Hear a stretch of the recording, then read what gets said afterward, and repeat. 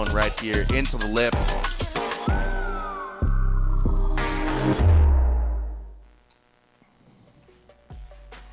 Welcome to day 7 of competition for the ISA World Junior Championships. We are so close to crowning our finalists, and we are working our way through rapid charge rounds today to continue whittling down that field as we get closer and closer to Sunday afternoon, where we'll see all of these Groms fighting out for that big gold medal finish. Coming up first this morning at La Bocana, we're going to be heading into the rapid charge round 4 for our under 18 boys. And then we'll see our under 16 girls in the water here, under 18 boys round 5 again, and then back to the under 16 girls. As we take a look at some of the morning action, surf looks pretty fun. Shannon and Barton here on the call. Yeah, it looks really fun, doesn't it? How great was that left-hander there? High performance conditions, glassy in the morning. We have seen the wind come up in the afternoons from a couple different directions, southwest and southeast. So not sure which way it'll come up today, but there have been some beautiful waves. The whole event amazingly consistent. That's Luke Temmer from Hawaii. And yeah, big day of repechage rounds at both La Bocana, which is what we're looking at here, in El Sunzal, which is a beautiful right point. It's a few hundred meters down the beach. And here are the conditions. 2 to 4 foot. Well, it's bigger than that. We just saw that wave face was overhead, wasn't it? So that's maybe old school 2 to 4. I like it. One of those days where you show up and you see the surfline forecast and you're like, okay, it might be okay. And it's actually just firing, which is great to see. We'll have that low tide starting to drop out now, a little bit higher early this morning, which is kind of more favorable to the conditions. The longer we have that low tide in conversation, it's probably a bit better. Yeah, good conditions. It makes the whole rock walk and in and out a lot more difficult. This is true. Than getting washed up at the higher tide. But at the same time, the waves do tend to have better shape, a longer wall, and great options here at La Bocana. 4 surfers in the lineup. And the way I've been able to tell that we are whittling this event down and the field down is that every morning there are less surfers out there in the warm-ups. Less surfers trying to get a piece of the action before they're hitting the lineup today. First heat of the morning will be our under 18 boys repechage round 4. Mexico, Peru, Sweden, and Brazil in the lineup with Ken Mateo Carenas, Mariano Maguire, Teddy Dog Bile, and Rafael Barbosa. So they're all going to be out there looking to get those opening rides in. We're just a couple minutes off the start. And as we said, we'll be running through our repechage under 18 boys and under 16 girls for the day here at La Bocana. At El Sunzal, you can click over on the ISAsurf.org website and check out the broadcast for Podium 2. That's where El Sunzal is located. And you'll be able to watch the under 16 boys and the under 18 girls repechage rounds going back and forth on that side of things. So similar amount of heats between the two. We'll be slightly shorter today as well. We're shaving off at least 3 or 4 heats in the later afternoon as we're down to this end of competition, which means we're getting closer as well, Barton, to heading into a single podium for finals day. Yeah, and the good news for all of the surfers in the repechage, 20 minutes today. We have seen them at 15 minutes previous to this repechage round 4. So the 20 minutes, the extra 5 will be beneficial for everyone. Give us a little longer to watch the action and give those guys a little more time to get their best 2 rides. But again, it's only 2 waves that you're counted on or scored on. So you can do that in 5 minutes, most probably, if you've got good wave selection and Mother Nature cooperates. So 20 minutes, plenty of time for everyone. And I like seeing that on the clock. Makes our day a little longer, but we like to give the surfers every chance they can have. Yeah, it's always really nice to have those extra few minutes, and especially for those surfers that have been making their way through the repechage round. So each repechage round as we go through the event is going to consist of 2 surfers that have won their repechage heats in the round previous, so they've been advancing through an elimination round. Yep. Up against 2 surfers who have lost a main round and have dropped into the repechage for the first time. As we take a look at Teddy on his backhand, sharp surfing to start things off with this morning, finds that early float, goes up into that lip line for the second, and then gets a little combination on the finish as well. So that's going to be a solid start for the suite. Yeah, he's so loose in his body. There just looks like he carries no tension whatsoever. Checking the fins there as he came in and stood up on the cobblestones on the inside. At low tide, it really gets very shallow on that inside, and seen surfers really wanting to get everything they can out of the wave. Here's the replay. First turn, nice. Comes round the section patiently, hits it nice, whips the tail right back into the pocket, gets a third little snap there, and then a nice foam climb to finish, and makes it clean ride. Yeah, solid surfing. 17 years old, representing Sweden, but lives in Bali. Yep. And has spent the majority of his life on that side of things. Winner of the Uluwatu Single Fin Classic, which is great to kind of see those surfers that are riding different boards. You know, whether it's in their free surfs, they're starting to compete a little bit on something like that. It helps to just round out a surfer in a whole picture. And for those young surfers that are interested in really developing a good, well-rounded approach to wave riding, getting on different craft is so important. Yeah, it makes it fun, really. You know, the conditions are always different, and so there's different boards for different days. And in the modern day, there is a board for every single day. There really is. And it'll get, you know, for me, it'll get. You know, I live at Sunset Beach in Hawaii. It'll get flat at the Point Nelly and just be capping. I go, oh, it's a foil day, and you know, or it'll be windy and down. I go, okay, I'll do a little downwind sup paddle, or you know, there's a surfboard for every day. Makes being a surfer a full-time job. Rafael Barbosa up and riding. Powerful backhand hit to start. Finds that re-entry on the finish as well. And he'll put a two-turn combination on the board. First of Teddy, dropped in as a 4.83, so a good marker to start off the morning for the under-18 boys. As we look at Mariano, setting up those first couple of lines, drawing through each of those turns, little snap as he comes through to the inside. That wave starts to stand up a little taller for him, and he lays it back for the finish as well. Fantastic wave selection. Really long left-hander. And what a start for all four surfers. No nerves. Teddy Bill, the 4.83, a controlled start from our judges. Didn't get carried away with that one, go too far. It is the first heat of the day, setting the scale. And that 5-point ride, it had 4 turns on it. So it's going to be a great comparative, you know, wave for the rest of this heat and the rest of the day. Got to say, Rafael Barbosa is going to eclipse that score for sure. That was a massive 2-turn combination on the backhand. Big, steep, tall wall.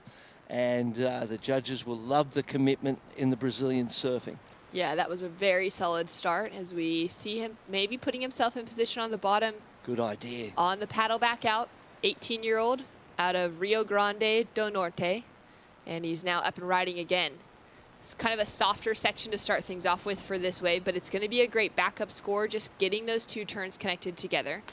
And we're still waiting for his opening ride from the same area as Jadson Andre, Italo Ferreira, Marcelo Nunez, and names like that have had such substantial surfing careers. Yep, in the north of Brazil. And a second ride, good idea. Same sort of thinking for Teddy Billy. He got a 3-point ride on his second, so he's got a couple of scores there. I think when Mariano's and Rafael's drop, that 3 will be something that he considers a throwaway and goes, hey, this heat is actually started better than I thought it may. And I'm expecting big scores for blue. Now, Ken Mateo Carenas for Mexico up and riding for his opening ride. Up into the lip to start. Just whips it around on that second turn. Looking really fun out there as he goes for a big finishing maneuver as well. And he's got to a solid start. What an opening exchange. The boys 18s repechage. 4th round of these repecharges. Teddy Bill up and riding. Keeping that rhythm, looking to now build on the scores that he's already dropped. This is going to be an important section to finish off with. Oh, just comes unstuck on the finish, unfortunately. Oh, it's going to make that score a throwaway score. As the 3 is. Judges considering rides of all 4 surfers now. I think in the white, Brazil will win that opening exchange with the highest score. And perhaps blue will get the second best score of the opening exchange. Watching that from the drone angle. We love the drone. Well, we've got a 783 heat total for Teddy, but that's from 2 waves. And we've got a single 783 on the board now for Rafael, as Mariano is up and riding. A couple big carves on his forehand on the outside section, and it lines up for him to finish clean. He's going to be dropping 2 scores down on the board, but Barton, you called it. Rafael for Brazil will be dropping a big score to start, and it's a 783. Yeah, amazing ride. 3 points on the score of Teddy Bill, which talks to the size of the wall, the commitment in the maneuvers. And here is the replay of the opening ride of Peru. Nice wrap there, dropping down, another turn, actually the second ride, and comes through to that whitewater inside, snaps off the whitewater, gets the completion, likes his start, and all surfers looking so confident, no nerves. Cardenas, another snap out of the top there. This last turn's nice and critical into the lip, comes down with it, disappears for a little while in the whitewater, comes out, and 617 drops for the first of Peru. First of Peru with a second best score of the opening exchange. He's now going to have that second score to drop as well. As we can see, Ito for Team Israel getting ready to paddle out next. Kin down the beach from Sayulita, up and out quickly. We're waiting for his opening score. That little disappearing act came out standing. Yeah, and then that rail on the backhand just slipped as he was coming off the bottom. I like the idea of going to the backhand for him. Great young surfer, beautiful style. And just unfortunately the rail slipped. A 5-5 comes in for the Mexican. So that's a good score for him. Teddy Bill, although he got the very first ride, he gets the lowest score of the opening exchange, but all 4 scores are the type of scores that, from yesterday's experience, surfers would keep. So this is hotly contested early, and an ominous way for us to start the day, to see surfing of this quality. Good distance between all of the 4 surfers there in the lineup. And La Bocana is, you know, this whole area, Surf City, El Salvador, you can see the right point where the other competition is in the far bottom of the top of the screen there. And both these venues are fantastic competition venues. And then this ocean never fails to deliver consistency in the surf, consistency in the size, consistency in the sets, and then lots of in-between waves as well, just making it the perfect contest venue. Yeah, it's really just the best. The majority of post-heat interviews have included some kind of comment about, not being able to believe that the surfers get to compete in waves like this of such quality, especially over the length of an event like the World Juniors. Rafael opened up with that 783. He's got a 2873 to back it up, and he should be improving on that even with the fall on this final maneuver. The 5.5 has Cardenas in 4th, chasing a 2.33, and the 617 for Maguire out of Peru, chasing a 1.66. So both 3rd and 4th sitting in a great position at the moment, as we see a score drop in for that second wave of Maguire of Mariano in the blue jersey, jumps into the lead with a 5-point ride on the board. Yep. 5-6-1-7. The 7-8-3, the best wave. And when he gets a second score, which the judges are now considering, that last ride of Rafael Barbosa. And I imagine that he will go to the lead when this score drops. Looking for a 3-3-4. He's going to get that. Yeah, great couple turns as we see a 4-1-7 drop in. And that's well rewarded for the opening work with the fall in the end. That drops the Peruvian, who's 17 years old, out of La Encantada in Peru. The cousin of Alonso Correa and Sebastian Correa, Alonso's brother, who's also a ripper. But to be able to grow up in a family like that with, someone like Alonso in your corner, to be able to watch that example for Mariano has been really important. Rafael on the inside section, setting it up fast down the line and squares it up for that first turn. ditches those fins as well. And then just a little wrap to finish on the inside. He's trying to improve on the 417. Yeah, looking to the beach for some kind of information, looking to his teammates, like, are they jumping around? Are they happy? Did I do something good? Teddy has a little work to do now. He was sitting in that, kind of strong position for a moment, but with sort of those small average scores on the board, needing now a 6.34. We saw him get through yesterday going to the air. And at this point in time, I would just leave those backhand re-entries where they are and go to the air on a right or on a left if he's got a backhand air game. Yeah. But the forehand air game that he possesses is powerful, and it would be a point of difference at this point in time because we've seen some great backhand surfing and some on the rail, but nothing in the air. Mexico. Kin now up and riding, only locking into his second wave, and nearly finishes that ride. I like the way that he came out of that first turn, a little style, kind of stall with his hand as he set up for the finish. Yeah, he's a stylish goofy footer. Really lovely surfing. Here we go, Brazil again. Lots of waves on offer. Yeah, and he's just making the most of it out there. That actual takes a heavy dive on the finish. So much speed in his surfing. Yeah, well, how was that speed line along the lip, looking into the beach to the support crew for information? Still 6 minutes, 7 minutes, really just under. So lots of time. The extra 5 minutes really beneficial. It has made a really huge difference on the clock rather than having, that final 90 seconds remaining right now. There's plenty of time for everybody to get 1 or 2 more decent waves on the board. We're waiting for scores now to drop in for Kin, who's in 4th, for Teddy, who's in 3rd, and then for Rafael up in that leading position. He's dropped a 2.73 and a 3.83 for those kind of smaller scores of Rafael. We'll see if this last one improves on the 4.17 to help his campaign for taking away a leading position. And Priority sitting with the Peruvian, being more selective in this heat, having caught the least amount of waves, but making those waves count with quality and substance early in the morning. Choosing the lefts consistently.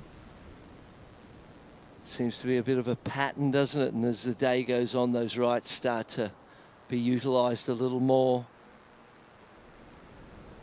No airs at this point, really, just all rail and power from these young men. But yesterday we saw some big scores being rewarded for the airs, so everyone's certainly aware that if they have that, they can pull it out and likely improve their scoreline by a lot. And we saw a 10-point ride for exactly that. Massive, complete air reverse, 540 into a closeout re-entry from Dane Henry from Team Australia, the Irakanjis. Yeah, that was incredible. It was across a section as well that most surfers were just kind of trying to drive across the bottom turn and make it around and avoid that section. And he just took it on in a completely different way. Wind was perfect for the rights for the airs yesterday. 5.07 drops for Teddy. His best wave of the heat so far. Good time for that. Only chasing now a 6.11, so a little bit lower of a requirement on the board for him. And for Kin, it's a 2.93 for his last wave, so that doesn't help his situation really at all. And then a 3.9 for last of Rafael, unable to improve on that 4.17 that he's holding on to. Big day of surfing. We've got 8 heats in total in our first 2 Repicharge rounds. Round number 4 for the under 18 boys and the under 16 girls, as we take a look at some replays here. Great drone angle, flying along this one. And interesting to note that all 4 surfers are still counting their opening rides. That's how great the start of this heat was. There it is. That's the 7.83. That was a powerful start. Accelerated across the lip, came down with so much speed, critical, and textbook surfing, given the understanding of the judging criteria and the way the judges behave and what they like to see. And it's a rare heat where all of the first waves are kept. Someone normally has a nervous start or doesn't get a good start, but in this heat, such is the quality of the competitive skills and the surfing performance of all four of these young men, Brazil, Peru, Sweden, Mexico, that they're all started with a keeper score that's got them in contention. Yeah, really great way to kick off the morning of competition as well. Here Absolutely. for day 7. Set the bar nice and high early. Make a statement, paddling out. For Teddy, he'll be the only surfer in that opening exchange that will now need to be replacing his opening ride. The 483 is now his backup score to the 5.07. So if he wants to take advancing position, he's going to need to do that. As he's now up and riding, that was a really critical opening section, finds 2 more to finish, and he's certainly feeling it. I mean, for me, that felt like his best ride of the heat so far. The fluidity from one into the next, and the way the wave bowled up and stayed steep and critical the whole way along. It was a smaller wave. It wasn't one of the bigger waves, but it was a really well-selected wave. I liked the way it ran, and I liked the way he ran. It did feel like that. It was really fast, and from that angle, you could see, you know, just how steep and how critical the whole section was.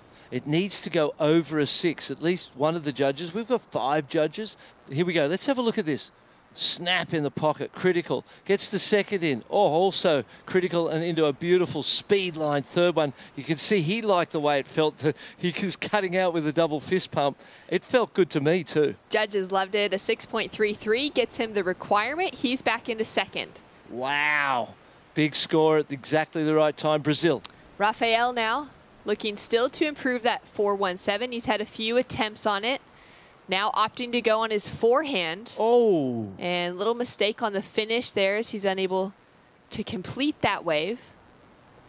What are the asks now? 5-2-4. You know, we're interested in third and fourth because first and second advancing through.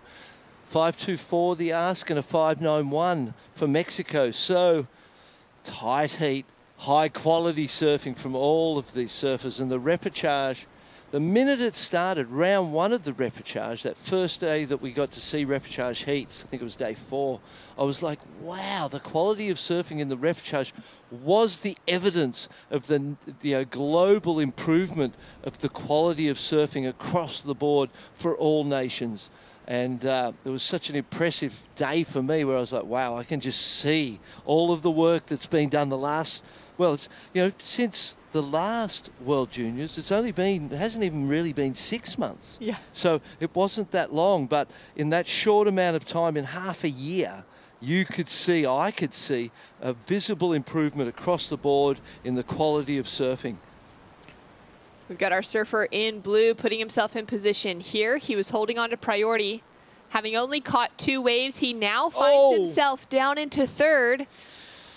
That was a challenging opening turn. Get out of it, mate. He's got 15 seconds. I don't think he's getting another wave. He's not going to have another opportunity. Maybe would have been better off waiting for, you know, the second or the third wave in the set, as Rafael is just hammering this one. Yeah, he's hammering the whole heat from the 7.83 to start. Great heat for Brazil. His last wave, a 4.03 for the right, definitely would have improved his situation had he finished the last maneuver. Correct. Coming into the shallow inside. Watch your fins, mate. He's still riding over this. Oh, what is he doing? Oh, wow. That was crazy.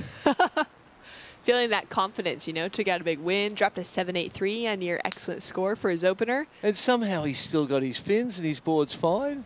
What a talent this young man is for Brazil. Lucky days for the Brazilian. He's in the leading position. We'll have one more score to drop for him, a score to drop for Kin as well. So he got a piece of the last exchange, chasing a 5.91 for the Mexican. And for Peru, it's just a 2.60. So unfortunately, that strategy to wait, he got 2 great scores on the board, but it was Teddy's eagerness, his hunger that built on his scoreline at the end of the heat that has allowed him to walk away in second. And just a quick in and out for that last wave of Kin out of Mexico is just a 1.5. So official results, it will be Rafael Barbosa of Brazil and Teddy Dag Bile for Sweden advancing through in those top 2 positions. And we're getting that much closer to finding out who our top 4 surfers will be this week. We've still got plenty of surfers in the conversation to try and win that final few heats as we take a look at a last great wave. We'll be back with more right after this.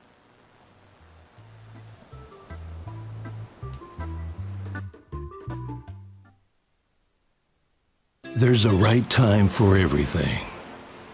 A right time to learn. A right time to try. A right time to fall.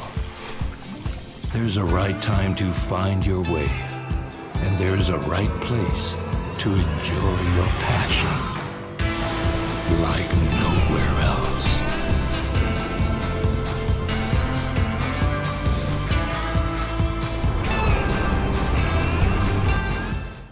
Bienvenidos a la tierra de anfitriones.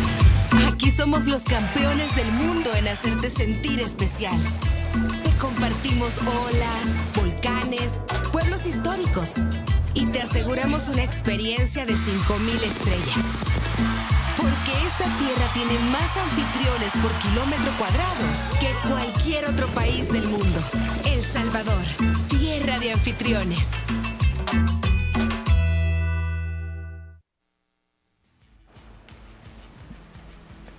We are here in Surf City, El Salvador for day 7 of competition at the ISA World Junior Surfing Championships, and you can see all that greenery behind the scenes. It's going to continue getting greener and greener as the wet season has begun.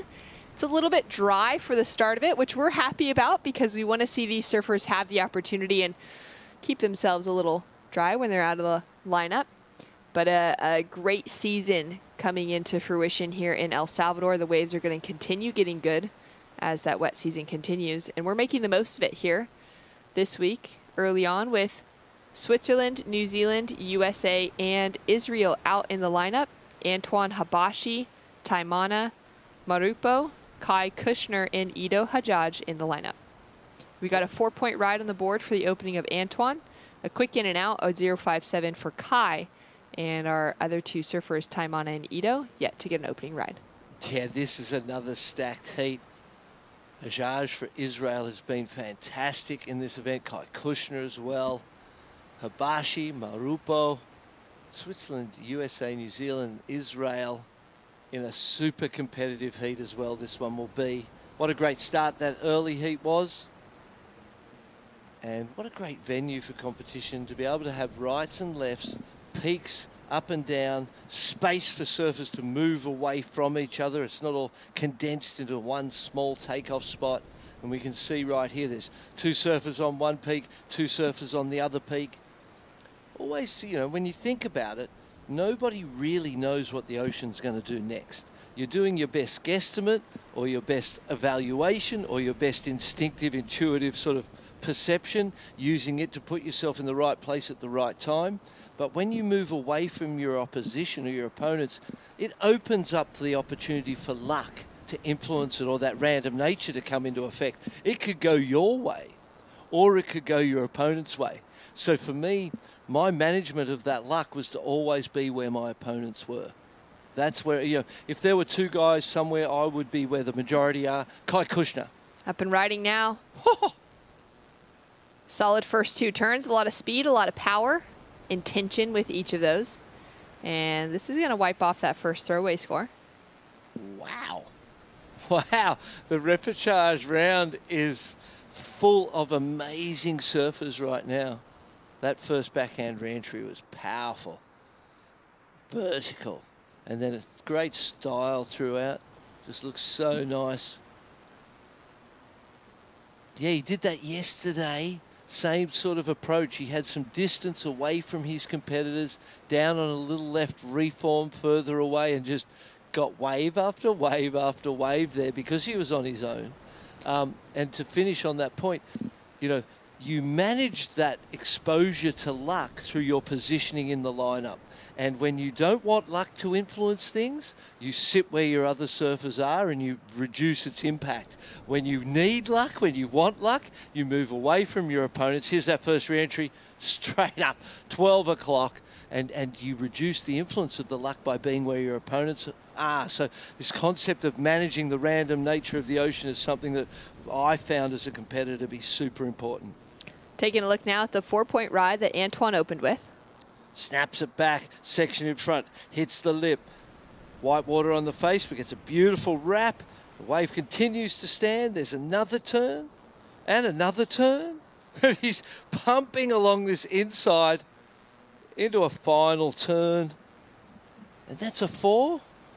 Wow. It's a lot of good surfing for a 4. And it was powerful, it was aggressive. I suppose in a lot of ways, the quality of the wave determines the quality of the score. And it ends up being that a lot of the time wave selection is judged almost beyond performance on the wave. Here we go. It does seem to be that way as we take a look at Ito. Took the inside positioning on Taimana to find that opening float. Now out into a couple backhand hits to finish off on the inside section. Powerful surfer as well. That's exactly what was about to come out of my mouth. We spend a lot of time talking to each other, Bart. Yeah, we do. He's a powerful surfer. Great technique, gets low, but real stocky and strong. Taimana now having a look at this wave. Great style and control within his surfing. His dad has done some damage in the past as well when it comes to wearing a jersey. And for Taimana, nice start on his backhand. He's actually only competed in one event prior to this, Barton. He, this year in January, paddled out at Nationals for New Zealand for the under-18s, took out the win. As we take a look at Antoine up and riding. The surfer representing Switzerland out of Cabreton in France, just nearby Hossegor, one of those hot spots of surfing globally. So he's making use of that right-hander down the beach. But for Taimana, just a few months ago, surfed his first comp. His cousins, family were like, come on, get out there, you know, do this event. And he just kind of did it for whatever. Ended up winning.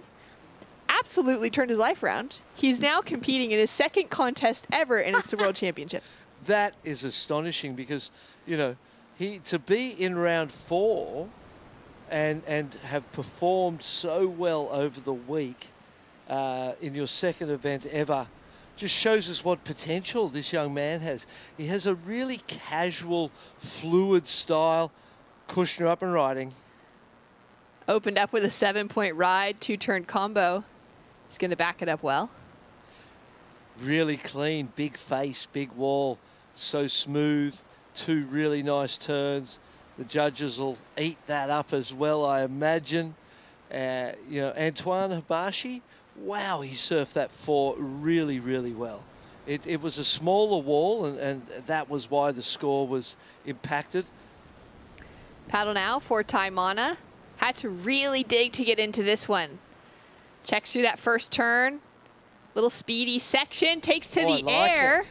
Little lofty, couldn't quite get the completion, but he's looking in the right direction. Yeah, the other day we saw him lose his hat in a heat. So he either has 2 or somehow miraculously he found that hat. Grabbed it back again. I bet you that kid, he's dedicated to wearing the hat in the heats. He's got a few with him on this trip. You reckon? Yeah. Yeah, well, it's, you know, for me, I don't know that I've ever seen anyone compete in a major competition. Free surfing all the time and in the tropics all the time, they're a must-have. But in competition, it's not something you see very often. Very unique. And then again, he's got that really casual, beautiful style. Doesn't force too much and just really flows with the wave beautifully. Big future for that kid. Taking a look now at Ito. We're still waiting for his opening turn to drop, which had a lot of solid power surfing. We're seeing that represented again with a couple of backhand hits.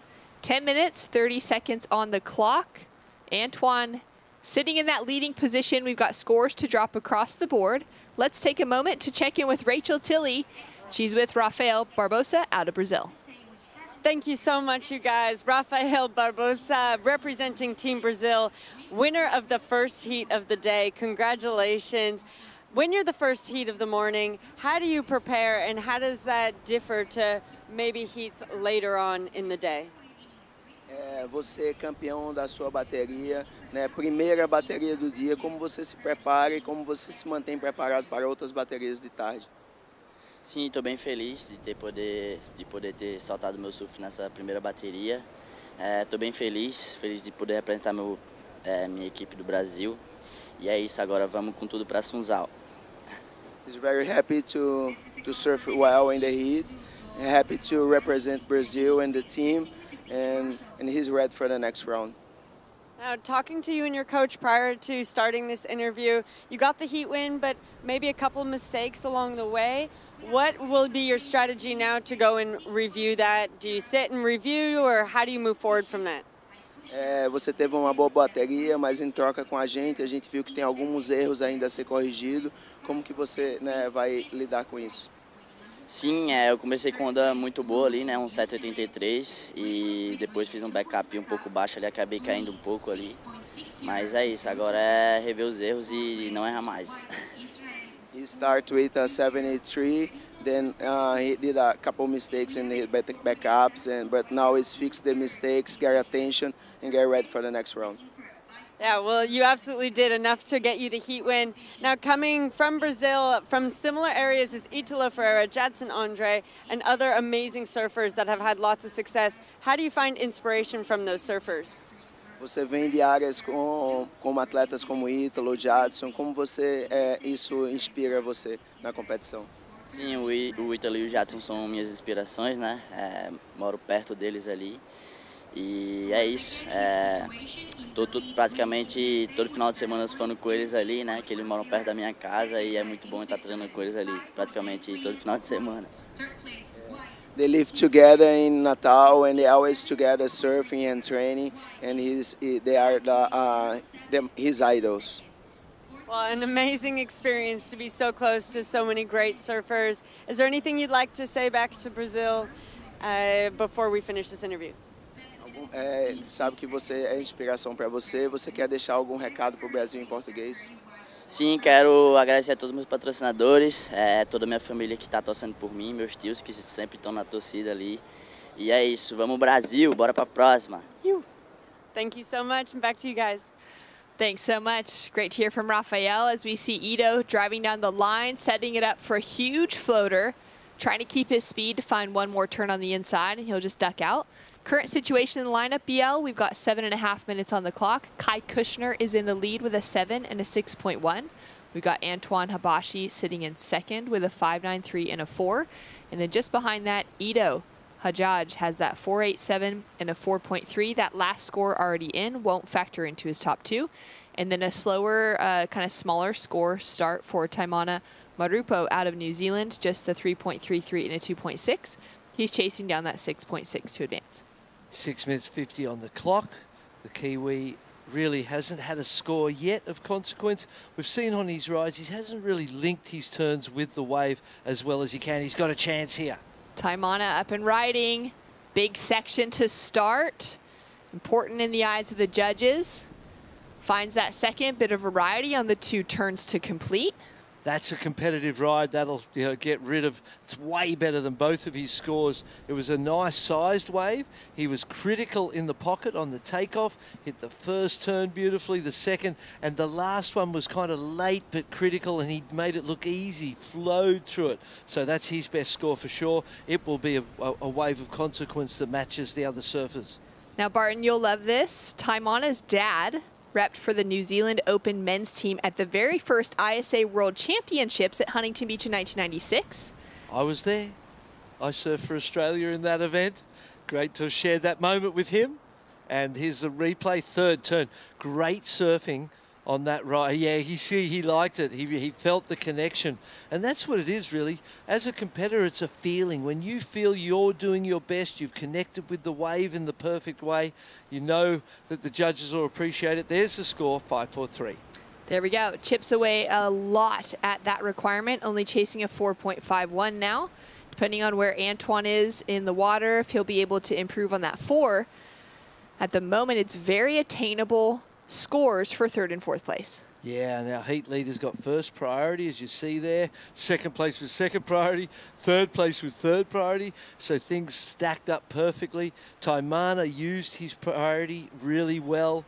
So that was an advantage that he just created. What he needs now is a couple of mistakes from second and third, get back up in that priority roster and use that priority well again.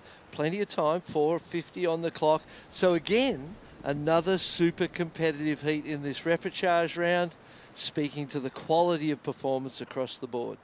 And we've still got plenty more to come as well. Exciting to see our first 2 heats of the morning kick off this way. You can see Antoine there having a wave of the arm. That's because, you know, for them out there, so many scores have dropped. Those beach announcers are going to be right on the money of, you know, as soon as that score is in, delivering that to the surfers, and as soon as all scores are in, giving that accurate situation update too, because as scores drop, we're seeing surfers shift from first to fourth to second to third all over the place. Yeah. And so there's a lot of, you know, attention to detail that's needed from our 4 beach announcers throughout this week, and they've been doing a great job to make sure those surfers get exactly what they need. Yeah, it's so important. The information's what you base your strategy on. Kushner with first priority.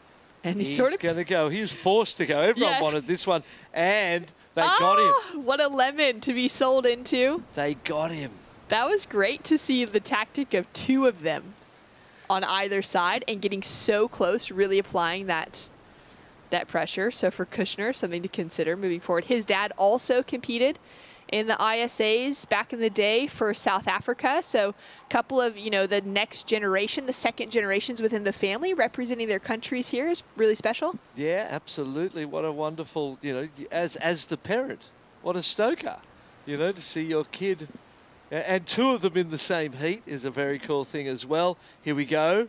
Taimana having a look at this right-hander. Only needs the 4.51 at the moment. Sets himself up with a nice re-entry to start.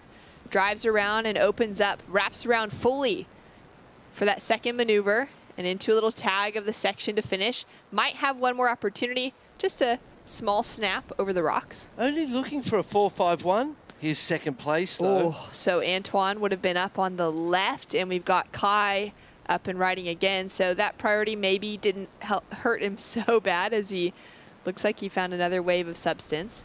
But it did allow Taimana and Antoine to get a piece. So we're not sure what Anton would have done on the outside, but having finished off on the inside, it's likely that he had a couple good turns. Yeah. And he only needs to improve on a 4.0. Yeah, he's had a bit of a, you know, his surfing maybe reflects, I mean, the scores reflect his wave selection more than they do his surfing. Ito with some huge power, opting to go on his forehand for that wave as well. Kind of maybe noting the 4-point rides that he's got on his backhand surfing. And we've got scores to come in. Last of Taimana, it's just the 3.37. So unfortunately doesn't get to his requirement. It just didn't have that spark in the maneuvers and in the quality of the wave that was needed. The casual, relaxed style that he has is really beautiful to watch, but sometimes you need to up that energy level to show the desperation that you have or the determination that you have and get the judges excited. Something that a surfer only competing for the second time in his life could be taking you know, that learning opportunity from. Bizarre to be on this stage, the World Junior Championships, and you said he won the national title. Yeah. In his first. In his very first chance paddling out for it. So you would have to say there's that element of him just being a natural at this, and with experience and time, we'll see amazing things. Kushner now up and riding. He's been able to hold on to that lead, get some drift out of the tail on that opening turn, and looking down the line, putting a lot of effort into it, and making it look pretty easy as well. He's looking to improve on a 6.1. Ito now up and riding. He's moved himself up into second with a 7-point ride that's dropped for that last right. And he's going to boost into the air here. He'll get the completion. Nothing really done on you know, the opening bit of that wave aside from making it through the section. He's sitting on only that 4.87 though for his backup score. And now the 7-point ride on the board for Ito from Power Surfing has made the ask a lot higher on Taimana, as he's just kind of caught behind the section here and won't be able to make it back into the open face.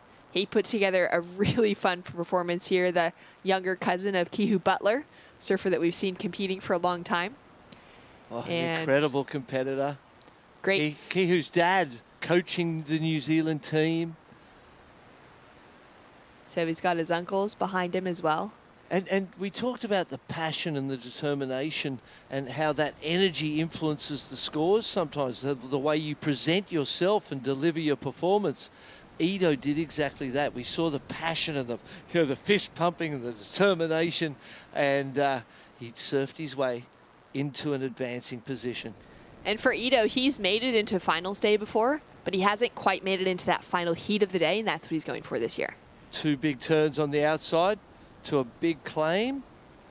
Was that the 7, you think? I think that was the 7. We're still waiting for this score. This one has the air in it, pumping into the closeout section, goes to the air. Not super high, not super critical. Great to see that variety. Great to let the judges know you can do that type of surfing, because we haven't seen that. We've seen mostly on the rail, powerhouse type of surfing. Gives it a fist pump, improves again. Last 2 rides, getting him into an advancing position for Israel. First completed air of the morning, rewarded a 5.33 on the board and secures Ido in second. The last 2 waves of both Taimana and Antoine not close to their requirements anyways, and so a solid second place finish. And for Kai Kushner, dropped a 5.73 for his last wave, which was just shy of his 6.1. Solid surfing, did well to put a couple of great scores on the board, and it'll be Team USA with the victory in this heat for Kai Kushner. We've got more action to come when we return. 20-minute heats for the rapid charge rounds, plenty of waves coming through.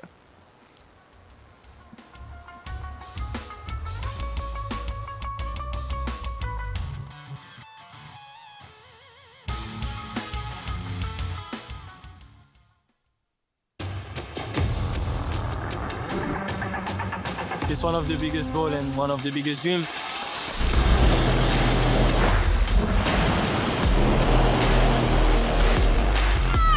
It's been like an emotional roller coaster. I ask myself, what just happened? Is this real? Every athlete's dream is to, reach that gold medal. I'm on a mission, I think that everything is possible. It's not over till it's over.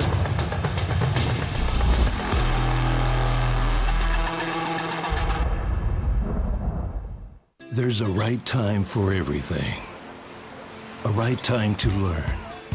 A right time to try. A right time to fall. There's a right time to find your wave. And there's a right place to enjoy your passion like nowhere else.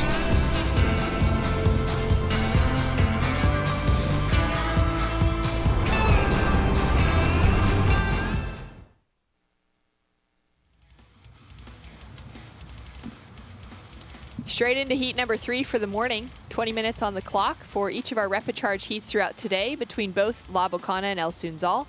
We're tracking with the under 18 boys and the under 16 girls today at La Bocana, back and forth between a couple of rapid charge rounds.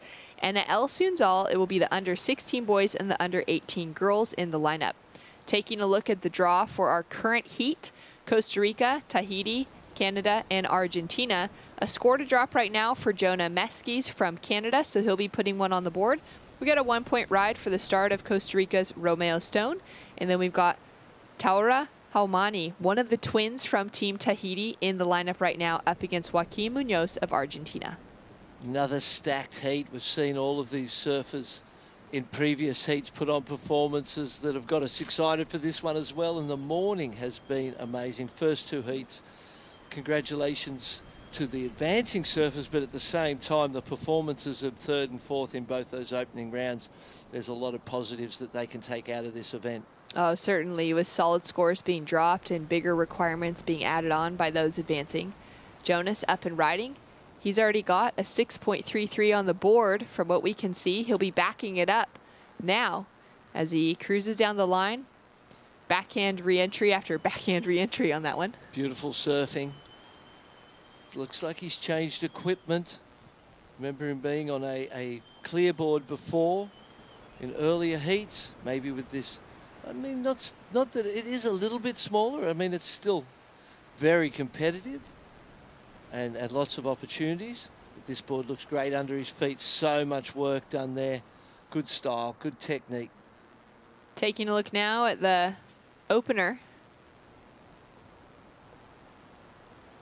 Couple of turns early. Sorry, Shannon. That's okay.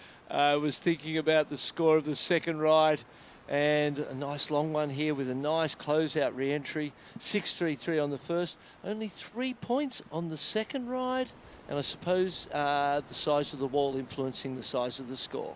Taura goes down on a big section, just a little off-timed as he comes out of it. Unfortunate, though, because it was a good wave and was going to be a great way to start the heat. Yeah, it was certainly going to set himself up well, even if it was just a single maneuver. So at the moment, Jonas sitting in that leading position, making scores out of both of his opening waves. He'll be wanting to improve on that 3-point ride as quickly as possible, though, in the context of our first 2 heats, noting the consistency in the surf, the quality of scores that we've been seeing dropped from first to fourth. Everyone's had at least 5 points on the board for a single score. Yes. And then it's been, either they can improve on that or they're finding that backup to try and get themselves into that second place position. But it's pretty much been that you have to be above that 10-point heat total to be advancing today. As we take a look at Romeo, has a 1 and a 0.5. Goes in for that first big backhand hit and just wraps it around now. This wave is not giving him that steep section on the inside. And for Haumani out of Tahiti, that fall has lucked him into a great looking wave on the paddle back out. And those opening 2 sections offering a lot of scoring potential. Yeah, that looked like the one of the best waves. Obviously, the 6.33 was a great score. Other than that, there's a lot of kind of smaller scores. So this heat has had a more nervous start. The Argentinian now, Joaquin, quick snap on his forehand. Sets it up for a big layback to finish. Like that. That was creative. Beautifully timed. It was so smooth, wasn't it, with the lip? Cohesive. Yeah, that was a really nice 2-turn combination, one that was kind of pleasing to the eyes, that gave me that feeling of wanting to be out in the lineup right now. And especially, he hadn't had a wave. He was, the last surfer to get a wave. Didn't look nervous at all, though. Jonas up and riding. Looking to improve on a 3-point ride. Gets hung up in the lip of that turn. And let's go down to the beach, check in with Rachel Tilley and Kai Kushner. Thanks so much, guys. Kai Kushner, congratulations on your heat win. An early morning heat, sometimes not that easy. Talk to me about how you feel about that heat. Yeah, it was definitely tricky. I mean, I was used to like the high tide heats, but yeah, I just adapted, and yeah, I'm stoked. The waves are still fun, so stoked. And okay, talk me through, what does your routine look like this morning? This morning, I mean, I was gonna ice bath, but I wasn't ready, but I'll hop in after this. Yeah, but just, I free surfed, just, yeah, on the magic board, so I'm stoked. Thanks to Britt Merrick for shaping me this, and yeah, Brent, thank you. Okay, and what did you, when you have an early morning heat, tell me what you ate for breakfast this morning. Banana and a bar. Is there anything you'd like to say back to USA? Just, yeah, let's go, and thanks for everyone for supporting. All right, thanks so much, and back to you guys. Thanks so much. Getting a little protein in there, a little potassium to start out the morning. I always used to eat bananas before heats. When I had early heats, you can digest them things with very little time, and it just, for me, it just felt so easy to eat and then perform. You don't want to have too much when you're in an early heat, but you need something in there, and the banana was always my go-to. And then if I had a little bit more time, be a piece of toast with peanut butter and banana, so you got the oil and the fats, and that was my other go-to when I had a little more time, a little more substance in it. But the bananas, they're performance food, they are.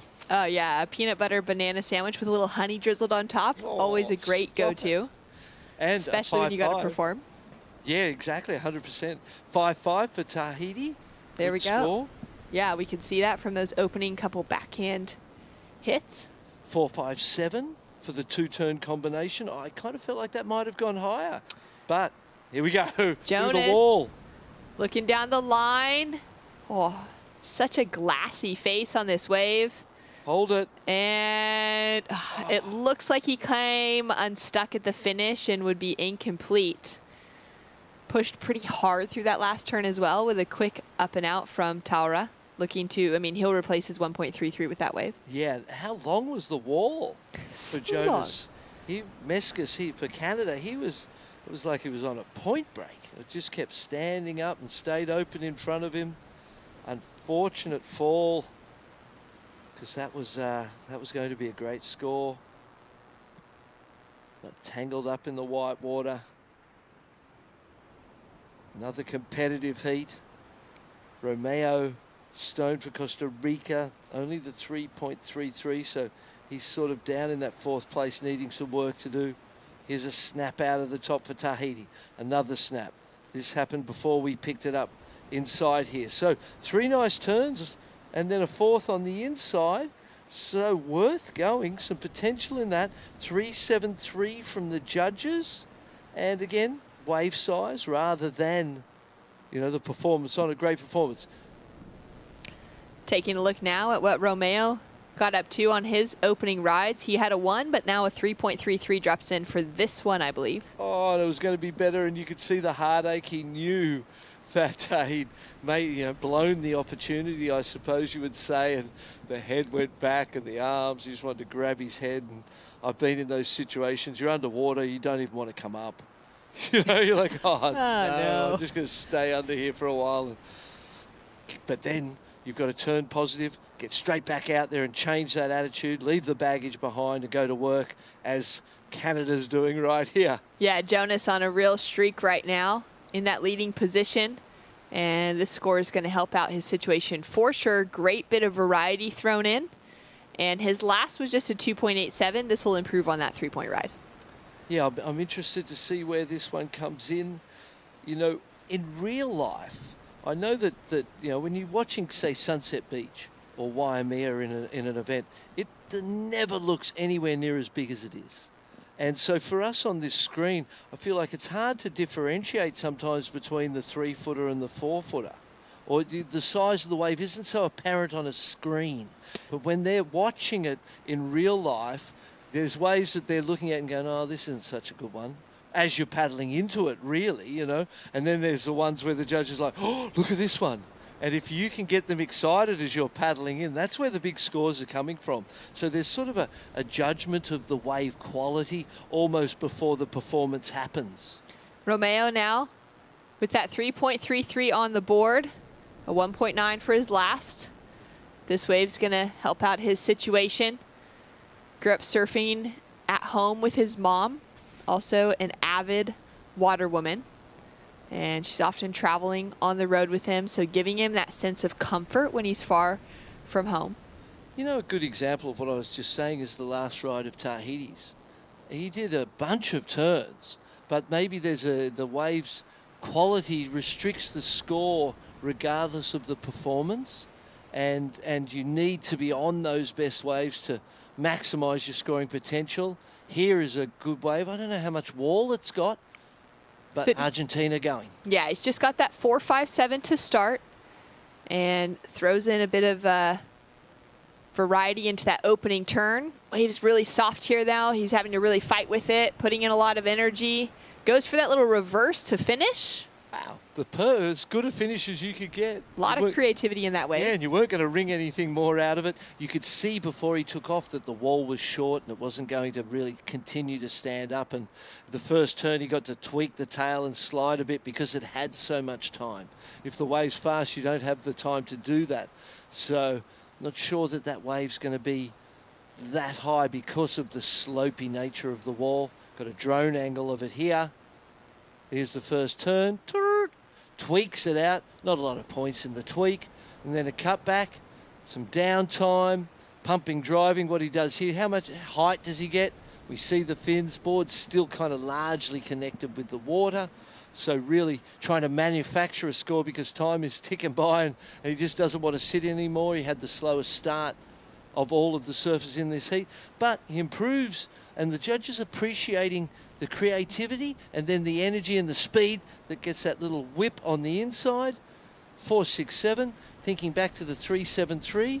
Interesting comparison from our judges there of those two rides. Tahitian now up and riding. It's a little caught on that first big turn. Throws a bit of spray though off the second, and this wave standing up for him a little bit steeper here. Oh, shallow in there.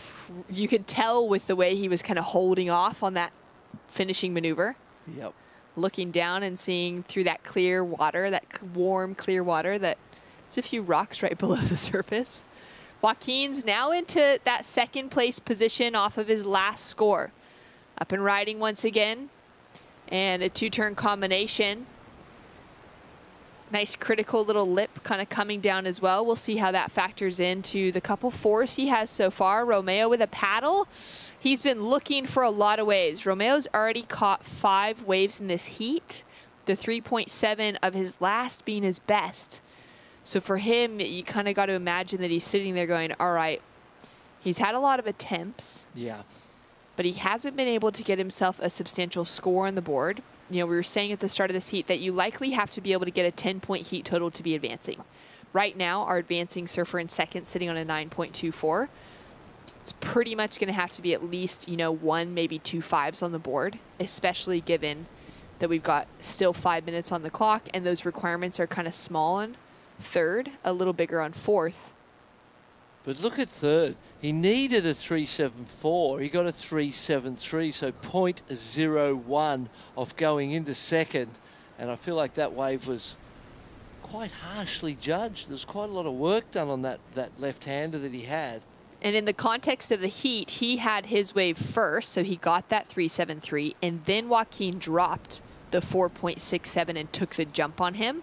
But his last wave is in. It's a 3.87, so he now gets the requirement he needs. He's back up into second, and Joaquin will be chasing down a 4.71, but he's got that two-turn combo. It was a bigger section.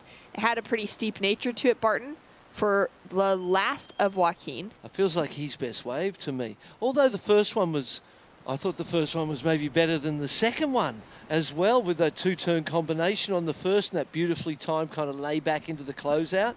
So the judges will tell us what they think here, but another super competitive heat. Romeo Stone needs something now. He's got second priority. He really needs a score in that 5 range to get, you know, make him competitive, because all the other 3 surfers, you know, have got their 2 scores already, and he hasn't got anything to match their 2. And Jonas locking into a 6.33. That was an important opening wave for him to be controlling the heat the entire way through. He's also controlling priority as we come down to the last few minutes. He kind of has a look at that wave. He actually might turn to go on this. Nah, he's not going to, and he's not going to give a dedicated paddle either, so it won't do anything to his priority. Joaquin up and riding. We're still waiting for the last score, the two-turn combo of Joaquin to drop in. This one's not going to factor into that now, and he's going to be lower in the priority roster without a chance to improve. Yeah, he definitely had the right intention. That first turn, if that was completed and he finished that ride, that was a money turn straight up vertical. Big backhand re-entry from the Argentinian. All 4 surfers having good heats. Again, you know, you hate to see people go out, but there's positives to take from all of the heats that we've watched this morning, whether you advanced or not. Heat leader now with the paddle. Looking to improve on a 4.5 as he completes that first re-entry, wraps it around for the second maneuver, and into a third wrap. Putting that stall on, just looking to see, all right, now committing. He's going to get a little reform on the inside and tag. Wasn't, well, 2 minutes 30. Is he thinking about coming in? He looked like, you know, maybe he felt like he'd done enough and he was going to improve on the 4.5 and would be in a strong position. Now, Joaquin has improved by 0.1 on every wave he's taken off on. Started with a 4.57, dropped a 4.67, now into a 4.77 for that last 2-turn combo. And he's up into second place. Oh. Now Romeo on a great looking wave. He only needs a 5.74. Could this be the moment? Setting himself up down the line, completes the finishing maneuver. That is the moment, I would say. That was a bigger set wave. I agree. And 3 turns on it. Critical make at the end there. There was a little loss of control for a moment, but the way he came out and that pump of the fist, he may see himself go from 4th into an advancing position. Another incredible heat. Sometimes the judges love a kind of crazy end section like that too, that has that lack of control and the wow factor of making it. Let's take a look here at Joaquin. Oh, he goes for the air, takes a fall. A lot of downtime before that, so that was the right move. Got to try. Here's the replay. Nice big snap, opening turn. Overhead, see the size of this wave. It stays tall. And then this closeout turn, the third turn of the wave. Little layback there, but the drama, the passion, that'll get the judges excited. Got me excited. Drone view. Second turn. Into the last one. He was late to the last, and it was a passionate plea. Give it to me. Romeo, 17 years old, out of Nosara. Behind the scenes, a lot of the surfers are really into either MMA, like mixed martial arts, or Brazilian Jiu-Jitsu. They're doing some great training in the gym and on the gym floor. And it's allowing them to surf like this, that fluidity, that flexibility as well, and the strength as Romeo goes down on that final section. We're still waiting for Romeo's last wave. Now Taura up and riding. He's chasing only a 3.94, but we don't know where that score of Romeo is going to drop in as well. Look like another surfer up and riding in the back. So as we come down to the final 20 seconds, every surfer is going to have an opportunity. We're going to be waiting after the buzzer, guaranteed for those scores to drop. And 10 Jonas seconds. On the inside section, Joaquin had a look at that wave, didn't get into it. He's going to have time maybe to get into the wave just behind. And we've got Jonas on the inside section. A paddle for Joaquin. Is he up before the buzzer? I would say it's questionable, but we'll wait and see if we get a score on the board. He's going to surf this like he's up before the buzzer, and he goes for a huge air and lands it. Is he going to get that full completion, Barton? Didn't quite get that ride out at the end, but that was a fun way to finish. We also don't know if that was up in time. If his hands left the rails, we don't see a score coming in at the moment for last of white. We know we've got a score for green. We know we've got a score for red, as we've got that little red circle. And it does look like that last of Joaquin was not up in time. No.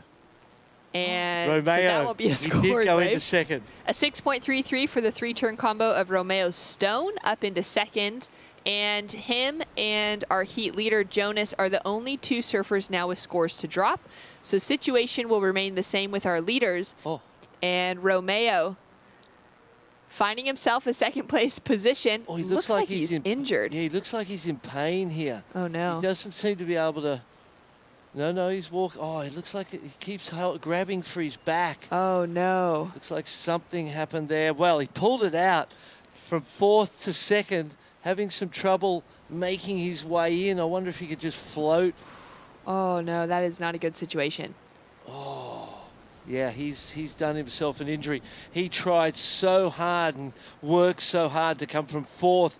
He was way out of it, only had threes. Didn't think he had a chance, sort of. Yeah, he was the one that, with those threes, you kind of go, well, it's a battle between the other three. Water security coming to give him a hand. He's tweaked the back. At least he can stand up. Looks, And he gets the advancement. He's feeling stoked, but there's going to have to be a little check there. Maybe even a cut on his back. You can see water safety having a look. Might have hit the rocks by the look of it. Oh, and it's a difficult walk in with in complete health. Unfortunately, yeah, he sort of looks like he got bent over a rock, so landed on it and got bent over it. Oh, that's so challenging for the spine, as well as, if he's actually taken a cut to the back. But it just looks painful. Water safety, they're quickly they're paying attention. Great job by them, and a great job from Jonas Meskis for Canada, keeping their campaign alive, and Romeo Martin Stone. What a heat. Flying the flag for Los Angeles and Canada, Jonas Meskis with the win. We'll check in with him shortly. And when we return, Paul and Mitchell in the booth.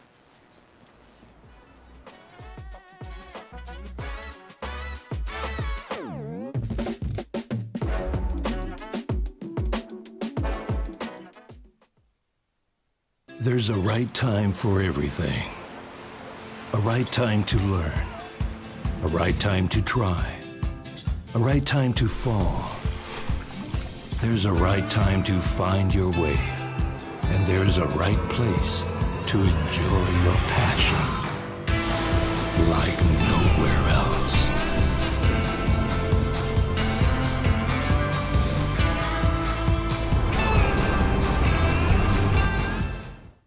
Bienvenidos a la tierra de anfitriones. Aquí somos los campeones del mundo en hacerte sentir especial. Te compartimos olas, volcanes, pueblos históricos y te aseguramos una experiencia de 5,000 estrellas. Porque esta tierra tiene más anfitriones por kilómetro cuadrado que cualquier otro país del mundo. El Salvador, tierra de anfitriones.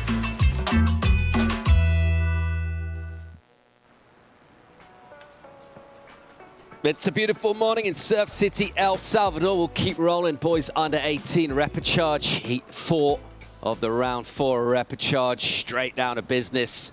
You're watching live action. This is from Portugal, Martim Fortes.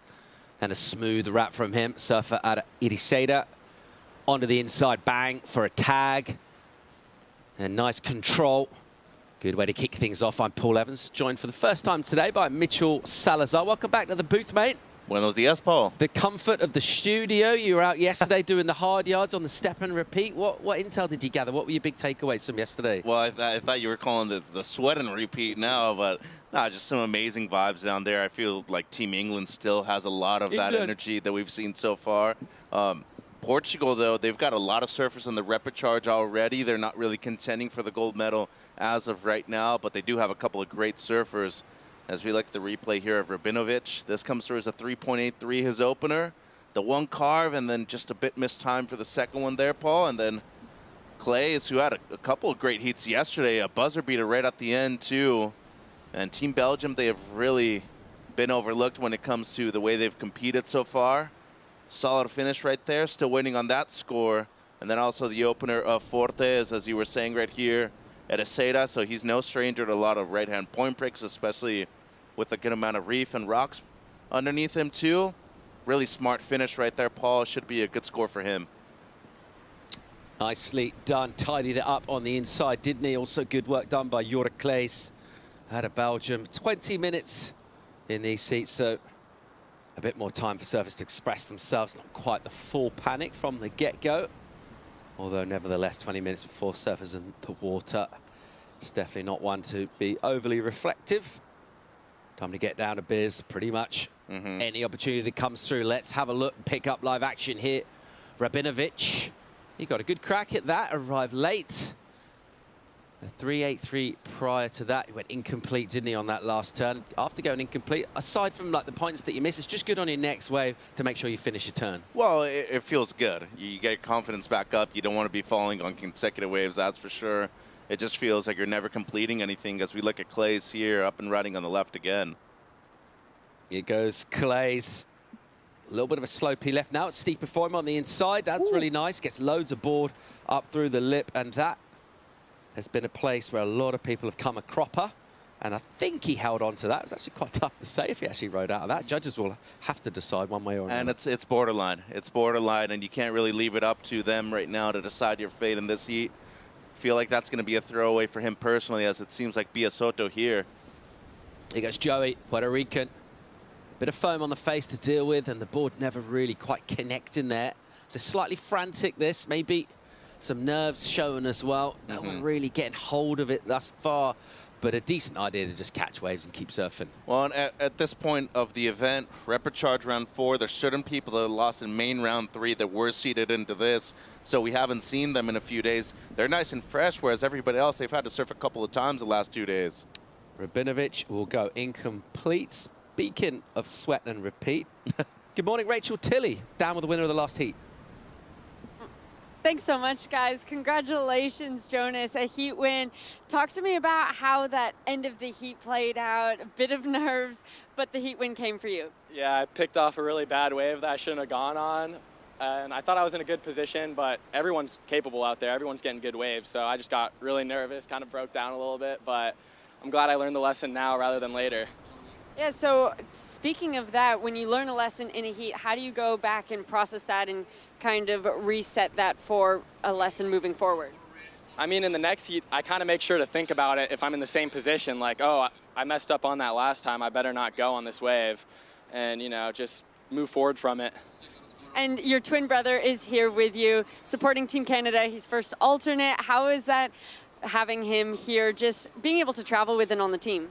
It's the best. He's like my best friend. I always surf with him back home, so makes me feel like I'm at home. I love surfing the free surfs with him, and he's a little bit bummed, but I'm stoked he's here to support me. Well, is there anything you'd like to say to your family back home? Happy Mother's Day, Mom, and thank you for watching.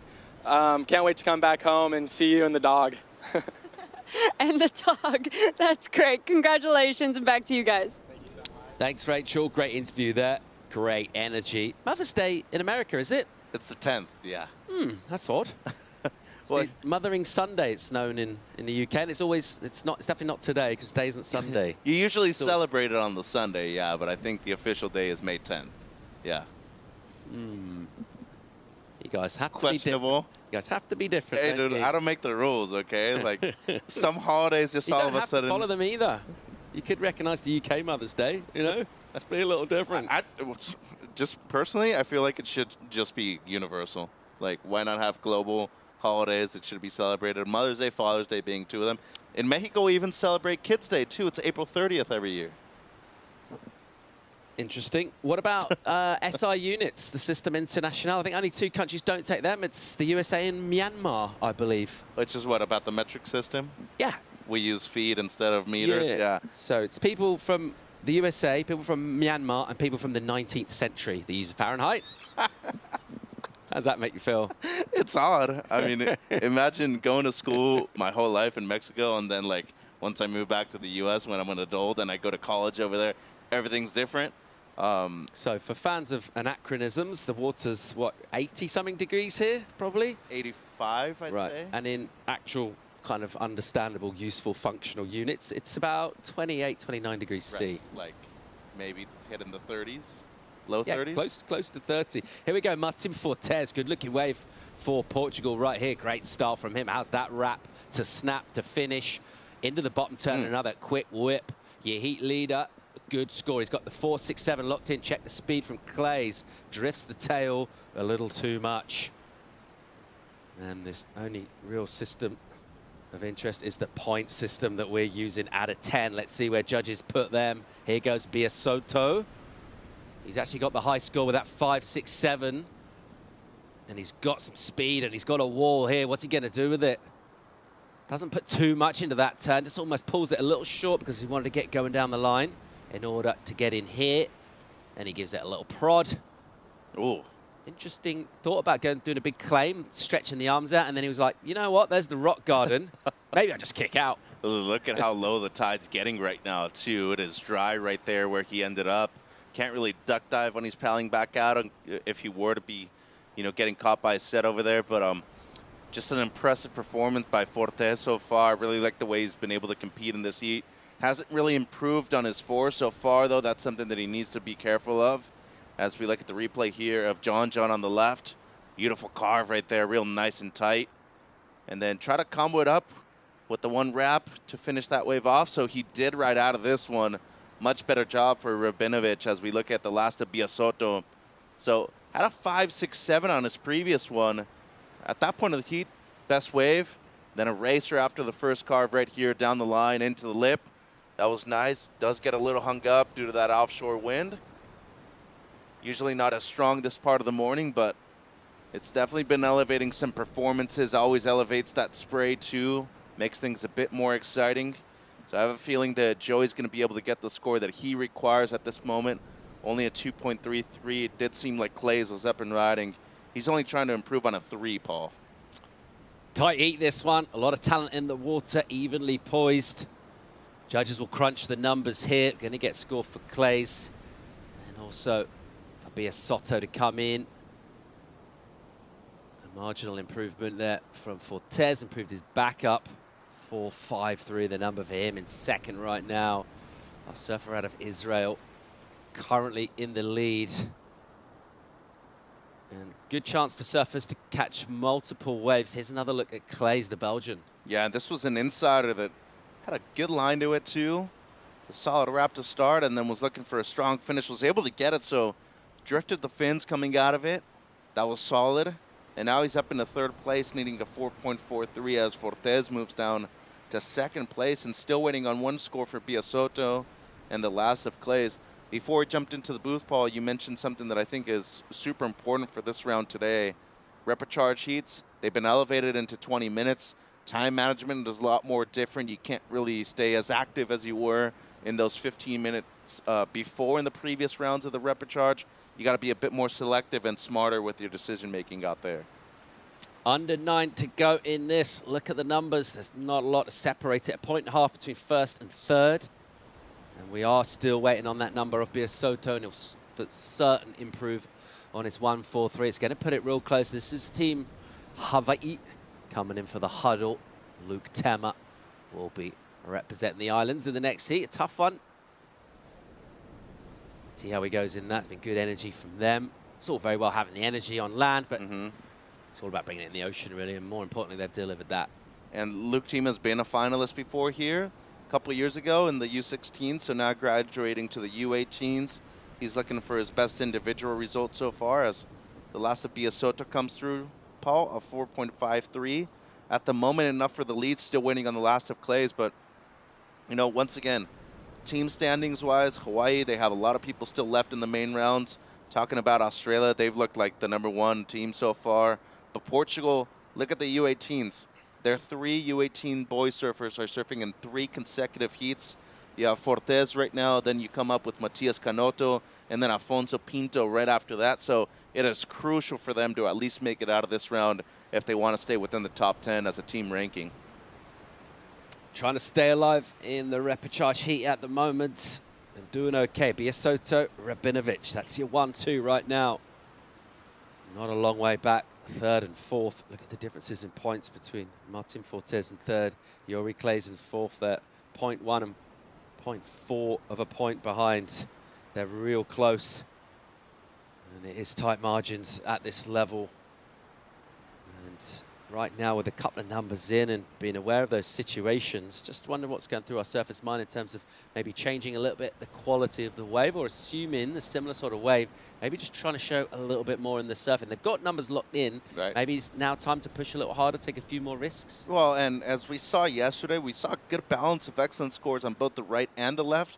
It's just going to come down to the section. Less is more, Paul. Yora Clays here. Oh. And goes with casual style into a turn. Maybe just took his eye off exactly what the section was doing, but completely buried the board quite early in the turn as well. We've seen a lot of people kind of fail to make those, but much later. Here goes on the right-hander, your heat leader, Biasotto. First turn, just a little stiff. It doesn't quite have the board speed.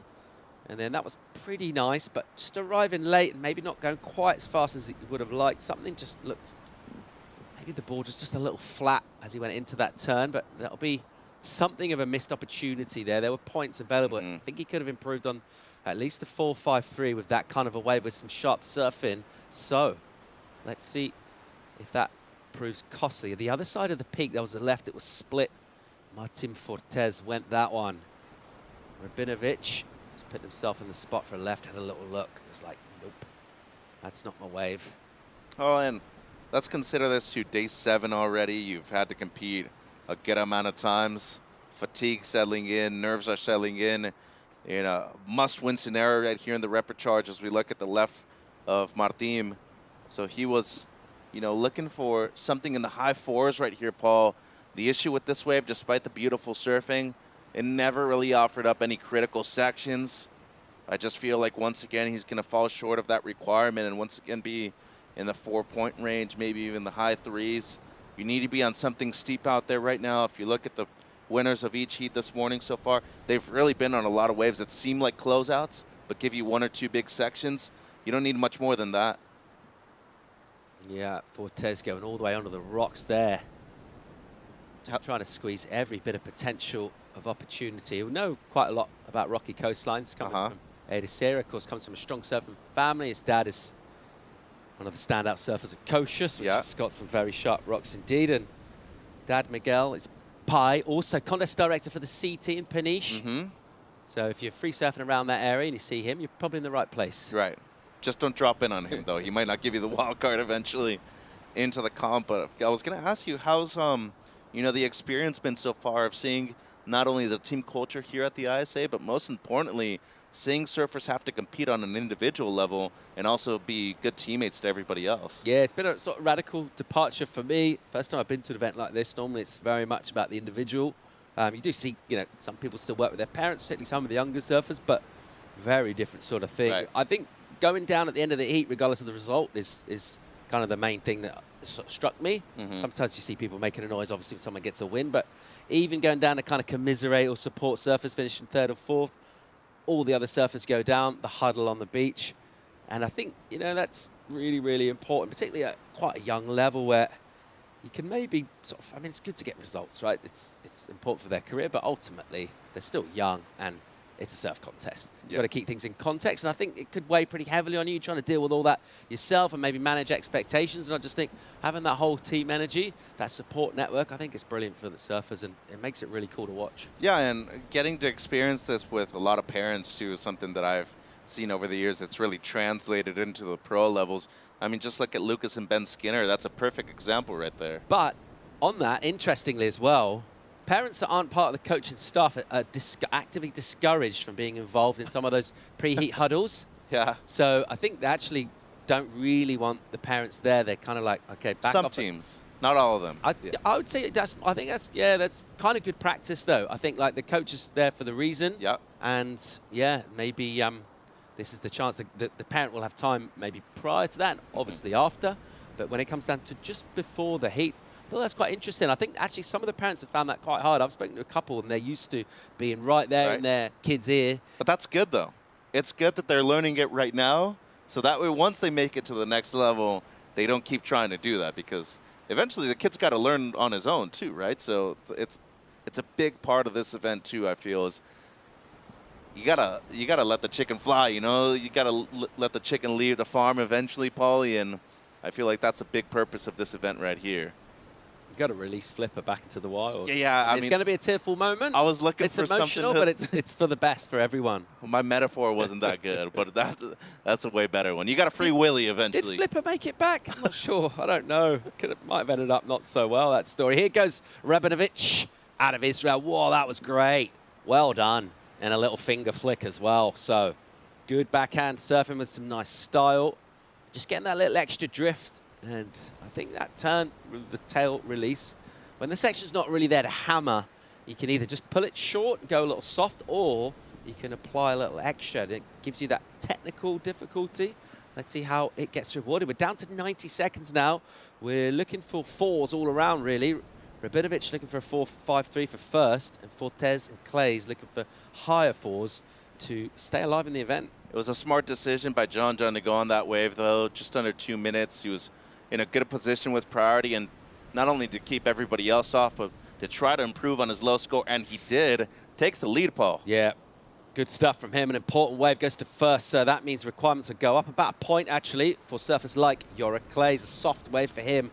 5.44 he needs. This is sharp surfing, but just slightly overpowers the board. He was pushing hard. He needed to. The wave was soft. It wasn't draining off the rocks, was it? It was just kind of peeling across, and he's trying to impose himself on it, and it didn't work. Yeah, and once again, you don't want to overdo things right here. Just try to surf the wave for what it is, and in the end, that's why a little bit of less is more, as we're looking with 35 seconds right here. Fortes. Yeah. Well, Biasota's got priority over Martin Fortes, and he'll try and get involved here. Might be one more wave, though. Okay, so he won't go that, and he'll lose priority. Is there something behind? 20 seconds. Biasoto didn't catch the wave. I'm not sure if we're going to get a wave in time to Martin Fortes. He's desperately trying to get down the beach and find something, counting down from 10 seconds remaining in this. I'm not sure a wave's going to come to Martin in time.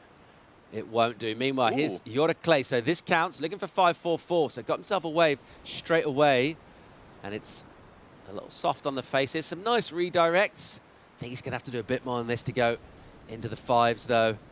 And a reasonable finish for him.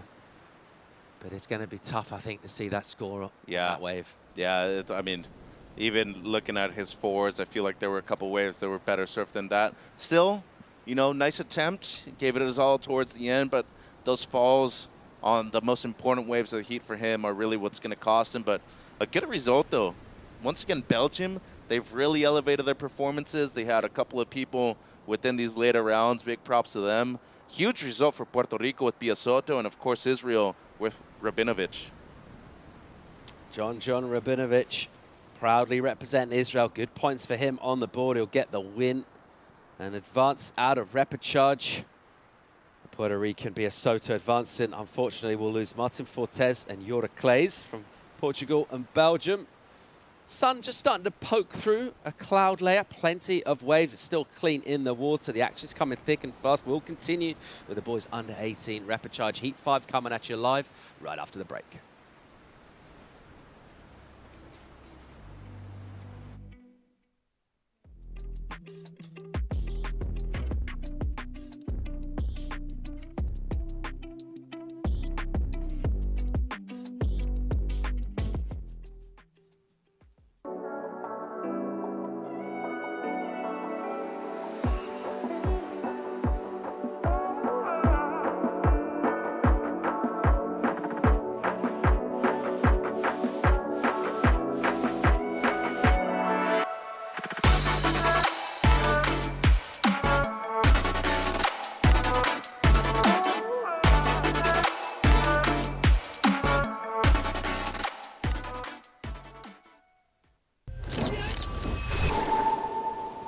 So depending on the side of the waves, it's super raw. You know, it just breaks like right on the dry reef, and it's super like intimidating. Nature, you gotta be careful. You know, you just can't take things for granted. You can feel the energy, and it's really strong. It's probably one of the strongest places in the whole world and the whole French Polynesia.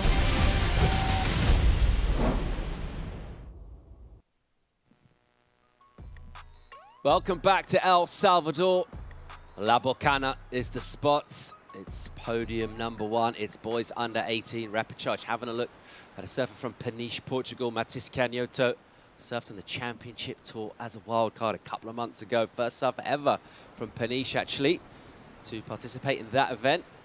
Also, Luke Tema of Hawaii, Yuma Nagasawa, who's, I think I can also speak on behalf of Mitchell Salazar, one of our very favourite surfers in the commentary team, what a legend, an absolute ripper as well. Also, someone who's been really impressive, Khalil Piñeres of Colombia. He's been ripping too. This is a tough heat. Yeah, and he's still surfing in both divisions too, as we look at Tema here up and riding. Swoops off the bottom, and they're nice and tight in the pocket. Good flow to this. Just surfing off the tail and getting spray on a kind of a soft wave. Just had a pocket on it, really. Nothing much in terms of a wall. So just rotating that board around and swinging the axe. And a couple of quick whips. It looked smooth and joined up. It's not going to be massive in terms of the points dividend from the panel, but an opener already on the board. 20 minutes to get the 2 best waves. Expect to see good things from Nagasawa. I think I mentioned yesterday with Rachel on the court, been really impressed with the Japanese, their vibe, but it's the style that they surf with. Here goes Matías Canhoto. He's loading up with the speed here. And then a first turn quickly. Just that first turn off the top set himself up perfectly for that finish.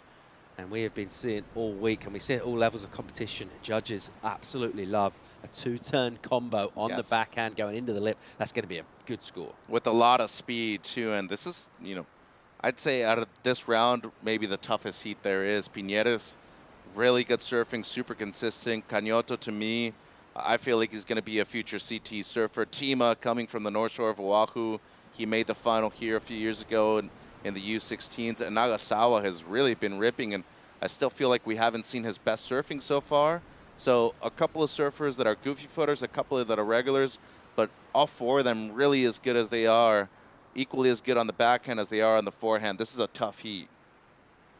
Thinking of that wild card appearance that Matías got a couple of months back, how do you think that changes things coming into an event like this? Do you think elevates his status a little bit, gives him a little more confidence? I mean, it didn't go deep into the event, but just being able to see the very best in the world go at it, that's got to help overall with the way you compete and just the way you prepare yourself. When we had the chance to call the event, he had to surf at both venues too, the right-hander and also at the beach break over there in Supertulo. So it was an eye-opening experience. Being able to surf at both venues is super important, but the most important thing though is if you're able to set a standard for yourself, post scores at that level, once you come back down here, you should be thinking to yourself that your confidence is going to be higher than ever, Paul.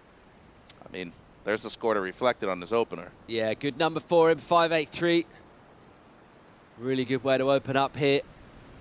And the judges rewarding that sharp backhand surfing from him. The style was really good as well.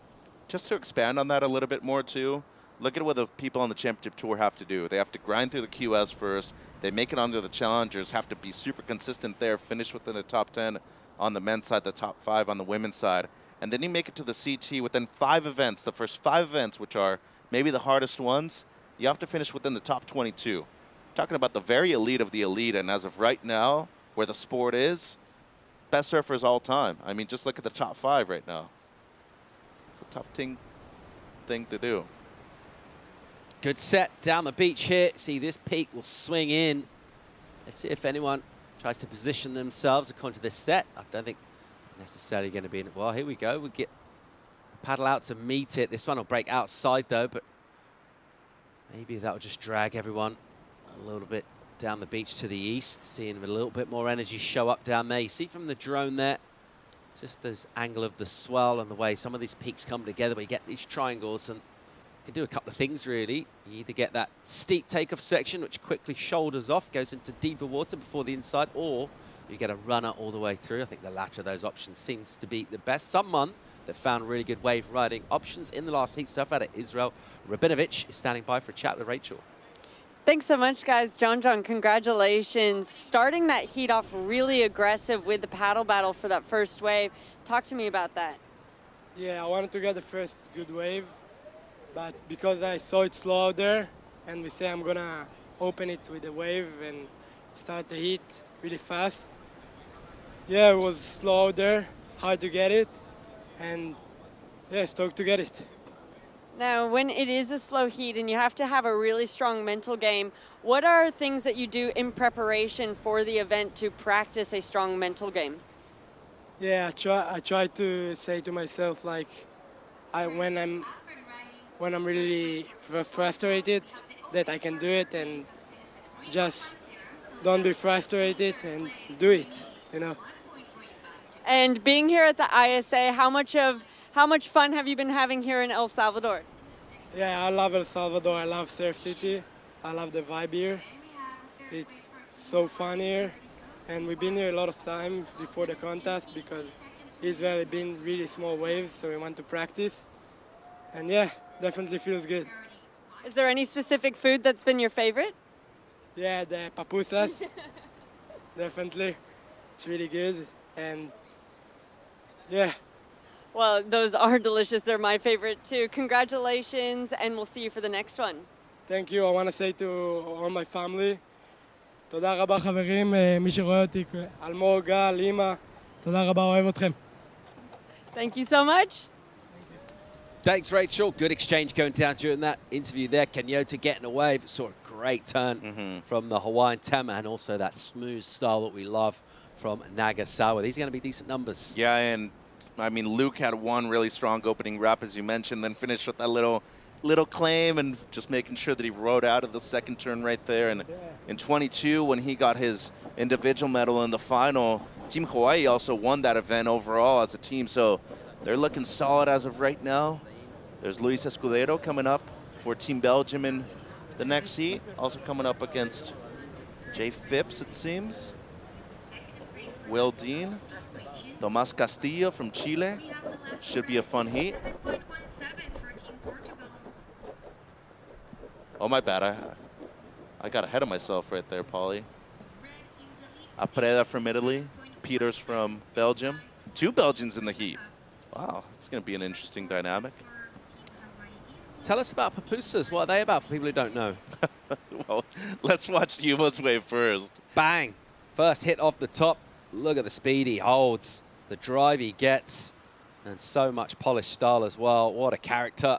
Couple of scores to come in for him. Yeah, what are they all about? It's corn. So it looks like a tortilla, but instead of it just being like folded, it's like an actual like ball. So it's like a rice patty, but it's made out of corn. What's in the middle, Mitch? Whatever you want. Oh. They got several different options. My personal favorite, I go really simple, bean and cheese. Classic. Good. Then you just grill it on, it's called a comal. Comal. Which is basically a grill that we have down here. It's out of like it's made out of a stone, basically. Okay. You know, so they heat it up, you put it on there, that thing's probably 1,000,000 degrees. You cook a ton of those every single day. And it's a nice little business. That sounds absolutely I love 'em. delicious. And They're that's great. something that you'll find in El Salvador, just, I guess, on the side of the street, all over this country. Go for a surf, get some pupusas going. There's like 3 stands right in front of where we are right now. So, yeah, we could probably find some after work today. We haven't had any so far this trip, so I'm keen to get you to try a few. I hear a lot of people talking about them all the time. I'm getting sort of envious. I think you're going to love them, too. What about the spice? A bit of spicy stuff on there? Not too many. This part of the Americas, they never really had a ton of spices. You go a little bit up north, much spicier food. But, yeah, you can put a few condiments on there if you want. Yeah. And your personal threshold on the spice? You like it? Oh, yeah. Like it hot? Oh, yeah. As spicy as it is, the better. Okay, usually. so you're going into the excellent range, would you say? I'm going, spicy food here is probably 6, maybe 7 out of Yep. 10. Where I'm from, you probably go 9.5, maybe you'd a perfect 10. Whoa, this is spicy. Check this action from the surfer out of Hawaii. Couple of authoritative wraps there. Ooh. And again, Baby putting a boy. little extra squirt into that. Still swinging. Very nicely done. He's got a 7.5 in prior to that. This heat has gone real quality with some good numbers coming through. Piñeres needs to get involved here. Yes, sir. He's been a little bit off the pace, and he'll get himself back into things by way of a score. We've also got 7.17 for Cañoto. He's got a 5.83 as well, so big numbers for him to lead this one at the moment. He's got first priority 2. Where did he appear from? And he came out of nowhere then. Interesting decision. Kind of proned in the white water, got fired out of it, and then stood up. Nothing really happening on that wave for him. Well, Luke should be taking the lead after this wave. Needs a 5.5. I'm feeling it's probably got to be close to the 7.5, if not maybe even better. But surfs a lot of heavy waves over there on the North Shore. Comes from VLAN, so if you've ever surfed VLAN, Paul, or you're a goofy footer, you like going on the left over there, which is even shallower than the right. That right's super consistent, though, and it resembles this wave quite a bit. This is the 7.5. Really, the majority of the score comes down from this first turn. Just a beautiful wrap. Opens up the shoulders. Makes sure that he rides out of the second one. Out of some awesome stuff. So in the upper good range of the score line. And then Khalil right here. That's a great bottom turn. Love the way he was able to grab his rail coming off of the first one. A bit stuck coming out of it, though. Regroups well, and then was looking for the finisher right here. Blows the tail out, so nice job for the kid from Colombia. And then Nagasawa, he's got a couple of 4s on the board. Feel like this is the 4.5, so just a bit of a slopier wave. Never really set up the way he wanted to. The surfing's still beautiful, but look at the 7s and the 6s that we've seen in this heat so far. He needs to really be on a much steeper wave in order to get at least something competitive with those other good scores. He needs to get himself a bomb. I don't feel that I'm ready to say bye to Yuma Nagasawa as yet. I want to see more of him. I love the way he surfs. I love the energy. The way he speaks, his style. I was talking with Rachel in commentary about this yesterday. I just feel like the style in the water from the Japanese team, that feels to me probably the country that's got, if anyone does have kind of a national style or a characteristic with the way everyone surfs, rather than just a collection of quite diverse approaches to surfing. I feel like everything they do is really polished. I don't know if that's something they work on or it's just something that kind of always comes down from looking up, but the style that they do, the way they approach the wave, feels like something that's kind of consciously worked on. It just looks amazing from them. It's impressed me that maybe they're like, what was it like, maybe 5-10 years ago, we started to see that in qualifying a bit more, saw that big push from Japanese surfers, but all of them just look so good. Yeah, and I mean, just look at the kids that we've seen in the last, 10 to 15 years. Hiroto Ohara, you have this kid, Yuma Nagasawa, Iko Watanabe, who's also in the event. I had the chance to be able to surf a few heats against Masatoshi Ono, who I would say is one of the all-time greats over there. And I think Kanoa's level of expertise has really elevated a lot of their performances, too. New heat leader, Tema. He got himself a 6.03 on his last right. Now he's going left, and he's displacing some water here. Didn't quite get the last turn in, but did good work prior to that. Let's see how the judges score that. 6 on the clock, high quality heat. 2 surfers in the 13s, Hawaii and Portugal currently. Well, this first turn is just ridiculous. Look at the way he draws off the bottom right here. Into the pocket and just as tight as possible right there on the first one. Good variation on the second one, too. Kind of brings it around a bit more. Nice extension with the legs, and he thought he was going to be able to fit in one more, but that wave just closed out and forced to kick out right here. Looking to improve on the 6.03. it's possible, Paul. I mean, those first 2 turns were major for me, and with 5:20 to go, outside of Cañoto, everybody else needing something excellent to be able to move into the top 2. Any effect on the score in terms that he was looking for a turn, it wasn't there? Suppose he just finished that second turn and kind of jumped off? No difference? Well, from a judging perspective, you're supposed to judge based off of what they did and not what they can do. So I don't feel like it should affect the scoreline whatsoever. And, I mean, personally, after seeing those first 2 turns, you don't really even need to add a third one. So if I could give him some advice from a coaching perspective, if you've already feel like you've done enough, might as well just kick out at that point. You know, if it feels like the 3rd or 4th turn going to be a bit forced, no need for that, Paul. Just cleaning up this pupusa chat. Is there something that accompanies them? We have a little dip on the side. Is that part of a broader dish, or is it just something that you kind of snack on its own? Well, it's like surfing a wave right here in a contest. The more you add on, it could either be detrimental or something that could easily, you know, elevate the score. So I'm pretty simple, as I said, bean and cheese. Every now and then I'll go for the chicken too. But what I'm saying is there a little pico de gallo on the side or something that you dunk it into? Oh, dude, I was getting there. There's like radishes that you can put on there. I know you're a veggie guy, so you could put the radishes on top. There's a little salsa right there, which is really more of a tomato sauce that's good. Well, you know, luckily for us, we have good options down here in terms of the drinks afterwards.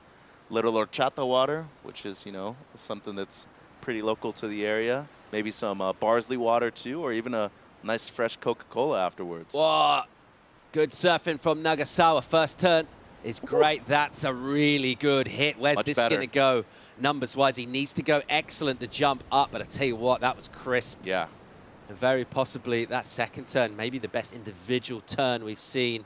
I mean, what do you like better? The 7.5, the first turn with the open face carve, or the second one right here of Nagasawa? It's debatable. Goofy photo yourself, I'm probably thinking you're going with the kid in green right here, but let's break it down, Paul. Beautiful first carve.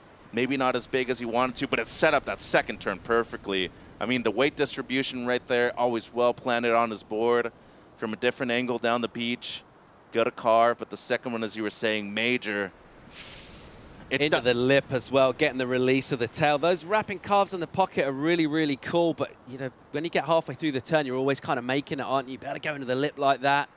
Better get that little release of the tail. It's going to be interesting to see how the judges score this one. And U18s, everybody can do that carve. I mean, how many of those maneuvers have we seen throughout the event? Is it an 8.2? Haven't really seen anything excellent so far today. There it is, just under, Paul.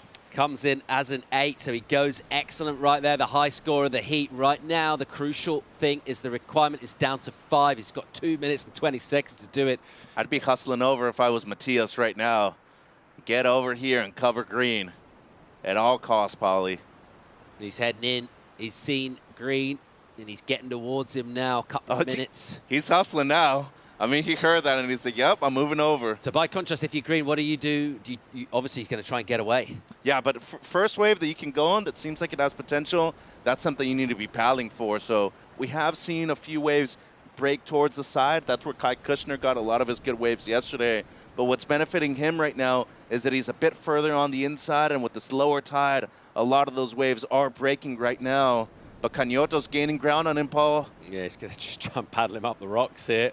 Nagasawa is responding. Let's Might go. Get a little inside here. So what's happening here? He needs a 5-point ride. Can Cañoto get this and able to block it? I'm not sure he can.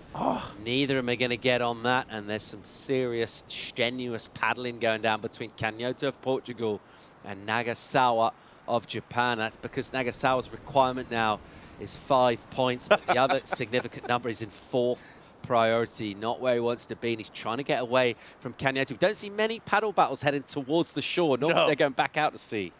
No, and he truly hustled over right there at the end, and what a great move, too, strategic on his behalf.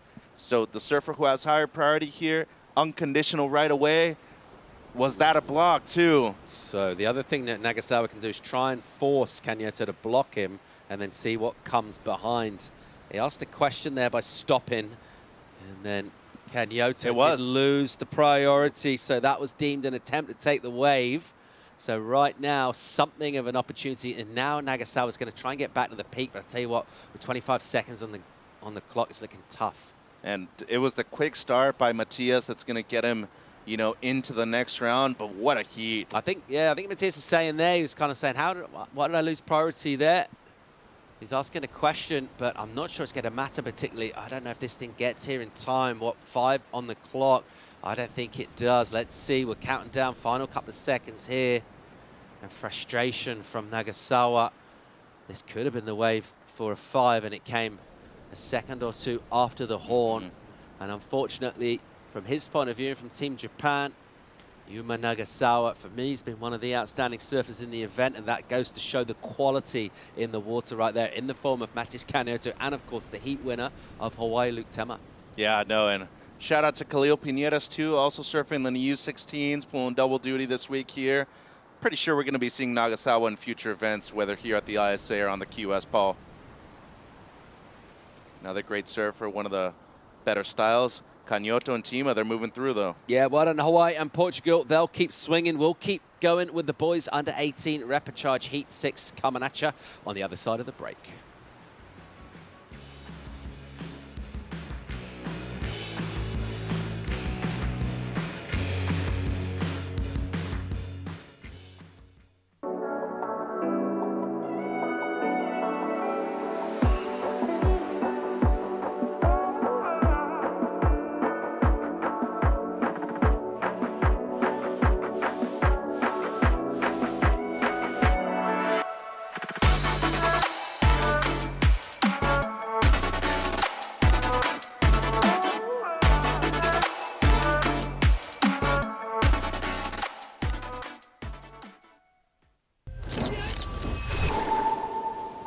So depending on the side of the waves, it's super raw. You know, it just breaks like right on the dry reef, and it's super like intimidating. Nature, you got to be careful. You know, you just can't take things for granted. You can feel the energy, and it's really strong. It's probably one of the strongest places in the whole world and the whole French Polynesia.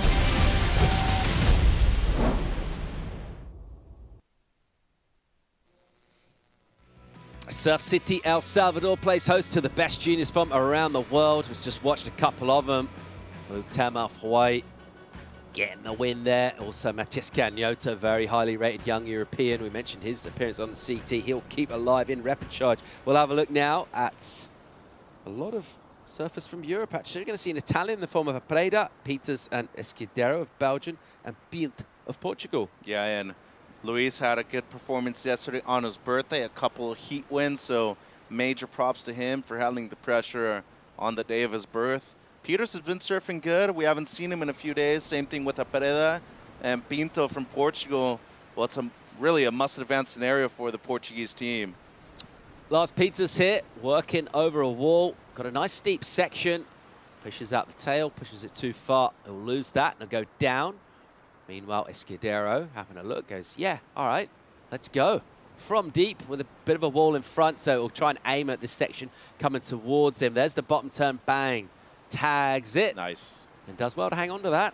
Could easily be your backup score at the end of the heat right there, Paul. So smart surfing, just getting a score on the board, electing to go on the first wave that he could, and it seems like a smart choice at this point of the heat. And, you know, once again, just going back to the development and the necessity of seeing much more European junior surfers really represent their area, their continent, and, you know, elevating the game over there in a lot of countries that so far have been super impressive, not only at this event, but outside of it too. One of them being Belgium. Italy has really made strides in terms of their consistency of results. And of course, big shout out to Team Germany. I also think that they've been one of the best. Here goes a Preda, the Italian, and a slopey wall, nothing really on offer. It'll just kick out pretty much one quick redirect. Surprised he went on that, to be honest. Like, from the get-go, it just seemed like it was going to be a dud. Lars Peters, here he goes. Patient off the bottom, sees a section he likes the look of. And then the carve just gets a little flat and does quite well to recover that, bring it round. And then cleans up on the rail with some wraps in the pocket. These aren't major scoring maneuvers, particularly. Once he get on and inside, it gets shallow in here. You can see the rocks gargling, and he's good enough to flick out the tail for a finish. Wasn't bad. So, as you said, more of a two-stager with the carve at the beginning. As we see Pinto now. Ooh. Surfer out of Ericeira, Portugal. On the backhand there, he gets good drive from those bottom turns, really opens up the body. And a lot of sort of physical power comes from his surfing, and when he holds that bottom turn for a long time, he goes into the lip. We saw it in his prior heats. He can be really, really deadly when he's in the pocket on these steeper sections. We saw a little glimpse of that there. Would have loved a little bit more, just a quick shorter wave. The opening scores for this are going to be pretty moderate. Be interesting to see where his number goes in relation to Escudero's. Hey, you know, this being your first ISA event, but you covering a lot of the major events over there in Europe, is it just as rewarding to you as it is to me seeing a lot of these kids at this level, and then once you see them, you know, on the Challengers and on the CT, you're like, I was there from the start. Like, I'm not a bandwagoner. I actually knew you when you were younger. Yeah, really cool. And also just to see, you know, see the development. Obviously, a lot of surfers in this event, they're at a stage where you see them, and then maybe 6 months, a year later, looks like a completely different person. Right. They always retain the style, though. It doesn't matter, does it? Like, you see surfers aged like 5, and there's still elements you can recognize. Yeah. Like when you see them as like some of the biggest legends of the sport, you watch footage of them on, you know, standing up on their first whitewater. There are little elements. It's funny how throughout all the coaching and all the competing they do, there are elements of their technique that is basically you get from your first wave to when you're winning world titles. They stay true to themselves. As look at the 7th major event for the ISA in 6 years here in El Salvador. Message from the president of the ISA, Fernando Aguirre, undeniable that the support from the local government here has really been for surfing and strengthening their nation through this sport. And, you know, they got an Olympian now.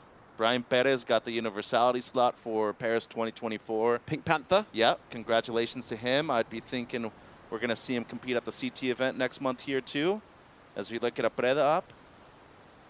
Nice turn from him with some venom. And then a stinging snap.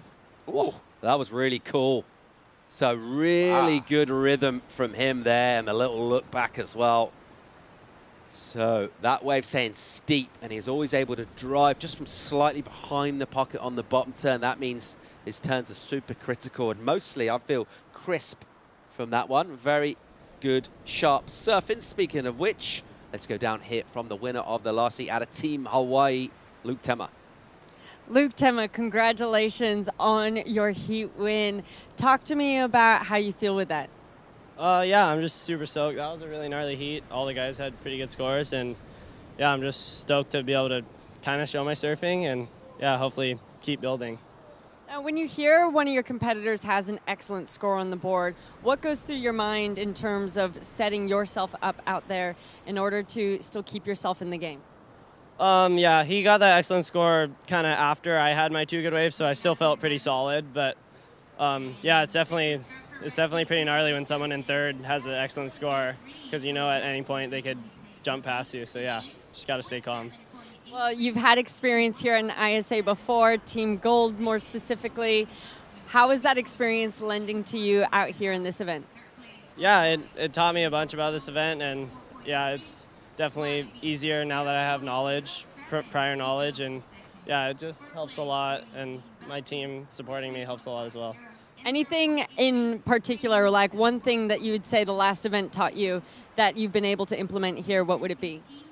Yeah, like I said in that other interview, just you don't always have to start strong, it's just about how you finish, so yeah, just gotta keep getting better. Well, that's really well said. Congratulations, and we'll see you again this afternoon. All right, thank you.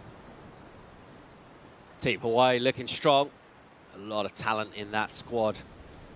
We talked about, of course, the mentorship of Shane Dorian, who's heading up the coaching staff there. Jason Shibata back with the coaching staff. Yeah, Botsy boy. I'm starting a campaign to get Bots to compete on the Masters event here. I want to see him compete at El Sunsal later this year. Still ripping. Oh, it's always. Never changes. Runs the HIO over there at Haleiwa too with Joel Centeo and the boys. One of the premier events on the North Shore of Oahu for local surfers. But Team Hawaii, once again, the way they fielded this team, they knew what they were doing. They brought back a good amount of surfers that had been here in 22, had gotten good results, Ryland Beavers being one of them, Luke Tima. And then that year they dominated the U18s. Eve Wong won the event. And then you also had Luke Swanson winning gold. Xian Crawford got silver, though. So they have a lot of experience at both of these venues here. 11 minutes to go in this. Prader's number's really good, 7.83. We suspected he was going to get rewarded for that crisp, sharp, speedy surfing in the pocket. On that running right-hander, great number for him. And other than that, there's not a lot of major quality to talk about in this one. It's been the one real glimpse of high quality and really standing out at the moment. Shall we have another look at it? Oh, yeah. Great carve. Into the lip right there. And I just really love the amount of flow that he had. You know, this inside combo was just beautiful. But there was never a misstep on that wave, you know. And there's so many waves within competition that people try to force certain maneuvers. He never tried to force anything right there. Yeah, I mean, there's a lot of good surfing in this. I think anyone competing at this level can perform and compete well. A lot of it's to do with the wave as well. And that one, a medium-sized wave, not a small one, but definitely wasn't one of the bigger ones, but just the steepness throughout. Yes. Whenever the wave, there's no downtime. You can just hold straight from your turn into the bottom turn, just keep it on an edge the whole time. So I think, yeah, obviously he had to do the good surfing, but the wave provided him the perfect opportunity to unleash. If it's consecutive and consequential, you're always going to get a good number. The 2 C's. It's CNC. CNC Music Factory. Consecutive and consequential. By the way, I had some banging tunes in the 90s. What's the artist you put me on? Little Sims? Oh, dude. I was listening to her this morning. Got some bangers of stuff. Keep throwing some music my way. I'm surprised more people in this event haven't talked about music and how much it's really impacted their performance. Did you try Loyal Kana yet? Or? Not yet, not yet. You're going to like him. Okay. Trust me. It's like Nietzsche said, you know, life without music would be a mistake. It's so vital to our daily function, to who we are as human beings. It's part of our, you know, cultural identity a lot of ways too, depending on where you're from. To get fired up for a big day of commentary, it's always. It's an essential hip-hop for the flow? Depends. The spitting bars? When I used to compete, depending on the waves, if it was small, I needed something to pump me up. So I'd go, you know, my hip-hop, my heavy metal, stuff like that. When it was big, I needed my house music, something a lot calmer in order to, like, kind of bring me down. And when it was medium, panpipe moods? Just it varied. Nature. Depending on the consistency of the waves, I kind of knew what I needed. If I needed to, like, kind of get in the zone, I knew I had a gnarly heat. I'd be like, okay, like, I need something stronger. If it's like, oh, whatever. Yeah. Just get chill some out. really good, like, natural soundtracks. Just maybe like an hour of the sound of a babbling brook. just water moving over rocks. That's cool. All right, live action here. Escudero represent Belgium out of Portugal. And a soft wave for him. And a little lackluster just in terms of the energy of that thing. He's trying to get rid of that 0.83. He'll do that for sure. Trying to push hard for a finish, which isn't there. But he did some turns prior to that. But he's still going to be... Well, he only needs a 1.41 at the moment to move up, of course, because Lars Peters in second, still sitting on a 1. Exactly. Here's our heat leader. He's got a 7.83. He wants rid of his 1 too. So here he goes, swooping and jamming back to the pocket. And the contrast in this wave from his last is marked, but his surfing is still really sharp and unable to go quite as speedy, but still looking crisp. And that board looks clean. It looks like he's cutting the water well. It does, and, you know, he's converted on the last 2 waves super well. Easily going to get rid of that 1.67 there as the last of Escudero comes through, a 2.6. But I was a bit surprised, to be honest, to see him go on that wave at this point of the heat. You're really looking for your best score. You have a 3.5 already for the 1 single turn. To me, at this point, be waiting a little bit longer, probably the smarter choice. And as of right now, it just seems like we're seeing Apreda really use his wave selection to his advantage. Jay Phipps from France, getting ready. Taking on Will Dean, Nesha Monjares, also Thomas Castillo. Tough heat. Tough heat for Jay. He'll be up for this, though. A little bit of a nervy start to his heat yesterday, but found his form towards the end of that. Let's see how he goes about staying alive here. He'll be coming up 6.5 minutes time. You've said that twice already today. Did you listen to the Bee Gees this morning? Staying alive. I didn't listen to the Bee Gees this morning or any other morning, Mitch. No. No. Nah. Kyle I don't think Boothman that's right good there. commentary. Is it? Kyle Boothman, No. Santa Cruz, Listening. OG legend, dude. No, I'm saying is listening to the Bee Gees good Oh, no. commentary. I don't think it is. Boothy's like probably Bay Area rap, you know, maybe a little E40, Souls of Mischief maybe. It's Peters. Whoa, he'll go down. Does Mitch Salazar, does he spit bars from time to time? No. Never? No. Come on, in the mirror. I don't have after any a musical shower, talent. No. The hairbrush, spitting fire. All I'm good at is really just talking about surfing and watching sports. Outside of that, okay, not really good at anything else. I yell at my TV every now and then when my Lakers are doing bad, which happened, you know, last week. Bintu, here he goes. Portugal. It's been quiet. It's got a 4.83 though. This is his second ride. Little prod off the top on the backhand, and then does a little turn right next to a dry rock. You see another rock poking up in the face and giving a little wiggle as well. Finish and going very, very close over dry boulders there. He's ain't afraid of doing the rock hop and a shallow paddle, I reckon. A speedy but shallow one to get himself out of there. And he needs a 1.27 to move up. He's going to get that. Yeah, but at what cost, though? To watch out for your equipment and yourself, too. Well, he gets the score and more than enough, Paul. Yeah, matches his previous number, the 4.83 for him. Goes to second. That will drop down Escudero. Looking now for actually pretty solid number, 6.16. Last Peters in fourth, but needs marginally less priority. Is with our heat leader, Preda, the Italian. And he's found himself a wave out the back. Not sure he'll get there, though. It's going to break outside. So coming to the inside to try and find the steeper waves means that when the bombs come through, you're caught inside. But that one you can see a little slopey with this low tide. So even though they're the biggest set waves, not a lot of scoring potential on them at the moment. And I think so far, a lot of the surfers have proved that the rights are the steeper waves right now. The lefts, have, as you said, super slopey. But the one thing I will say about the lefts, they offer up more consistency. So there's a lot more out there of them. Peters on an absolute bomb here. Look at him flying down the line. He'll want to get some turns going. First one is a setup snap, and then he'll find a section that's a little steeper here, and he'll get a bit of a turn done, but yeah, just didn't quite have loads in it, did he? Didn't have much room to swing. Yeah, and I think a bit mistimed that first one, which kind of set him up off time too for the second, and 3:45 to go. Paredes, you know, surfed a great heat. He's only caught 3 waves.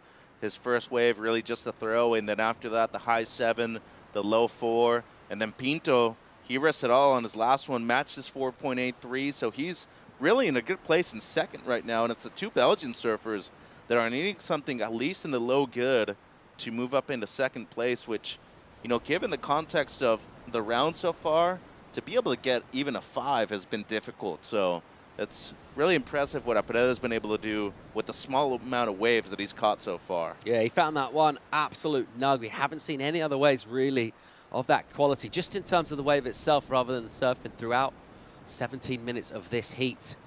And finding them is a combination of reading the ocean and possibly a little bit of luck too, but that's only half the job. You've got to surf it well. He did that. That's why he's winning this heat. Peters here.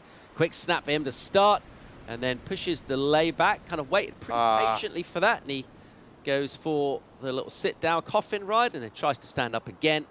Judges don't know how impressed they'll be with that in terms of a make. Meanwhile, Pinto on a bit of meaty-looking right-hand wall here. Look at this nice steep section. Goes for a whip into the lip, and then looking to try and finish here. What's he got for us? He's gone a long way down the beach. That's very nice. Goes super vert with that turn. Double fist pump. Yeah, and well, he's looking to better one of his 4s. Should be right around there. The last turn was definitely the one with the largest amount of strength, I would say, and 2 minutes. That's maybe one where we thought he was going to hit it, and he kind of wrapped it a bit, and you would think, oh, maybe a missed opportunity, but I think he saw that next section coming. Well, he was like, I'm trying to safety surf this, you know, stay in second, don't try to risk anything. Let's not be a hero and go for the lead. No need for that right now. This was an interesting wave by Lars. You know, I felt like if he rides out of this layback, he's improving on his best score, which was a 3.9. Whitewater just knocks him off, though, and he has to go into the cockroach mode. And then right here, Pinto, he struggled just to be able to get into this wave. Once he did some good work, though.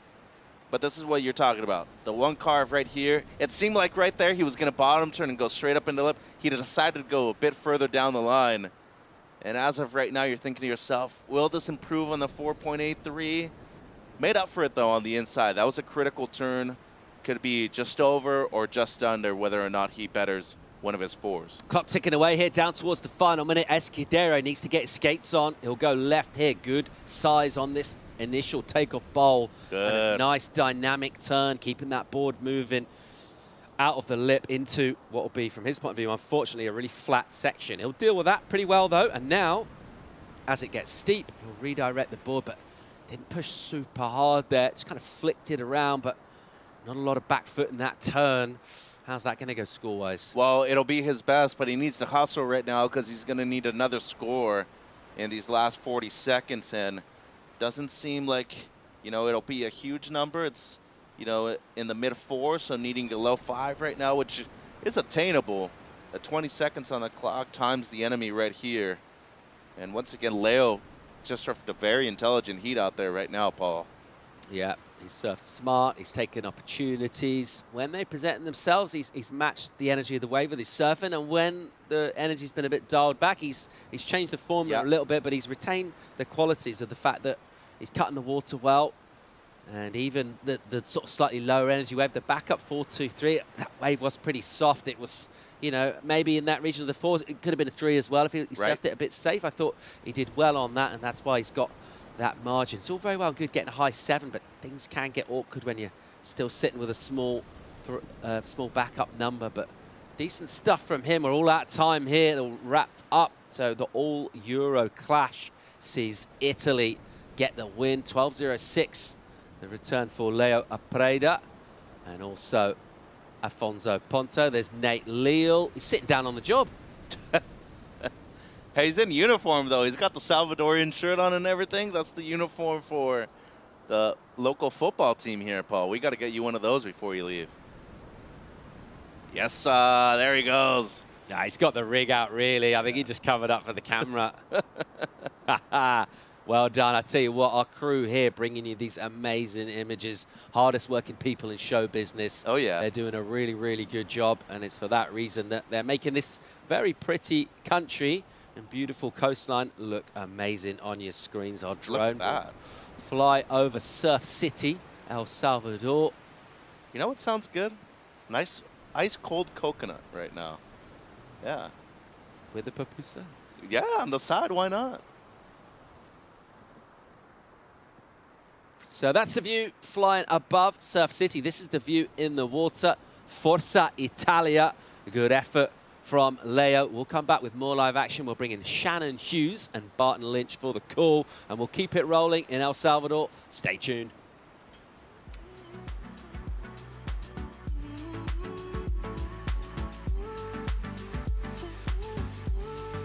There's a right time for everything. A right time to learn. A right time to try. A right time to fall. There's a right time to find your wave. And there's a right place to enjoy your passion like nowhere else.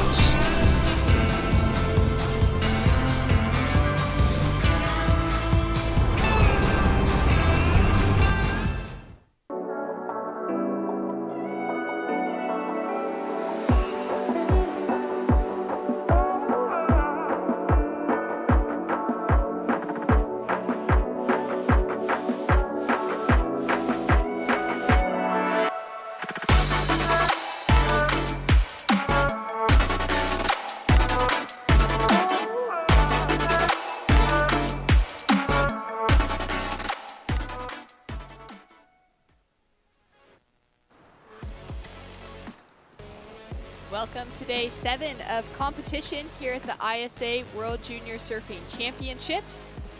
We got a lot on the line as it's elimination rounds throughout competition, and top 2 surfers for every heat today will be advancing through. The bottom 2 surfers will be knocked out and relegated to holding the flag for their team on the sidelines and giving some great cheers and encouragement if they have other surfers from their team still remaining. Shannon Hughes alongside Barton Lynch to call the action today, and Barton taking a look at La Bocana here for podium 1, which is where our under 18 boys and under 16 girls are surfing their heats today. The conditions have been looking pretty fun to kick things off this morning, and we've seen some really solid results so far. Oh, incredible performances. A little bit of wind coming up earlier today than it's come up on the other days. And I love those shots of the mountains and looking back from the coastline into that, what looks like a jungle back there. And it's hot, it's humid, it's beautiful. And I just want to go and explore out in that hinterland. Just beautiful shots from the drone, great waves. So great action that side of the coastline, and it looks amazing the other side as well. Well, Shannon and Barton here to call what is now heat number 7 for our boys under 18s repechage round 4, with Tomas Castillo of Chile up against Will Dean of the USA. There we can see him on screen. And we've got Nesher Monjarez from Mexico with Jay Phipps from France. So this is going to be a great heat. As we're getting deeper in the repechage rounds, those heats are getting stacked and stacked more and more on top of each other, with really high quality competitors coming up in the jerseys. Tomas, just a quick check in and out, and you can see that wind has already started to create a little texture on the surface of the ocean.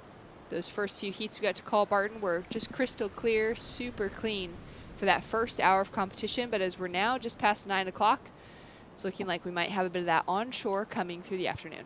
And earlier than usual, and yesterday we were talking about, obviously we face pretty much straight south here into the south, and the wind comes up from that sort of south-southwest or south-southeast, and each day it's kind of flip-flopped. One day it'll be southwest, the next day it'll be southeast, and so interesting. You got to stay on your toes. That has an influence on where the texture is, the bump and lump, whether it's on the right or the left, and adds for a challenge, where those clean early morning conditions were just beautiful, and smooth on the face makes everything a little easier. Jay Phipps. Up and riding, driving through that opening turn, sets it up with a layback for the second snap, and up into the lip line. He's going to put a solid first score on the board. Will Dean won the opening exchange with a 3.17. That's a quick kick out for him. Nesher Monjarez dropped in a 2.83 for his opening wave. Quick adjustment on the inside gets him those final 2 turns to drop in another score. And we got a couple of small scores on the board for Tomas Castillo there on screen, sitting with first priority now. A 2 and a 1 point ride being the highest of his 3 attempts so far. Still waiting on the first attempt of Jay Phipps. Feel like he may win that opening exchange over the 3.17. There it is, a 4.67. So Phippsy, Will Dean in first and second now, early days. Nesher's last wave was a 2-turn combination. And as that tide continues to drain out, Tomas locks into that opening turn, sets it up for a second carve, and now off the foam to finish. He's feeling stoked to be improving on the 3 waves he's had so far. That'll be his best of the exchange. A 4.6 for the opener of Jay Phipps, and Nesher improves to a 3.27 as we take another look at this wave from Will Dean. First turn was an interesting turn. It was almost like a stalled re-entry. Got into the lip and leant right back. Here's Nesher driving the cut back, waiting for the wall to stand up. Another little wrap back to the whitewater. Stands up, gets a layback step.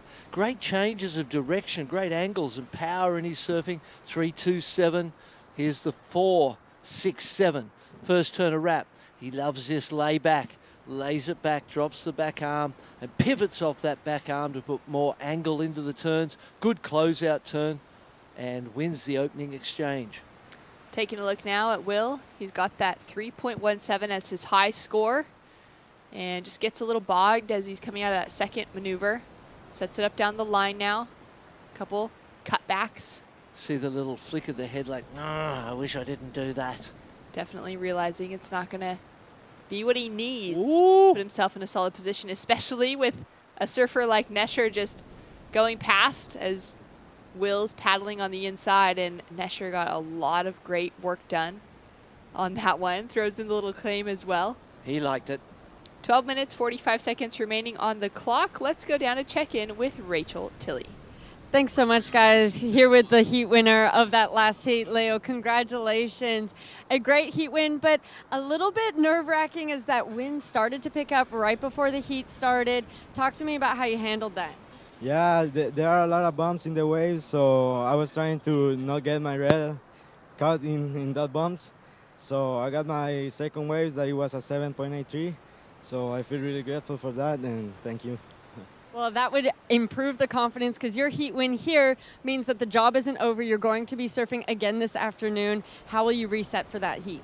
Yeah, we'll go eat something, and then we'll make a plan with the coaches and get a lot of waves in another heat. What's your go-to meal in between heats? What do you think you'll eat? I will eat eggs, bacon, and French toast. That sounds so delicious, especially the French toast. Is there anything you'd like to say to your family back home in the country of Italy? Ciao a tutti ragazzi, ciao papà, ciao Marta, un saluto a tutti, un bacione. Thank you so much. Congratulations, and back to you guys.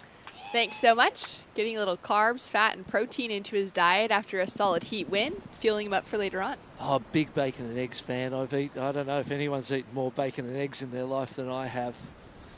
I was pretty happy when the old conversation around good fats and bad fats came out. And you recognise that there are those good elements to it. Here we go. Taking a look now at Jay on his backhand. Smooth line that he's drawing. As he comes down the line, wave gets a little frothy after the opening cleaner section. And it's giving him a nice opportunity to kick out right before a big rock. Hopefully his board didn't connect too strongly, as we've got one of the twins, the Tahitians brothers, the Huamani brothers, have been competing throughout this week. Haunui paddling out for that next heat. His brother earlier this morning was already in the lineup. That was Tereva David, coaching staff there. Stephen Pearson as well here coaching. So some great surfers coaching for the Tahitian team. And the brothers been in good form.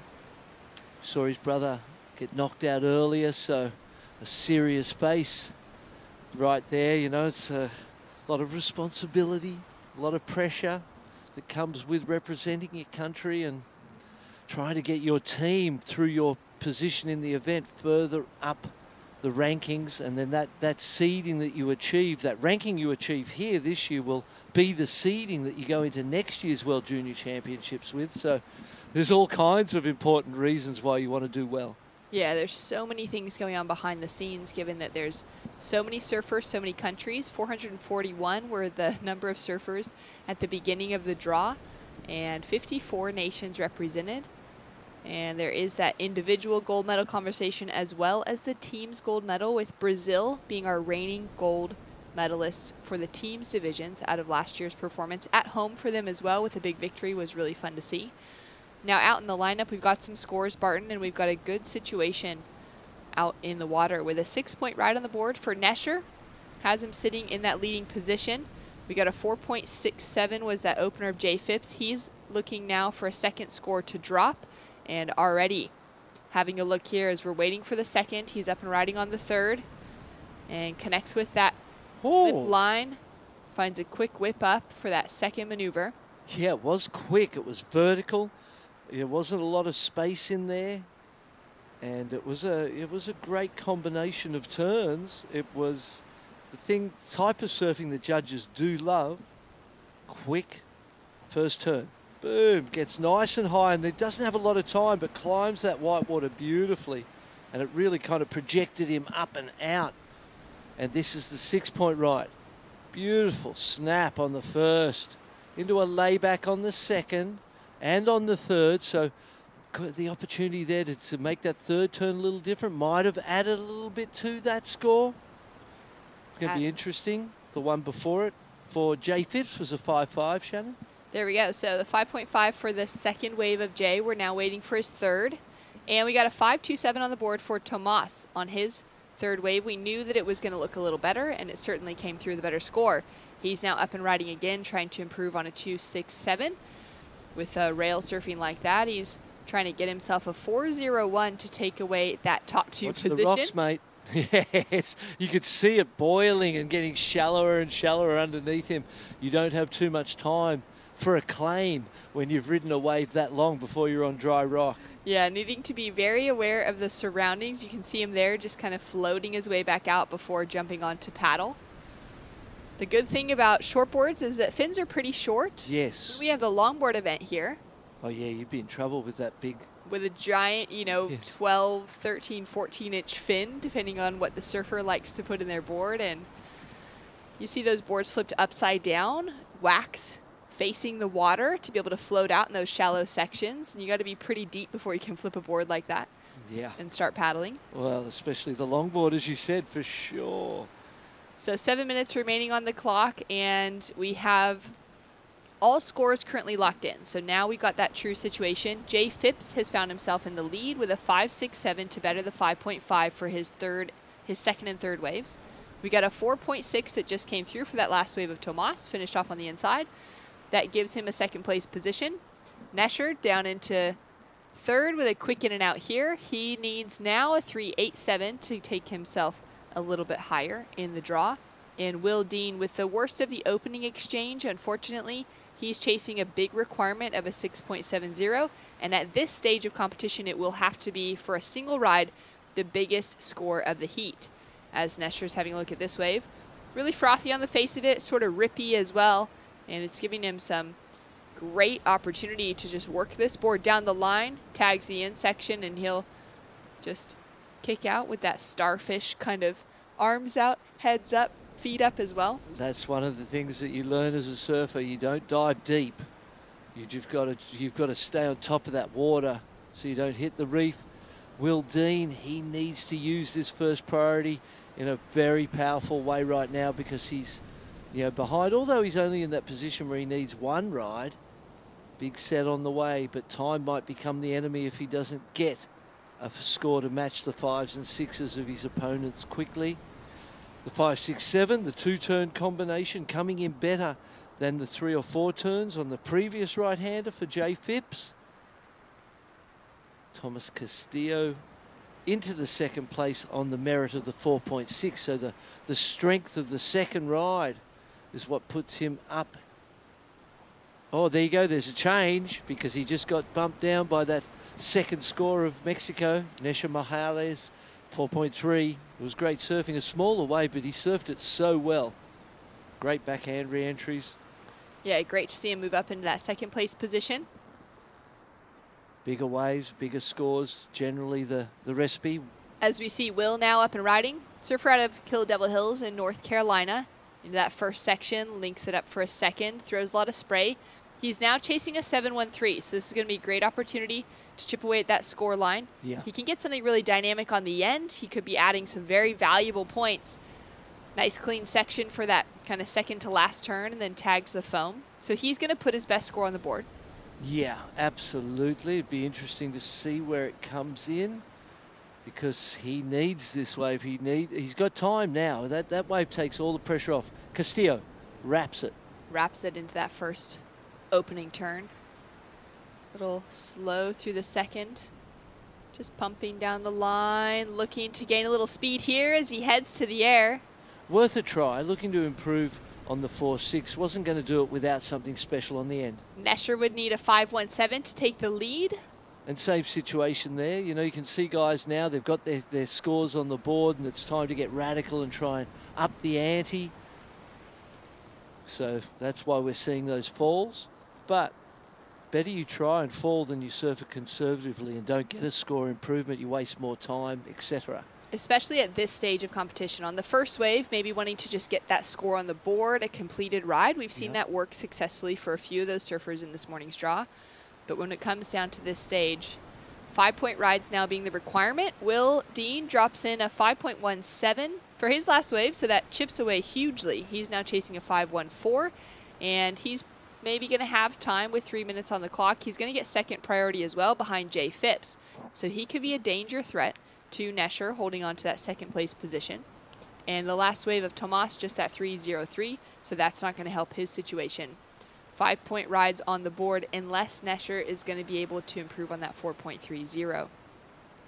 The only sort of disappointment, he got the 5, so he got a score in the range, but when you look at the first scoring ride of all 4 surfers, it is the lowest of the 4.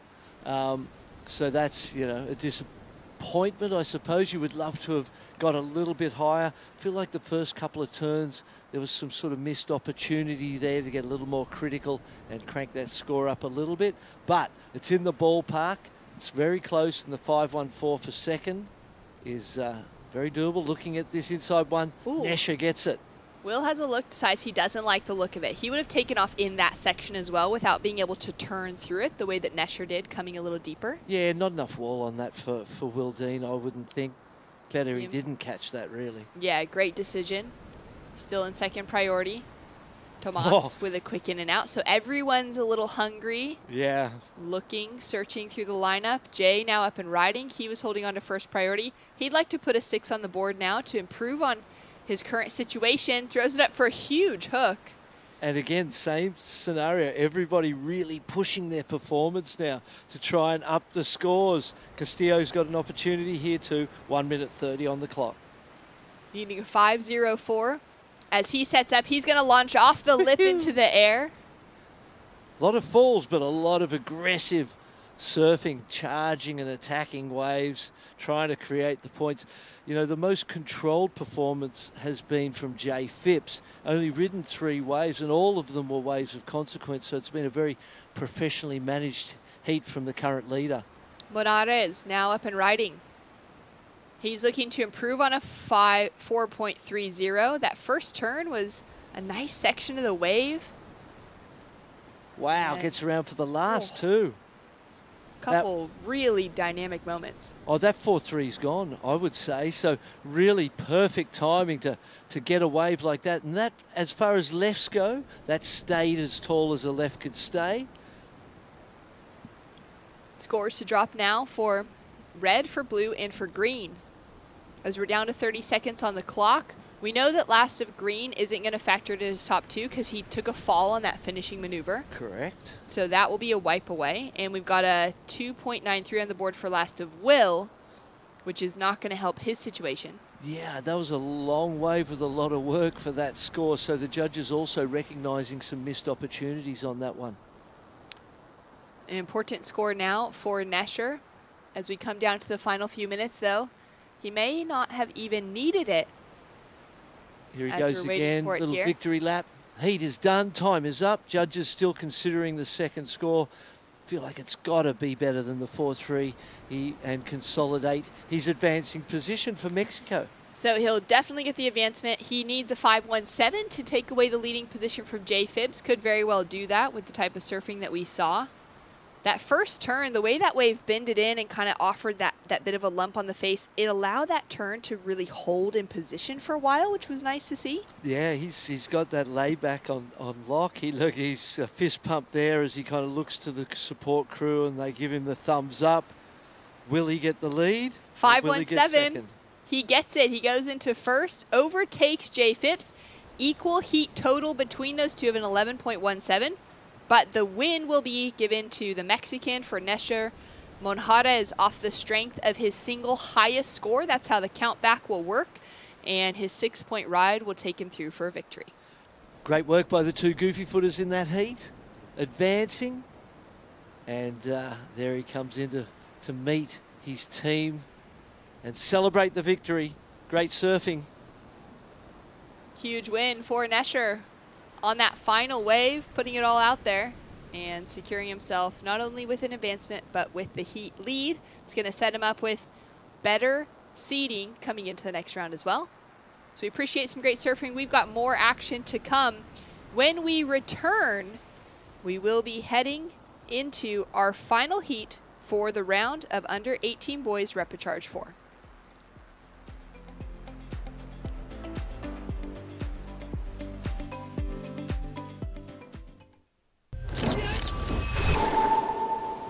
So depending on the side of the waves, it's super raw.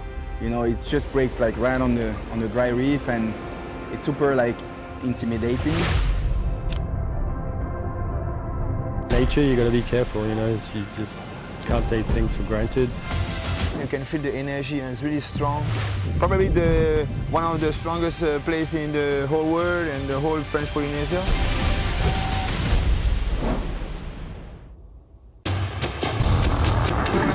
Soit de baseball, moi de big dream. Emotional recorder. Ask myself what happened is real. Every athlete's dreams will reach that gold medal. I'm on a mission. I think everything is possible. It's over, it's over.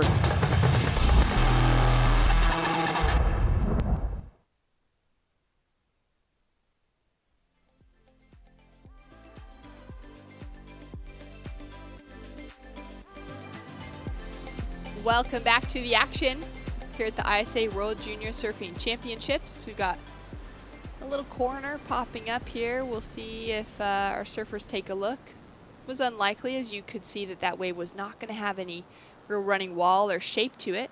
We're now into heat number 8 for Repechage round 4 with France, Tahiti, Norway, and the USA out in the lineup. Shannon and Barton to call the action. Anoha, Haunui, Noah, and Benji looking to keep themselves in advancement. A 3-point ride on the board for the opening wave of the Tahitian. And he's going to set himself out in front with that opening wave. We're going to have a score to drop for Benji as well. As we look down the line for Haunui, setting himself up with kind of a late turn there for that opening opportunity. Urgency, wanting to get going quickly. Got stuck behind for quite some time.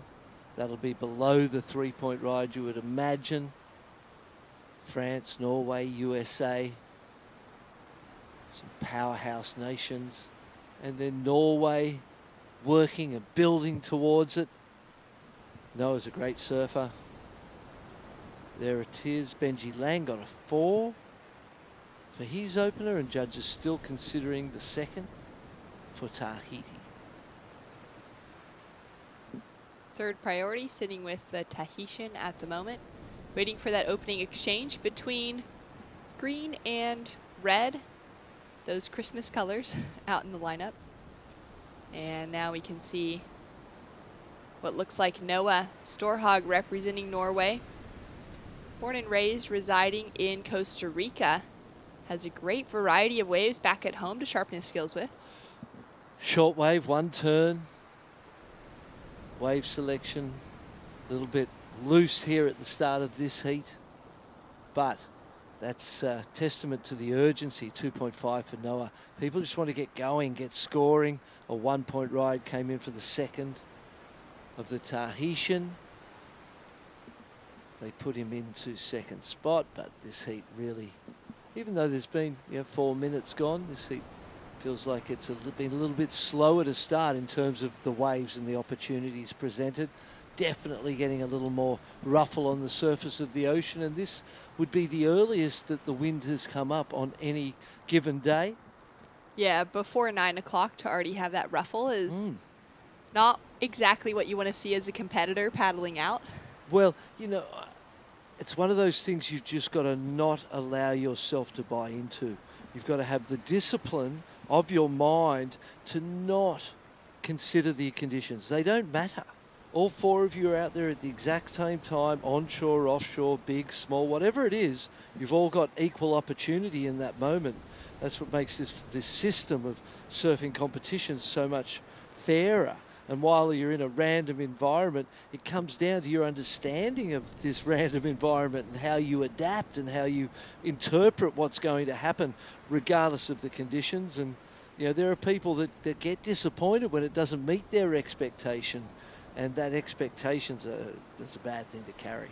Especially considering that in that 20 minutes or that 30-minute heat, whatever it is, everyone's in that same exact situation. Totally. Be a little more bummed if you were driving and had the slightest bit of a sleep in, maybe only woke up at 7 instead of at 6 or at 5, came down to the beach for a surf around 9 after having breakfast and a coffee, and there's ruffle on the ocean. You're like, oh man, missed it. Sounds like me, actually. Anoha now up and riding for France. He was really patient for the opening exchange. This will be his first wave ridden, and With the quality of surfing, could be walking away with that highest opening score, a smaller wave, but a good critical line throughout it. Yeah, definitely worth the wait. That will be the best score of the opening exchange. And you don't mind taking your time if you win it. You know what I mean? Nothing worse than taking your time and not winning it. But he looked confident, powerful, driving square off the bottom, dropping right down and really putting beautiful arc into all the surfing that he was doing. So there it is, a 5-point ride. Almost felt like it was a little more in my emotional reaction to it. Nice quick score from the panel. Sets Anoha up in that leading position. As we've got a paddle now from Benji out into that open face. Big carve to start off with. Sets it up for a second turn, just kind of horizontal on that wave as he catches a rail, goes in to put on a nice finishing maneuver and get a little more power out of it. Yes, that unfortunate catch of the rail, but then that last turn was a really nice way to finish. And I love how he was able to just hold the rail through those flat sections and drive those cutbacks all the way to the whitewater. That'll back up with the 4 and give him 2 solid waves to start to improve upon. 12 minutes, 45 seconds on the clock. And that last heat saw a bit of a buzzer beater finish for our surfer out of Mexico. Nesher Monjeres, he's on the beach with Rachel Tilley. That's right, it was a buzzer beater finish, which are sometimes the most stressful ways to win, but then the most satisfying ways to win once it comes through. Talk to me about how you feel about that heat finish. I'm feeling good. That was a very difficult hit. I don't know. I was finding like the good waves, like the few minutes, and I don't know. I breathe in the water, and I don't know. The one wave come, I take it. I get the 6th first, and I was needing like 4 or 5 in the end to get first. So I don't know. I wait. I take my time, and I got it in the only like 2 seconds. Yeah, that was amazing. And I was looking at your heat total, or sorry, your wave count, 9 waves ridden, maybe some of the more busy heats that we have seen of this event. Was that your strategy to go in, or was that because of nerves that you were trying to just stand up and find what you could? I think I was catching a lot of waves, and I think that was kind of a mistake for me because I get kind of nervous in the first time. I was like in 4, but I do my breathe exercise and I pass. Yeah, well, it worked for you out there. Now you have to go prepare for another heat this afternoon because you have advanced through. Is there anything before that you want to say back to your family and friends in Mexico? I want to say hi to my mom, to my brother, to my friends in Mexico. Everyone is watching this ISA. And yeah, all my friends, Mateo, Nico, Lucas, Tiago, Teo, everyone is supporting. And yeah, thank you guys. Love you. Thank you so much. Back to you guys. Thanks so much. As we take a look at Benji Lang, I was just going to say a great section to finish with. That board, I would say, guaranteed came back and hit him in the face. Hope that he's okay. That was a hectic kind of slip off the wax. Usually you see that as a bit of a kind of fail shot that someone posts on their Instagram once, you know, they know that they're okay and it's the end of the day and there's some footage coming out from their surf. That was a painful moment. Let's take another look at the wave, though, from the top. Big, tall kid. Drives the snap back in. Got a 4 on his last. 4.37. Boom! Wow, I hope... Normally, you know, in a reactive moment, the arms come up and protect the face. Benji's paddling. There he is. So looks like he's okay. That was a dangerous situation, and you know, surfing ain't for the faint-hearted. The ocean comes with all of the challenges that it has to your confidence, and then the wipeouts can be disastrous. That was hectic. They really can. Harrison Roach, WSL Longboard World Champion, one of the greatest all-around surfers, I think, on the planet, posted a video on Instagram yesterday of him taking a pretty kind of weird fall, and an image of his board afterward. His head, his knees, his whole body kind of like compressed down on top of the board. It flipped underneath him. And he is going to either have some serious ding repair or just almost scrapping it, because the bottom of that board is full of holes from his body. It was wild. So you just never know in these moments. You know, he was just going up for this little kind of high line on a wave, and the board suddenly flipped from underneath him, and he landed on top of it. Right. Dangerous. Also with his head connecting to it. So hopefully Benji's equipment and his body is feeling okay. It looked like he went as quick as he could to get those arms up, but that board came so fast that the reaction time was a little bit slow. He is sitting up in second, though. He got a 4-2-3 for that opening maneuver. Had he finished that second turn, he could have been sitting on, you know, that 5-6 point ride up in that leading position. Benji Lang now for USA, sitting on a couple of 4s to kick off his campaign. As we're down to 8 minutes remaining on the clock, this heat has felt sort of significantly slower than what we have seen from our opening rounds this morning. Ocean may be quieting down as well. We're approaching that dead low, which is going to be at 10:15 a.m. That's about 30 minutes from now. Okay, well that could explain it. You know, around the top of the tide, you do have those slack moments where things slow down a little bit. One of the things you need to be aware of as a competitor, the tides, the impact of that tide, what you're anticipating it to do to the conditions. Looks like Tahiti and America getting a ride here, as well as Noah way down the line. So Benji on that inside left, getting a finish on his wave. He was sitting with higher priority in that situation, but for Noah down the line with 4th priority, he was on almost a separate peak on the same wave.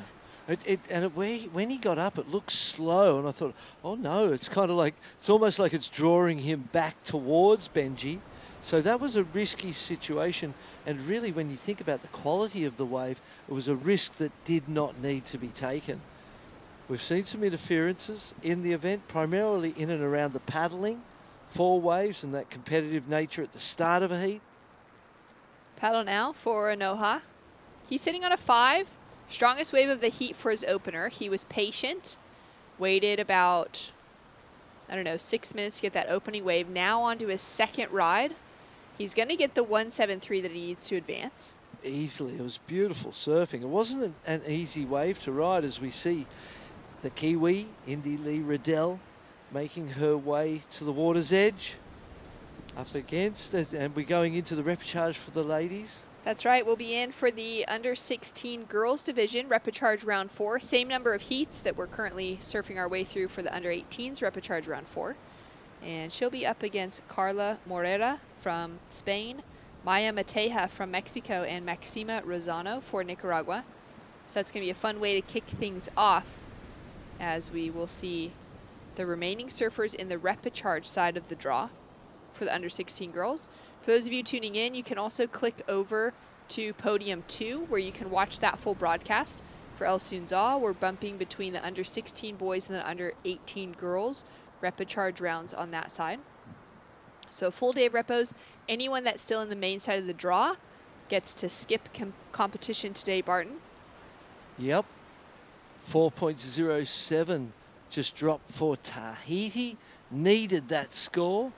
Judges throw 3.9 for the last of Enoa Pierres. I personally feel like it was better than that. Powerful, strong, fast surfing, quick. He's been super patient. And even the first wave, I felt a little bit like that. Perhaps the wave face not so clean, ribbed, and the connection of the turns not being as fluid as the judges would like to see. 5.83 for the last of Benji Lang. The best wave of the heat so far, takes him up into the lead. And this is a super tight heat. Look at the scores. Really close, really competitive. 4 minutes 30 to go. Little line coming through now. Surfer in blue has first priority. He needs to use this priority well. Replace that 3 with something, ideally 6 and above, but, conditions on the, as the tide moves in, heading towards the full high tide, shortening up, getting a little straighter. Still lefts and rights on available. Yeah, about 30 minutes of that tide drawing out to being at full low. And then we'll see that continue to push throughout our day of competition. We'll be finishing out heats a little earlier today than we have the last, what, 6 days of competition? Because we're into day 7 now. 9 days in total. And the largest, one of the largest, if not the largest surfing event, maybe in the history of surf competitions. Of course, in some other years of the ISA, in the early years, we would see, you know, open, shortboard, juniors, longboard in the conversation all for the same event. So those would also have had a lot of surfers in, but maybe not quite as many nations represented in those early days. As we see the Tahitian now, he only needs a 4.84. Really sharp surfing, digging through the rail, 2-turn combination. At this stage, it's going to have to be one of the higher waves of the heat to take the advancing position, BL. No, it doesn't do it. You need re-entries, not cutbacks. You need to hit the lip of the wave on any wave you catch. This is a consistent thing. The cutbacks, while they feel great to lay the rail and sear back into the pocket, they don't quite score the points. 2.33, so message well received. And you and the judges on exactly the same page with that one. Re-entries, breaking through that lip line, going vertical, setting yourself with more critical surfing. Oh, dynamic opening turn from Benji. A little bit of flair to it as well. And now just cutting himself back into the pocket. Snap to finish, though, on the in section. That's going to be a nice combo. He's looking to improve on a 4.37 for the surfer out of Florida, St. Augustine. We saw the 5.83 on the wide shot because Noah Storhook took off on the same wave, so we kind of watched both of them on the wide shot on that same wave. Halmani from Tahiti went the right, and I think that's most probably will improve. The first turn, as you said, was just a trick with the slide of the tail, but at least it was something different that we got to see. And then the last turn was fast and powerful out of the closeout section. Another close heat. Great surfing from all of these guys. Patience from the Frenchman. Only ridden 2 waves in the whole heat, but there've been 2 that he can count on. They've been waves that, you know, opening up with that 5-point ride has allowed him to have that patience, I think, for the rest of it. Good point. A 2 second place priority on the board for him. He would be needing a 6.43 to take the lead. Only needing to improve on a 3.9 for his backup score. And he's having a paddle now down on the right as we check in with him. Goes in for a big hack for that opening maneuver. Carves it back for the second. Looking down the line, driving into that closeout maneuver. That's going to help his situation. Yeah, I think it was a reaction to the scores he was getting on the lefts to go and try the right. Here's Noah Storhook. Smaller, tapered wave. Couple little cutbacks just to get himself moving. A little rail to rail to gain some speed. Nice fluid surfing from the Norwegian out of Costa Rica. Not sure if he did something more explosive on the outside section, potentially. He did like it. He kind of had that little celebration to himself. But it was, it was a little bit slow towards the end of the ride. And for the Frenchman, Noah, I feel like he thought he scored better on his 2 lefts. When he heard those scores, he was like, you know what, I better try something different. I'm going to go to right. So smart strategy, and his best wave of the heat, I reckon, is going to drop for that. So as the timer finishes out, we will not see blue or white with any more opportunities. So blue will be eliminated. The twins, the Huamani brothers, going down here in repecharge round 4 for Tahiti. Question mark being on Noah Storhog, because we know he has another score to drop.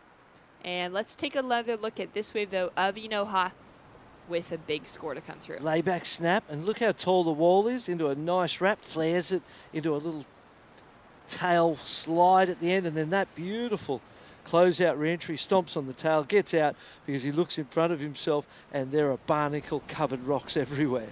Everywhere. Let's take a look at this wave. It's only come through as a 3.67. Yeah, the wave just didn't have enough lip, and the first turn was a wrap, and then great work, like beautiful light surfing. Look at the speed he builds here through pumping and driving the board into a nice last little whip out of the top. He liked it, gave himself a little clap. We liked it too, but it wasn't enough. Not enough, especially now that the requirement would be into the 7s on 3rd and 4th, as Anoha Lapierres from France drops a 6.67 for his final wave, takes away the leading position, pushes Benji Lang from St. Augustine, Florida for Team USA down into 2nd, and it will be France and USA taking those advancing positions. Yeah, look at this rock dance here. It's a difficult one. If you can't see where you're about to step, you're better off not stepping, because who knows what you're going to step onto. There's the layback as we finish that heat. Solid surfing from Anoha takes him through with a victory. We're going to go to a quick break. When we return, under 16 girls Repechage round 4 in the lineup.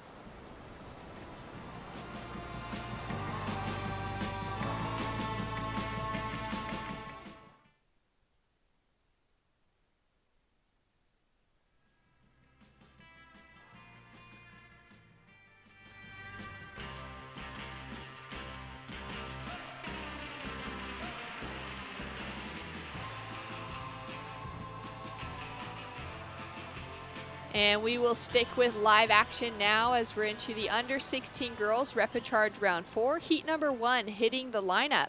We've got 8 heats in total in this round, Barton, with a lot of big name surfers that have found themselves in the Repechage rounds. They'll be looking to try and fly their flag high and get the advancing positions.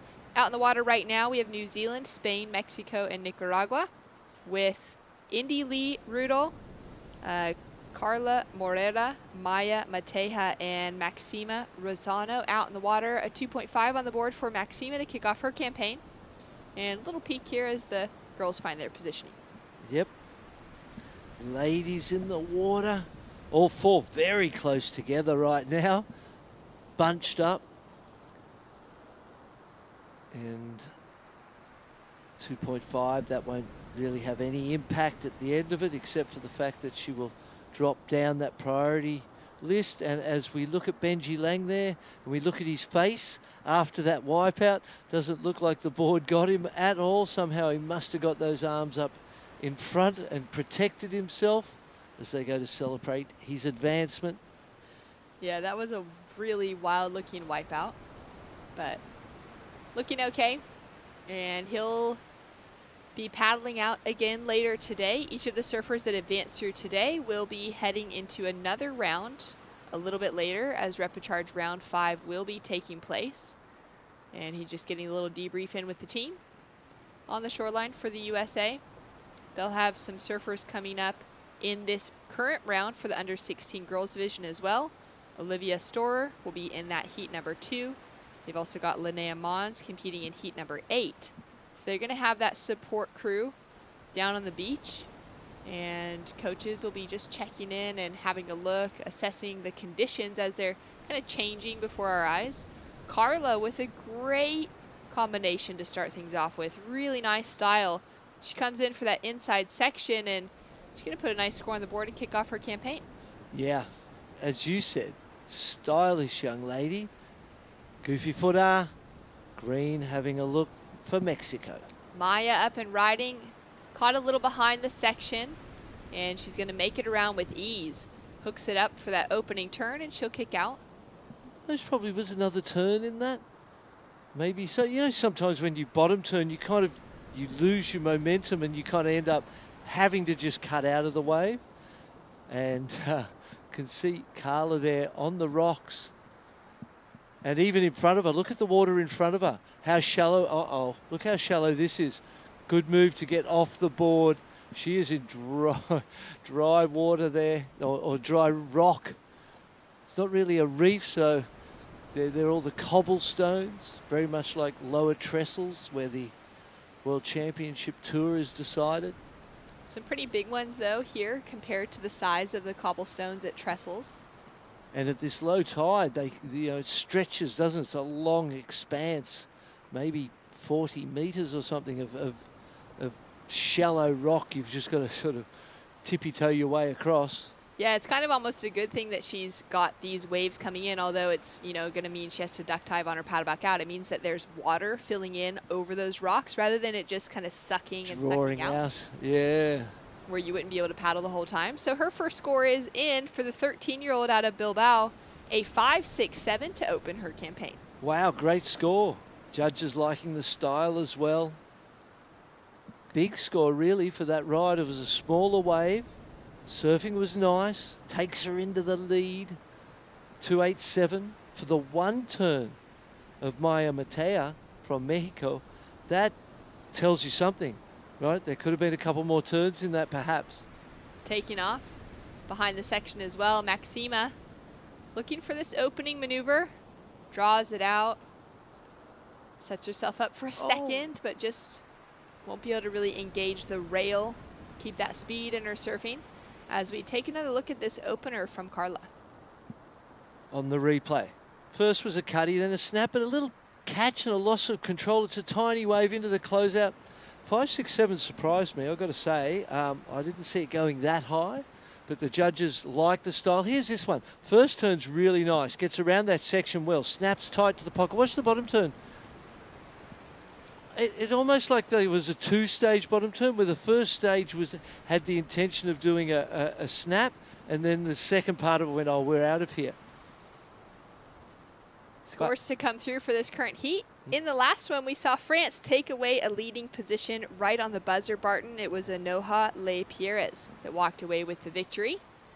And he is on the beach with Rachel Tilley, ready for a post-heat interview. Thanks so much, guys. Yeah, France continuing to be dominant, heat on heat. Congratulations. Tell me how you feel about that heat win. Yeah, thank you. Yeah, I feel good. Wave is hard with the wind and all the low tide, but yeah, I feel good to make this one and focus into the next one. Yeah, well, you have a heat coming up later this afternoon. How will you re-prepare now? Go home, just chill, eat a little bit of food, and just come back and do the same thing. Well, I know you've spent some time in San Clemente, which is also well known, especially lowers, for all its cobblestones and its rocks. Do you think all that experience in San Clemente has given you a good advantage walking over these rocks in low tide?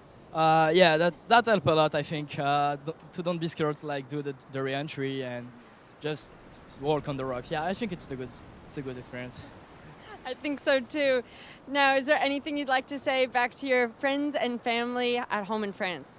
Papa, maman, je suis là. Et dédicace à la première baie, dédicace à Slow, hein, on est là. Yeah, it's good, thank you. Perfect, thank you so much, and back to you guys. Thanks so much. Well done. Great surfing on that finishing opportunity. And scoring himself the biggest wave of the heat. Yeah, he surfed well. I thought his first couple of rides were, scored a little lower than I thought they were going to be.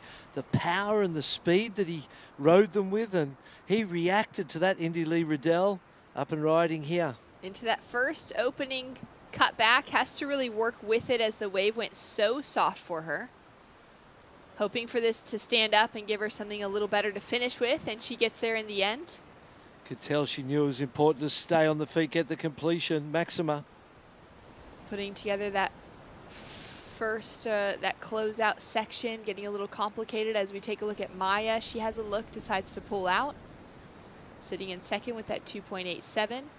And now Carla farther down the line. Looked like she was a little bit deep, squares it off the bottom perfectly into tur combination on the inside. Beautiful first turn. Wow, it was flaring, and I was like, oh, here, that 5.67 could be eclipsed. It kind of shortened up as we see the US women's coach, Courtney Conlog, with her charge. What a great coach to have. So experienced, so passionate, creative. I'm sure she was going to give those ladies great advice and direction and assistance. Yeah, really incredible to have a surfer on the team, especially just kind of coming out of her competitive years, still really fresh in the amount of time that she's spent in the jersey, especially getting that most recent win within her career in Tahiti just a couple seasons ago. You know, still feeling a little bit fresh for her as well. A great opportunity to be a coach that still has a little bit of skin in the game herself as she's now helping that next generation. Yeah, it's great to see the you could easily just walk away. She's got so many other things that she loves to do. She's a great artist. She loves the outdoors, rock climbing, snowboarding, being out in the wilderness. But choosing, to put back into the future of American surfing, help the young ladies. Little wall standing up here. Surfer in green has first priority for Maya. She's caught behind the section, staying a little bit lower now as she makes it around and looking for that first big hook. Finds the opening turn, connects it for the second one. Wow. Finds that third maneuver as well. From takeoff, I was thinking, to close out, it's maybe not going to open up for that opportunity. What a bummer. She just made the most out of that opportunity. Really beautiful combination of turns. Thinking back to the 5-6-7 of Carla from Spain's first ride, it's got to be better than that, I would think. And Carla's wave, the second wave, drops a 6 because that first turn was fantastic and surpassed everything that happened on the first. Judges really had no choice but to go higher on that one, even though the second turn was almost incomplete and not really capitalised on. So some big scores for Spain here early in this heat. I feel like the Mexican is going to get the best score of the heat so far, perhaps, on this next one that the judges are considering. 3 turns on the outside, critical last one. The wall stayed tall the whole way along. Felt like a good one. There it is, 617, just the best wave of the heat. Just the best wave. Solid performance from Maya. And more of that power surfing coming through from her. 15 years old. Be competing in her final year here for the under-16s division out of Puerto Escondido. Talking about Courtney being a great artist and kind of exploring some other things beyond just surfing, but tapping into that creative nature. We got a lot of surfers in the draw this week like that of Maya that also love art, that are, spending their time. They've got a sketchbook for Maya. She loves drawing. I'm sure she's got a sketchbook thrown in that backpack. And when she's got some downtime, maybe even, some surfers might like to bring a book down to the beach like Rachel Tilley does all the time. They might have, music that they're listening to. Some of those surfers that just want to kind of keep their hands busy, get themselves into something else, keep that mind, that concentration going. As we take a look at Indy Lee. On her forehand, she's chasing a 618 now to put herself into an advancing position. Kind of push that tail around on the finish, where I think had she just nursed it a little bit straighter, she would have had that ride out. Yeah, 100% Shannon. And you saw it on the first turn too. It's an impact of the situation she finds herself and the score she got in the first wave, recognising that, hey, there's first priority lost for Carla Moreira. Unfortunate. But for New Zealand, Indy Lee, even in the first turn, you saw her push it harder because she was in the 4th place. She knew that she needed to do more. A 277 drop, so with the completion, it's a 4-point ride or even better. So yeah, it's a costly mistake there at the end of that one. It would have had her right there in that conversation, chipped away at the big requirement, had her sitting with something much more kind of within grasp at this stage. Exactly. So 7 minutes remaining on the clock. Spain in a controlling position. She's caught 3 waves, her top 2 coming from her opening 2 rides. Maya getting that momentum on her second wave, sitting with a 6.17 on the board for Mexico. Only needs the 5.5 to take the lead. Indy Lee on the inside section had that fall, unfortunately, on her last turn. She'll be putting herself back in the lineup with really maybe just time for that big requirement to be chipped away at. And Maxima Rosano, the youngest of the Rosano sisters, 3 sisters have all been coming and competing for Nicaragua across the World Juniors and the World Surfing Games for a very long time, in the draw since they were about 8 years old, as they were just old enough to be catching waves and kind of riding the open face. Their dad had them right there in the jersey. So they're really the most experienced, I think, sibling duo at the ISA level of competition across likely the world and across the juniors and the World Surfing Games. That consistency really paying off for Maxima's older sister, Candelaria, getting herself an Olympic spot for Paris 2024. And I'm sure that that's given Maxima, a lot a lot of excitement for her sister, but also a lot of that encouragement for herself to go, all right, here's the opportunities ahead of us as you know, the Rossano family. And all through the region, really, you know, inspired by the opportunity to be in the Olympic Games. I mean, quite honestly, that wave, there would be some people that wouldn't want to qualify for the Olympic Games because of the venue. It's, you know, it's a terrifying wave, and it's going to put surfing in a completely different light for the world when they get to watch a sporting event in such a dramatic environment. Maxima now up and riding. Big open carve to start things off with. Kind of 2 stages to it as she draws that rail through the inside here. Sets herself up for a nice punch to finish and gained some great momentum as she came down the line. Exactly the type of wave she needed at this point in time. 4:50 on the clock. Heat leader. Smooth through the opening turn, but won't be able to hold on to it. Over the handlebars there, got the weight a little too far forward. Born in mainland Spain, but a few years ago, the family moved to Lanzarote, and she's had the opportunity to surf some heavy waves there. The Canary Islands, a lot of shallow reef breaks, Hawaii-style power, and incredible surfers coming out of that area. Makes sense to go there as a training ground, that's for sure. She's only 13 years old for our heat leader, Carla, but this year in the Rip Curl Grom Search, she was the under-16s champion. Those are great events when it comes to that, you know, global growth of surfers and starting out at that regional level. Maya up and riding from Mexico with a great-looking section in front of her, but doesn't hold it together on the finish. Was very close to getting that ride out as we take a look at this last wave for Max. Definitely the best ride of her heat. Snaps there. Beautiful wall on this one, just keeps delivering. Another beautiful snap into the closeout turn, completes it. And that was a really nice ride. You watch here, Carla gets stuck in the lip. The whitewater kind of caught her unawares. Bucked her forward and off the board.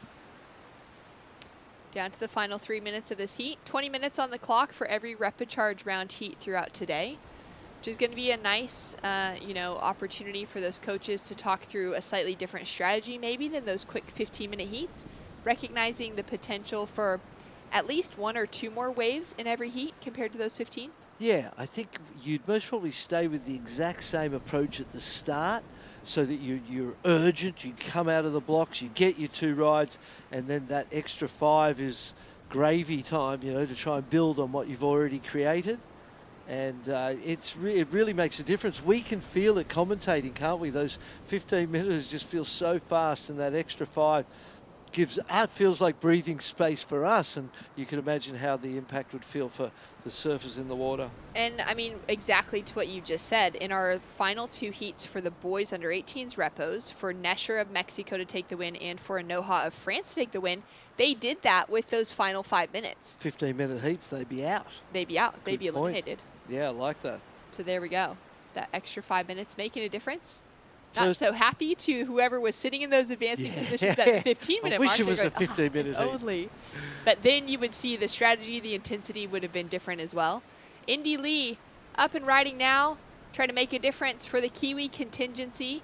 They've done great as an entire group here to make it through into some really important rounds of competition. And Indy putting together some great backhand surfing. 1 minute 40 on the clock. She's got time for another one. And that was her best ride, you would think. A little stuck in the whitewater a couple of times. Comes from the North Island up by Ahipara, which has got some crazy left shipwrecks, I think it's called. One really left, I think there's a combination of left points, so her backhand's strong. Carla taking off a little bit deep on that wave, and it's going to close down in front either way, so it's nice that she's actually going to be closer to backline. New Zealand's got a great variety of surf. Yeah. Some of those waves with a whole lot of consequence to them, and then some areas like that at the Mount where the waves are just so playful all year round. What have we got? Mount Maunganui, Taranaki, that area is fantastic too. 45 seconds on the clock, 3.13 drops for the Kiwi. Still not enough, has her in 4th place. She's got a big ask in front of her with 37 seconds on the clock. We'll see if Maxima is able to get herself one more opportunity. She's sitting the deepest. She's in position as this little wave is coming through. It's going to be really frothy if she gets into it. Not quite there.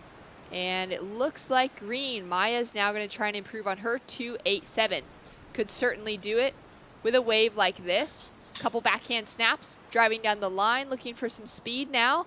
And an important moment for her to get that completion as well on top of the rocks.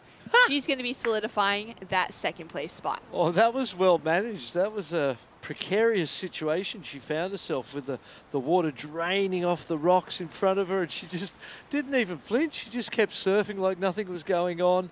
The one before it could have improved for her as well, the big forehand re-entry if it had been deemed complete. 1, 2, 3. It wasn't complete. Scores in for that one. 4.43 sets Maya in that 2nd place position. She'll be taking the advancement alongside of Carla from Spain.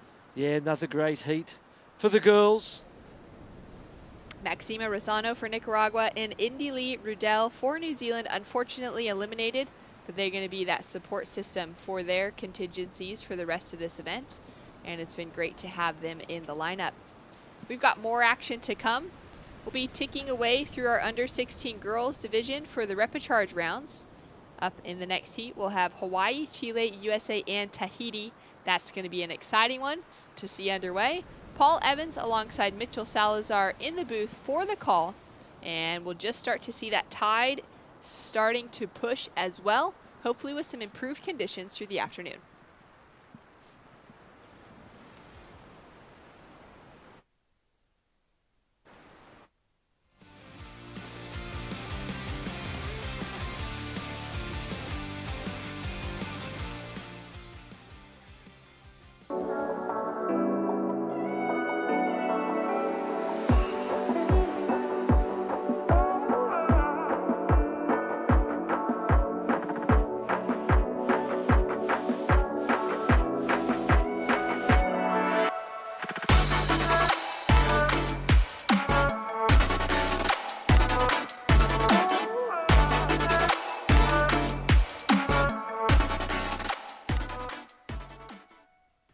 There's a right time for everything. A right time to learn. A right time to try. A right time to fall. There's a right time to find your wave. And there's a right place to enjoy your passion like nowhere else.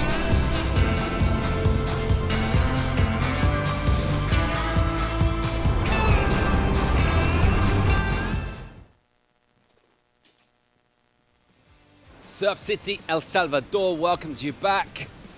It's girls under 16 repechage. We just wrapped up the 1st heat of that round.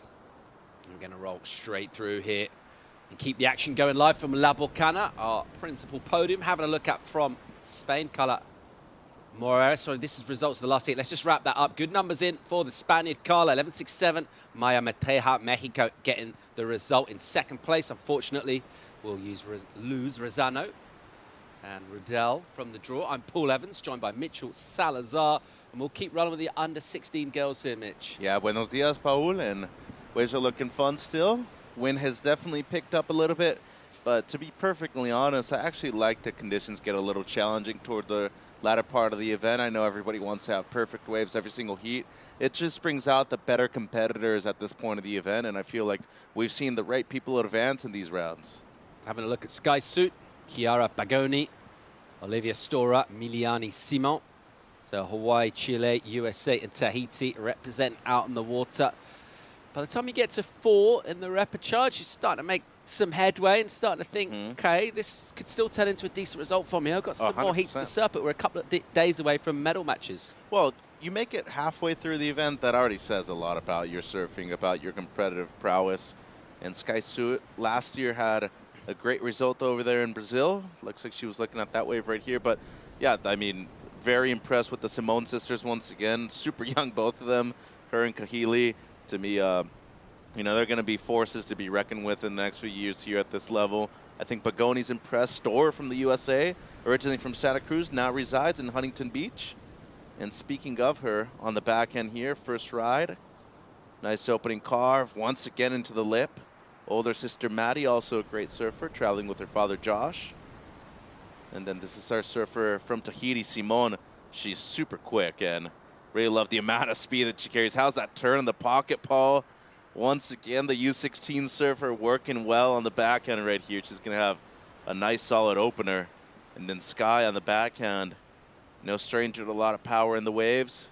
Coming from Oahu's no shore. Couple carves, and that'll be it for her. And then Bagoni right here on the right.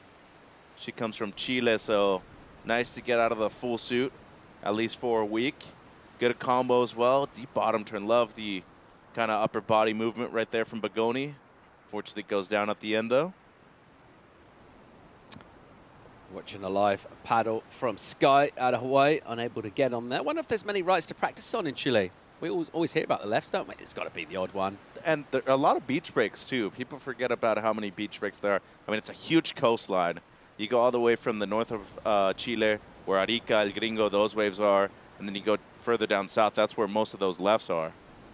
All right, goes a surfer out of Hawaii in red. Nice first hit from her.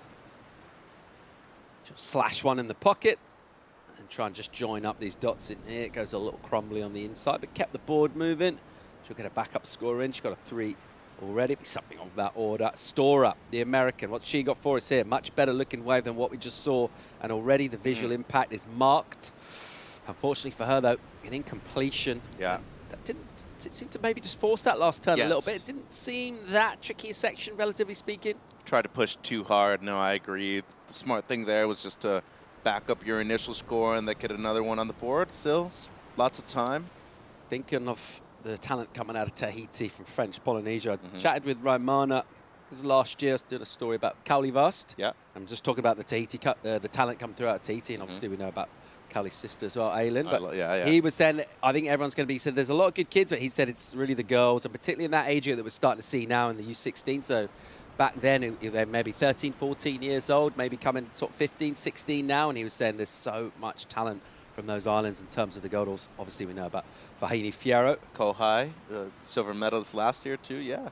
No, I remember surfing against a lot of guys, Enrique Aritu, Arihoya Tefafana, Matea Hikili, all those guys really demonstrated that they have more than capable surfers to make it into the gold medal matches. Let's go down and hear from Rachel Tilley, who's standing by to interview the winner of the last heat. Thanks, guys. I'm here with 13-year-old Carla. Congratulations on your heat win. Now, you may be young. You've had a lot of successful competitive experience back home, but this is your first ISA. How has this experience been for you so far? It's amazing. It's my first time here and really enjoying it with all my friends and hoping to keep advancing all my heats. Well, watching you out there, it looked like maybe from the broadcast and for us on the beach, you were wearing a wetsuit. And we were thinking, how is she wearing a wetsuit out there? But you're just wearing a surf suit. You looked cool and comfortable. How will you prepare for your next heat moving forward? Just like trying to do my best surf and just looking like just doing my best surf. Well, that's what you're doing so far. That was a great heat that you had. Is there anything you'd like to say back to your family at home? Hola a los que me estáis viendo desde casa, muchas gracias por mirar y un saludo a Connor que le acaban de operar. Espero que te mejores y gracias a todos. Gracias. Back to you guys. What? Rachel practicing the Espanol down there? Right on, Rachel. Great result for her to make it through. You can see how much it means to her, couldn't you? She's just absolutely delighted.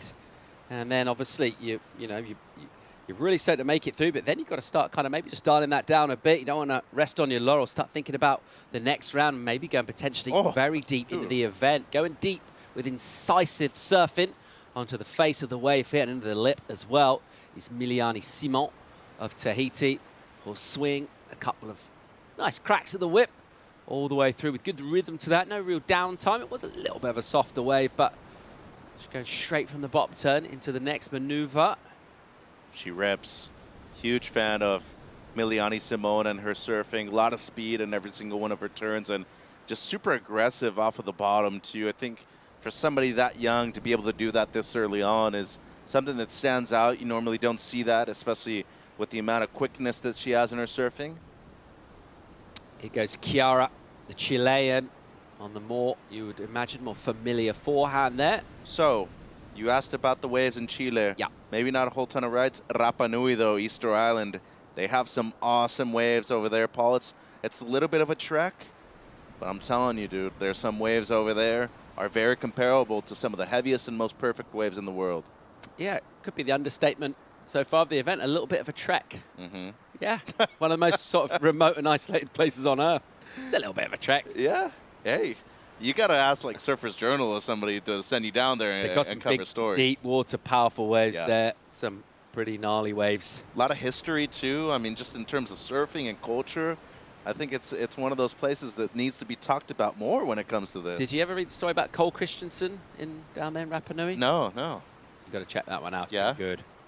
Is it an article that you wrote? Or No, I wouldn't, mate. I wouldn't pick myself up. Here we go, live action Stora, as she does the first turn without putting loads into it, but keeps the board alive, crucially, and then a section on the inside provides a little opportunity to redirect with some spray, and there's a finish which will feel good to just tag that end section. Watch out. Does come from Santa Cruz. You have a lot of reefs over there. Now residing in Huntington Beach. Family relocated. The other surf city. Well, that would be Surf City, USA, yeah. Mm-hmm. Well, actually, there's a debate as we watch Simone right here. Here we go, live action. Our surf out of Tahiti already got the high score in the form of the 6-1, the 4.73 as a backup. Don't see him necessarily threatening that. So Santa Cruz and HB were sort of squabbling over Surf City, USA, were they? Who won? Well, Santa Cruz is smaller as a population and in terms of territory, but one says it's the real Surf City, and the other one is Surf City, USA, which is HB.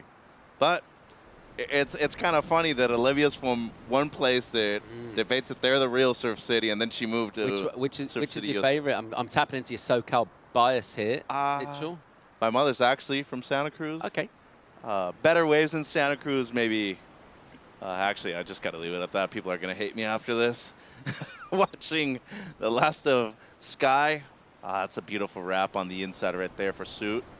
Should be one of her top 2 scores. Seems like the Chilean right there looking at a wave 2. Got to give a shout out to Kevin Dean and everybody at DSC Performance over there in San Clemente. They've been watching all event long too. All right, good turn there from Sky.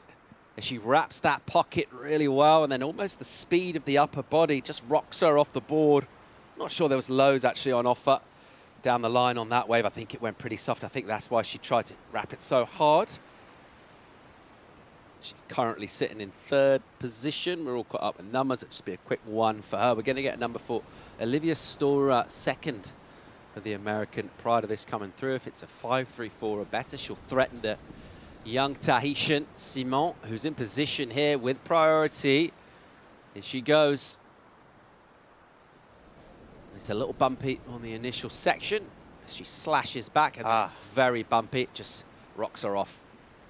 Yeah, and has a good heat total right now. 4.73 as her backup, just under 8 minutes. Olivia right here, kind of in, the hot seat, just dropped to 4.4, so it does improve. And Sky right now, needing close to a 5. So Bagoni also needing something within that range. Got to be very careful with the way you select your waves here in these last few minutes, Paul. Priority is going to be of extreme use here towards the end of this heat. All right, Chile with priority, which paddle will probably be used right there, you would think. She did paddle for that wave, and she'll drop down to 3rd. That's because Simone's not in the lineup. That's why she's not going to 4th. She'll go again here. So that just tells us maybe she's just a little bit still trying to figure out exactly the kind of wave she's looking for, Chiara. She's a little way back. She only got 1 score locked in, though. And it's only a 5.31 she needs to go from 4th to 2nd. Of course, we'll keep 2 surfers alive in rapid charge, and 2 will bow out of competition. All right, here goes Chiara Bagoni from Chile. Doesn't quite get there on that turn, and after a couple of sort of misfired paddles, we're reading into the energy a bit. She's just a touch out sorts here. And now you're getting into your head. You're overthinking things. You're paddling for a wave that isn't necessarily going to be the score either. So a misfire right there. You still have a lot of time, though, and this is where experience plays big time for those people who have been in these positions before. Maybe not necessarily at this event, Paul, but in big amateur events back home. Here's Sky. Here we go. The Hawaiian up and riding on a nice looking left. Good first turn. Nice snap with plenty of venom in it. There's another good hit. She douses Bagoni, paddling out, and she'll go into the lip here. And looked like she had most of that turn done, but yeah, seems to just lose the fins maybe. Goes down. Could potentially still be getting the score. Needs a 4.78. The first two maneuvers weren't bad. I feel like completes the last one, there's no doubt in the judges' minds, but right here. Tough for the judges, isn't it? When it's like this and the waves a touch underpowered, the surfing is, there's some reasonable stuff going down, but there's no one really clearly putting that point of difference. It's hard to differentiate this. They've got their work cut out here, our panel. And as of right now, the largest point of difference is the amount of speed that we've seen in Simone's maneuvers, in her waves. Everything else, as you said, is relatively similar. Bagoni here, trying to pick things up. She'll for sure improve her overall standing. She's got a real small number as a backup and a couple of redirects, but that crucial speed is a little bit lacking. And just trying to push, just force the issue on something of an inside wave. Let's see where that puts her. I don't see anything like the 5 she needs with that. Yeah, it's not what she's needing for sure. There's been 2 waves back-to-back that, you know, have not been necessary on her behalf to catch those ones. That one way too small of a wave and pretty far inside. 5 minutes to go. Olivia right here with first priority.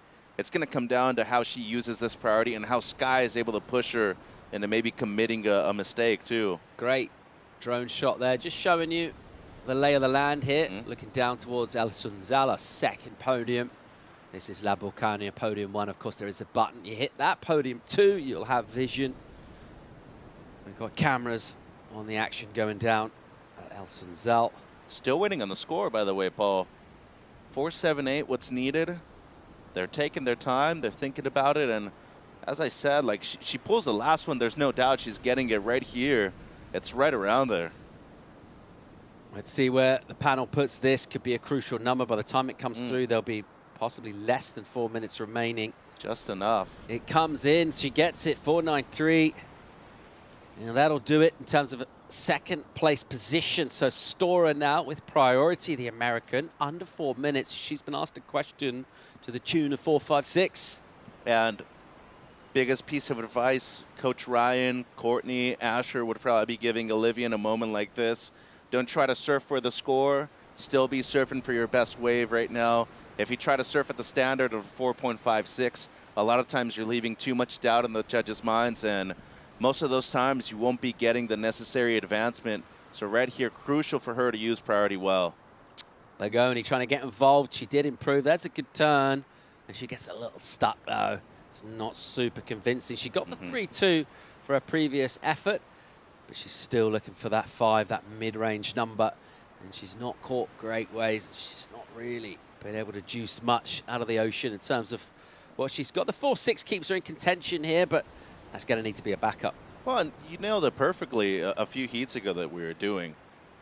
Everybody now is a good surfer. Everybody can win. Everybody can make a heat. But it's going to come down who's on the best waves in those 20 minutes that's going to either be advancing or staying within this round. A couple of factors right now as well. Just a little bit of wind blowing from the left of your shot.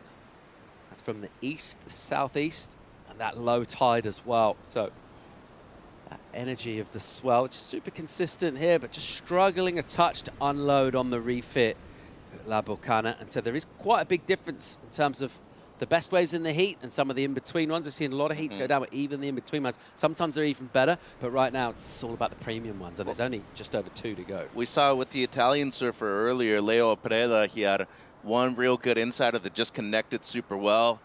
Out of 20 waves, though, how many of those are there within a lineup, especially within a 20-minute heat? So I wouldn't be waiting myself for one of those waves. I'd rather go out there and try to search for something that'll give me a pair of 5s, because as of right now, first, second into the double digits, but look at that, 10.83, the highest heat total.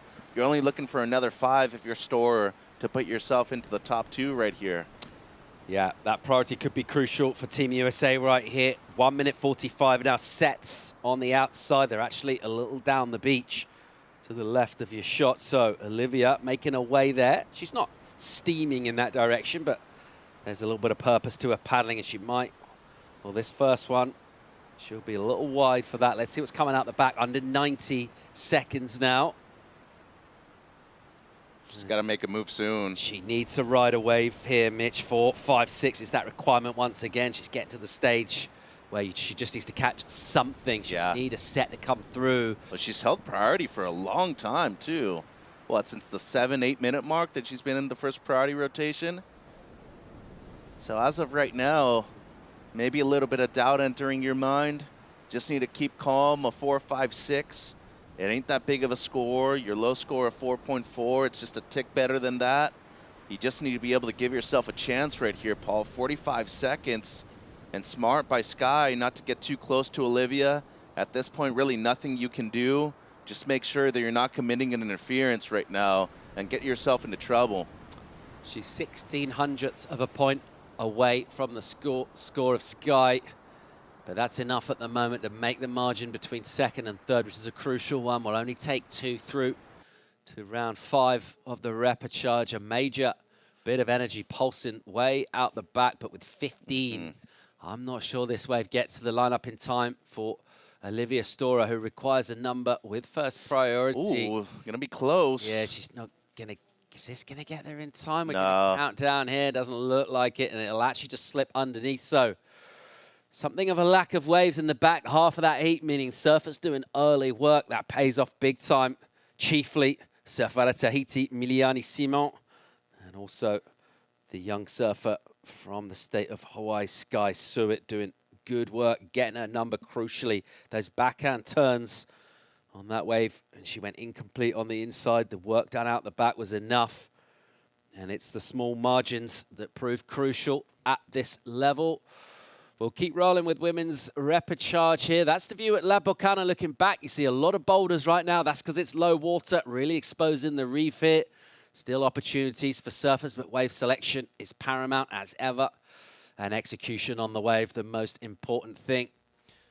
We'll keep it going. A quick commercial break. When we come back, we'll bring you heat number 3, Portugal, Peru, Israel, Australia, right after this.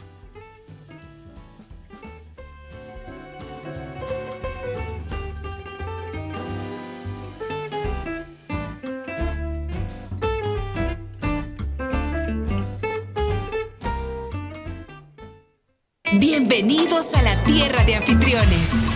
Aquí somos los campeones del mundo en hacerte sentir especial. Te compartimos olas, volcanes, pueblos históricos y te aseguramos una experiencia de 5,000 estrellas. Porque esta tierra tiene más anfitriones por kilómetro cuadrado que cualquier otro país del mundo. El Salvador, tierra de anfitriones.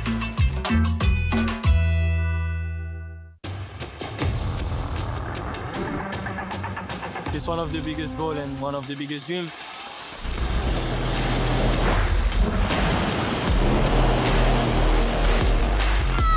It's been like an emotional roller coaster. I ask myself, what just happened? Is this real? Every athlete's dream is to, reach that gold medal. I'm on a mission, I think that everything is possible. It's not over till it's over.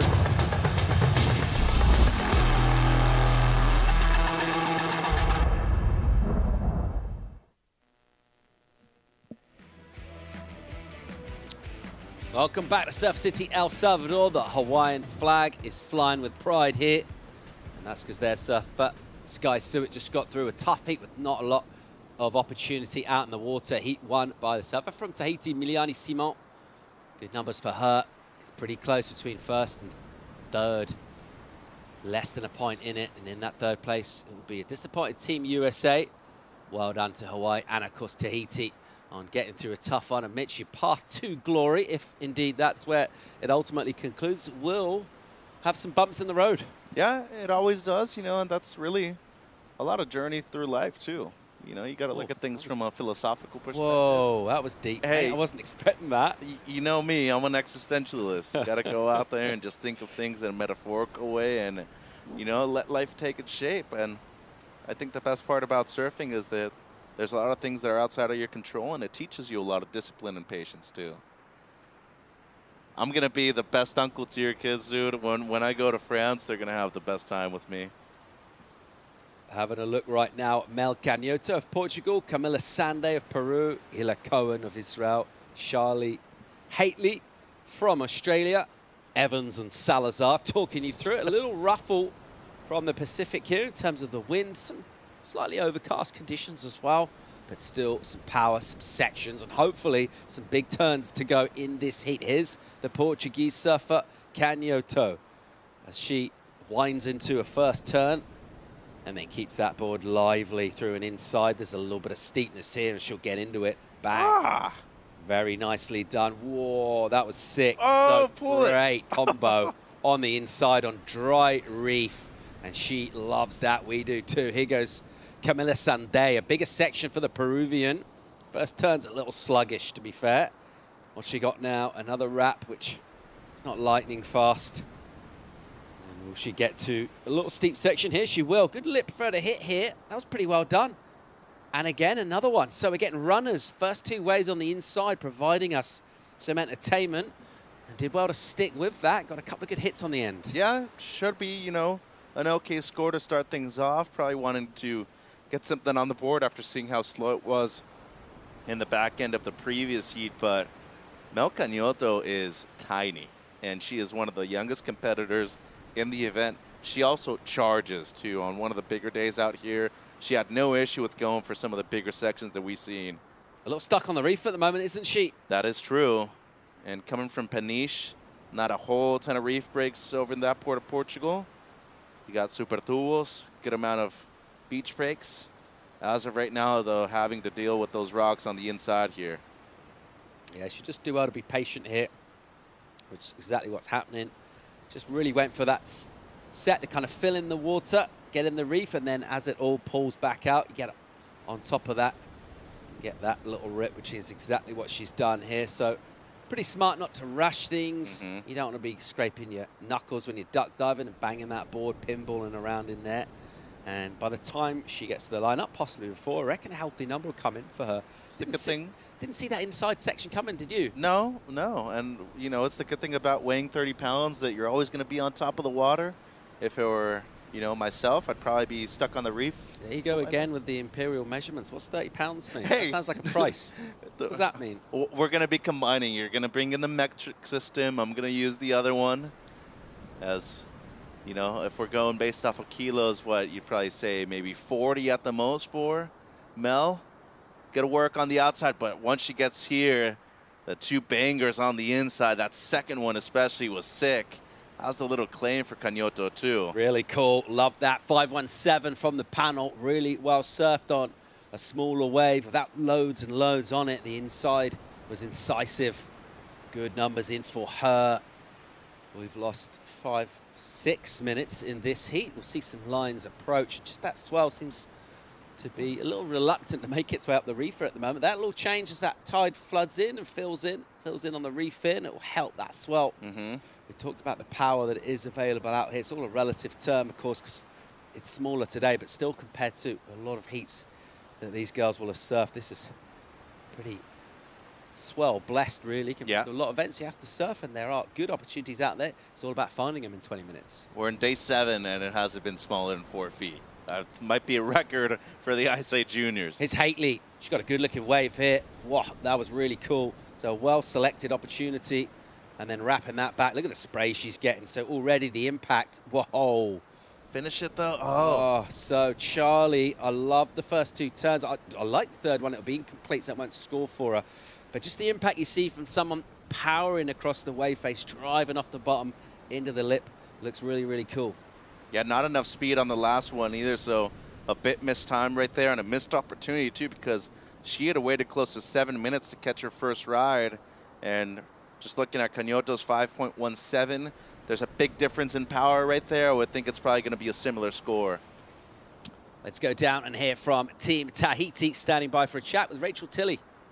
Thanks so much, guys. Milani, Simon, congratulations on your heat win. Only 12 years old, you guys, and her jersey looks like a dress on her. It's amazing. How do you find that confidence at such a young age to go out and have a dominant performance?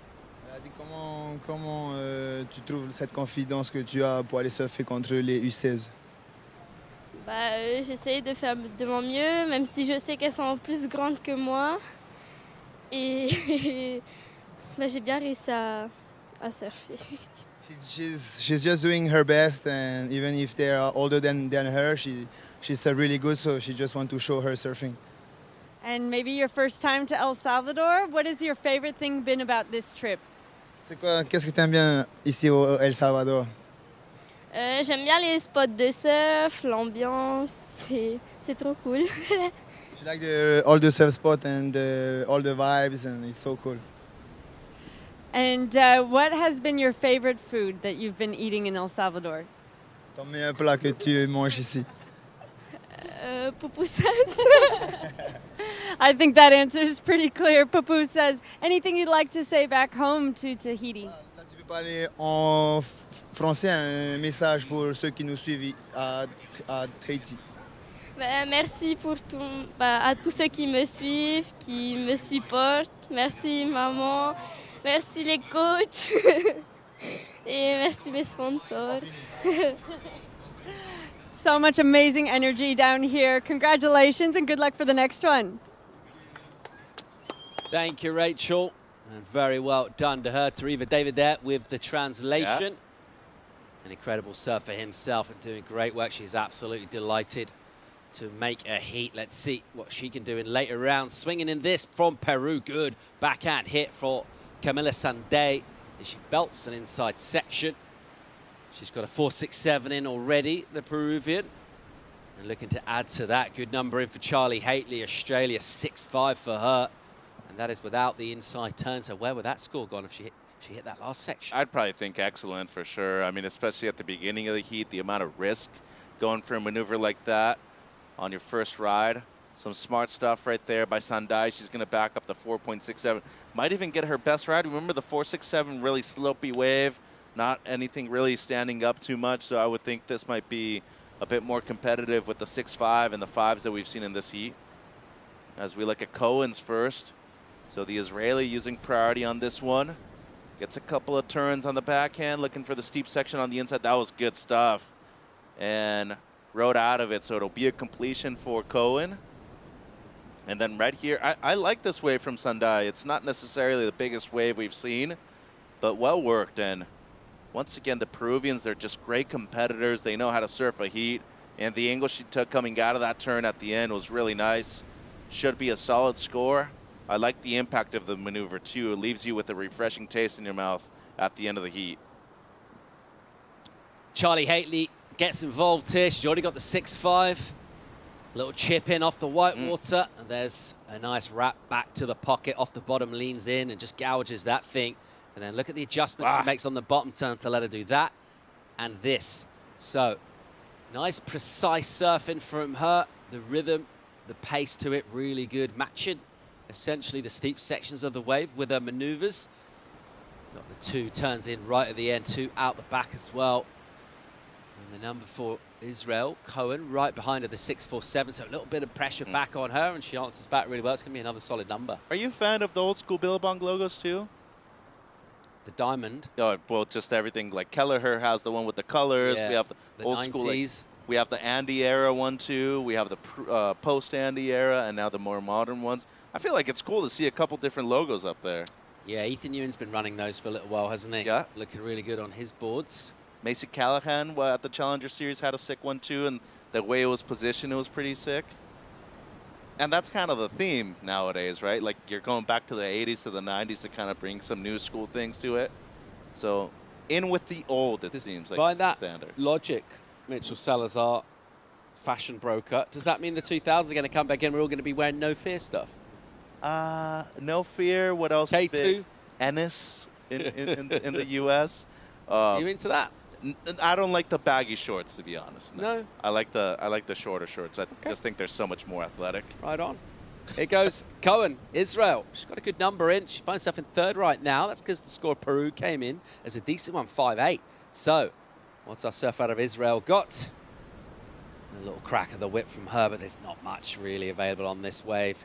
She's wiggling and S-ing, but this will be small beer in terms of points from the panel as she finishes up on the rocks on the inside. It will count for her, but with that 6 in, she'd like to get something with a lot more quality. Look at that number for Charlie Haley. We speculated prior to that she would have gone excellent if she finished her turn. That time she didn't finish the inside turn because she got 2, and she goes massive 8-3-3, and Australia with a solid lead in this one. Yeah, and you would think she's pretty safe to make it out of this heat too. So close to 15 points.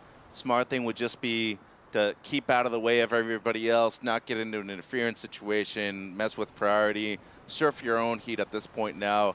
6.5 to go though. Look at how much higher they went after the 5.17 of Cañoto. Yeah, the power difference. I was just going to say, when Cañoto got that wave at the beginning, a long time ago, you're thinking, well, that's 5.17. The last couple of heats we've seen, that's going to build her a platform. She's in 4th place, also known as last place at the moment in this heat, and she needs to get going here. She's been inactive. Yeah, this was a well-surfed wave too. 8-3-3, so they went excellent with this one. You know, nothing huge, but just solid surfing, great flow, and a well-read wave. Like, when you're able to compose a wave like that, as the way we saw with Haley, it's just really pleasing to the eyes, and it's a point of difference for the judges, too. They want to be able to prove to them that at this age, there is a possibility to see a complete ride like that. And this is Sandai, I believe, live action. Here she goes, swinging around, and Whoa. a good late hit to the lip. She's got her foot all the way back, right above the back fin behind it on that tail pad. And because of that, she's able to crack hard backside. Here's Cañoto, needs to get involved. Look at this section, great looking wave, really nice first turn. Love this surfing, the speed down the line just makes it look great. And she loads up again, a slash off the top, and she'll quite prudently decide not to hit that. It's basically going completely dry in there. She's right back at this now, Mitch. Yeah, and, you know, she betters the 5.17. She's into it. 5.31 is what she's needing at the moment, but we're still waiting on the last of the competitor in blue. But once again, it's not to discredit her surfing. It's there, but there's a big difference in strength between the surfer in white and the surfer in red. So you can't really go too high, even if these waves are cool. Despite the amount of speed that we're seeing, there's not the power factor that we're seeing from the good and excellent scores in the heat. Sunday could be under threat from this number to come through for Mel. We'll see. Having a look at Jenkinson, Kato, Mandeli, and Nick Jawuj. I'll say from Switzerland, you want to have a go at that? Once we start the next heat, I will. Okay. So give me a few minutes to prepare. All right, having a look here. Cohen in third, won't improve with that. She got a 3.9 for her last wave, so a reasonable backup on a really small dribbly kind of wave, really. And she did well just to get so many turns in, packed them in. And I guess each one of them worth about half a point, and it all added up. Uh-oh, Cañoto's on the inside, and she looks like she's hurt here. This is not good news. The number came in just under what she needed, 4.5, but she does have some great surfing under her belt done already in this heat. Just needs more waves, but she looks like maybe it was the hand there. We don't like to see that. It is shallow in there, and it is rocky. Yeah, hopefully nothing major. She's taking her time, though, coming in. And, you know, never want to see a surfer have to come in with a good amount of time still left on the clock. It usually, as he says, does not mean it's, oh, something good. It's the knee. Whew. So, unfortunately, Mel Cañoto of Portugal making her way. She seems to be moving okay, but she's obviously feeling some discomfort here. She makes her way in, and it looks like it'll be no further participation from her. Hey, you know, we got to respect that, because in the end, only the surfer knows what they're going through. And, you know, safety is of utmost importance anywhere you're going. But it goes to show you, despite being in a competitive scene, you still need to be worried about and preoccupied about your health as your first priority. So props to Cañoto for recognizing that. Well, we'll be seeing her in future years for sure and events. What an incredible surfer. I love the pace that she generates. It does look like the hand that she's hurt there. And she'll get the full support of her crew, also get looked at by our excellent medical team here at the ISAs, headed up by Gonzalo. But yeah, if you're not feeling like you're the right fitness to compete. Time to bring it in, really. Put that one down to experience and support the rest of the team. Let's get caught up with action. 2:20 to go. The Australian Haitley dominating this. Big numbers, 14.83. I tell you what, pretty solid for Sunday of Peru as well. The 6.2, the 5.8. But the interesting part of this heat is a third surfer with that 6.47 in. So the third highest score, which means her requirement is not massive. The 5.53 mid-range. She's in third priority at the moment. She's going to have to be patient. She's going to have to wait and see if this provides an improvement to make her job more difficult. This is Camila Sande, the Peruvian, who never quite got a line across that wave to really hit it hard. A little bit of an error from Charlie Haitley, paddling on a wave that was always disappearing, which now suddenly gives an opportunity, a shot for the Israeli Cohen. She's just got 90 on the clock though, Mitch. I mean, that's plenty of time right now. It seems like there's a few lines on the way in. I was shocked that Sandai opted to go on that wave too and not hold a priority. It just seemed from the get-go that wave was never going to improve on the 5.8, so doesn't seem like it will. A minute 10 right here. Cohen, though, with the pressure, needs a mid-5, Paul, and we saw the 6.47 on a left. The 3.9 was her backup, also on a left-hander. Be nice to see her go red for the first time. I like that leave. There was a wave there. She didn't panic and just go anything that's breaking. She's like, you know what? She knows the score she requires. I need a 5. I need a bit of quality. I need at least one steep section to get that. So leaves that first. That could have been a right-hander, that first wave that came through. There were a couple more lines out the back. Let's see if they get here. We've seen the last couple of heats with surfers waiting and ultimately just missed sets that come hustle after the horn. So 40 on the clock, an opportunity here. This will probably it, you'd say. She's going to have to try and get this. Looks like a left from where she is, and it will stand up. Here we go. The Israeli Hilla Cohen looking for 5.53. Steep section with a bit of chatter, and she'll clean that up pretty well with speed. Now the bottom turn and a crack in the pocket, snapping on the backhand. And Hilla Cohen trying to surf this thing through to the inside and find that number she requires. And she finishes off down on the inside. So that is exactly what you need to do in a clutch situation. You need a score. I love the way she left that first wave, identified the opportunity, and it's with the panel, Mitch. Let's see where this one goes. A bit of pressure back on Camila Sande, who left the door open. She's got good numbers, actually, Camila, but took that wave in a part of the heat where if you don't see a wave that's going to improve your number, remember her low 5.8. So by identifying on that right that she thought it had better than a 5.8, not the right call from the point of view of leaving Scores in. Shot. And the numbers in, it's not enough, so it comes in under. So well surfed, well rallied, well competed. Just a third wave from her, and ultimately she needed to be a little busier. Yeah, she needed a better wave too, and there was one wave in particular that she let go by in that heat that I think is going to haunt her for a little bit. Still, a good result for the Israeli surfer. Sandai, though, good performance. He set 12 points out there today. It's a good heat total, but Haitley with the 8.33, she's taking away the win. Yeah, the Irakunji's on the march here, Team Australia, and once again, excellent scores for them. Be very interesting to know in terms of excellent numbers, what teams are leading those. I'd say Australia would be a pretty fair bet for that so far. No major surprises at that. They are a global powerhouse of surfing, and we're enjoying a diverse field, a cosmopolitan range of countries representing here. That's Charlie Haitley bringing that in, and she'll take her time, keep that board off the rocks, keep those fins off the rocks. Charlie Haitley from Team Australia going excellent once again for the Aussies, and in a heat which comes in conditions where ultimately we've had a couple of slow ones. Nothing slow about the surfing from Charlie. She ripped this heat up. We'll come back with more live action. Girls under 16 rapid charge right after this.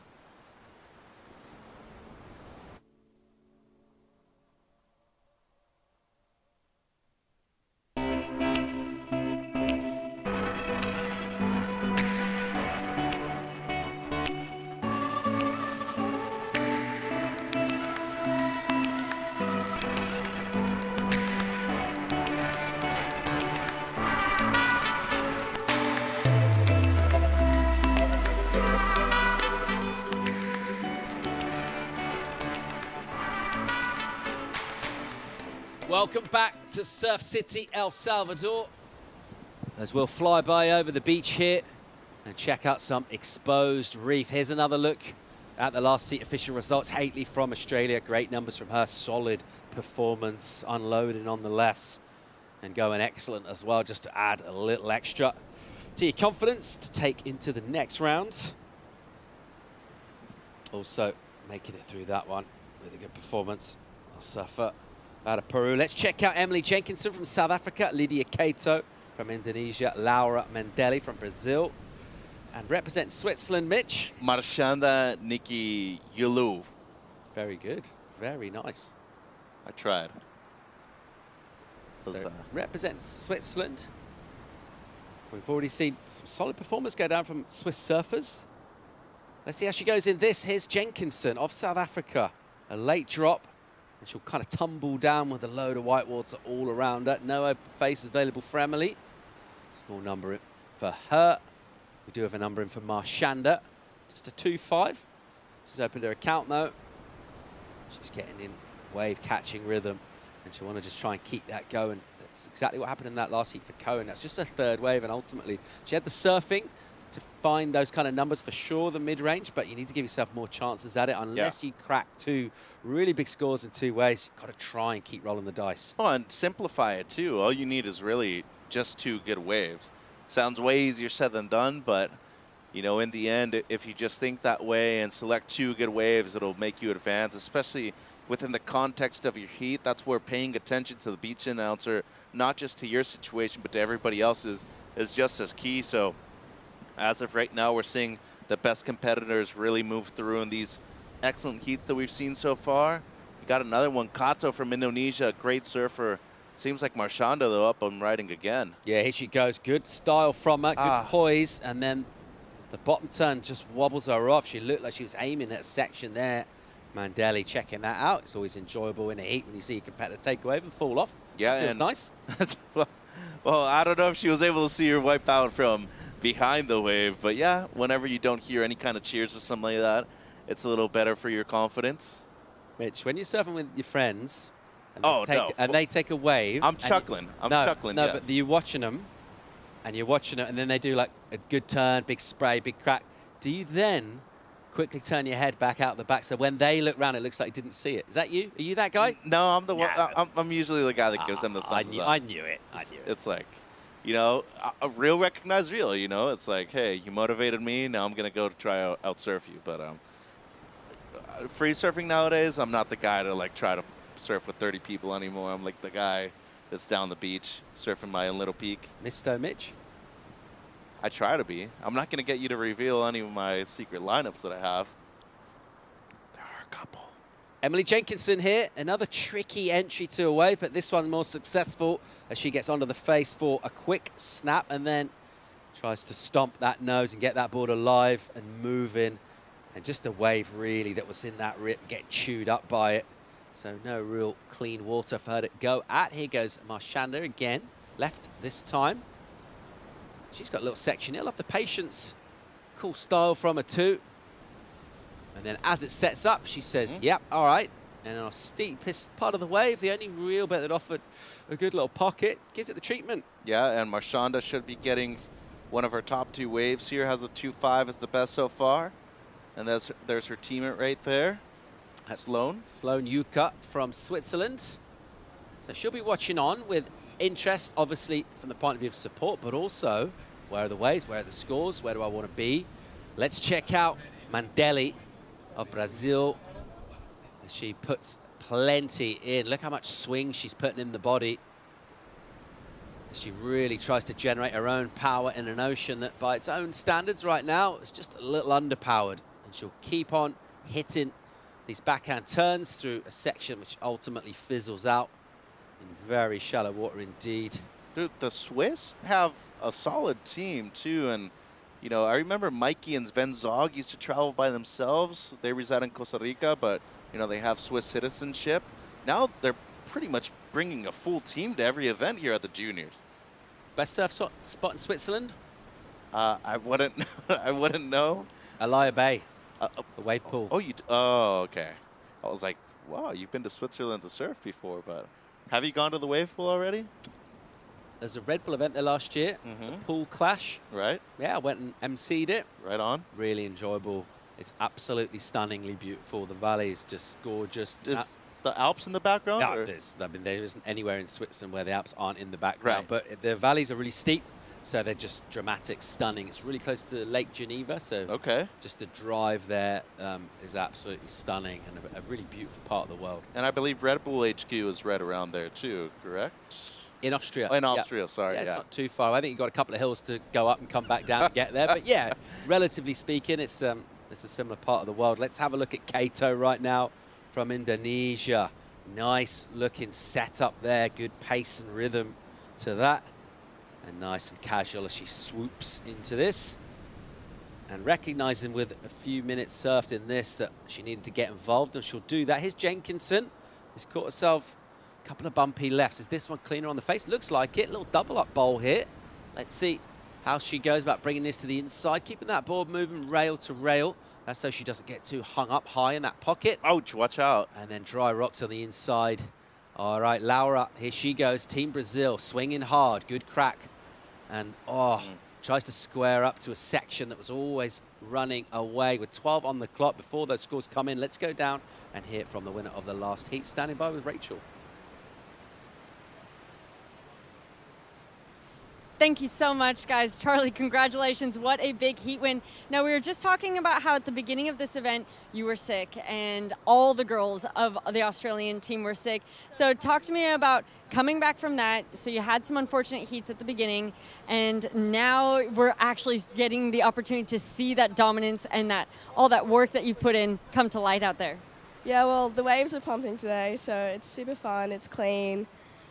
There's no one out except for like 3 other girls, and I was just frothing to get out there because I have been sick, so have all the girls. And they were ripping this morning at ISAsurfing, so that was stoked to see them before I went out in my heat. And then, yeah, I got knocked out of the main round, so I'm just happy to surf now, just show my surfing, do what I can. If I get out, I get out, but I'm just excited to be surfing out here in a different country and experiencing new things.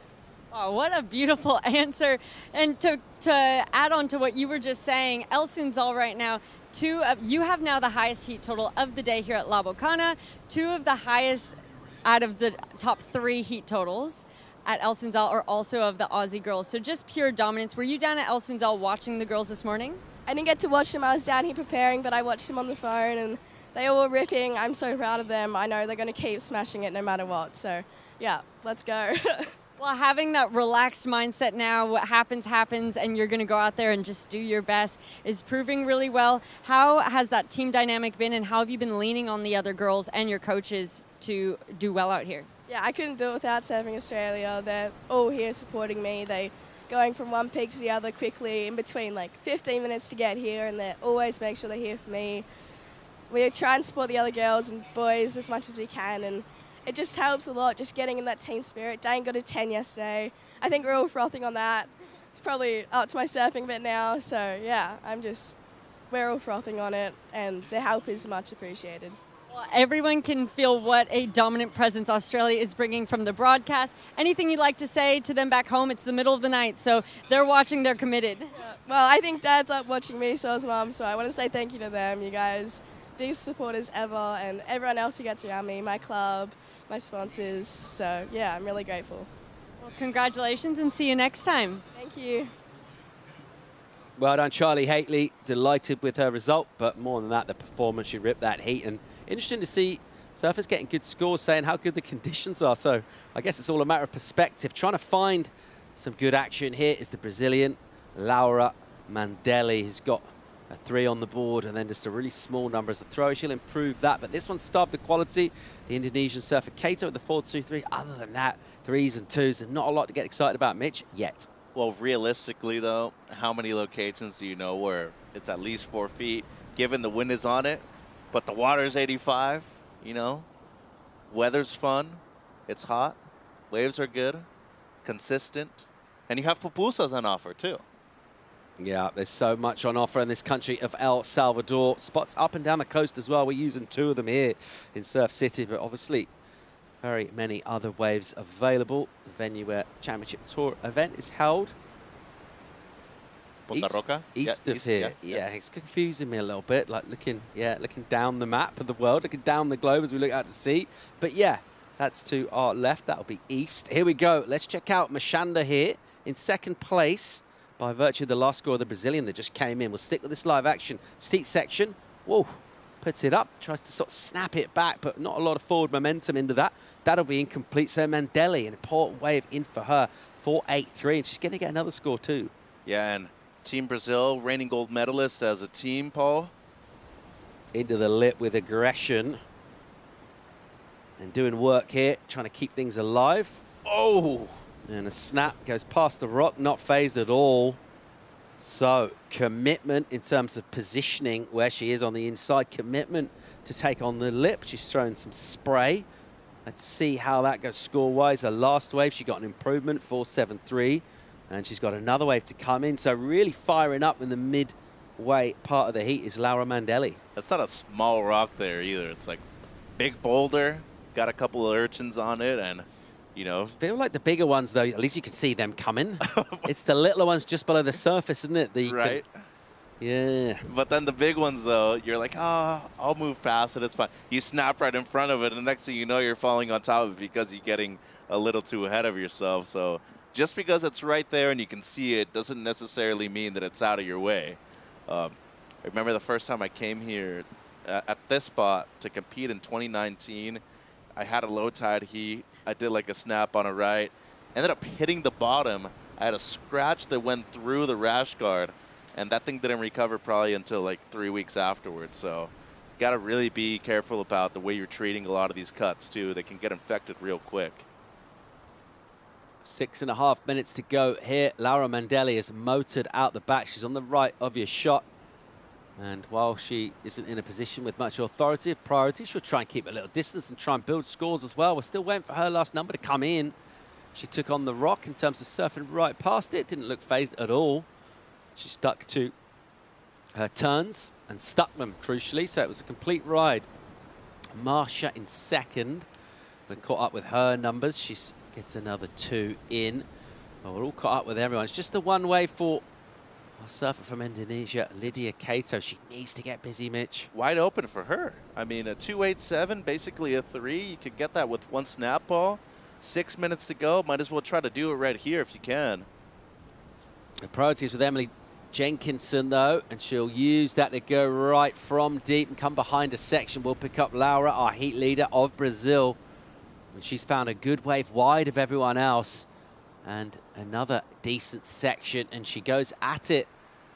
And the judges have been enjoying the work that she's doing by taking risks and taking on the lip. All right, important wave for Indonesia here. Almost gets caught as well to recover. And then a nice little runner racetrack here. Wow, that was solid. Really good. Well done. So just driving across a high line with speed.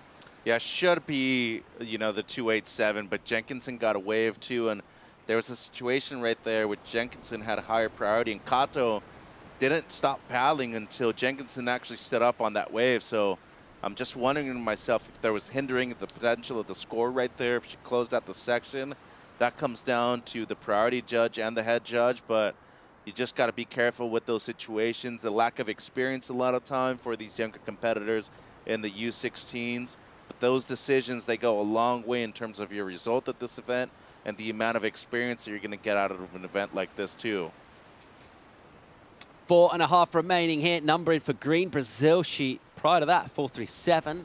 Should be improving with this last one, I would think, though. Larger wave, bigger sections. Yeah, good chance of just really turning the pressure and just adding scoreboard pressure to the field, chasing it down, which consists of, crucially, the Indonesian surfer Kato with just her second ride. We're waiting for a score on it.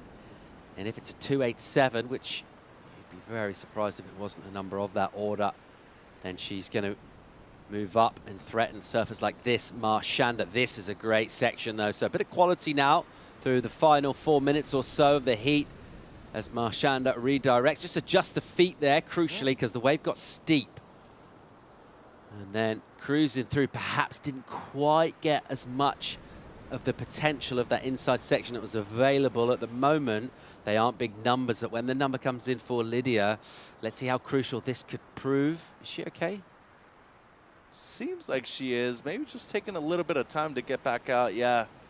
Oh, I mean, scores in immediately. She gets a 6-point ride. So at the moment, the best of the heat. Number in is the 6 for Marchanda. And that changed the requirement of Kato now to a 5.68. And things firing up here in this heat. It's our heat 4 of Rapid Charge round 4. And Brazil has been chipping away at this score and proving her numbers, the 5.5, which would have been the high score. And then that wave of Marchanda, surfer out of Switzerland, the left-hander with a good bowl on the inside. And we've got a move here, a significant one. The high score of the heat comes in. So cool as you like. Lydia Kato of Indonesia waited forever to get a second wave. And when she gets it, a 7, Mitch. And she's up and running again, looking to improve on a low 4. Whoa, look at this section for her. So it feels like conditions have changed in this heat. There's a lot more power and energy from the ocean getting towards the inside. She'll go down. Yeah, and missed opportunity right there to extend that first place position, 2:20, as you were saying. And if you look at the 6 and the 7 so far in this heat, you know, it's been a situation where I think those 2 really clean waves have really elevated the scoreline for both of those surfers from Indonesia and from Switzerland. And given that she got a 6 on, you know, a medium-sized wave, a 4.33 is much more achievable right here. Jenkinson, well, she's got to need the best wave of the heat. And Mandeli, she's basically surfed by herself the entire 20 minutes. As of right now, it seems like she's breaking away and going to try to cover the surfer in white. Nervous moments these towards the end of the heat. Priority with Jenkinson. She want to use it. She needs a big, big number. Mitch, 7-1. And she's not found any kind of momentum in this so far. She's had waves from the takeoff have been crumbly and difficult. She's never really got the speed going to be able to unload maneuvers. She needs to wash that off and really surf her best and go for the highest score, as you said, of the entire heat. That feels like a tall order. It is. It's a much easier requirement for surfer in terms of scores from Switzerland, Marchanda, but the bad news for her is 4th prio, but it doesn't matter. She's got a wave fit. She's got some speed loaded up too. 4.33 is what she needs. First turn is a little slopey on a soft section. This isn't the wave, so that's why she was allowed to get that wave, because there wasn't loads on offer. But she's breaking away, though, so there is a left that breaks over there, you know, towards the more western part of the lineup on occasions. We saw Kai Kushner drop a couple of big scores over there yesterday, given that was on a much higher tide. Right here with the lower tide, a lot of those waves are closing out, but 40 seconds to go. You're at a point of the heat where you need a score. You need to go on anything that you can. So just got to find a chance. And if you're Mandeli, you got to be moving towards the surfer in white and use priority in order to block her off of the best wave. 30 seconds, though. I just don't think it's going to be enough time for the Swiss surfer here in the white. Final 20 seconds of this as we'll fly over from above, and it all looks pretty serene and calm from here. It'll be nervous and tense out there in the water for surfers chasing scores like Jenkinson and also like Marchanda. All right, here goes your heat leader, who was very cool to get that 7, and there's a nice turn. And this is that runner section. Oh, that was really cool. So great surfing from Kato of Indonesia here. And I just love the fact she doesn't get rattled. She just had that one wave. And pretty nicely done as well, just to kind of skid to the finish there. Doesn't want to come in with too much speed, come in too hot onto the rocks. Yeah, pull the E-brake right there. Yeah, great control from her, and a number comes in. Excellent. She goes excellent. 8 points for Kato. You always felt like that was going to be an improvement on the 7. And from a heat, which at the beginning opened up scrappy and weird and a bit choppy on the face, suddenly we've got bowls coming through, that little tide filling in and just providing a lot more water in there. And because of that, we're seeing good sections go down, surfers with the wave riding ability to match that, like Lydia Kato, an 8 and a 7, 15 points for Indonesia, and that is huge. So very well done to Lydia Kato. Also Laura Mandeli, who just kind of scrapped and surfed hard and competed and got her numbers up. We'll admire this excellent surfing once again. We're going to go to a quick commercial break. When we come back, we'll bring in Shannon Hughes with a very special guest from Team Germany. We'll be right back.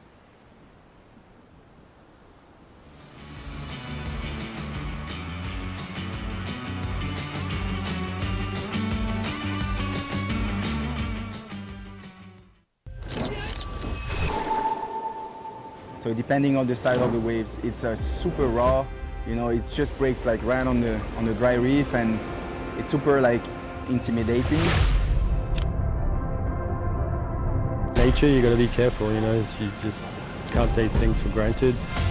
You can feel the energy, and it's really strong. It's probably one of the strongest places in the whole world and the whole French Polynesia.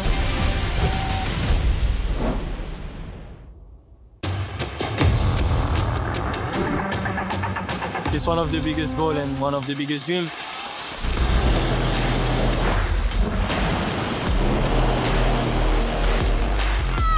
It's been like an emotional roller coaster.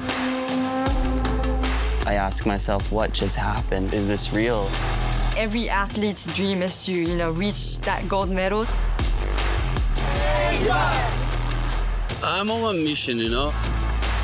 I think that everything is possible. It's not over till it's over.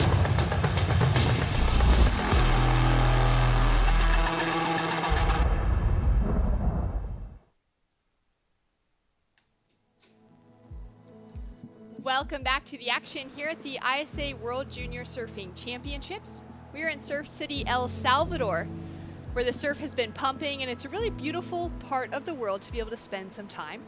My name is Shannon Hughes, joined in the booth by a very special Germany team member, Rachel Presti, the 2018 gold medalist in the under-18 girls here at this event. Welcome to the booth, and how are you enjoying your time living here in El Tunco specifically?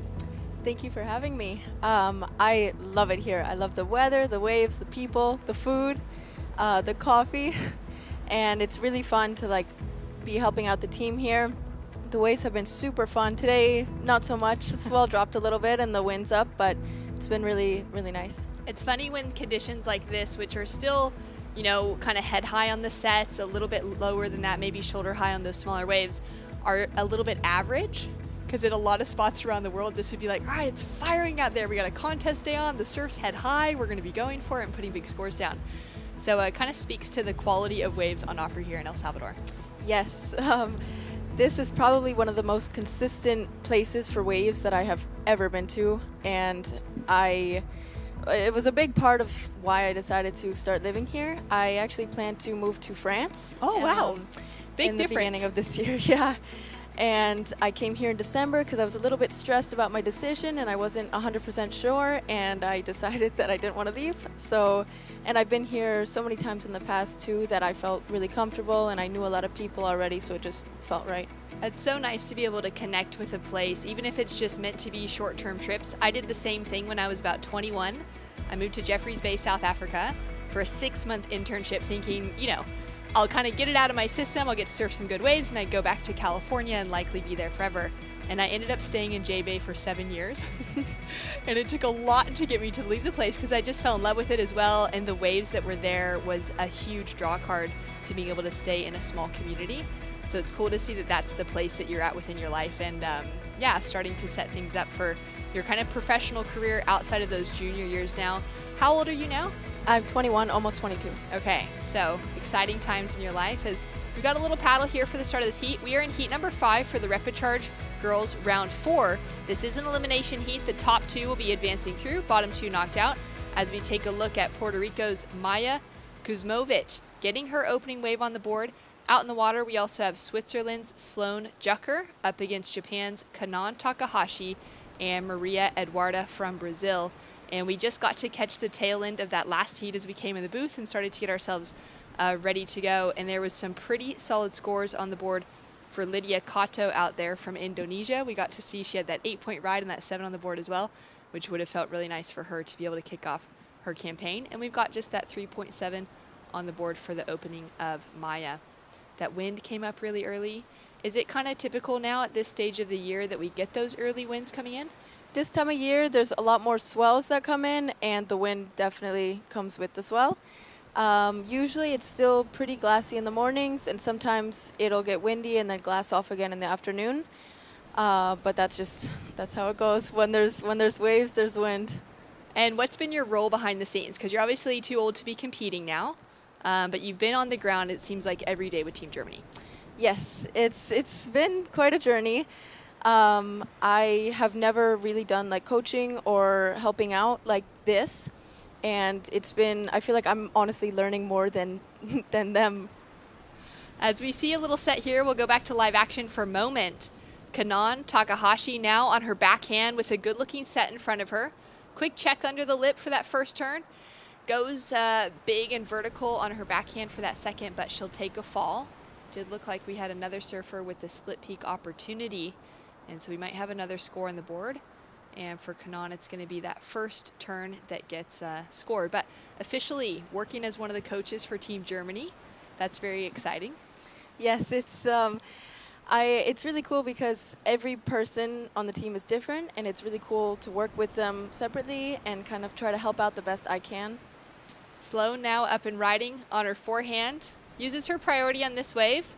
Really lumpy out there on the face of the wave, so important to try and have that speed in their line when they're kind of coming through. What sort of coaching advice would you be giving to the girls in the lineup right now, given the conditions are a little bit challenging and La Bocana is looking pretty different from El Sunzal today?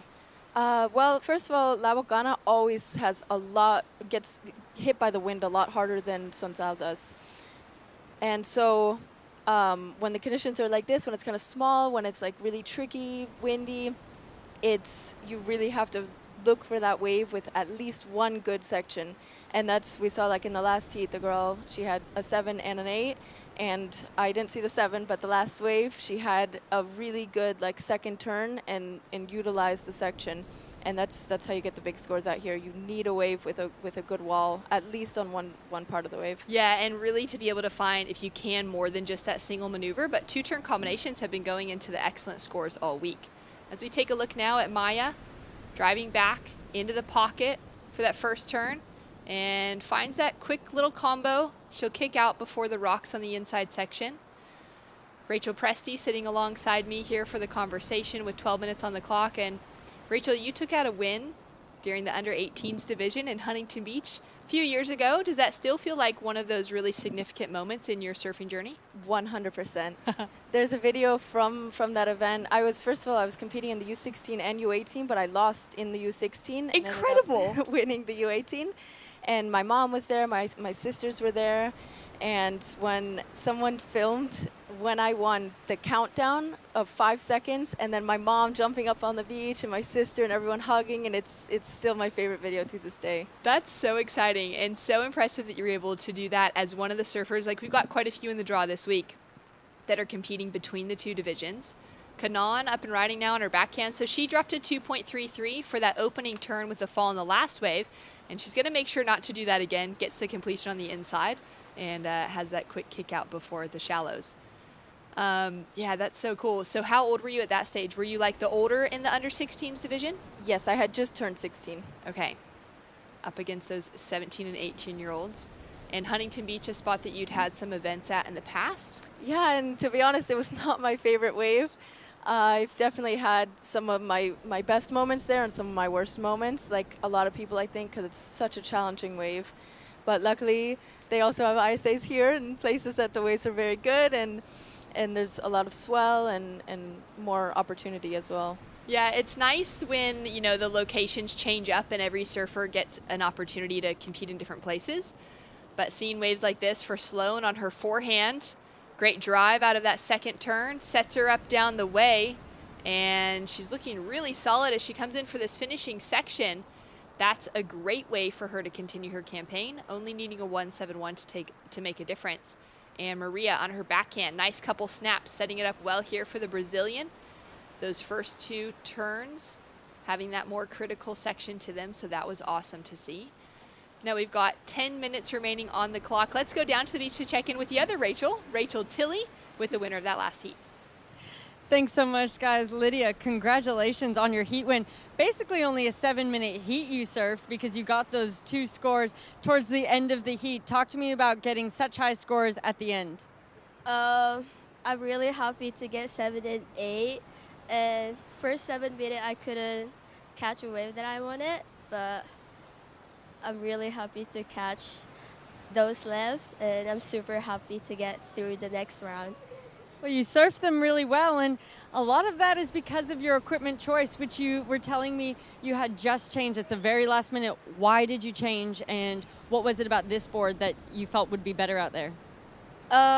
This is my Rook 15 from Channel Islands, and this is 5.5 and what tail is it? Yeah, swallowtail. And I changed it this morning, like really last minute, cause I wake up in the morning, I saw the waves were getting like smaller than yesterday, so I was like, oh, I'm gonna change it. And how is this different to the board that you have been riding? Is the other board a different shaped tail, a bit longer? Yeah, like my other board is 5.6 CI2 Pro, and with the round tail, it's like that board is for like a little bit bigger wave. So I was like, yeah, I'm gonna change it. Well, you have two really great boards within your quiver, and it showed that you're comfortable on both of them out there and your heat wins that you've been having. Now, before we wrap up, is there anything you'd like to say back home to Indonesia, your friends and family? Yeah, terima kasih kepada Kemenpora atas dukungan Anda buat tim Indonesia, dan terima kasih kepada teman-teman dan keluarga saya yang ada di Bali yang sudah menonton saya, dan dukung terus surfing Indonesia. Terima kasih. Thank you so much, and back to you guys. Thanks so much. Great to hear from Lydia, and I love being able to see the replay there of that high score coming through. She has such beautiful style. As we take a look now at Maya on her forehand, she's sitting in second at the moment, needing a 6.33. Take herself into the lead as the score has dropped in for the last two waves of Maria in first. Team Brazil with a 5.17 and a 4.33 on the board right now. A 3.17 and a 2.70 on the board for Maya. Now another quick score to drop, and it's a 2.83. So it improves her second place position, but doesn't get her any closer to that leading spot. Kanan out of Japan is now chasing a 2.77 to improve on her situation. And just a 1.60 is the requirement for Sloan, who's in fourth position, but actually in a strong position holding that 4.4 on the board.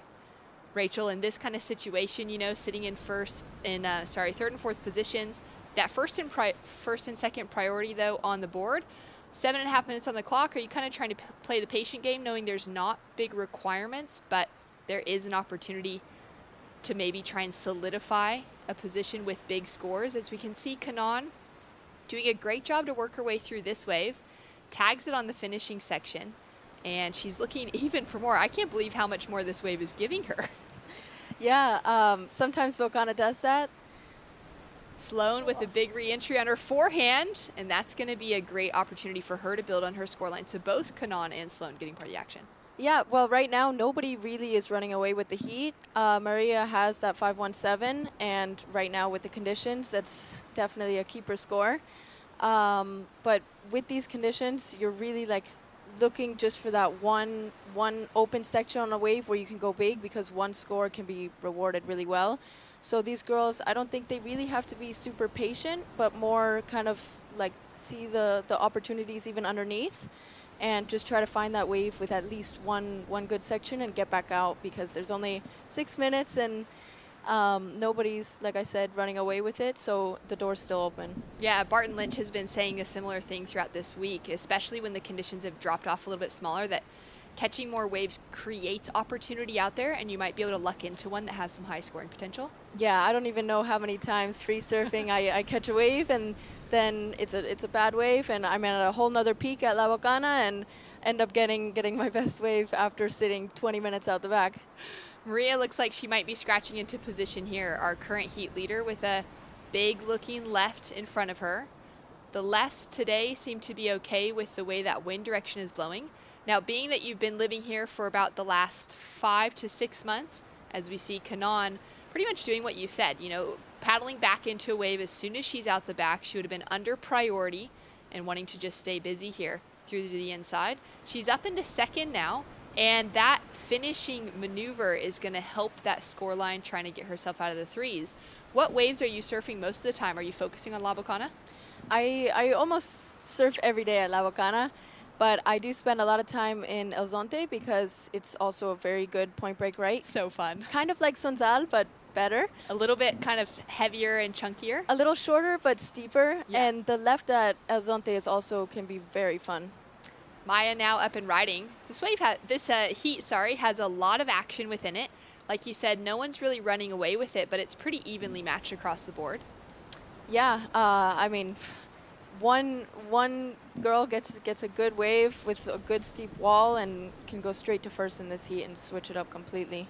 Now, you still spend a lot of time in the jersey representing Germany and competing at the World Surfing Games for the last, well, for so many years now. But in this Olympic cycle, once again, you came really close to getting that Olympic qualification. It's always a pleasure to watch your surfing because I think that it's been just getting stronger and stronger season after season. What have you been doing behind the scenes with Team Germany to get yourself even closer across that line, now looking maybe even farther forward toward the LA Olympics? Well, I've been working a lot with my mindset, first of all, because that's one thing that's really held me back in the past, I feel. And so I've been working a lot with that, with Sykes, with the German team, and we also have been trying to kind of think out of the box a little bit with within our surfing. We went to Waco a couple months ago. Great. Because we thought that would be very good, especially for the girls, because, I mean, Leon Glatzer is crazy in the air. Yeah, totally. So is that something you've been working on personally? Yes. Pretty much the whole team has been working on that. And even just a month ago, we were in Germany for some, like, routine testing that we always get, which is great to make sure everything's in good health and we're all set to compete. And we did a trampoline camp afterwards to also focus on airs and some more progressive stuff. Do you find that to be pretty easy to adapt to, or is it something that you're, not necessarily as challenging, but you have a healthy challenge in front of you with? I love a challenge. So to be honest, it's definitely hard, and you have to think differently. And I try to visualize it as well, because it's hard to just go and do it. And so I try to visualize before going, same with surfing. And then while we're doing it, we have videos and people working with us and just trying to, healthily get better. That's so exciting. I love to, have those conversations and to hear about more women that are looking towards that progressive game, especially since some of the surfers that are just kind of below your age range, you're still so young in that conversation when we're comparing to the airs that a Lakey Peterson or a Sally Fitzgibbons, Carissa Moore are dropping in competition now as they're into their, late 20s or 30s. But looking at that younger pack that's just below you, the sort of 14, 15, 16-year-olds that are also bringing that into their competitive side, it's something that I think is an important part of growth within women's surfing that really needs to be capitalized and has basically endless potential in front of you with. Yeah, it's insane. To be honest, I'm watching their videos trying to see exactly how they're doing, because I feel like at that age, you, first of all, think less. And I mean, can be really great. I think it's extremely helpful when you're learning airs, because there's just I don't know how to explain it. It's more of you're just doing it. You're not thinking about it. Well, these surfers out in the lineup, we're in the under 16s. We're talking about every surfer, being 16 down to maybe that 12 to 13-year-old range as we see a quick in and out on the inside. The perfect age to be pushing those limits right now. We've already seen that in competition this week. We saw Tia Zabrowski go for an air, I think it was yesterday in competition or maybe the day before. Didn't quite make the landing on the inside section, but it was fun to see her bringing that in, knowing that, she's just, I think, 13 now, has been working on that sort of stuff behind the scenes. And this heat has flown by really quickly, Rachel. We've only got 1 minute remaining on the clock. Maria for Team Brazil has been able to hold on to that lead fairly convincingly with a 5.17. And Sloan, representing Switzerland out of Hawaii, sitting in that second place position, has done well also to improve her second place with that 4.13. And for Kanan and for Maya, they're chasing more substantial scores given the context of this heat. Not hugely substantial in the grand scheme of competitive surfing, but those high fours into that 5-point range, when the conditions look like this and the scores have been pretty low, are going to be a great achievement out on a day like this. We could see Sloan there with a quick in and out, and just 20 seconds remaining on the clock. We might have one more paddle. We'll see if anyone's able to get into anything. And there we go with Maya now up and riding through the inside. She's got one big corner to hit, tries to ride out, and is just unsuccessful. But put together a solid bit of surfing on her way to it. And Kanan on the inside, just a late takeoff. She's up and riding on her feet. I would say that's going to be after the buzzer, and either way, that wave's not going to give her the scoring potential that she needed. But Rachel, it was really fun to get to call some of the action with you, to get to hear some of your insights, and I'm really excited to see how Team Germany goes in the draw this week. Yes, thank you. Have you been, you've been at La Bocana this morning, sorry, at El Sunzal this morning, you're going to bounce back over to La Bocana? Today we don't have anybody left in the event. Tomorrow we have our last guy left, Keikoa, in the rep 6 of the UA team. All right, well, go Keikoa. Got the whole team backing you. And Rachel, we're going to see so much more of you in the future. And for those of you that are around the contest site, chat to Rachel about where to go surfing today, because there's some great local knowledge in this mine. Thanks so much. And a big heat coming up next. We'll have Barton Lynch jump back into the booth. And we'll take one more look first, though, at this last wave of red. And we're going to go to a quick break. When we return, more action from the under 16 girls right after this.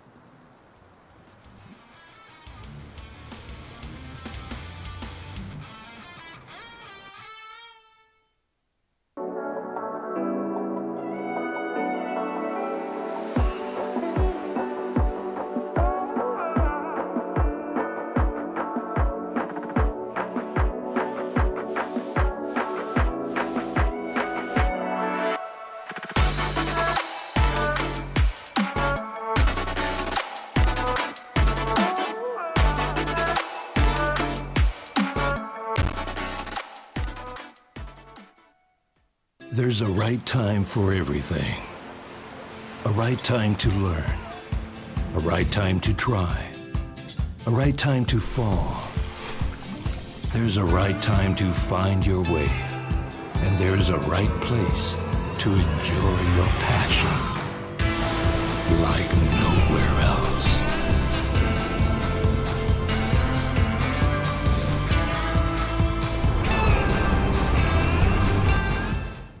Bienvenidos a la tierra de anfitriones.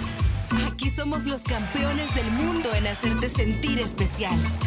Te compartimos olas, volcanes, pueblos históricos y te aseguramos una experiencia de 5,000 estrellas. Porque esta tierra tiene más anfitriones por kilómetro cuadrado que cualquier otro país del mundo. El Salvador, tierra de anfitriones.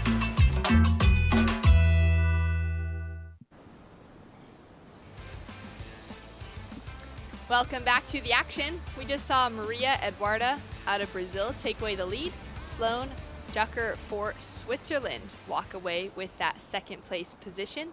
And we'll see them doing the long rock dance to get themselves out of the shallows here. And they'll be preparing because they'll have more heats to come later today. We're currently in Rapid Charge round 4 on the under 16 girls division. And we've got a few heats to run through before we're finished here. And then we'll go back into our under 18 boys, finishing the day then with the final under 18 girls Rapid Charge round 5. Shannon Hughes alongside Barton Lynch for the call. And BL, we do have that tide now officially on the push, hopefully continuing to push a little more swell in. The last heat had not too many waves with big high scores on the board, but it was so contestable. It was really, a challenge to walk away with that second place position for Sloan because everybody had a lot of opportunity. Now up and riding, Sofia out of Portugal with really smooth surfing to kick off her campaign. Oh, unfortunate fall there, right at the very end. It was like all the work was done and there was just the need to stand tall for a moment longer. Up against Hawaii, a couple of Argentinians in the water together. Great to see. Team Argentina will be able to put most of their focus into that supporting energy at the same time. We'll see if those surfers are able to, get their individual campaigns started, but then possibly as well be working together as a team to be in those advancing 2 positions. And you can see Katja there having a kind of question back to the tower, maybe around priority. She is sitting in 3rd priority at the moment with a small score to drop for her opener. Yeah, it's interesting. That rolling of the fingers ordinarily means you want to switch boards. And then and then she kind of got back and kind of waved the board around a little bit. So perhaps she feels like she's on the wrong equipment and she was requesting the caddy, so to speak, or the coaching staff to grab the board and bring it down to the water's edge. But that will take quite some time getting across all of those rocks, and a 3-point ride drops for her first. 3 points on the board, just 15 minutes remaining. So first 5 minutes determining maybe she's not super happy with the equipment. And we've got a big set coming just out the back. Everyone putting themselves in position here. A score to drop for that first wave of Sophia. No waves written yet for Ioni or for Maya. A Hawaiian and a Portuguese surfer up against the two Argentinians. And Sophia will just duck dive this wave. A 2.5 through for that first wave. Had she been complete on the second maneuver, would have been great for her campaign. Now Maya for Team Argentina drives off the bottom. Perfect placement for her opening turn. She liked the way it felt. You could see that with the standing tall after the maneuver. 3 surfers with rides now. I liked that turn as well. It was perfectly placed. Timing was great, fluid, but radical at the same time. Might be the best wave of the heat so far and come in above that 3 of her teammates. That will leave Ioni sitting with first priority as Katja has a look at this one. Driving back into the section, really soft, and she's having to work really hard with it. She definitely wants a change of equipment, and I'm wondering if she's even going to try and take this whitewater in just to get herself into that shoreline quickly. It's exactly what we'll see as she drops that 1.9 on behind the board. I mean, I wonder whether there was a problem with the equipment. Maybe she bumped a rock on the paddle out, lost a fin, or whether, again, here it gets really shallow. There's potential to lose another fin here if that was the case. But sometimes, you choose the equipment you want to ride and then you recognise that you need a different board. Interesting to do that right at the start of the heat. All 3 fins look to be there, so it's not that. Maybe she just doesn't, like this particular board. But it didn't look like the board was a problem for her. Yeah. At early stages of the heat as a, what would you call that, destabilising situation. Here comes the backup, running down with it. Quick swap out under her arm, so great work from the teammates to get her aboard quickly. They'll have to kind of wait there right at the water's edge. And she's just right there in time. Might put a little ding in the nose of that board. Clearly unhappy with it though anyways, and she's going to be on to that great looking blue board under her feet, hopefully paddling back out quickly. Only about 2 minutes between her calling for that board change and her now grabbing it on the inside, so she hasn't lost too much valuable time, BL, as she's going to have 13 minutes to get herself back out there now. Wow, it's a precarious rock dance. Needs absolute concentration. You got to slow it down. She's kind of rushing right now, and it's the ocean's one of them things. You can't do what you want to do. You've got to do what it allows you to do and fit in with it. She's trying to just rush and get out the back, which rightly so. We understand why, but it could be a dangerous situation. Kick your toe, twist your ankle, whatever it may be, fall down, and the board hits the rocks. But she didn't look like she liked that board, the white one, the way she put that onto the rocks. Tahiti getting ready. Yeah, Kiara Gold will be paddling out next. France, Australia, and Chile sending surfers out as well.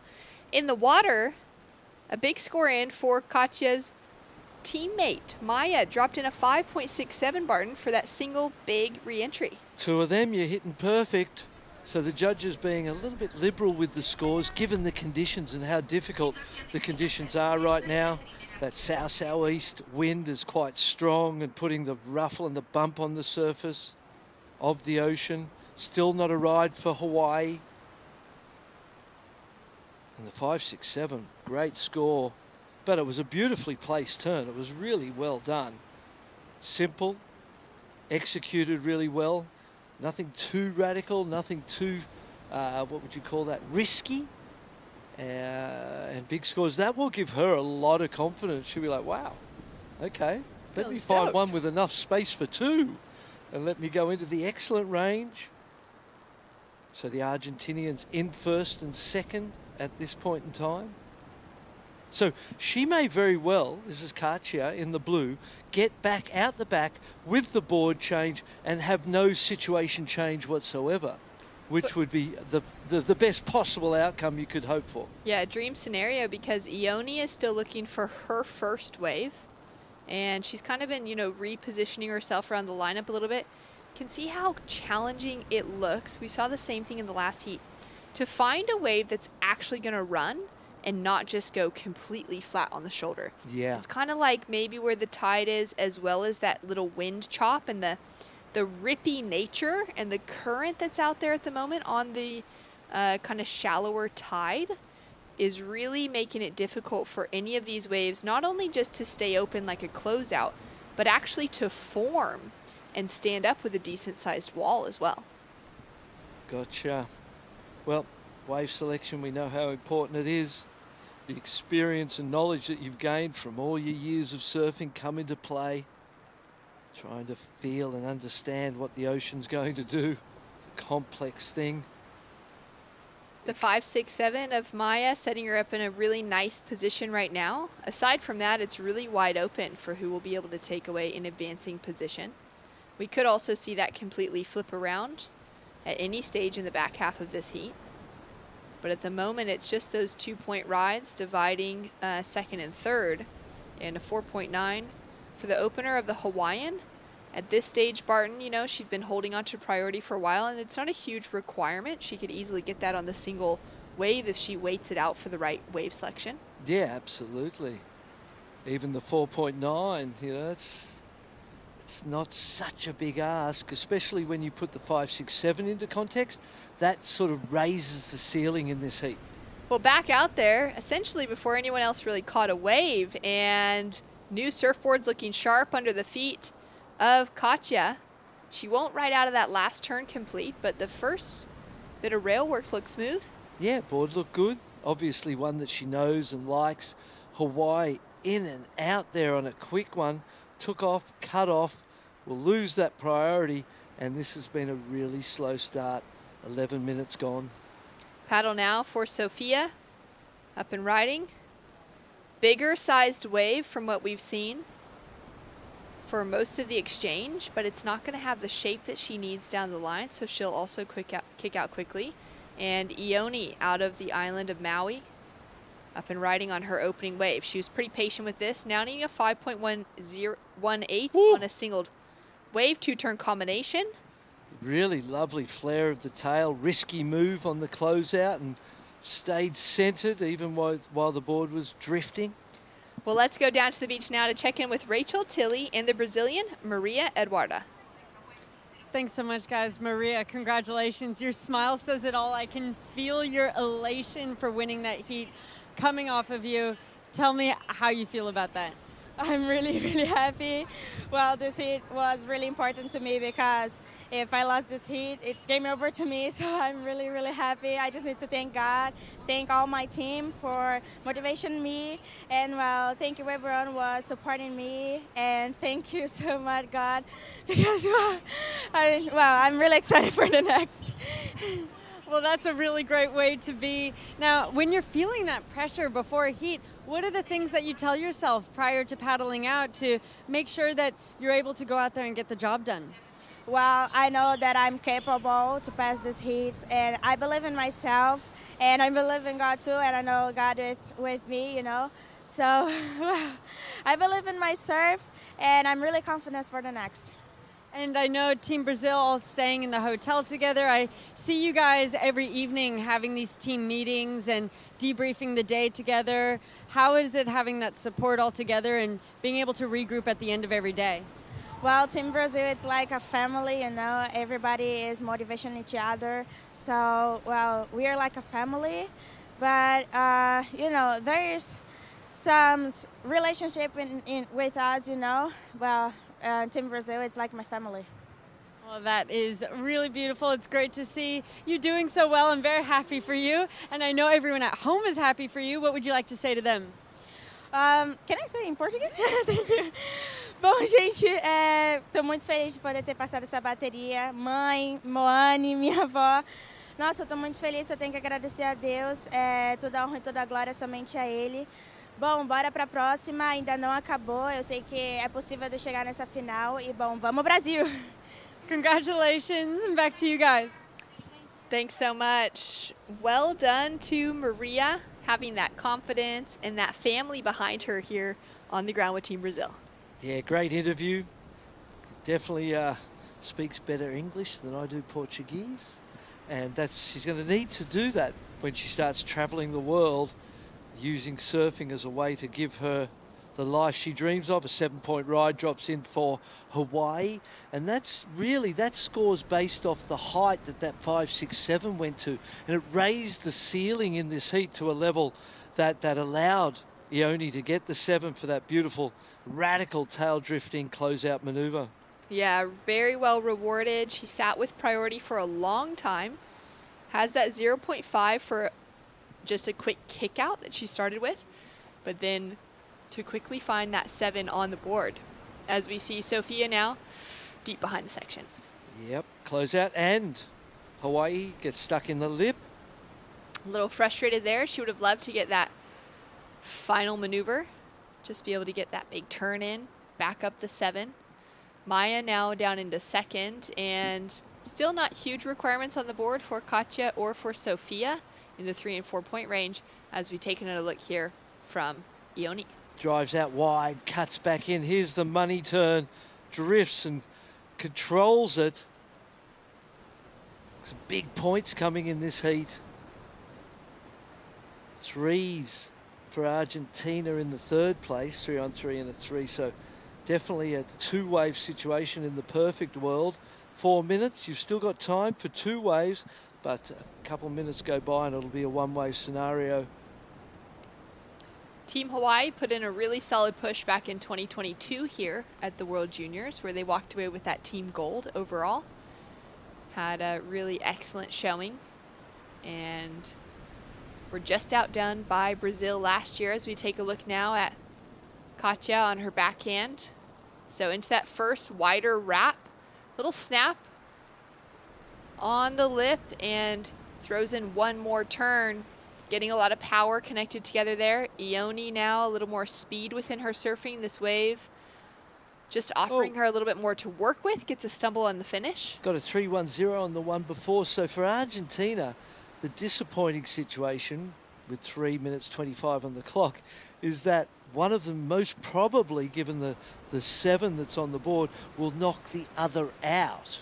So not the ideal situation. They both started in 1st and 2nd, and we're in a strong position with both of them advancing at this point in time. 2nd and 3rd, the 7-point ride putting a lot of pressure on everyone.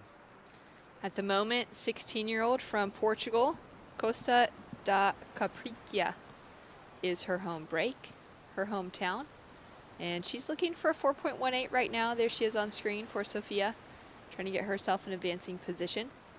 She's got 2 heroes to look up to in Yolanda Sekira and Teresa Bombolo that will be heading to the Olympics for Team Portugal for their 2nd time, both of them in Tokyo, both of them again at Paris, and setting a great example for the young female surfers coming out of Portugal with their hopes in the future.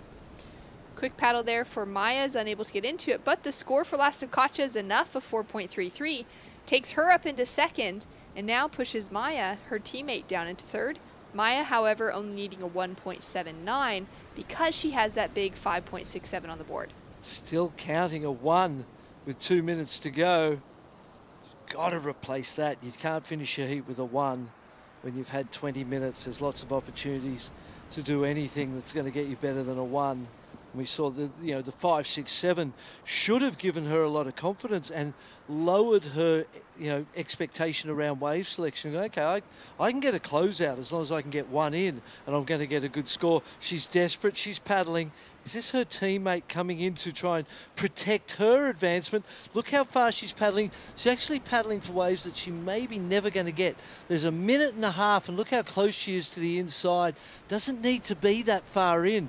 There's some desperate moments, and Blue, her teammate, having to do some things she doesn't really want to do, I'm sure. Well, Maya goes on this inside wave. Quick little snap in the lip, looking for a 1.79 as Sophia is now up and riding.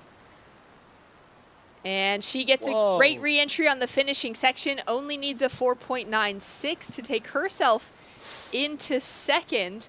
And Katja did what she needed to there. She had to apply pressure to one of the 2 surfers, went for the one that was the closest within reach for her, and forced Maya into a pretty small wave.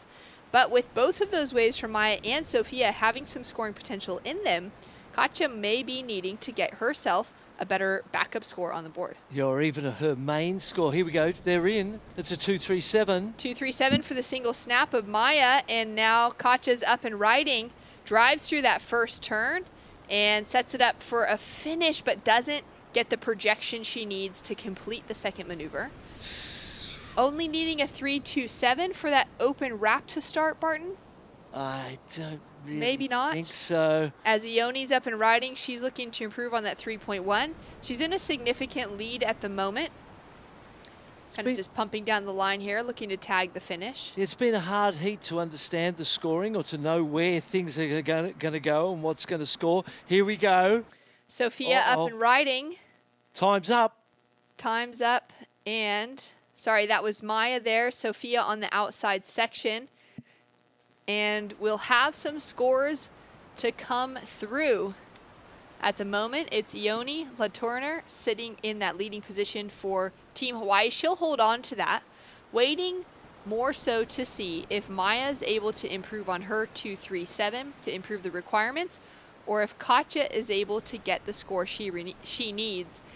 And she needed that high 3. She's only dropped a 3.17 for last of Katja out of Argentina in the blue. And she will be remaining in third. Sofia Matos for Portugal in fourth. And Maya Radzuinas from Argentina holds on to that second place position just on the finish. Barton did what she needed to. She got herself to the inside. She got that single snap. And she found herself in advancing position behind Ioni. Wow, that was a bit of a crazy heat.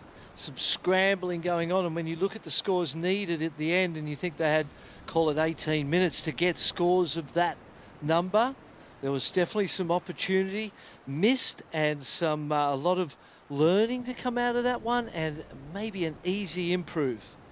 Here we go. Well, that 7-point ride for Ioni takes her through with the win. We'll be hearing with her shortly when we return more from the under 16 girls.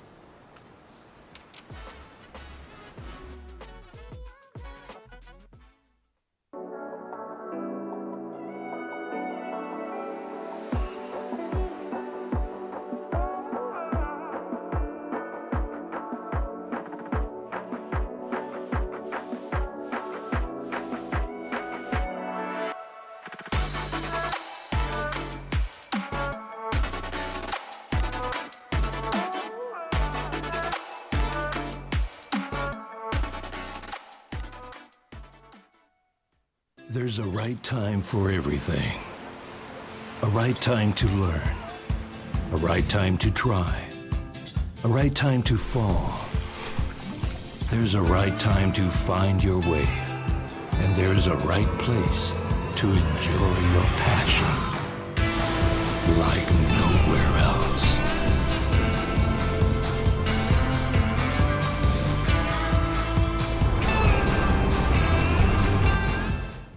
Bienvenidos a la tierra de anfitriones.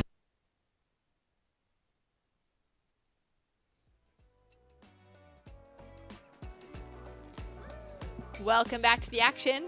Team Hawaii celebrating down on the shoreline as Ioni Latourner has taken out a win. 7-point ride on the board as well is a great way to continue her campaign. Yeah, she was the slowest to get started, but once she did, there was a real difference in her surfing. A radical flair and edge that the judges loved, and here's Heat 7. France, Australia, Tahiti, and Chile in the water with Naya Monte, Osha Curtis, and Nala up and riding on that opening turn for Team France. Just hammers it home. She'll be sitting with a big score to drop up against Chiara Gould of Tahiti and Matilda Bolto for Team Chile. 4 ladies in the lineup looking for a couple good scores. That last heat was kind of just felt a bit scrambly and scratchy throughout the entire thing. We'll see if this heat has a bit of a reset for the surfers out in the lineup and we get a little bit of a cleaner picture of what's happening. Yeah, the conditions challenging, wind, putting some bump on the face and making it hard to read the wall. Osha Curtis from Australia Her dad, Glenn, is a really good surfer. He rode for Brothers Nielsen back in the day when I did, so I know Osha since she was a little girl. She's a fantastic surfer from the Lennox Head area on the New South Wales northern coast. Well, we've got a 6-point ride on the board for the opener of France's Naya. Sets her up in the lead. And we've got another wave here for Osha Curtis, setting herself up for the surfer out of Lennox Head. Loves a right anytime she can take off on it. And making this wave look really nice as she finishes off on the inside section with a 3-turn combination. Yeah, that was a great ride. And already we see the performance level and the comfort level in this heat surpassing that of the previous. Yeah, really solid start for things. Out in the lineup, it was Ione Laturner. She sat with priority for so long in that last heat, which was a complicated scenario. And there we can see our surfers out in the lineup right now. Well, let's go down to the beach to catch up with Ione Laturner, getting the job done. Thanks so much, guys. Ione, congratulations. We were just talking about all that nervous energy that you had at the beginning of the heat. You locked in that 7, which was amazing. Talk to me about that whole dynamic. It sort of took me a while to like get the wave, but like once I got it, I just like knew I just had to surf at my best. So that's sort of what I did, and I really wanted to just make my heat. So. Well, that can be really nerve-wracking when all you want to do is make the heat, of course.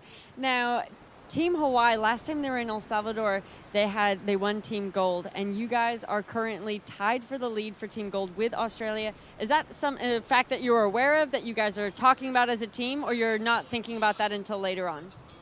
We sort of talked about it just like every once in a while, but like we know that we just have to surf our best, and that's sort of just what we've been doing. Everyone's like doing so good, so yeah, just like keeping that roll going. Well, heat by heat is a saying for a reason, right? And that's what you've gotten the job done on this heat. Now, how will you spend the rest of your day just recovering? Just like cheering on the rest of the team and just having fun. Well, that sounds like a good plan. Anything you'd like to say to Hawaii? Thank you everyone for all the support. It means a lot to me. And just like, yeah, thank you very much. Well, thank you very much. That was a fantastic heat, fantastic interview, and back to you guys. Thanks so much. Watching some fantastic surfing as well, but great to hear from Ione getting the job done. Those nerves in the beginning almost got the better of her, but she made a pretty quick comeback when she finally decided to use that priority. Yeah, she did. And the Argentinians, unfortunately, one of them knocking out the other. It was a radical situation where second and third was Argentina, and second had the priority and had to go sit on her teammate to try and secure her advancement. Never something you really would want to do, but it makes you dig deep into your desire. Osha Curtis comes out with a 710 for that great ride. Matilda now up and riding. She's chasing a 318 to take away second, and already has that 2.83 on the board for the Chilean. Does well to make it through that section. Doesn't have to put too much effort in. Unfortunately, it didn't stand up for her for a little inside runner. We've seen a few of those waves on the inside that just stand up so well, and even though they're only about knee high, they've got such a fast wall to them. Yeah, you can get some speed as it shallows out and get a good last turn in. So a 710 for Osha has her sitting in the lead. A 6-point ride for Naya on her opener. Very solid starts for those two. I would imagine at this stage that it will be challenging for them not to take the advancing positions because of the strength of that if they're able to get themselves that backup score on the board. And it's going to mean that for Kiara, for Matilda, they're realistically going to be chasing something in the 6 to 7s to be able to make it through. As we check Matilda on the inside section, and Kiara now up and riding, the young Tahitian with a great snap to start. She's on her way to finding a better score on the board. She's already got that 4.73. This could be improving. Oh. Tag on the inside, fast and whippy. And she fell on the inside of the 4.73. That 4.73 was going 6 or whatever for sure, because she surfed it during the interview so well. And you can see the power and the energy in her performance, great style. This is a tough heat. When you look at the 6 for France early, that's the sort of score that just put pressure on everyone. Osha Curtis, the scale in this heat has already kind of restabilised itself from the previous heat. You know, Oshia Curtis's ride in the previous heat would have had to have been an 8.5 or something with those 3 big turns on the face. So the judges in this particular heat have kind of come back to earth a little bit and stabilised the scale. And because I thought that 7.1 was going to be better, but in relation to everything else, where the scores are at is good. But the heat before, the ladies were getting scores for less than what they are in this heat. So this heat's super competitive. Look at that score for the last for Tahiti. 6.43 puts Kiara Gould up into the leading position. And because she already has the 4.73 on the board, she's sitting with a solid backup score.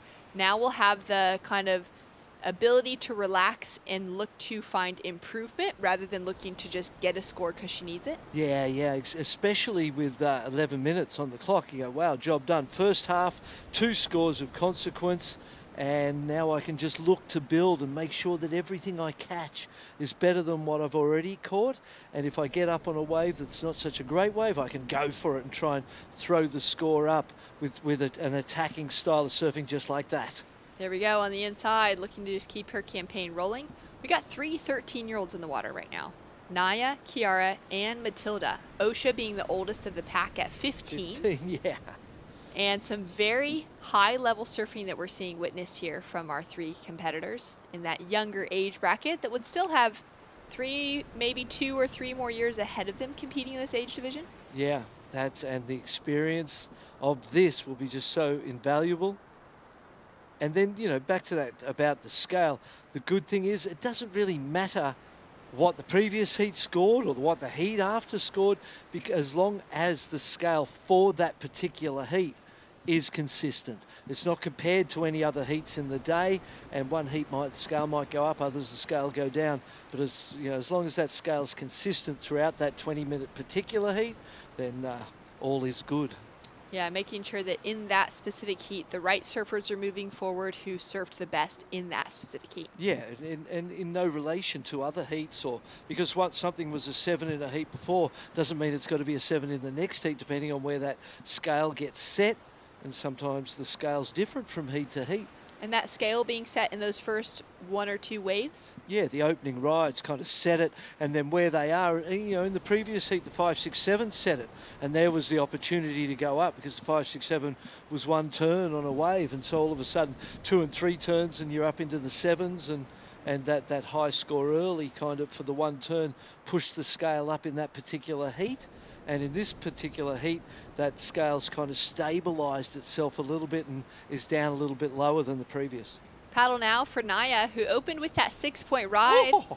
Wave of substance for her second with a really challenging turn, but she made it look so easy for the opener. Doesn't get the ride out on her second maneuver, but she'll get some scores for that first. She sure will. The bottom turn on the first maneuver was spectacular. It thrusted her into the lip with so much speed.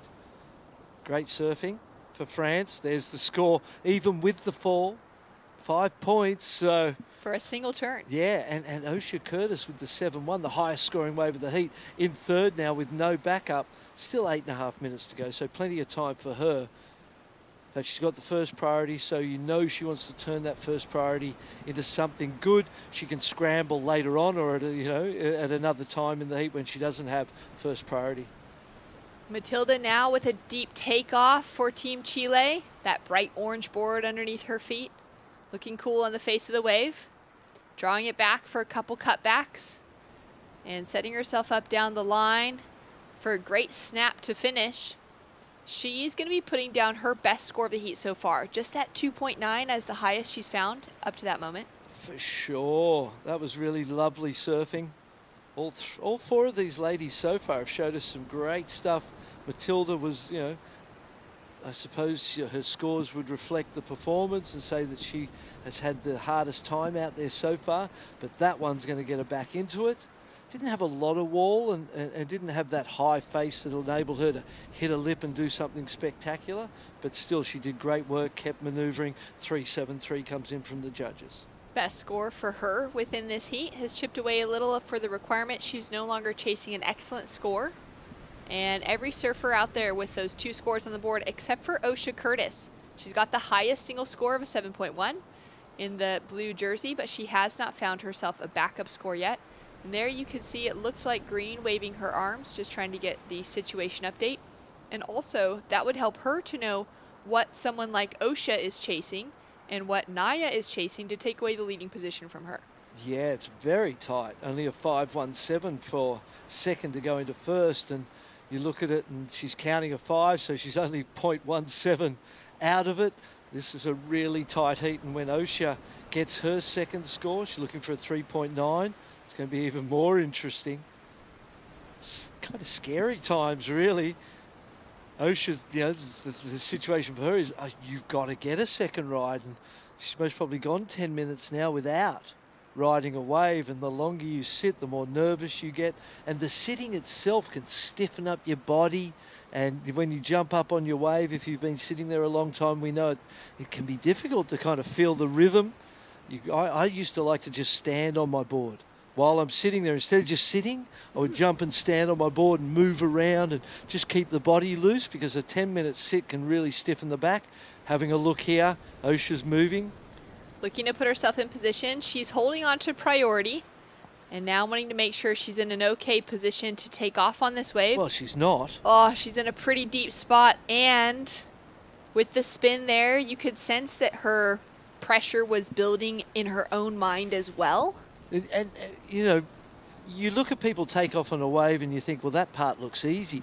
But positioning yourself, you imagine the size of the ocean, a massive moving giant bowl of jelly, really just moving and undulating and moving sidewards, moving in and out, always moving. And to position yourself perfectly for the takeoff is a skill in itself. Osha there making a big mistake, down to fourth priority. She needs to just move around and just ride some waves, because I can feel the nerves building. I can feel her dad on the beach going, what is going on? Find a second score. You've got the best wave of the heat. And we often do see that, where you get that big score and you go, okay, I only need one more. I'm going to wait and make it a good one. And you end up not getting the second score. For Osha, that positioning for the takeoff was quite poor, really, for a surfer of her standard. When we went surfing yesterday afternoon, Shannon, the thing that I noticed, coming from Hawaii, where the waves move very fast and then they lurch and they come up really quickly. I was watching the sets going, it's going to break, it's going to break. Do I go in? Do I go out? And it just had a different pace to it, and it broke on the reef and on the rocks in a different way to what I was used to. And I found myself having that problem understanding whether I need to go out a couple of feet, in a couple of feet. Where is this thing going to break? Because it was different to what my perception was used to. So it can be difficult, but all of these surfers, we're in repechage round 4. They've all surfed at least 5 heats. 5 or 6 heats, so you get used to that. But for Osha, that was a definite judgment mistake there in trying to jump to her feet. She should have looked at that whitewater and go, okay, I'm just duck diving. This is not the moment to lose my priority. Now we're into 3:45. There are 3 surfers all with priority ahead of you, and I'd be moving away from. There's Naya Mont, who is in the second priority and in the second place, sitting right by Osha, because she knows how important it is, her priority and her ability to control what happens here. All right, this exchange could make a little difference for Kiara. She's already in the lead. She's caught deep behind the section, and she's trying to make it back around for the young surfer out of Teahupo. Surfs that as her home break. Lives right there at the end of the road. Oh, is that right? Kiara Gould is stylish, a really beautiful surfer, and in terms of the way her technique is, she has got an enormous future for Tahiti. I can see the class in that performance, even when she's just standing there. It's not often that you just look at someone standing on a wave and it looks nice. Ocean Lancaster is one kid who I noticed that in. Here she goes, she's got a chance. Australia. Osha now up and riding, only needs the 3.90 because Naya hasn't improved on that 5. And Osha's got a big score in the 7, but she fails on that final maneuver. Unfortunately, she's going to be feeling that, and we'll see where that score will drop in. It's going to have to be at least a 4 on the board. It's not. I don't think it is a 4. I think it was desperate just to try and... Now you just got to get away from all those other ladies in the heat. Perhaps the rights, perhaps the lefts, whichever side of the pack, it doesn't really matter. Just get away from them, because their ability to control you in the dying 2 minutes is what might ensure their progression to the next round. France, up and riding. Up and riding, trying to improve on a 5-point ride now for the 13-year-old. Drives hard through that first turn and isn't going to be able to ride out of it. So that's going to be helpful for Osha, not so helpful for Naya. And Osha will get the priority. You can see her kicking in the paddle out because she recognises the priority over second place at this point in time will be so important. Naya having a look on the inside. Desperate times. I don't think she's going to improve on a 5 on that wave. So, you don't need to be desperate when you're in that second spot. Obviously, you want to improve on a 5, but it's a certain type of wave that's going to give you the opportunity to do that, and it's not going to be right on the inside where she was. That's right. Surfer out of Senyos, surfing beach breaks back at home all the time that have kind of, very different, but what you were talking about with that steep nature in Hawaii where it just kind of jacks up and breaks quickly. Oh! Kiara hits the speed bumps and she'll go down. She's already sitting again in that leading spot. She hasn't been able to improve her backup score of the 4.73, and I feel like for her that's something that will need to be kind of a focus moving forward, because that 4 in the context right now is okay, but Naya could get another 5 on the board and Osha could easily find herself in the lead with a solid single or combination Absolutely. turn. And she got a 2.67 for that wave, so that's got to give you confidence. I don't know, 40 seconds. I don't know if I could sit there right now. I think I'd be moving towards something, moving somewhere. There's a little lump coming. There's a lump coming. She's got first priority. And she's sitting far away from the oh no, sorry. Yeah, she's right there. Osha's right in the, I was looking at Kiara's far from the pack, but Osha's in priority. Oh, big She's set. in a great position. She only needs one clean turn on a big section or that combination of 2 turns together. She's going to get a ride. Kind of a worse wave. She's got a great looking wave in front of her now. For the surfer out of Lennox Head, carves into that first section, sets it up here, needs to complete this wave. Oh, it's gone weird. Really give her that solidified position to take the advancing spot. Couple snaps on her backhand. That wave did go really weird. She was able to get the job done, but without really that solid section that she was hoping for. Yeah, no big moves, but a lot of work done. I think she gets the 4, given the scale in this heat. The 2.67 was significantly a couple of points worse than that. So I feel like she gets the score. Hold on, up and riding. Up and riding now, Naya, but she needs to improve on a 5, and that's not going to do it. No. Couple little mistakes from Naya at the end. She did so well with those opening 2 waves to put solid scores on the board. Now it's going to be in the hands of the judges. Did Osha do enough on her final wave to get that 4-point ride she needs to advance? Put the house on it, I say. It was a good wave at the start, a good sized wave. Then a rib ran through and it got disjointed. You just looked at me with a weird look. What's happened here? It's only come through as a 3.33. So the lack of a big turn perhaps must be it. Given the 2.67 before it, find that hard to understand. But at the same time, wow, what a complicated heat, what complicated conditions. And the ladies making the very best of that. France and Tahiti. So more or less 2 French ladies going through. Yeah, just kind of by the skin of her teeth for Naya, advancing through in that second position. For Osha, just falling shy of the requirement. Excellent surfing from this young Tahitian. The future out in front of us. We've got more action when we return. Paul Evans alongside Mitch Salazar for the call.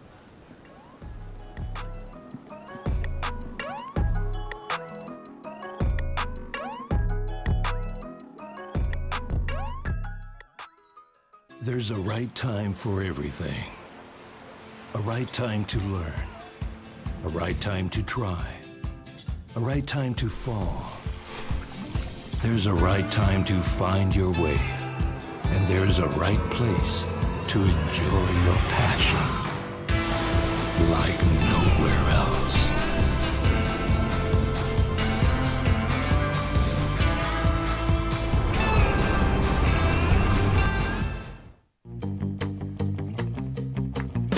Consulta promociones. Disfruta de cable TV más internet residencial desde los 50 megas hasta los 1000 megas. Para más información, contacta con nosotros. Multinet, siempre que tú quieras. Bienvenidos a la tierra de anfitriones. Aquí somos los campeones del mundo en hacerte sentir especial. Te compartimos olas, volcanes, pueblos históricos y te aseguramos una experiencia de 5,000 estrellas. Porque esta tierra tiene más anfitriones por kilómetro cuadrado que cualquier otro país del mundo. El Salvador, tierra de anfitriones.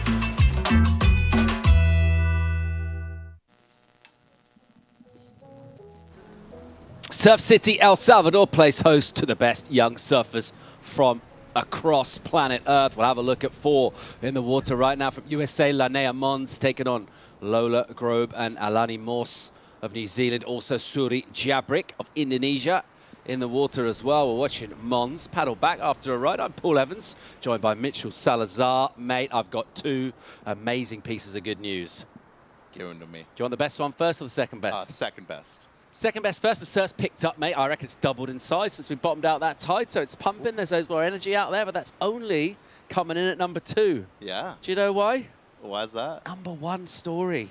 In the interest of broadening one's horizons, in the interest of just really getting into the vibe, I went and had my first pupusa. What? Let's go. I got out of the AC, I put one foot in front of the other, I yomped down the red hot beach into town. More on that thrilling anecdote as we pick up live action from Mons again. Already a good score for her, locked in 4.67.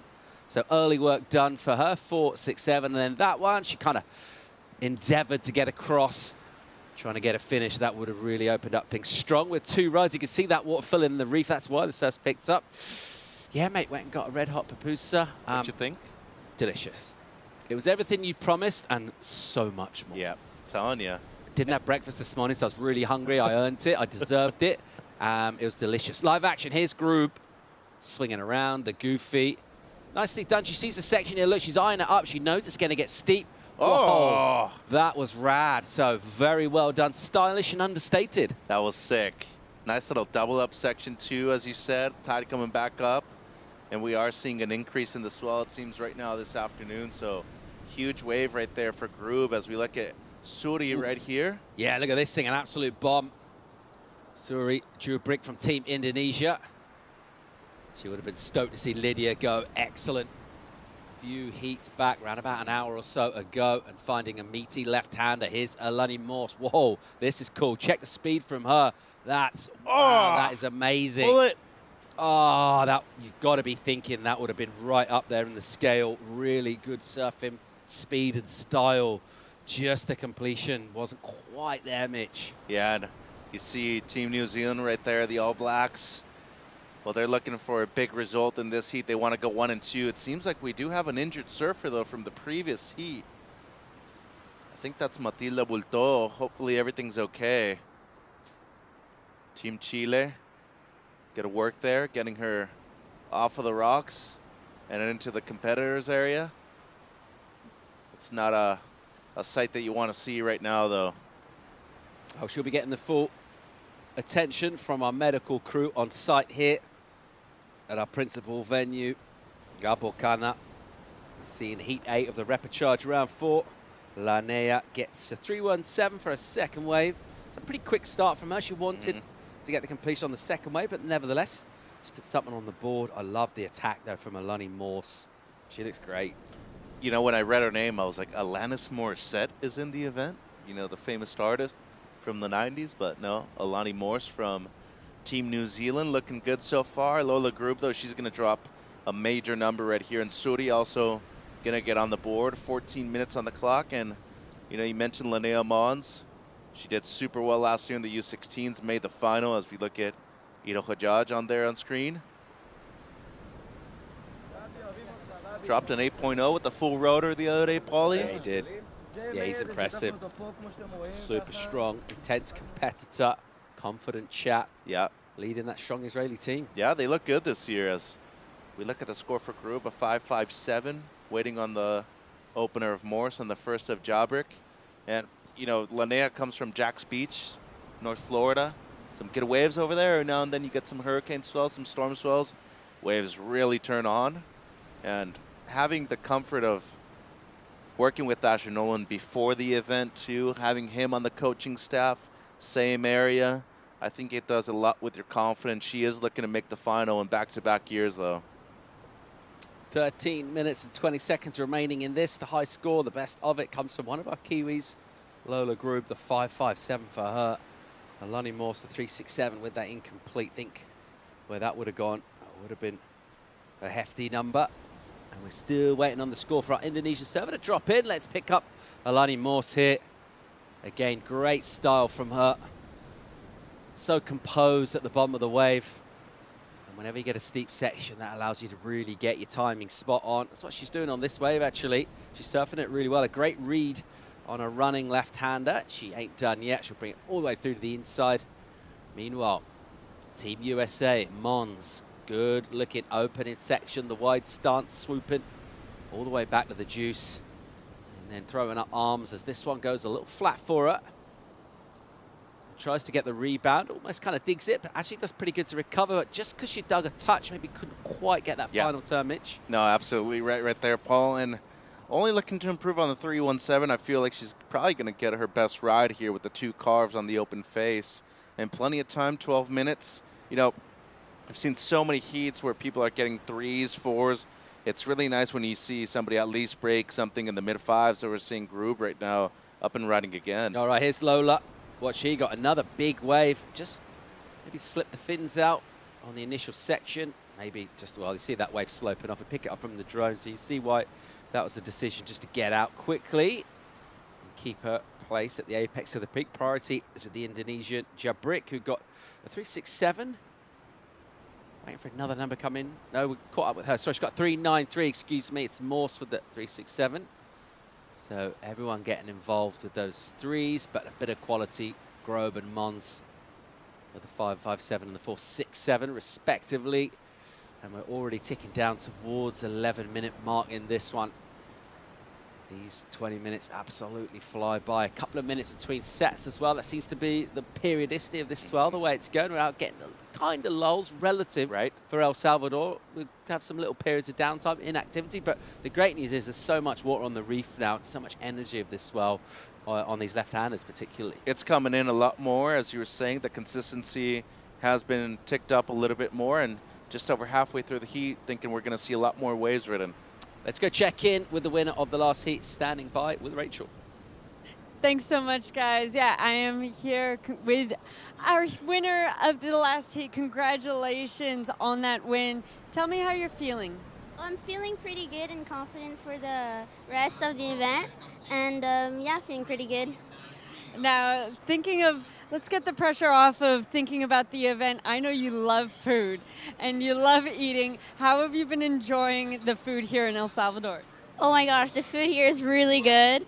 And yeah, I've been appreciating everything here. And yeah, the food's good here.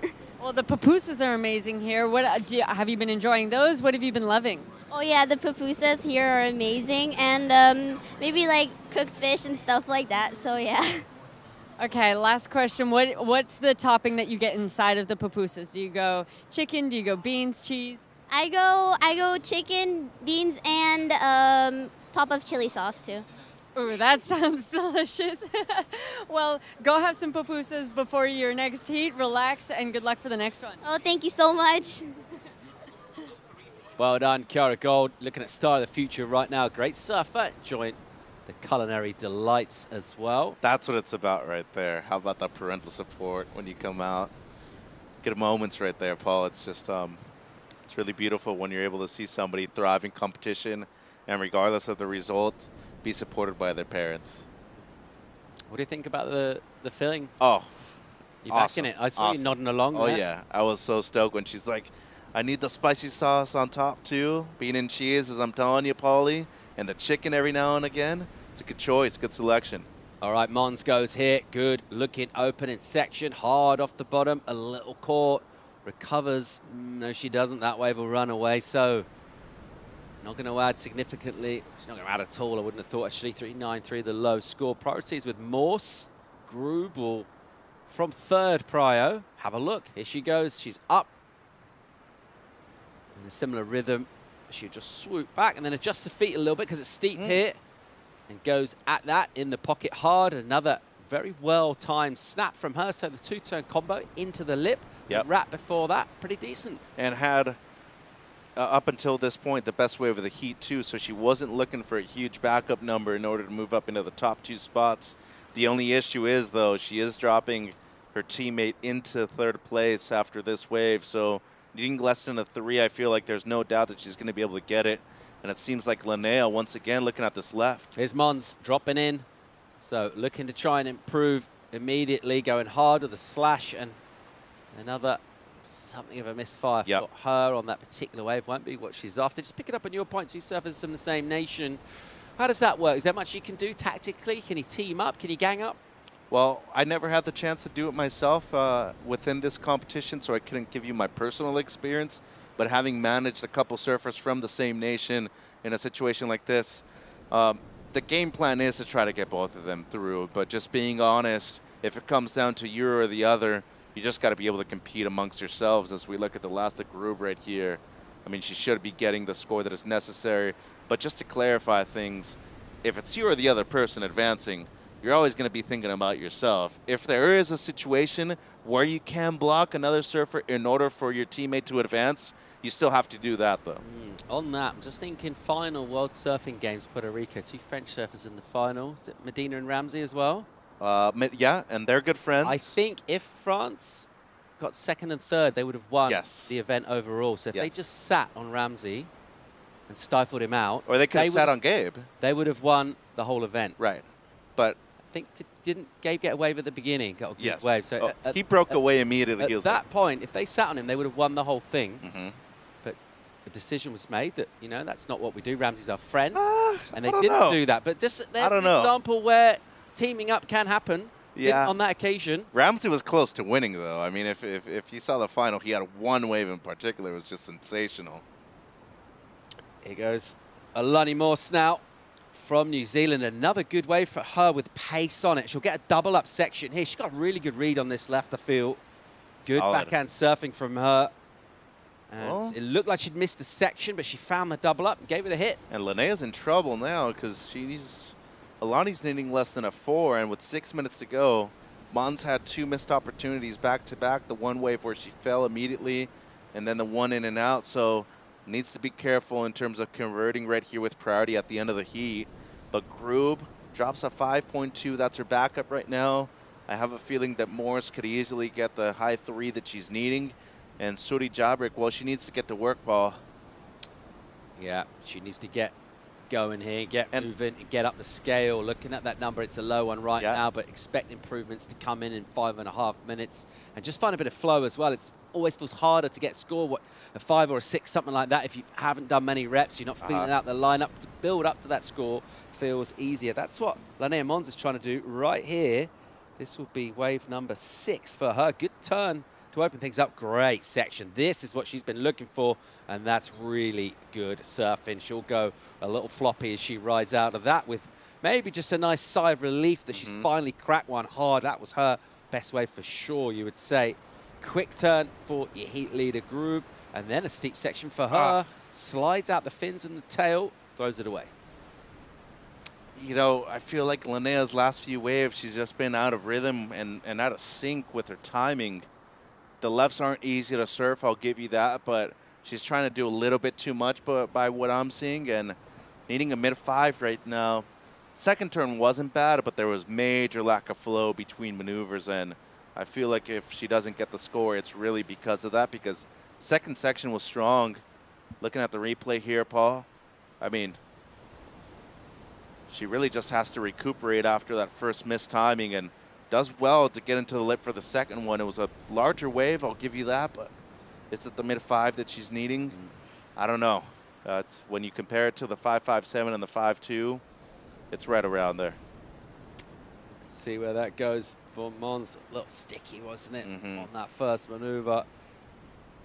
Judges will be taking note of that. Here goes Jabrik. She wants to get busy here. A reasonable slap to kick things off. And then a slopey face, not loads of speed in this surfing. And as a result of that, maneuver selection from her, she doesn't have loads to try and do. Not many options when you're not going as fast, so never really getting quite out of gear. And the best score does drop in for Mons and the heat so far, 6.87 for Linnea.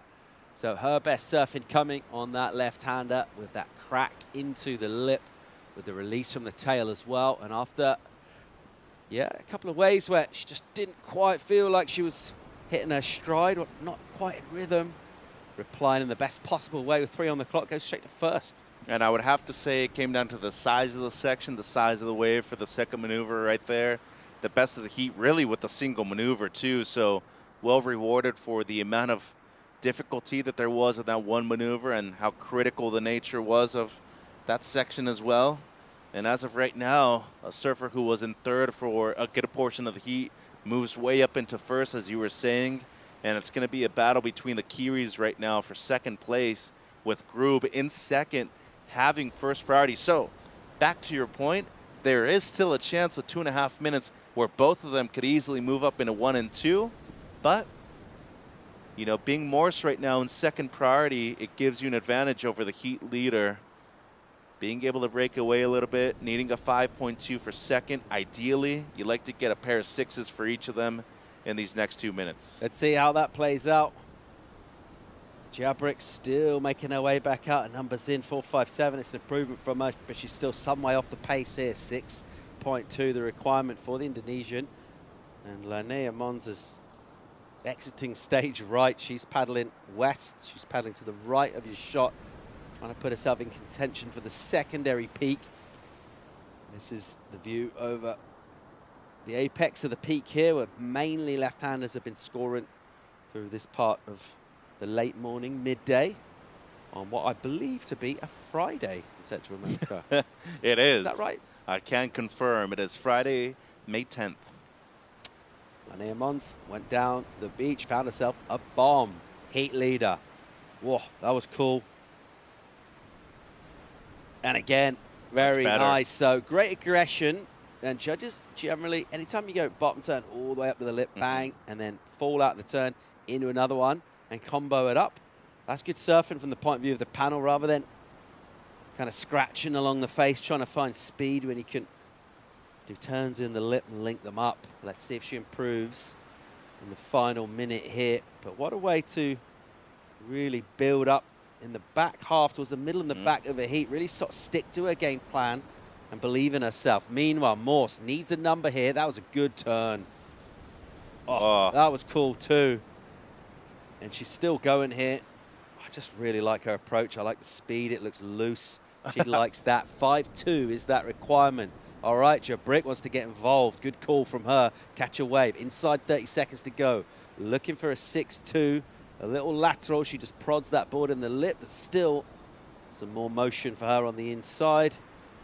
And a little grimace as she kind of submits almost on the inside there, realizing not loads going on. And she's on the rocks on the inside there. She won't be paddling back out. Final 10 seconds now. Alani Morse is the crucial number, isn't it? Really, that you feel with that 5.2, the requirement. I mean, from the surfing that we saw there, check the number out for Lanea Mons, 9.43. That is absolutely massive from her. So she got the lead. Because she got the lead in fourth priority, she got away. And guess what? When you're in rhythm, when you're in mojo, you can almost generate that energy. The ocean sends it right back to you. A great looking wave for her. Very well surfed. Well, excellently surfed. And a massive number for USA. Yeah, and one of the highest scores of the event so far, with subpar conditions too. Some good surfing. But as you said, found her rhythm in the back end of the heat. And it's really her last 2 waves that are her counting scores. But right now, a battle for second. Waiting on a score from Morse. Don't think Suri is going to be able to get the score that she needs, but I have a feeling that Alani might be getting her requirement, Paul. Yeah, I mean, just my feeling from the surfing she did on that wave, it felt like 5.2 to me. I just think her rhythm, her reading of the wave has been really good. You can't help but appreciate that. You can't help but appreciate this. Yeah, and a larger wave, combination of major maneuvers, the tail slide for the first one, and then into the lip on the second one, so much better timing. As you said, it recovered super well in the back end of the heat. Well surfed, an excellent score, and you know, one of the highest of the event so far. A huge number there for Lanea Mons, Team USA. They love that. So big support from the Americans. They're going from strength to strength here. We'll keep rolling with more live action from the repechage round. When we come back from break, find out if Alani Morse of New Zealand made it, All that and more action from Surf City El Salvador when we return.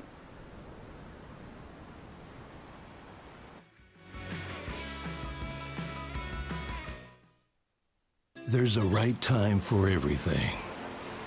A right time to learn. A right time to try. A right time to fall. There's a right time to find your wave. And there's a right place to enjoy your passion like nowhere else.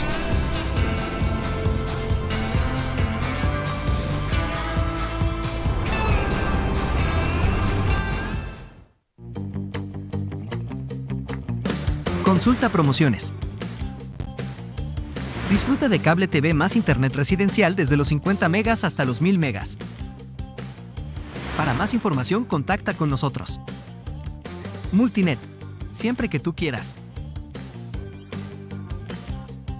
Bienvenidos a la tierra de anfitriones. Aquí somos los campeones del mundo en hacerte sentir especial.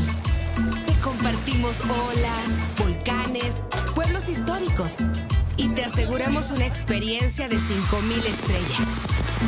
Porque esta tierra tiene más anfitriones por kilómetro cuadrado que cualquier otro país del mundo. El Salvador, tierra de anfitriones.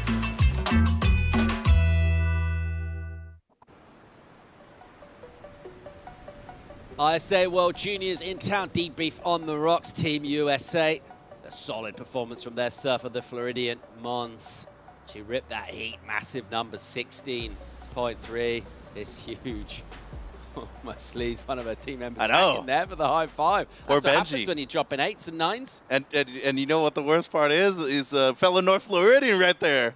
All right, let's check out boys under 18, 5, repechage 5, heat 1, Rafael Barbosa of Brazil, Ido Hajjaj from Israel, also in the water from Canada, Jonas Meskis. And let's not forget the Puerto Rican who ripped this morning, Joey B. Soto. How do you like the talent in the water out of these four? This is a tough heat. Meskis has surfed great so far. Barbosa, Hajjaj, we've seen them. We know they're talented. And Bia Soto, you know, has really impressed coming out of the Caribbean in Puerto Rico. Here he goes, Bia Soto.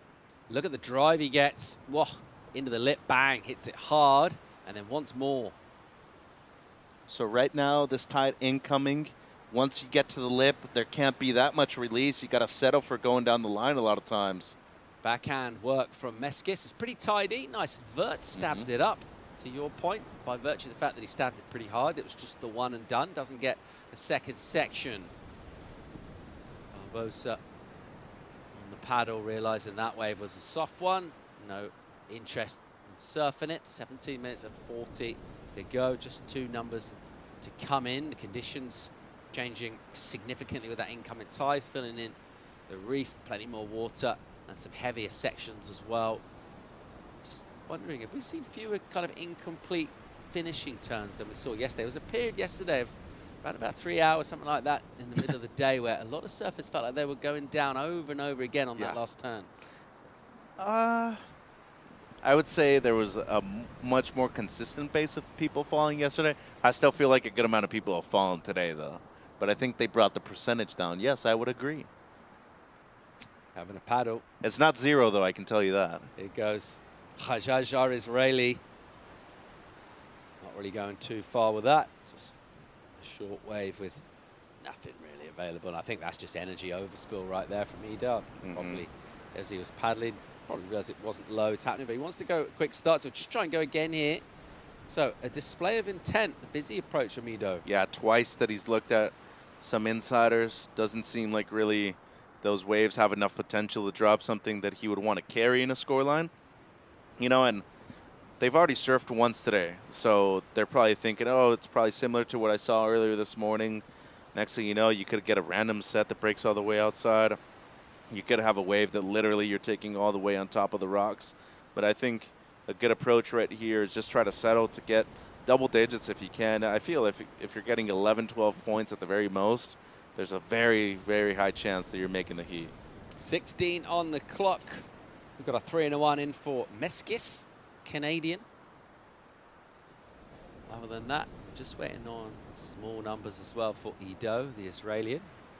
Not a lot to get overly excited about in the opening hostilities in this heat. No one really going hard, going at it, so a little bit of tension, it'll be nervous. And what does this feel like? There's 4 minutes gone, getting towards 5, you haven't got a score on the board. How does this get into your head? I kind of start panicking once there's like 12 minutes left and I still haven't caught a wave. At this point, if I have, first, second priority, I'm waiting a little bit longer. If I've already waited, why not wait a little bit more? Meskis, look at the flow and speed he's got. That was cool as he projects and gets the hot boat as well. So finding room. The first turn, he projected out the turn. It's actually like a functional setup as well as looking good as a maneuver. It put him in position for that last section. Meanwhile, Hajjaj, that's much better from him as he goes with the power. How's that? Forcing that tail and board through the lip. And he'll get a little section here. And he'll throw in the spin. It'll be incomplete on the inside while we wait for those numbers to lock in. Speaking of someone who went massive on the scale, dropping 9s in the last heat, Team USA standing by with Rachel. Thanks so much, guys. You are right. Linnea scoring a 9.43, the highest single wave score that we've seen all day. Talk to me about that. Yeah, I'm super happy about that. I kind of had a rough start to the heat because I kept getting waves. I was super nervous, so I kept falling, but I was able to take a few deep breaths and pull it together, and I got that 6, which I feel like got me in rhythm, and then I was super fired up to get that super 6 set wave and able to ride out and get a 9. Gosh, you did that absolutely textbook. It's not easy to reset in a moment like that, and that experience that you've had at home and other events has really shown that it's lent to that. Do you think that you're drawing on that heat experience in past events in moments like that? Yeah, definitely. I mean, I've surfed quite a few heats. I still have a lot to learn, but I definitely try and pull whatever I can from every heat. And obviously I'm in the repechage, so I've already lost a heat. So I got to pull some stuff from that and made sure I was catching waves and surfing so I could show my talent, and super happy to keep going. Oh my gosh, what an amazing answer. You coming in from just scoring a 9.43 and all Team USA waving the flags on the rocks there. How good does that feel to be walking in towards your team, they're cheering you on, and you're feeling so good getting all the hugs and cheers from them? Yeah, it's the best because this event is so unique because it's like a whole team event, and I really feel like I've got to bond with all my team members, and we're just having so much fun together. And I think this event's super special because obviously we're all surfing for our own individual results, but we're also all being a team and surfing together to do good as a team. So it's a blast. Well, congratulations, and we'll see you for the next one. Thank you. Thanks, Rachel. Great interview there. Linnea Mons is ripping, full of confidence. Team USA, they've got so much talent in the squad. Yeah, and traveling with her parents, Chris and Jen, so a good company to have among them. But most importantly, as she was saying, she recognized that she's already lost once, only has one more opportunity in the rep, so she's got to make those few opportunities count here, Paul. Well, coming in, as Rachel was asking her, with the team there, and whatever the result is, you know you're going to get support, right? That's a given. But you come in and you get a win, everyone's excited.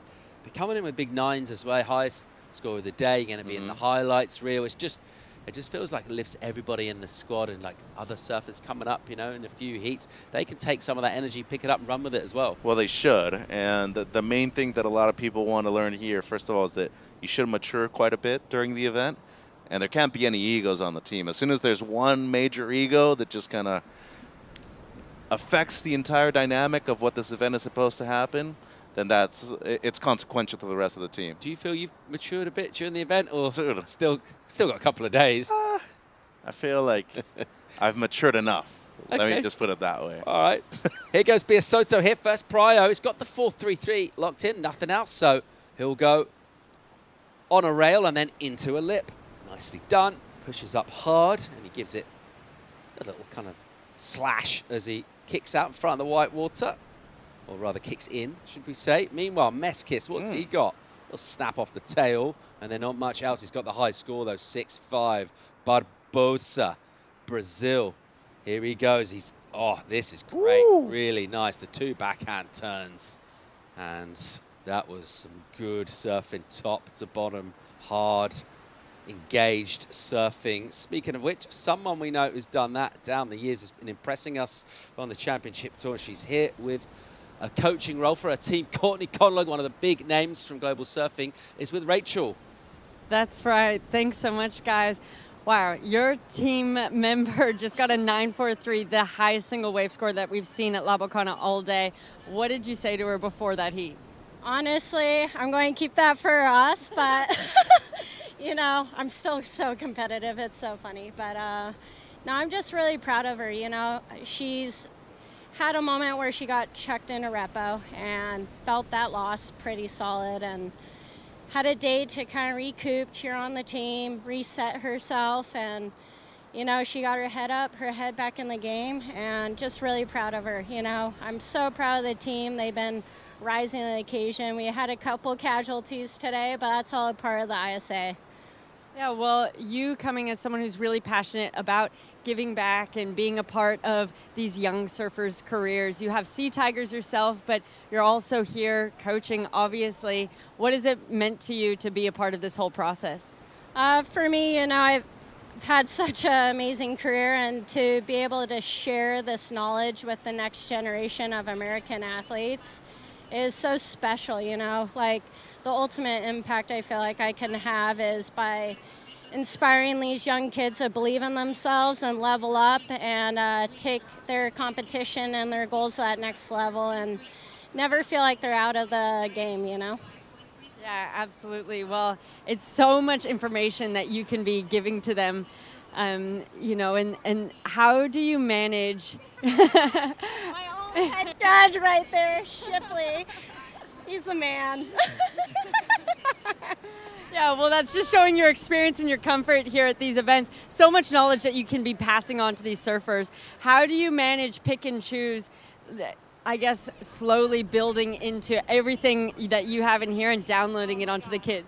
I decide what to give to them. You know, every single kid and athlete needs a different message, and I tailor the direction to them. You know, I kind of create their own little mapping, and I feel like I'm the navigator in the passenger seat, and they're the ones behind the wheel making the decision and deciding when to put the foot on the throttle and when to put in his second gear, you know. So, yeah, I just kind of see what they need. I kind of try to find those BOGOs, the buy one, get one deal with, like, info. What can make the highest impact with the least amount of, like, clutter in their brains. So, yeah, just really enjoying the process of sharing and deciding when to share certain knowledge.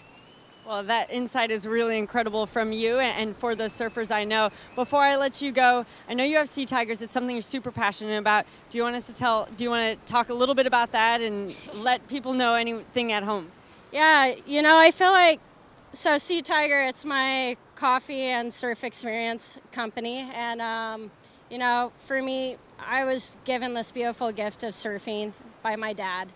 And what I was able to do with it was pretty cool, and still very grateful to this day. And now with Sea Tiger, I want a bunch of little Sea Tigers I'm inspiring on the daily, creating a community of athletes that have a good mindset. They're just good overall humans, you know, and healthy, just trying to accomplish and being their best version. So I'm in a place where, you know, I want to just do more than just serve myself, you know, and serve others.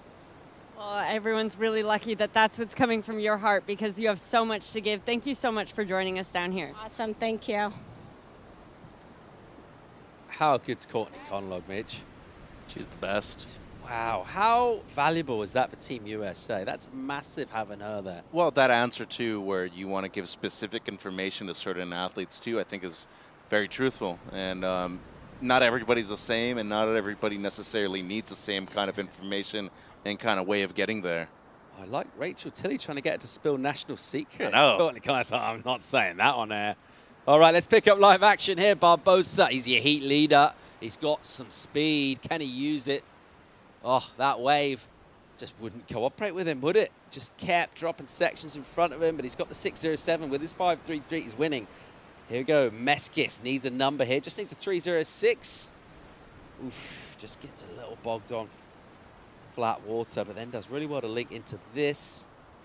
A wrap to snap, and then an inside section. And a nice little flick off the top with some spray. Loads of style in it too. He's very composed in terms of his style. The speed was on point. 2.306. Well, he'll get that. But as you said, a bit off time with the first maneuver as the last of Ito comes through, a 5.77, Paul. So the requirement just a little bit more from Meskis, but I feel like, you know, he should be getting that low 3. Ooh, check this out. Speed here and intent from Biasotto. Can't quite get a hold as much as he would have wanted with both of those turns. Almost like maybe just a little behind the pocket. Perhaps quite hard to tell from here, actually. But it did happen twice, and it happened on his first wave of the heat, to the 4.33. He gets to the lip, and despite projecting himself down the line, he never fully actually engages with the lip. Not to say it's a windshield wiper, but there's just never really any kind of commitment there to that maneuver. So as of right now, I feel like the 4.48, it's debatable whether he's getting that, especially if Meskis gets his requirement. Paddle hit from Israel Hajjaj. Here we go. Look at the spring in his step as he goes. Tries to get the air reverse done, and it takes him an eternity actually to tumble off. Oh, looked like he banged a fin out, and then quick as you like before he even gets back on it, gives it. It's good reaction time though. Yeah, gives a little tap, and he's back on. So surfing with FCS2, obviously the fins pop in and out. A lot of people for a heat, they'll put a grub screw in just to make sure it doesn't pop out. That's a really good point, and you should do it, but that's also part of being a coach. You need to make sure of them bringing all new leashes, all new leash strings. Do you guys call them leashes over there in England? Okay, because I know they call them leg ropes in Australia, which is, you know, pretty odd. If like the same thing as you said, the imperial system and whatnot. I think all that should be like global. It should have just one single name. But interesting though, we talked about everyone using metric, but surfboards stay in feet and inches, don't they? That's true. Always. You should write a book where we should have like standards already set of measurements, the way we measure the tide, wave, boards, what we call a certain piece of equipment. I mean, because everybody calls a fin a fin. Yeah. I mean, you go feet and inches, and then you go liters. Yeah. That just feels confused, doesn't it? But would you go ounces? Fluid ounces. Yeah, that would be even weirder. Okay, here we go. Israel looking for a section again. Won't find one. Yeah, and gets dropped down to 4th as the last one right here of Meskis comes through as a 4.67, and the last of Biasotto, a 4.73. So both of those guys needing something in the 5s, close to a 6 for Joey, and Ito's needing a mid-5 as Jonas going to play defense here. Yeah, second priority in second place. Into the lip. Wow, that was really cool. Smashes that. Got the 4.67 prior to that. Put him into second spot, and then realizing a potential threat coming there. Took the wave. Let's see if he adds. 5.95 is the requirement for Biasotto with second priority on the prowl in white. 2 minutes 45 seconds to go. He shares the lineup right now with the heat leader, Barbosa.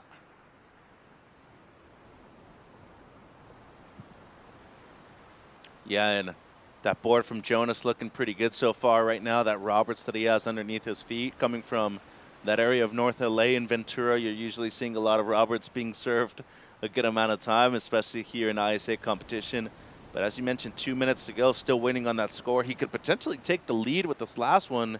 Needs a 4.9 at the moment, Paul, so close to a 5. And we have seen single major maneuvers be rewarded with even half of the scale, too. So I wouldn't be surprised to see him move up into first place right here in these next 2 minutes. Let's see where that goes. Inside 2 to go here. Hey, how well has Barbosa surfed this heat, though? I mean, under the radar. Yeah. Has really 2 waves. Outside of that, a couple of real throwaways just in and out. He's been the silent assassin in this one. Yeah, I feel with this priority as well, he's waiting for a bomb. I think he might find one as well. I think we haven't seen all of his participation in this heat. He'll try and unlock and go big again, but I think the drive he's got, feels like he's got a little bit of an extra gear. Instantly, the speed from the takeoff, I think that's been a bit of a marker from some surfers who've not only done good maneuvers, but the way they can jump to their feet and instantly build up a ton of speed. And as we get towards finals there, I think we'll see that as kind of standard, really, for surfers still in the draw right there. It's generating that speed instantly, instantaneously, doing that from takeoff, doing it from maneuvers as well. Here he goes. He might be interested here. He's had priority for a while. With a minute left, he says, this is the opportunity I wanted to try and improve. First turn is so mature and vertical. Look how he tightens up the bottom turn and then into the lip. That makes him go super vert. And even on kind of in between swings of the surfboard, he gets so much spray. Israel here needing to get into this now. Oh, that was a great turn from Ido. One, another. And both of those hung in the lip. And that's a bit more like him that we've seen in the rounds. He got one good wave, right? He's got the 5.77, but other than that, a little out of sorts. A great answer from him with under 30 remaining. Wow, Jonas might even get knocked down to third right here. Good exchange, but once again, Barbosa has surfed an absurd heat. I mean, just by the standards of the conditions of the waves right now, to me, there's no doubt that he's bettering the 5.33. Jonas has surfed an awesome heat too, but last of Hajjaj, 5.64 is what he requires. A major turn on the first one, but I will say he did get hung up on the second one, so I don't think first, second, or third is really secured right now, but I do have a feeling that Barbosa should be dropping a big number here. We're out of time now. This will be all wrapped up. It's with the panel. Scores to come in for Israel in blue and Brazil in red. If Brazil goes to first, that requirement will go up for Ido. It'll actually be Meski's score that he's trying to hunt down. So that'll probably be, it won't be a major change actually. It'll be about 0.3 of a point extra. Let's have another look at the Brazilian. Well, you mentioned the maturity of his surfing on this one. How tight was that second turn too? In the pocket the entire time, and he just recognizes that with his bottom turn that fades a little bit more, he's always in the most critical zone of the wave. That is a major carve though. So that is a beautiful combination of maneuvers, but once again does get hung up. But I mean, he goes straight up in vertical on the second one, so it was a nice combination. 7.5 in for Brazil right there. Fantastic stuff from them back on the beach. So Ido celebrating that. Ido's requirement now 5.97 he needs. It's close. He needs a 6 basically. And Jonas, after surfing a great heat, I mean, I feel like he might get dropped down to third right here. It's intense, nervous moments. You got to back the fact that Ido just held his nerve and found his best surfing. It looked like certainly with that first turn, the best turn we've seen him do. Comboing up with the second one. Didn't get rattled, stuck in the game. Few things didn't go his way. Numbers in. Not only is it the score, it's the high score of the heat. And what a performance. Look how much it means to Ido Hajjaj of Israel. He's absolutely fired up. Great heat. And he is delighted to get that. So it's bad news for Canada, unfortunately, but the quality of the surfing from this guy and a dramatic finish in a heat that a lot of storylines bubbling over there. Almost 4 completely different storylines from all of our surfers. Ultimately, it is Brazil and Israel that advance. Yeah, and Barbosa, once again, very well coached by Paulo Moura and the rest of the Brazilian crew. They've looked awesome all event long and dropping a 7.5 en route to the heat victory. Brilliant surfing here from Team Brazil. Authority, basically entertainment too. Judges love that. They'll keep rolling. Team Brazil with loads of confidence. We'll keep going with the repechage from the under-18 boys. More live action right after this.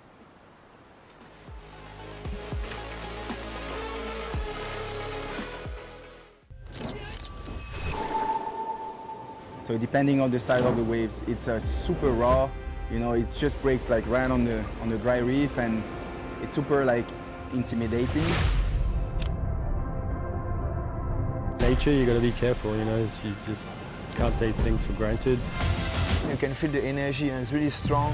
It's probably one of the strongest places in the whole world and the whole French Polynesia.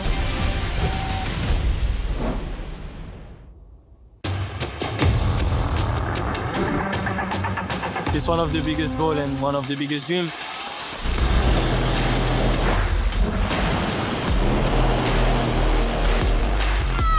It's been like an emotional roller coaster. I ask myself, what just happened? Is this real? Every athlete's dream is to, reach that gold medal.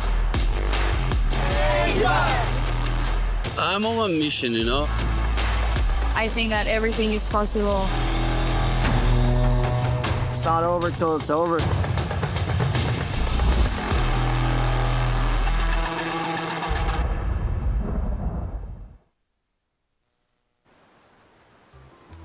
We'll keep rolling with under 18 boys repechage. Second heat of round 5 will feature the American Kai Kushner from Costa Rica, Homeo Marin Stone, also Teddy Dag Billy of Sweden, John Rabinovic from Israel. We just saw Israel go from 4th to 2nd with a very well surf wave in the dying throes of that heat underneath a dominant Brazilian performance. Beautiful views from above as we fly over podium number 1, La Bocana.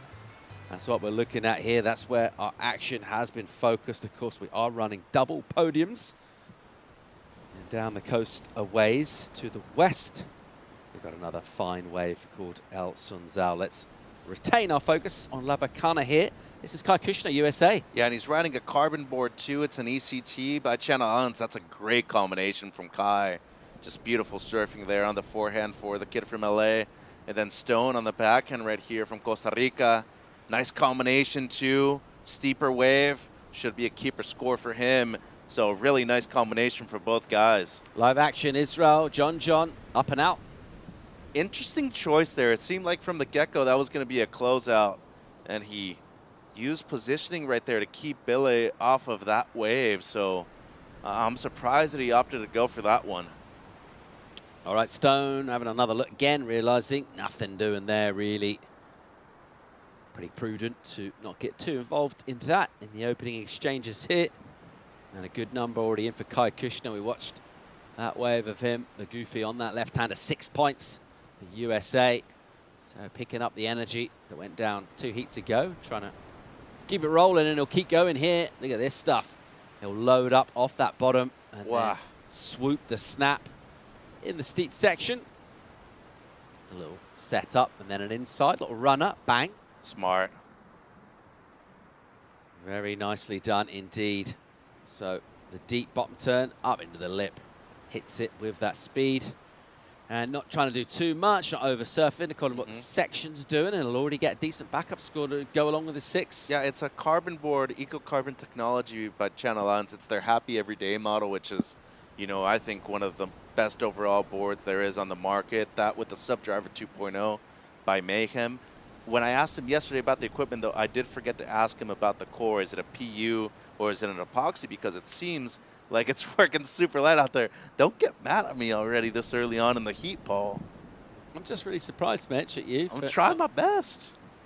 I can't believe you're keeping the surfboard on tenterhooks as to what exactly that core is made from. Well, we might get it after this heat. Someone else whose equipment looked great, surfer from Team Brazil in the last heat. Let's go and hear from him. He's with Rachel. Thanks so much, guys. Rafael, congratulations. We're working on our English here. Let's talk about that heat. How did you feel with that one? Yeah, thank you, good. Thanks, good. I'm very happy to advance my heat. I'm very happy to represent my team, Brazil. Yeah, go Brazil. Amazing. Yeah, congratulations. Is there anything you'd like to say back to Brazil in Portuguese? Sim, estou muito feliz por ter avançado essa bateria e quero mandar beijo para minha mãe que está me assistindo, meu pai, minha avó, enfim, toda a minha família e a todos os meus patrocinadores também. Vamos para cima. Perfect job. That was great. Back to you guys. Thanks, Rachel. A very stoked Rafael Barbosa. Polished performance from him. I reckon he's got a lot more to give. A serious danger man as well. He's in the repechage. Yeah. He's competed well, though, and kind of going under the radar. I feel like he's one of those guys to watch out. Could sneak into the final, eventually win, too. Seen it happen before. Wouldn't be surprised to see it happen again. Yeah, we've seen some surfers go, they really need the genuine steepness of the wave to be able to go full-blooded, top to bottom. I feel he can do that on anything. He's got that perfectly sort of balanced power. It doesn't come from any particular part of his body. I just think his technique is basically flawless. And this is great technique from Kai Kushner right now. Nails that section. I mean, so precise from him. And the variety as well as what he's shown us. Very nicely done. So finding a little ramp on the inside, getting the air reverse done, and he nails it. Yeah, and he's actually surfing the same peak he surfed the other day, Romeo.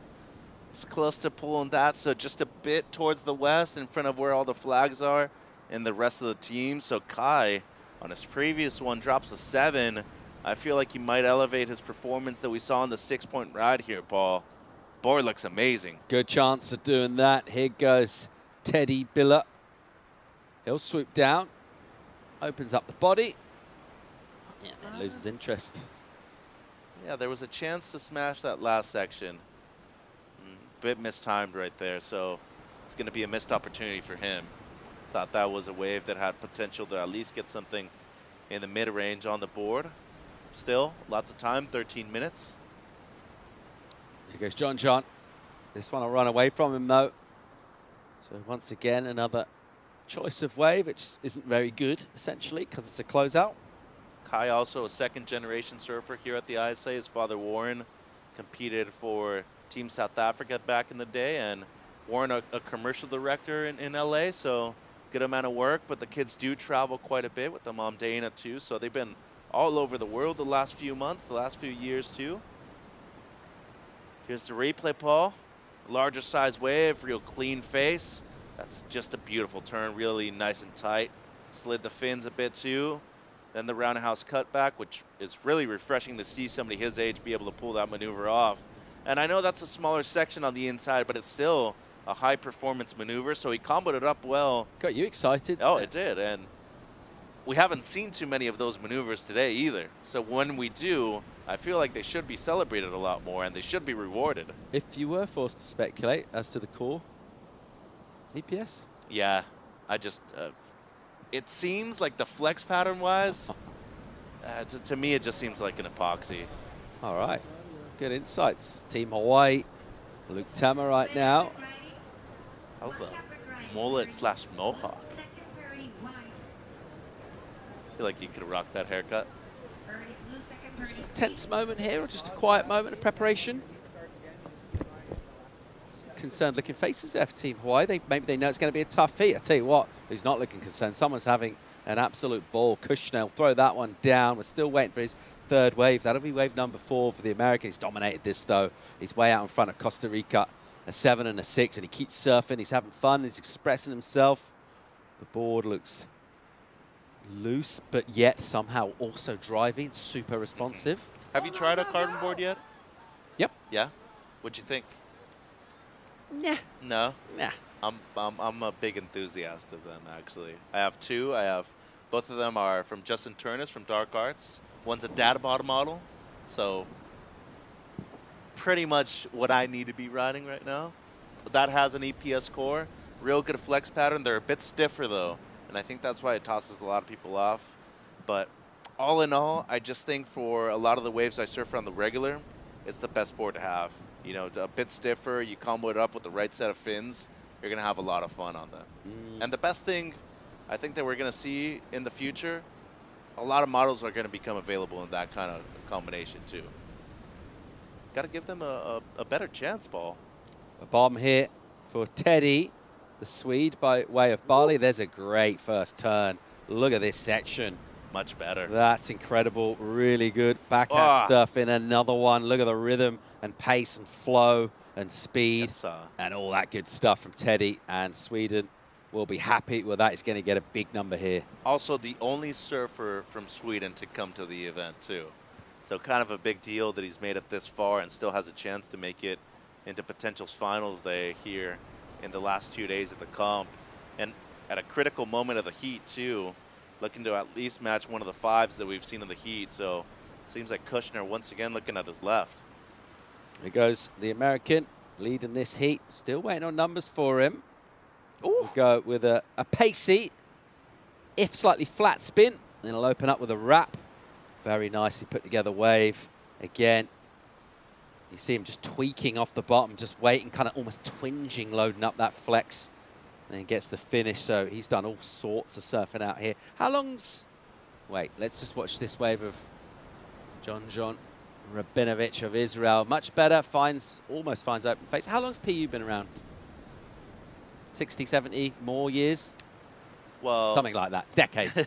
How long have people been trying to find something to ultimately replace it as kind of the standard, the go-to? 35. Same amount of time. How many of those? Really? How many of those have done? All right, in your 35 years, how many technologies have come along? Because carbon's not new, mate. It's been around for the 80s. No, but it's Right. been modernized. And no one's ever really come up with something that everyone's got. Okay, yeah, that's the one. It's but well, now you feel is the moment. But for it. no. Because now you're thinking to yourself that I said that it was the one. All I'm saying is that there's preferences. Yeah. There's certain things that might be better for certain conditions than others. But in the end, it comes down to what you like and what feels better. Yeah. I mean, who's going to tell Kelly to ride a 2+1 out there in Margaret River when it's 4 feet? And didn't that board look great when he competed out there in his opening round heat? He was riding a 2+1 on what seemed to be a short board, and it worked. As we look at the replay here. Where did he come in that contest? The last event at Margaret River. Yeah, where did he come? Well, I'm not saying that he did super well. Fell off tour. But in that heat, it worked great. He advanced out of that heat. So didn't make the cut, mate. What I'm getting to Just is facts. It comes down to what people end up liking and enjoying. Yeah. And in the end, it seems like in this particular moment, for these particular waves, the board selection for Kai Kushner seems to be the right one. His board looks absolutely incredible under his feet, and he's dominating this heat. He'll go excellent with his third wave, 8.07, and he's just enjoying himself here, putting on a bit of a clinic, actually. Here goes Stone, looking to try and get back up to second, and need a 5.34 to get it. A little slopey, though, and he's just trying to swing loads of upper body into this. There's just not much wave there. That's the thing that's holding him back. He's doing really well with what he's got to work with, but what he had to work with wasn't much. So the 8.9 for the Swede, Teddy Biller. That's huge for him. So the highest score in this heat, we knew it was going to be a big one. It was a beautiful left-hander. Meanwhile, Kushner, the heat leader, with speed and drive and flow, and a nice sting into that steep section. Oh, again, really, really good. Still rapping for a nice figure 8. He likes to take on that inside section and flare up. That one will be incomplete, but another question for the judging panel here, and that is wave number 7, is it for him? Something like that. 8 and a 7. Will he improve? There's a chance he did get hung up on one of those maneuvers out there, so if being super critical, the 7-point rod was a much cleaner wave. Rabinovic's got nothing going. He's had a shocker so far. Oh! He'll go to the air and won't quite get the landing done. What's happened to him in this heat? He's had a nightmare. Yeah, and remember that first wave that he kept Billy off of, which was really a closeout? Ooh. Oh. Okay, all right. So we're seeing some big punts go down now, some big rotation attempts. I like the necessity of trying to go for that right now, though. It's a competitive heat. Everybody's got at least something, you know, in the mid-range. But if you're able to separate yourself right now, whether being Kushner or Billy with the excellent scores, you get another excellent score, and then everybody else going to be in a combination situation.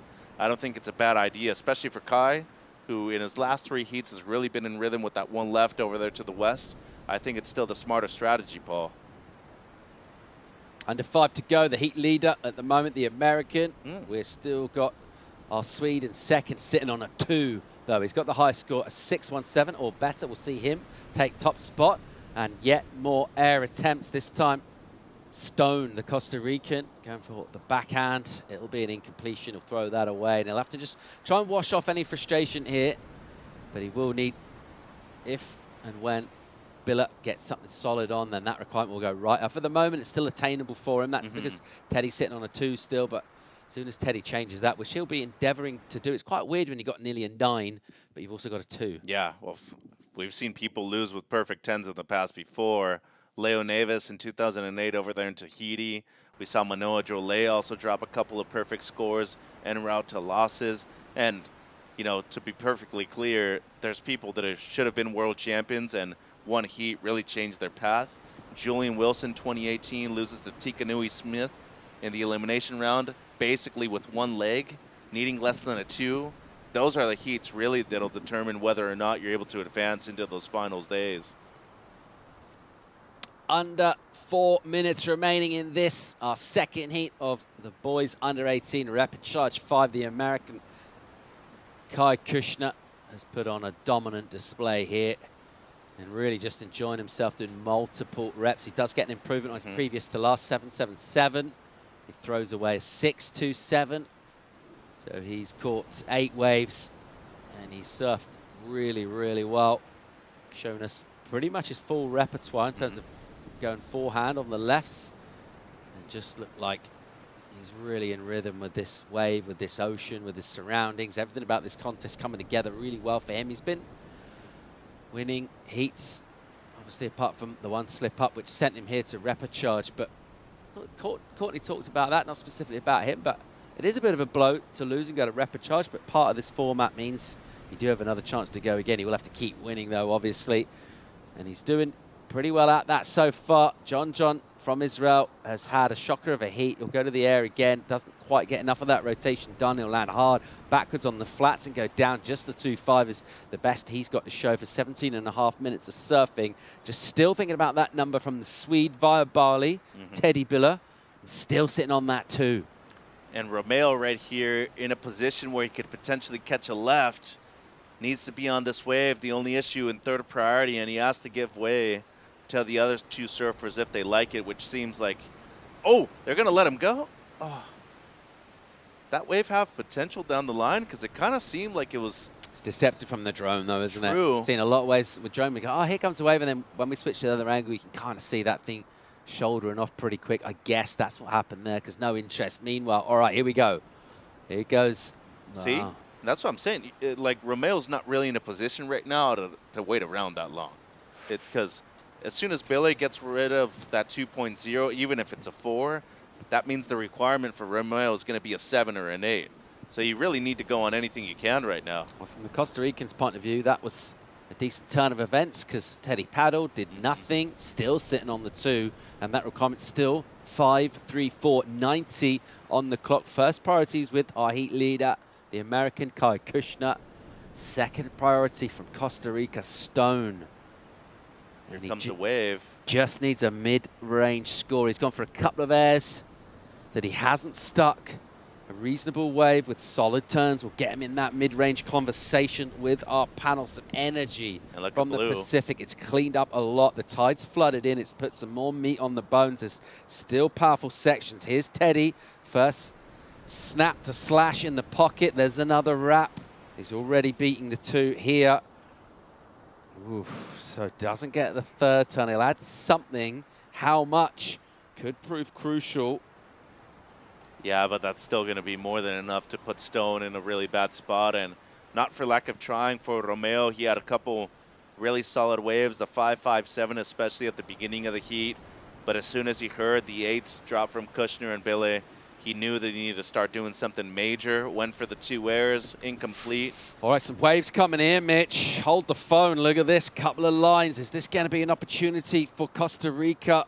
Priority, remember, the American, the heat leader, and he'll snaffle this one, I think.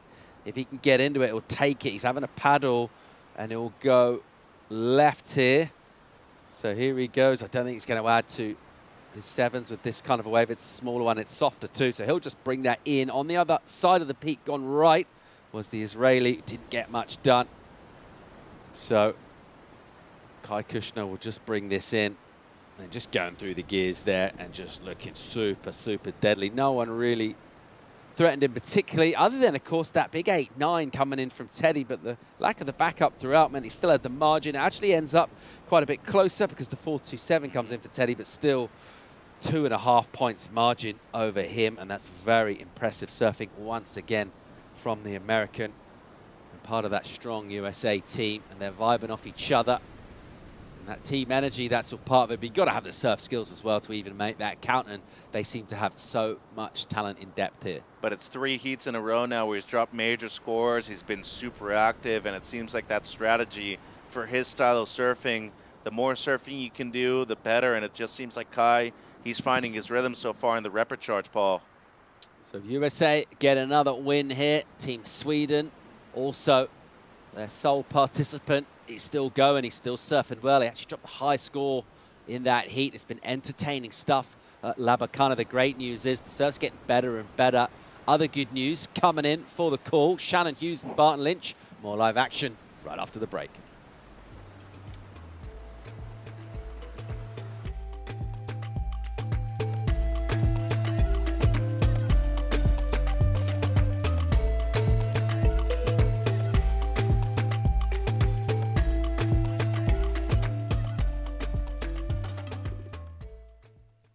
Bienvenidos a la tierra de anfitriones. Aquí somos los campeones del mundo en hacerte sentir especial. Te compartimos olas, volcanes, pueblos históricos y te aseguramos una experiencia de 5,000 estrellas. Porque esta tierra tiene más anfitriones por kilómetro cuadrado que cualquier otro país del mundo. El Salvador, tierra de anfitriones. There's a right time for everything. A right time to learn. A right time to try. A right time to fall. There's a right time to find your wave. And there's a right place to enjoy your passion like nowhere else.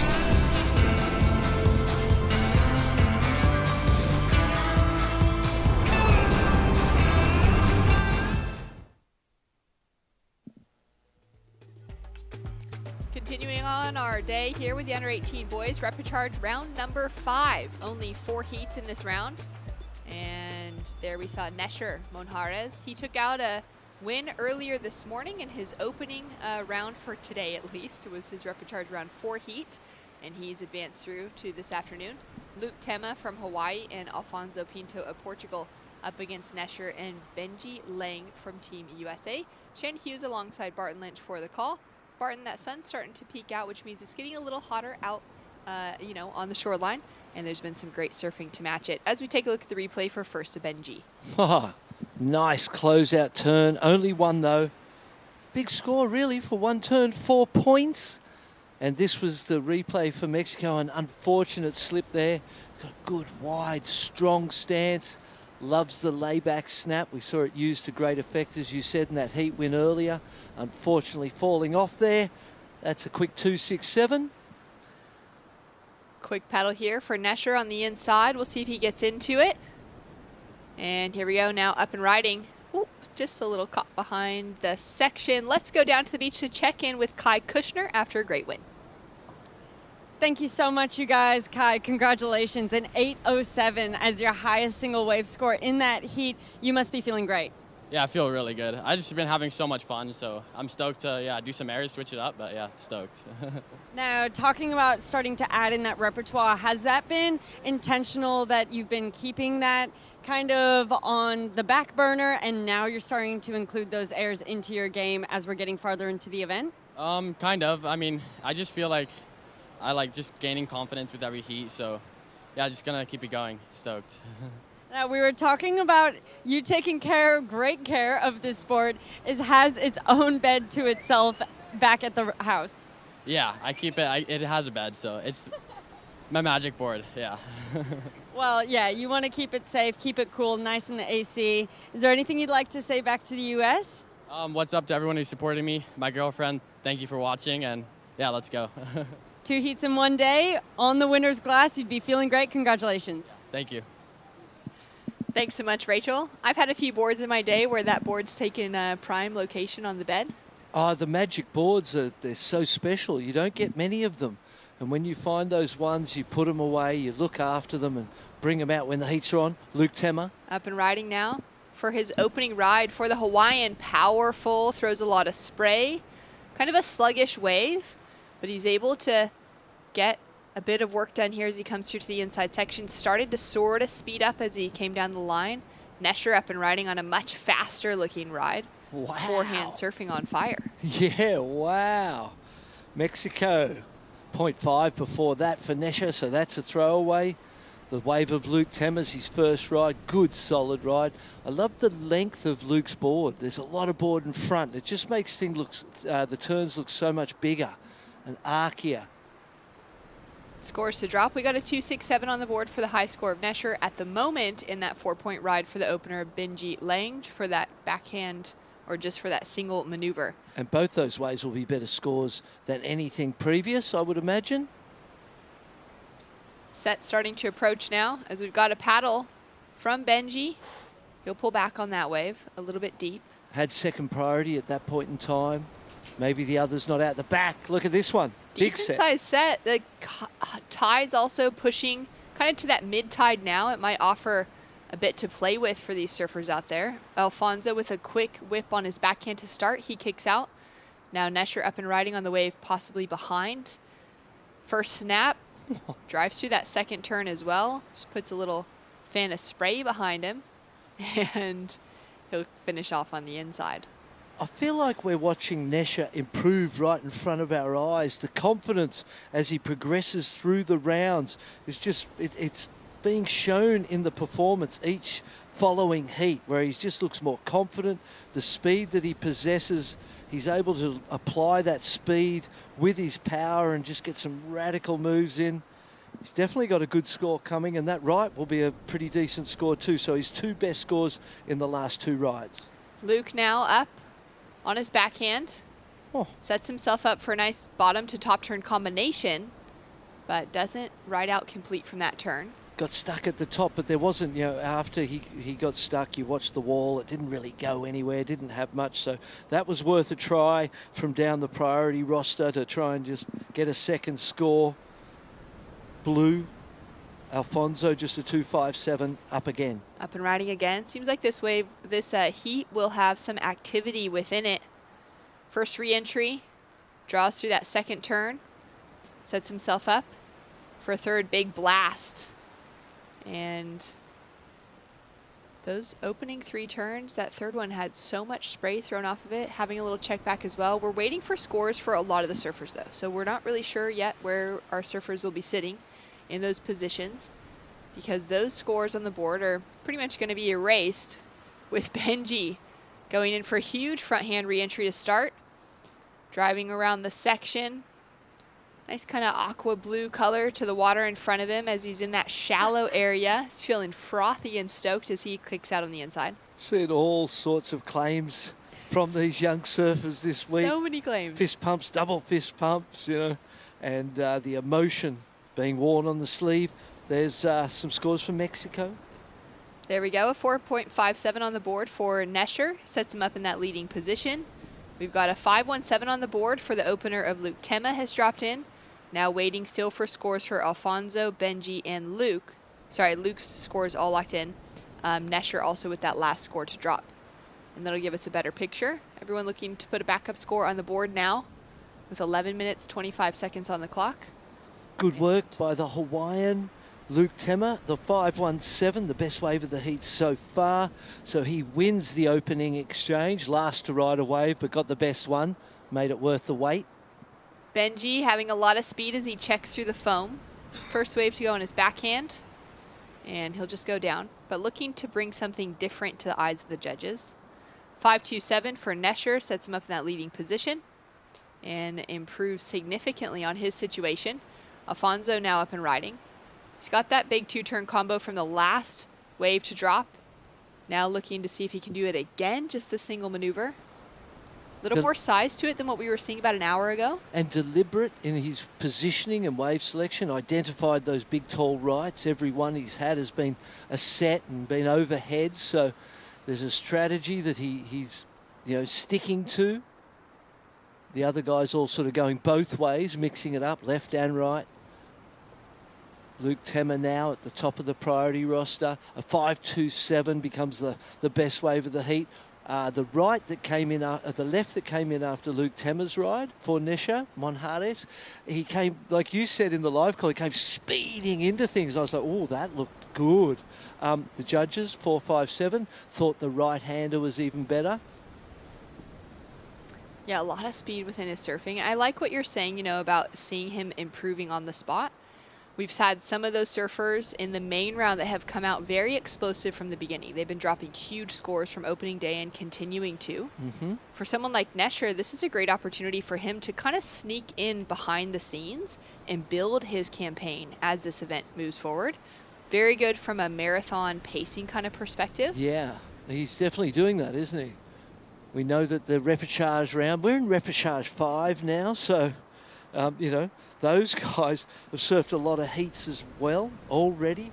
And as you said, each heat is full of someone who advanced from the repechage round prior in first or second, and then someone who lost in that round and went in the main round and goes down. They were third and fourth in their main round heat. They go down to join them in the repechage. Huge score drops. So 7-1-7 for that the right we were waiting for of Alfonso. Powerful surfing. Yeah, big wave too, was well selected. Hold on. Priority usage here. Yeah, Benji's going to kick out of that one. Nesher down the line is going to just go for that ending section, mostly in a blocking tactic more than anything. Yeah, maybe unnecessary at this point in time. You'd rather be out the back with the priority, I would think, than catch that wave. So kind of getting roped into the combative part of competitive surfing and wanting to block, but it was a block he could have left and kept the priority, I would think. Yeah, and on a wave that didn't have a lot to it, really on the inside, especially with 8.5 minutes remaining. You could see that happening with the final minute or two on the clock. Exactly. 100% make that call. Yes, but at this point in time, the priority, I don't see Benji Lang really. He's waiting on a score. It's most probably better than the 4, we would think. It was a longer left. The last turn was aggressive and whippy. That's what we want to see. Nice stuff from the Mexican. Throws in the claim, jumps out the back, looking to improve on the 4.57. And maybe even something he's eyeing off in a different type of wave he wants now to go for those airs. As we take a look at Luke, 5.17 being his high mark. Comes around the section, already had that early tag as well as he finishes off. He gives a little pump as well. Fist pumps galore out there right now. People feeling good about their performances, selling stuff positively to our judges. So for Nesher, you know, keeping himself in that shallower section where those waves might line up with that speed where he could really drive down the section to look for airs specifically. Yeah, we like that. So it showed the judges something different. And Kai Kushner referencing in his post-heat interview just now, you know, he decided to do that in his heat as well. Start bringing the airs in, which he hadn't really been doing yet. Yep. It's that time of the event where things are coming down to the nitty-gritty, tiny bits, making a big difference in the score. A lot of positive young men out there. There's a 6.37. Big score for Benji Lang. The speed, I think, was, you know, in his performances, what's getting those big scores.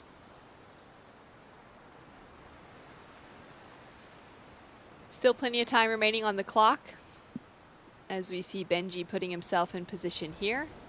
Quick look at that wave. We'll see if priority shifts or if it just remains the same. Alfonso sitting in that third place position now, but he only needs a 2.67 to take himself into second. And that last wave was that single completed maneuver. He'll get the score that he needs. We've got all scores now locked in for Benji, that 6.37, putting him up into first, ahead of Nesher. All scores, still a score to drop for Nesher. We, of course, have scores to drop for Luke Tema as well as Alfonso for that last right. Luke Tema looking for a 4.68. Got 3 turns on that left. A couple of them were nice and critical, fast. He's got 4th priority, first with Alfonso, who's sitting in his own peak, sitting on those wide rights. That's working for him. Benji Lang with 2nd priority, getting an interest in this. Bigger set left. Good looking set. And it works his way through that opening section. Lays it in on the next turn, and that combination through the middle part of the wave being really fun to watch. And means that 4's gone. Luke Tema behind. Snaps out of the top. Into another on his backhand. So this heat's going to have some changes potentially. Benji, though, in that leading position with the combination he just dropped, likely to hold himself in the lead. Alfonso gets the 2.9 for the single re-entry, and he moves up into second. 5 minutes on the clock. Scores to drop for every surfer except for Alfonso at this stage. He's only had those 3 waves, been the quietest surfer in the lineup. Got the first priority, though, so that's the reward for being patient. Benji Lang's going to get a big score. I feel like that's his best score of the, or best wave of the heat so far. The 6.37 we saw from a wide shot, so it was a little difficult to gauge exactly how the performance was, but it looked good. Judges loved it. So some big scores here, and our early heat leader from Mexico Nesha Monjares now down into third, and he's 5.27 and he's 4.57, which were his early rides, got him that early lead. Really not doing much for him at this point in time as bigger scores drop all round. A 5.8 on the board now for Luke. Tema takes him into the lead. Alfonso down into third, looking for scores still to drop for Benji with that left that had a lot of turns to it. And Nesher now with another score as well as he's up and riding down the inside, pumping, driving down the line, setting himself up, and he'll just exit. His last score, a previous wave, drops in as a 5.87. He's now into first, pushes Luke into second. What a tight heat. Seesawing. Benji's going to go back into the lead when that score drops. Alfonso was feeling great with that 7.17, but suddenly he's in fourth.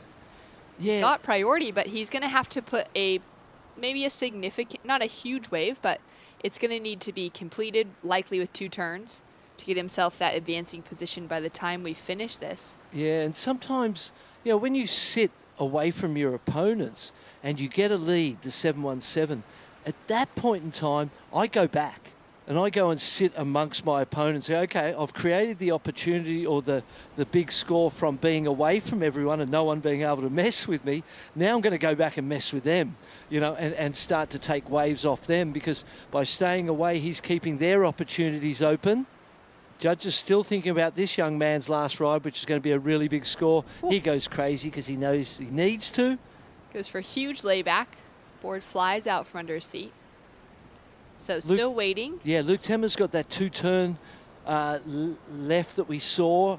It may improve on the 5.17. There's a chance of that.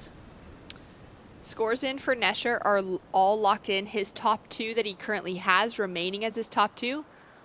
Pinto now up and riding. Oh, no, uses priority on that. Only needed the 3.8. Nesher, once again, now looking for that left, a smaller size wave. A couple great backhand hits for it. Oh. See if he's able to improve on the 5s. How's the performance in this heat from all 4 surfers? Again, a super tight heat. And the judges taking what I'll call too long to decide on this score for Benji Lane, because it's going to have a massive influence on everybody else. He's looking for a 4.60. He 100% gets that. Here it is, 7.6, best wave of the heat. Thought so, and everybody else needed that score in to know where they sit and understand what their next moves are. 5.35 is the ask for Luke Tema. A 2-turn left. It was a tall wave. Both turns were good and consequential. He could get that score with that.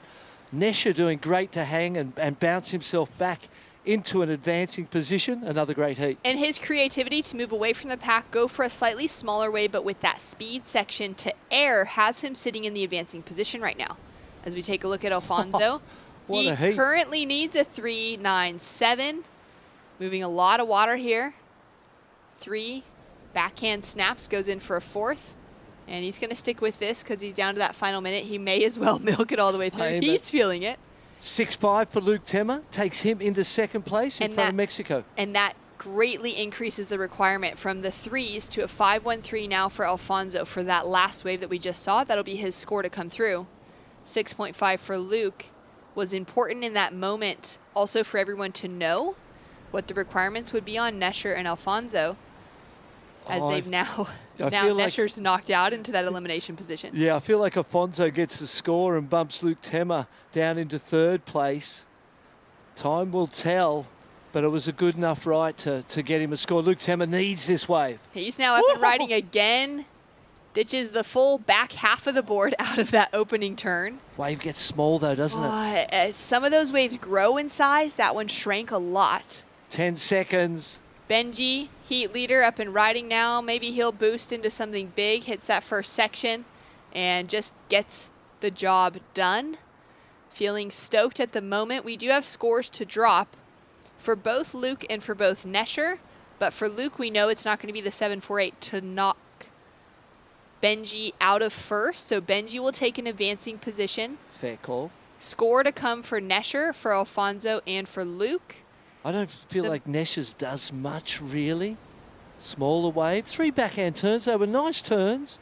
Well, it may improve on his position, but he needs a 6.44. I'm not sure it goes that high. That in comparison to the requirement of a 5.13 and the surfing we saw for that last right of Alfonso. I think he gets the score, goes up to second.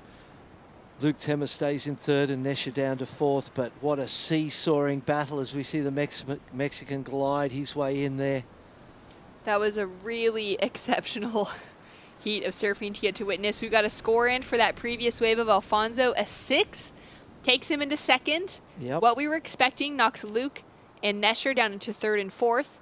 Luke would now need a 6.68 and Nesher would now need a 7.3.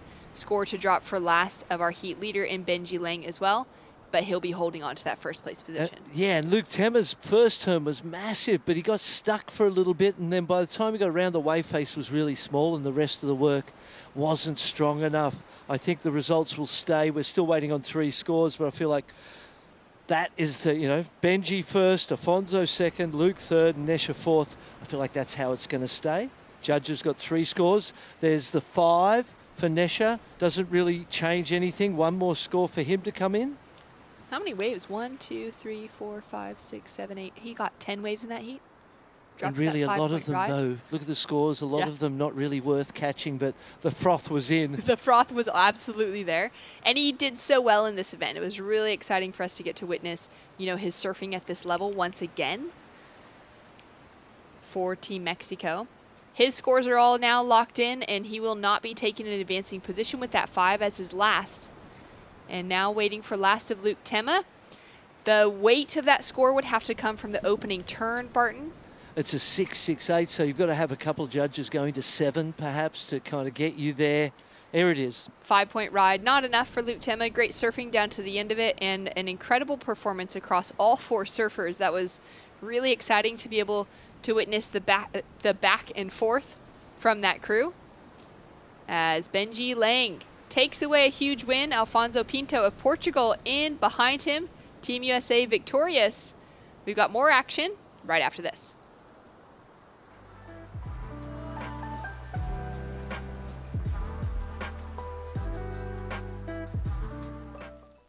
Bienvenidos a la tierra de anfitriones.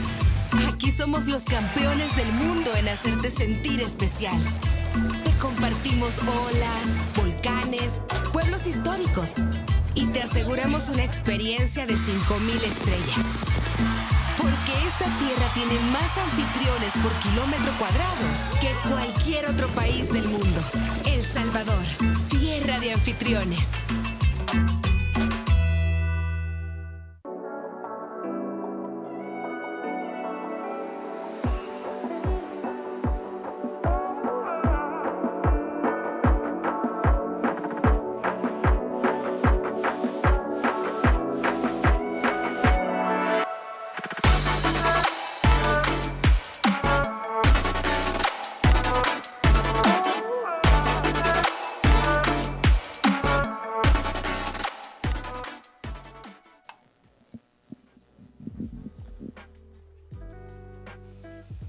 Welcome back to the action here for the ISA World Junior Surfing Championships. We're into our 4th and final heat for our boys under 18 Rapid Charge round 5, with Italy, Portugal up against France for 2 surfers in the lineup.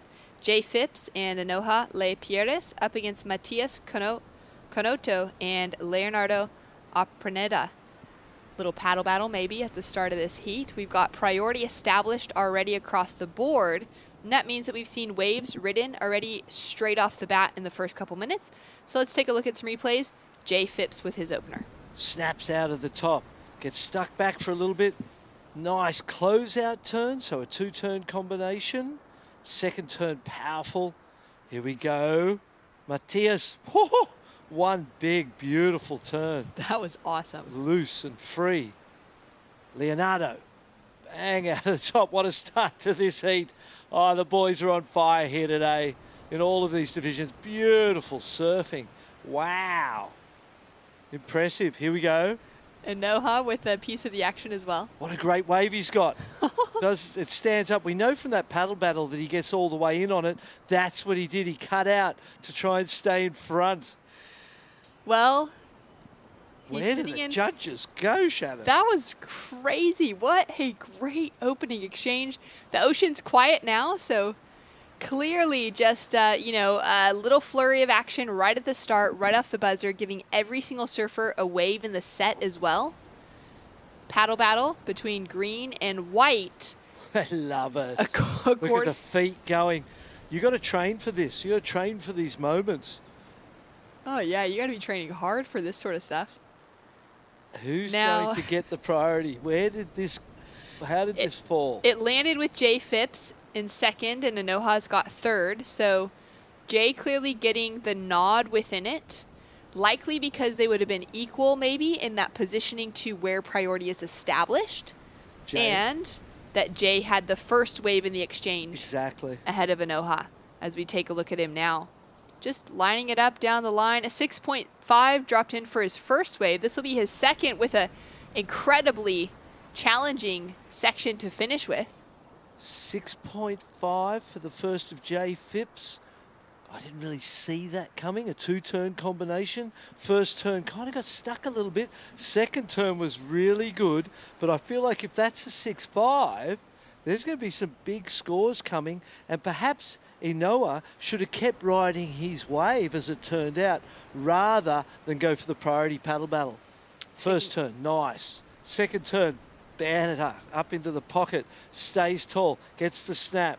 And then the last turn, look how this wave grows. Critical, free falls out of the lip. He liked it. He looks into the team, goes, how'd you like that?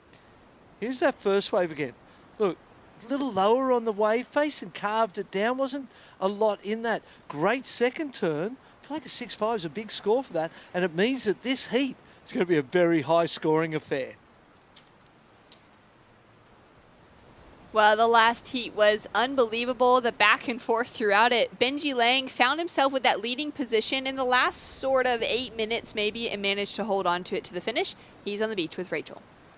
Thanks so much, guys. We're having so much fun down here because the vibes, the energy is so high, and you can feel that from Benji right now. You're so stoked with that heat win. Talk to me about how you're feeling. Yeah, it just feels good to finally get like a good heat under my belt. I've had a bet with one of our coaches to finally, like, if I can get my free surf clubs when I finally have a good heat, and I finally have one. So it's nice to finally put a good heat together, and let's keep it going. And what do you think it has, because we were talking prior to this and you were feeling like you're struggling to get out of that 5 range, go higher, which you definitely did with multiple waves in that last heat. What's the difference? I don't know. I've just been, in the heats, I've been kind of out of rhythm paddling for the first wave of the set, which usually hasn't been good. And that heat, I kind of like knew everyone in that heat was ripping. Everyone in this contest is ripping. But I've been squeaking by. This one, I felt like I just had to kind of let it all go and kind of just do my surfing on good waves, and I know I can make it. So, Well, and back-to-back with your teammate Kai, who won the heat just before. Was there anything that you watched in his heat that specifically gave you some insight paddling up for yourself? Kind of his positioning. We were talking about it before my heat with Courtney and Asher, and they were like, just go find your peak, and then they pointed to where he was sitting, and that kind of gave me an idea, and I knew he was on fire, so it was kind of getting me fired up to go out and get my waves, and I just wanted to keep us going, and yeah. Well, that's exactly what you did. There's more Team USA to surf this afternoon, so you're going to go support them. Good luck to all the team. Yeah, thanks, and yeah. Shout out to Mom, even though it's Mother's Day here, so hi, Mom. And yeah, let's just keep the roll going. Sounds good. Happy Mother's Day. Back to you guys. Thanks so much. Great performance. Mother's Day here in El Salvador on Friday. Of course, in the U.S. for Benji, it'll be on Sunday. Big day of celebration around the world. Thanks so much to all of our moms out there. Yep. Wouldn't be here without you. No, that's right. Down to 12 minutes on the clock, Barton, and wow, scores have started to come through. Opening exchange goes in favor of Leonardo Aprenda from Italy, an 8.77 on the board. Next to that, a 6.93 for Matias Canoto out of Portugal. We've got another couple 6s on the board for Jay Phipps. He opened with the 6.5. He built to a 6.93 for his second. And then getting the lowest of that opening exchange with that kick out to paddle battle was Anoha with a 4.23. And we've got a couple other scores to come as well. Yeah. Yeah, and he lost the paddle battle. Yeah, so that was, he should have kept surfing that wave and tried to get a last turn in on it. And, well, as it turns out, you know, easy in retrospect or with hindsight, but what a heat this is. He got away through the interview in Noha. He surfed really well on that, so he's going to get his second score. Look at the 2 scores for Jay Phipps, 6.5, 6.93. The total feels right, but I felt like there was a bigger spread from the right to the left, and almost like the left went up and the right went down to keep the balance of the 2 scores in place. 6.93 for Conhoto. He got one during the interview as well. 2 big turns, a lot of downtime in between those turns as he pumped across the flats and waited for the second section to stand up in front of him. But both the big turns were critical.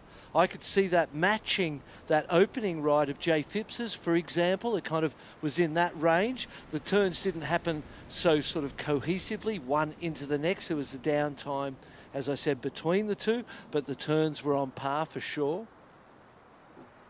11 minutes remaining. That open exchange was so fun. This could have been like a 1-wave heat. You know, everyone go out there, take off on 1 wave, see who comes out on top. Everybody had some great opportunity with it. Absolutely. This is a really fantastic heat right from the very start. Scores are in.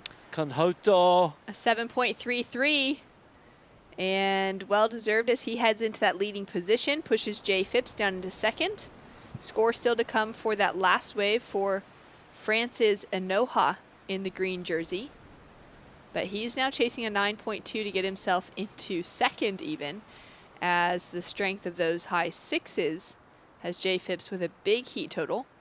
Up and riding again now. Using his priority, and what a mistake that was. I felt like it was a mistake when I saw him paddling. I was like, what are you doing? Got first priority. Let someone else have that one. Just sometimes the froth and you just kind of get into that rushing. I want to keep moving, I want to keep surfing, I want to keep catching. But at a point where you've got 2 scores, you have to make sure that next one's better.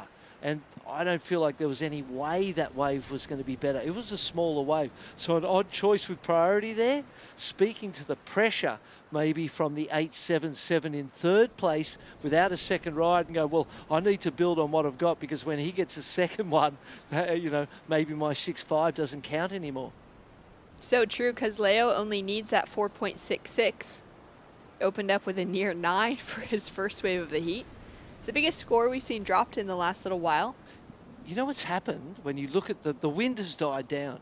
From earlier, the wind was much stronger, bumpy, lumpy, the top of the tide. Yeah, from 8:45 this morning. Yeah, now that tide's kind of settled in and the wind's died down, it's pulled back, and the conditions have cleaned up and got a lot better in the last hour.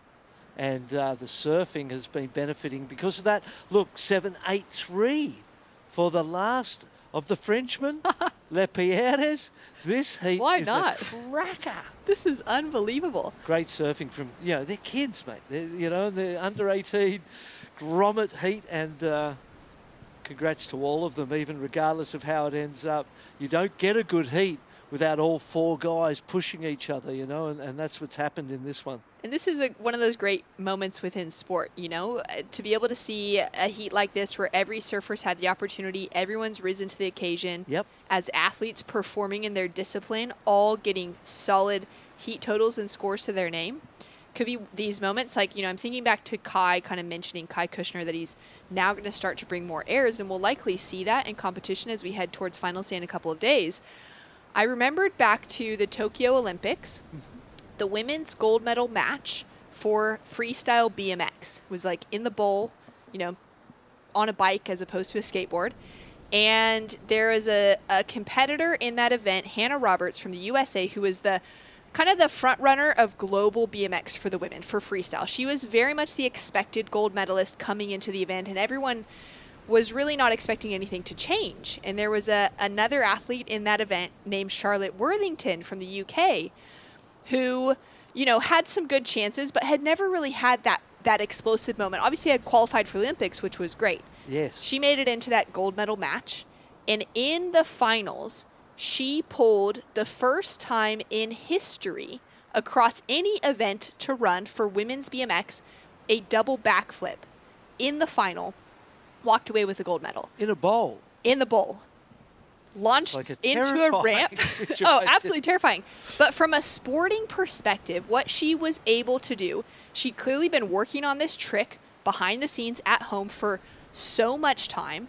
She had it dialed enough that she felt she could trust it in competition, but she didn't bring it out in the earlier rounds in the lead up to that, and she didn't bring it out in the World Cups and the, the other events that would lead up to the or to the Tokyo Olympics themselves. She held on to that moment to use it exactly when she needed to secure herself a gold medal. Right. And Hannah Roberts ended up with that silver in absolute shock.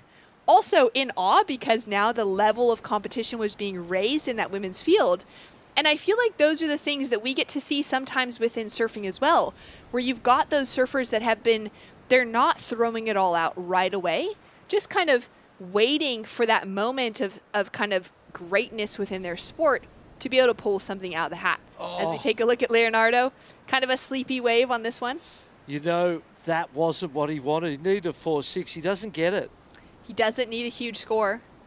Matthias now up and riding, slides through that opening turn, drives through the second, sets him up now down the line, and this is going to be likely an improvement on that 6.93. That's the wave Leonardo wanted. He needed to wait one more wave and more in the set.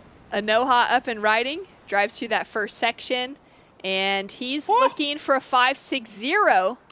Second turn was great. Loving the surfing. Going to be interesting. He's looking for a 5.60. Seen some pretty big scores in this heat. Thinking back to the first of Jay Phipps, not dissimilar really to that two-turn combination of Le Perez right there. Maybe a bigger wave for Le Perez, and that second turn had some speed out of the lip, accelerated out of the turn. And this board looks so good underneath this guy. See how free and loose that looks? Look at the speed out of the bottom and the sharpness and the crispness in the rail of the turns. That was incredible. Oh, look, the scores are in quickly for the Frenchman here. We're still watching his replay, but the scores are in. First turn, carved down, not so spectacular. Second was exactly what he needed. Look at the score. A 6.47 takes France from a knockout position into the lead. Now waiting to see where last Matthias will drop in, needing a 6.98. To me, if the two-turn for the Frenchman was a 6.47, that could be an 8.47. I agree. It's a 2-point bet.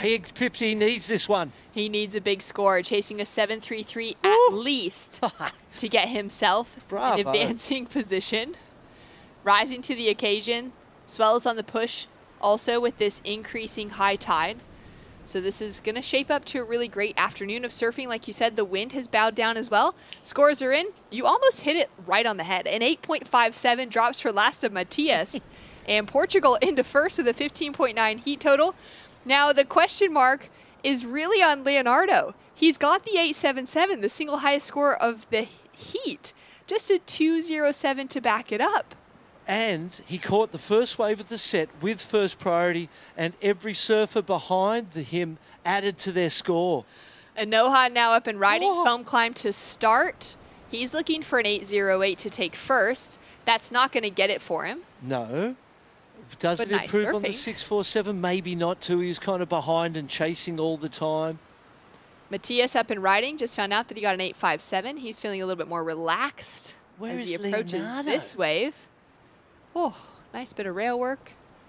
Driving down the line, looking for a little air to finish. And he lands it, bringing that excitement. What a hit. As he needs to. Leonardo up and riding. Here we go. He needs a 5.53. He's waited a long time. More pressure now. He goes to the air as well. He'll land it after the opening snap. Has even more. Keeps that flow and momentum moving forward. Is he going to go for that quick punch? I was hoping maybe even another air section on the end. Great surfing. Great answer back.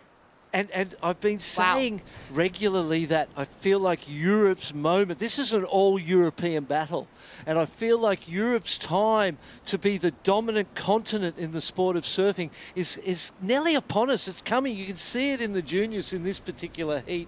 That 8.77 is going to be backed up with a better score than the 5.53. He's going to go from fourth into an advancing position, maybe push the Frenchman Le Perez down into the third and maybe Jay Phipps to fourth. Jay needs a score up in the sevens to match it with the other surfers. This has been one of the heats of the event so far. All four of these surfers, and I've said it on a few heats, hey, there's so much positivity in this, regardless of advancement or not, that bodes so well for all four guys' future. Incredible surfing. Taking another look at the replay from the 8.57 for the Portuguese. Sorry, mate. How does he drive with such speed? Great equipment under the feet of this young man, flaring the tail. Portugal, France, and Italy should be very proud of all four of these guys. This is a heat for the ages, really. Big scores. Waves that, would have got them through any other heat. Up and riding again, Leo.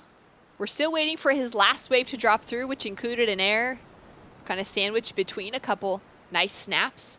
Up and riding again here, puts on a more careful finish to that wave.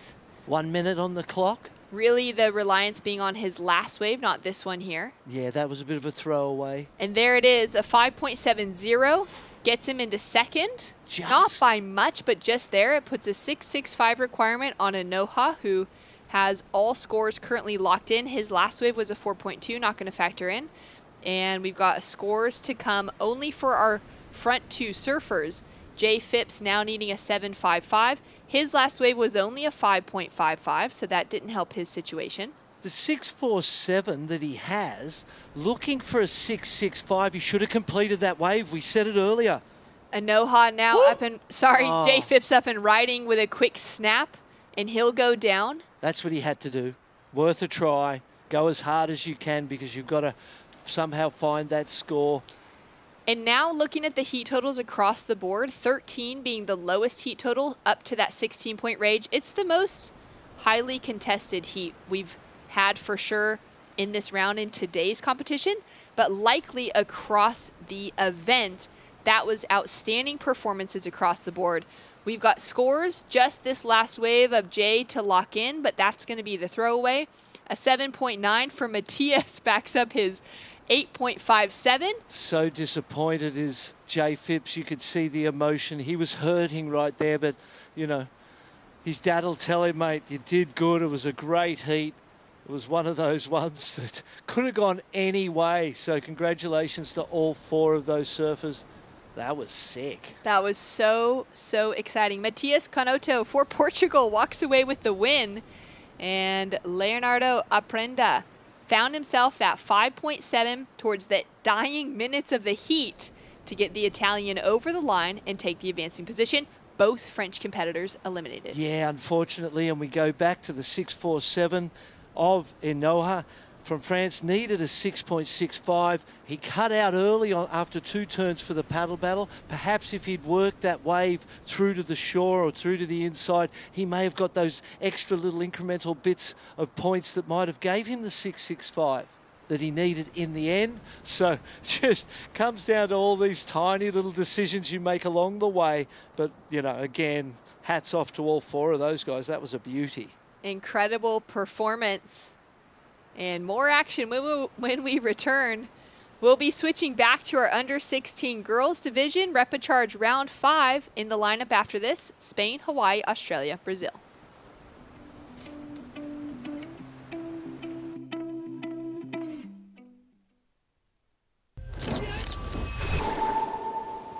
So depending on the side of the waves, it's super raw. It just breaks like right on the dry reef, and it's super intimidating. Nature, you got to be careful, you just can't take things for granted. You can feel the energy, and it's really strong. It's probably one of the strongest places in the whole world and the whole French Polynesia.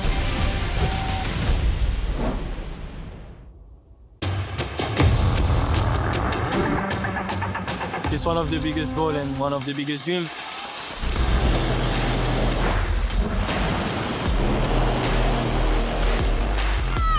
It's been like an emotional roller coaster. I ask myself, what just happened? Is this real? Every athlete's dream is to, reach that gold medal. I'm on a mission, you know. I think that everything is possible. It's not over till it's over.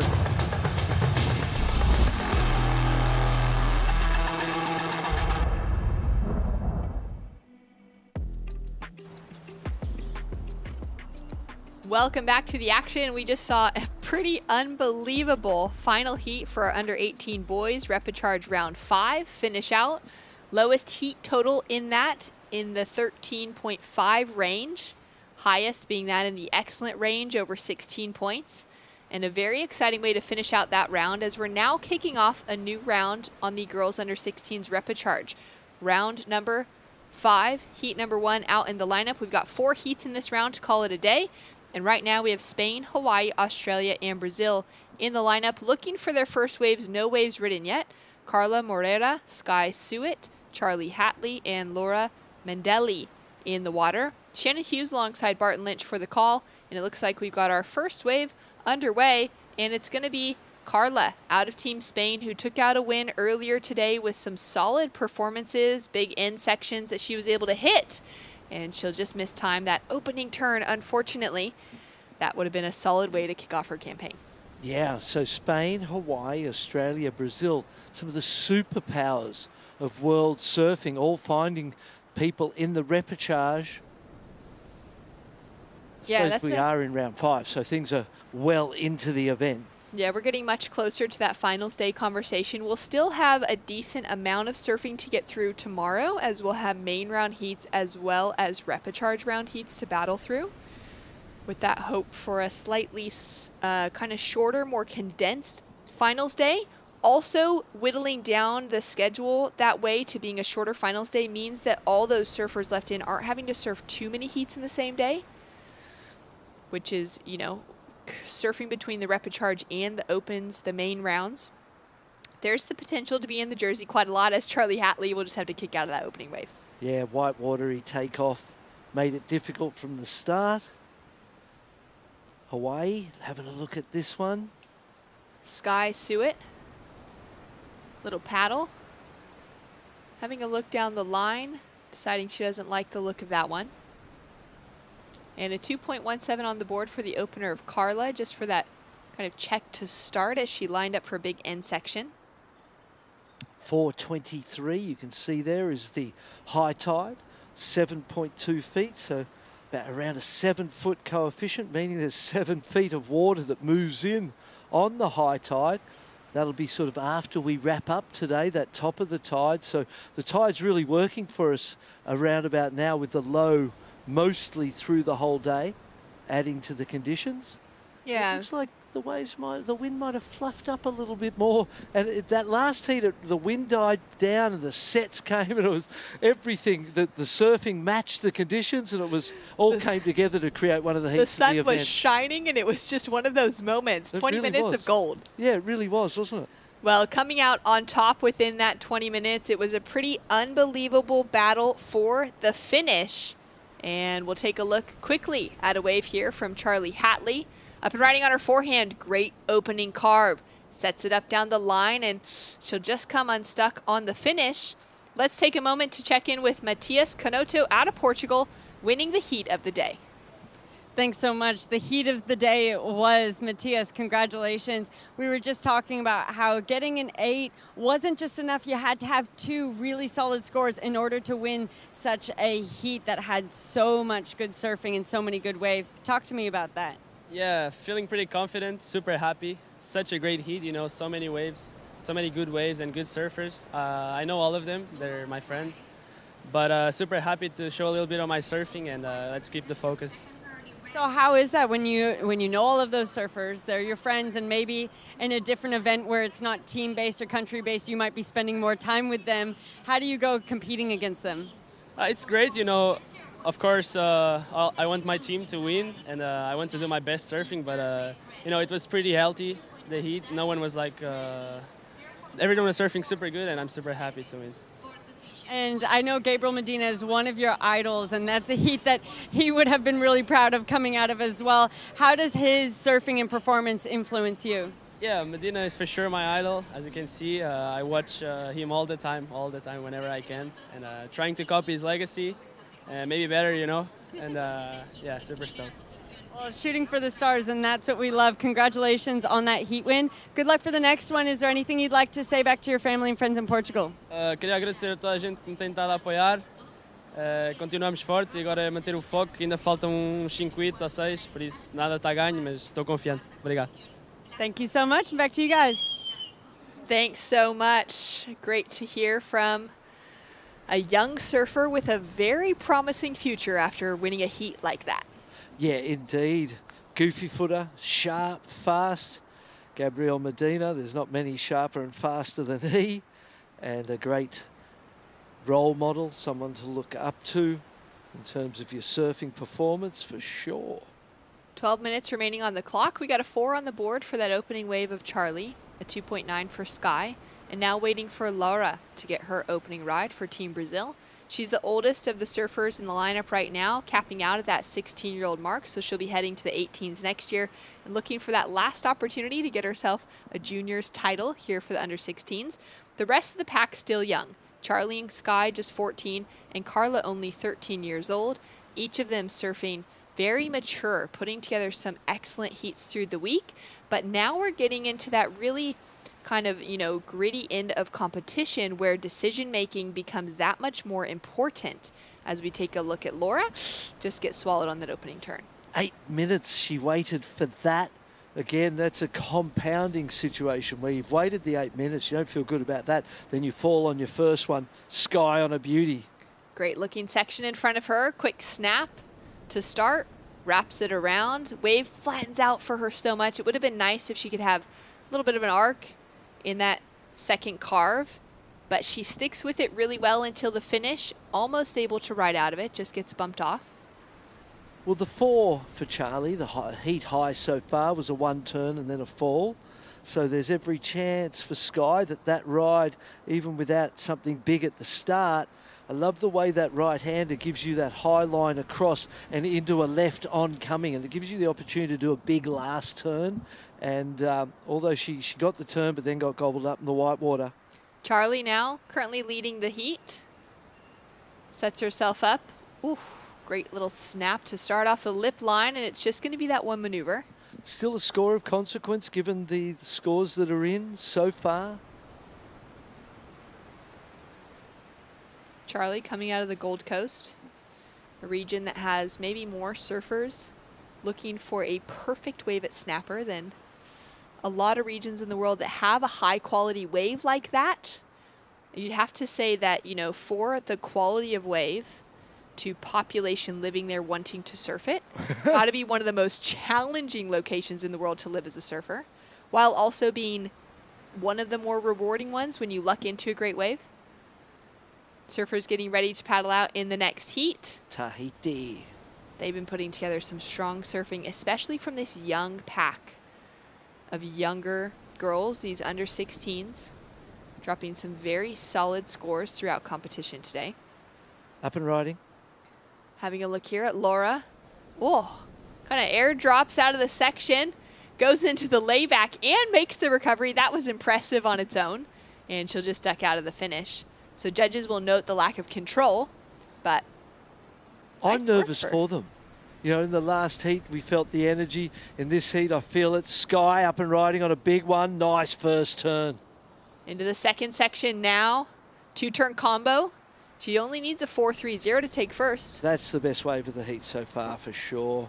No questions for me there. We'll see how the judges feel. And look at the judges' tower and how far down on the wide right. Jackson Dorian's been surfing there for Hawaii. There's a strategic element to this where the coaching staff have identified the wide right. It's a long way away, isn't it? Like, look at the distance that the judges have got to see and watch in real life. Carla on the replay. Definitely looking comfortable on her forehand. 2-turn combination. Little pin drop out of that one. That'll be her best ride for sure. Yeah, very interesting to be able to get a good look. From here, it seems like they might be just right in front of, kind of the boardwalk, right in front of the judges' tower. But we do know that there was kind of a mention of you know, the organizers making sure that those cameras were positioned far enough down to be able to capture everything. Yeah. The judges, of course, have the replay cameras that are dedicated to them that are separate from the broadcast cameras.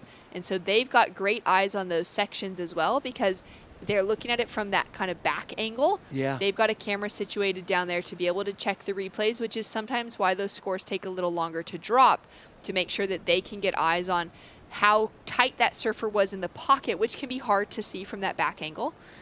But they've got all of the equipment and the resources they need. Charlie in that leading position will hold on to it, but Carla dropped in a 4.83 for her last wave. She's up and riding again on her forehand. Nice snap to start. She's got such beautiful style. She comes through each of those turns and sets it up for a nice finish. Oh. Just comes unstuck. Well, the thing that I'm noticing in this particular heat is that, or, you know, in this division really, is that the judges don't penalise the mistakes quite as harshly as they have been. So the 4 was a fall, say, for Charlie on that opening ride where she did one turn and then fell. And so you're getting the credit for the manoeuvre you do without any really reduction for the falls afterwards. So that would make Carla's ride, she'll definitely eclipse that, you know, 217. Most probably might even be better than the 483. Sky Suits, the judges still having a long think about that one, because it still feels like the best wave of the heat to me. Big face, big turns, and we know that that's ordinarily the recipe for success. Only needs a 391 for Sky. Carla, though, looking to improve on the 217. She could even be taking away the lead. She only needs a 257, so she'll get the leading position, actually. And we could even see that then bump maybe Charlie down into that third place position with the last score of Sky to come in. I would feel like that's correct too. 6.5 on the clock.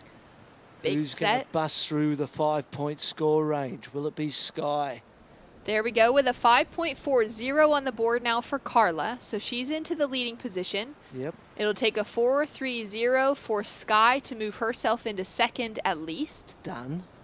And that set will go unridden as Charlie and Sky are sitting in those outside positions. Charlie now going to have a look at this one. And she'll use her first priority just down the way from Sky. Sets herself up on that opening section. No major maneuvers thrown together until this moment right there. Powerful backhand attack. Needs to get the completion. I think that's one thing in this heat that needs to be worked on across the board, is finding that finishing moment to stay standing. Laura now doing as much as she can, throws in that little twist on the inside section, just jamming it in with as much power as she can. 6.5 in for Sky. Good score, and rightly so. So now the requirements are up. Charlie needs a 5.61, where she'd been sitting in the leading position for more than half the heat. Laura now chasing a 6.9.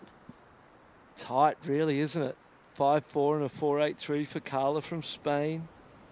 6.5 and a 3.1 for Sky, kind of making it tight. Sky's got to, you know, replace that. Still 5 minutes, and she has the first priority, so the ball's in her court, so to speak. You know, she's done everything she can. She's got the best wave of the heat so far, and she's in first priority to back it up. So priority comes with pressure, but you'd rather have that pressure than not. You certainly would. If you can manage it well, it gives you that opportunity to control things, rather than hoping that luck works in your favor and someone makes a priority mistake, maybe paddles for the wrong wave, has a fall on a wave that has big scoring potential to it. Yeah. You're hoping that happens to them, to your opponents. Well, overall, Barton, it's been a slightly shorter day of competition today. We'll be finishing out about an hour earlier than we did yesterday, with just that many less heats to have to get through in today's draw. We've had a big day of competition at El Sunzal as well. For those of you tuning in, I'm sure you've been clicking on that second podium broadcast, but able to track with your favorite surfers in the under 16 boys and the under 18 girls through today's repechage rounds. Great for them to have that opportunity to check onto that broadcast and watch those great waves at El Sunzal being ridden all the way down the point, especially with these slightly smaller conditions, that low tide, a little bit in that late morning, really favoring the conditions there at Sunzal today, making it look really fun and rippable. Yeah, super fun over there. Better than the main stage really here at La Bacana at certain points in the day where the wind and the tide was affecting this break. But the one thing you've got there is it's just a right-hander. So there's only one way to go. Here you've got opportunity, you've got different peaks, rights and lefts on all of them. So as a competitive arena, it's very balanced and offers a lot of opportunity. Surfers with their different strengths will all have the opportunity to showcase them at a wave like Bocana. Yeah, definitely. Where it's a little bit more challenging, something like Sunzal. As we see this little line approaching, everyone's going to just take a duck dive, keep themselves in position. Blue holding on to priority, looking fairly relaxed with it at the moment in that second place position, and maybe looking to see how to keep the rest of the surfers off of things as Laura's now up and riding. That wave had a lot of speed and she just didn't really have her body in the right position.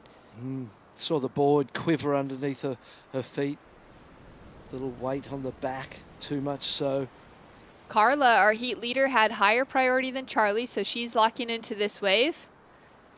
She looks so great in her turns. The way the body sits, where the arms hang.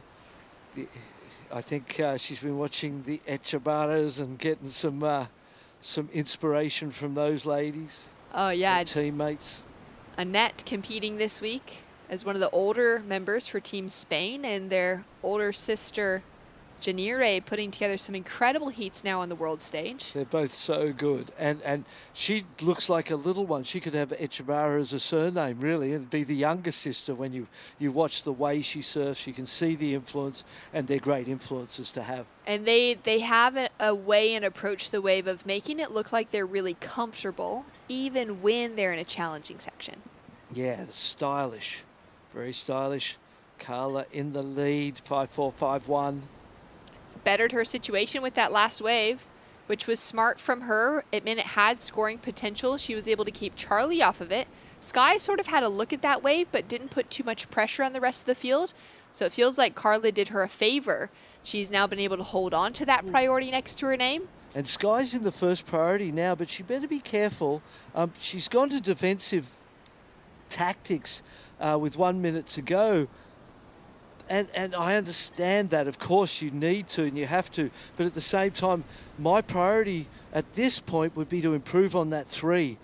While you're in the second place, first place is not that far off. And she needs a 4-point ride to go into first. The others needing, called a 6-point ride to catch her. So you can see where you're going to, defensive tactics at this point in time is an obvious thing to do. But really improve on the 3, go to first, and make your next round that little bit easier as a first place qualifying surfer rather than second.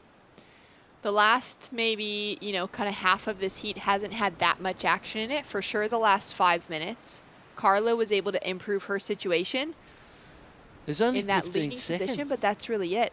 Yeah, as we're down to the final 10 seconds, it's worked in her favor for Sky to hold on to that priority. Yep. A little bit of pressure being applied to Charlie so far has kept her off.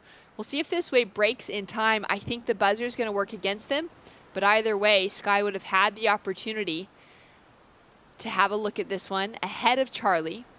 And there we go. Buzzer is out. Timer has finished, and Spain and Hawaii will be advancing through, knocking out 2 powerhouse nations in Australia and Brazil. Yeah, amazing. Isn't that in itself? That'll have an impact on the overall team standings for both Australia and Brazil.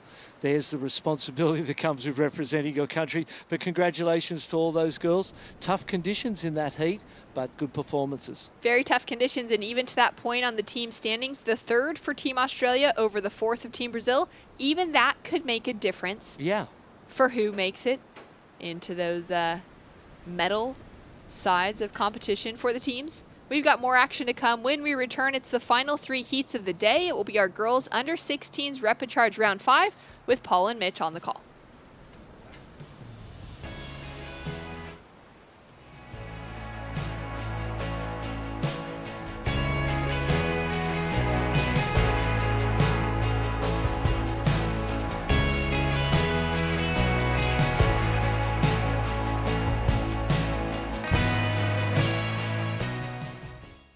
There's a right time for everything.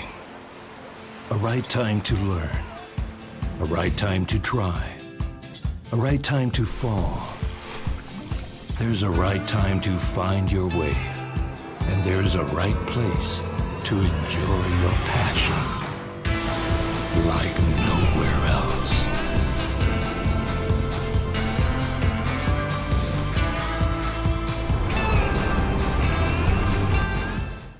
Bienvenidos a la tierra de anfitriones. Aquí somos los campeones del mundo en hacerte sentir especial. Te compartimos olas, volcanes, pueblos históricos y te aseguramos una experiencia de 5,000 estrellas. Porque esta tierra tiene más anfitriones por kilómetro cuadrado que cualquier otro país del mundo. El Salvador, tierra de anfitriones.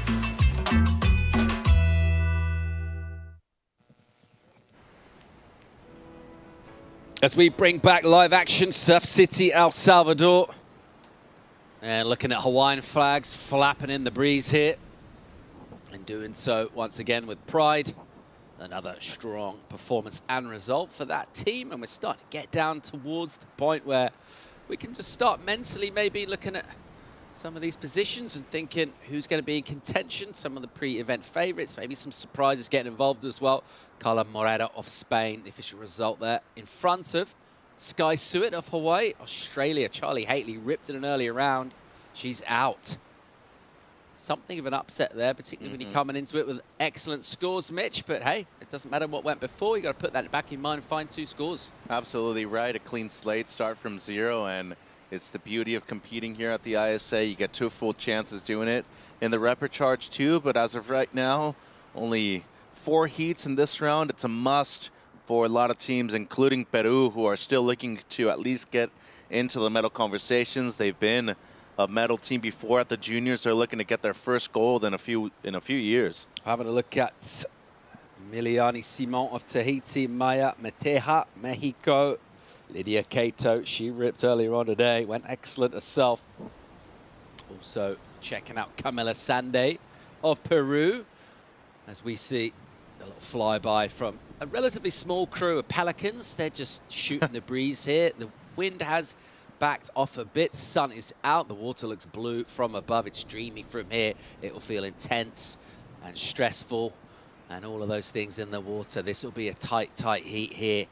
And repecharge round, as ever, is hotly contested, and it's nervous moments. Surfers already maybe with one slightly bad memory, slightly sour taste from a loss early on, and they just want to keep winning and keep putting in strong performances here to stay alive and ultimately go all the way. A lot more work to do via the repecharge route, though. You don't really see too many sports that allow you a second chance like this, especially within surfing. I mean, when you go to most events, it's usually just the one and done if you end up losing. But as of right now, we've seen people make it to the gold medal match and eventually become champions through the repecharge too. You still got a long ways to go, though, Paul.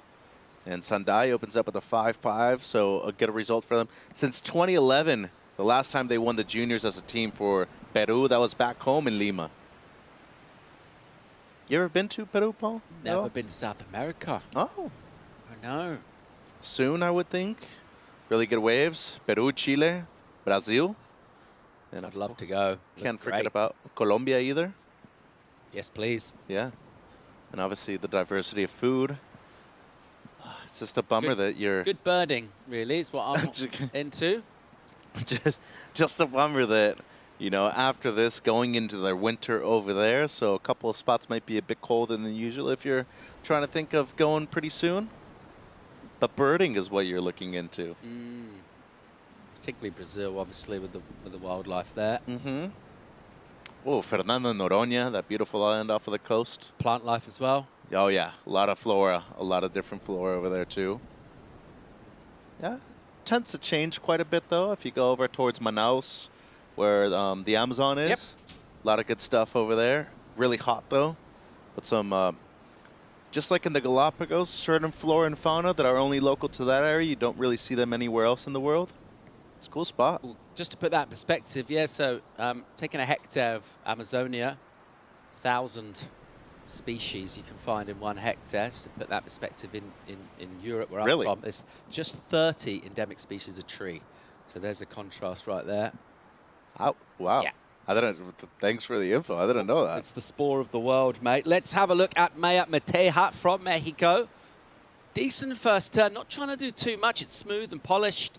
And then a swoop down on a rail, which gets a little snagged, but good enough to finish it. Yeah, and Maya coming from Puerto Escondido, so she is really used to some heavy waves. There's a great left-hander over there called La Punta, which a lot of people practice that too. It's a world-class wave, that. And, you know, just towards the south, Barra La Cruz, Salina Cruz, an amazing amount of waves over there in southern Oaxaca. Now, that's a place, if you haven't been to before, I'd recommend that one for sure. A lot of rights, though. Yes, that is true. You might have to come to my hometown. I'll show you around. A few lefts over there. Better for the goofy footers. But nothing wrong with going on the backhand every now and then, though, Paul.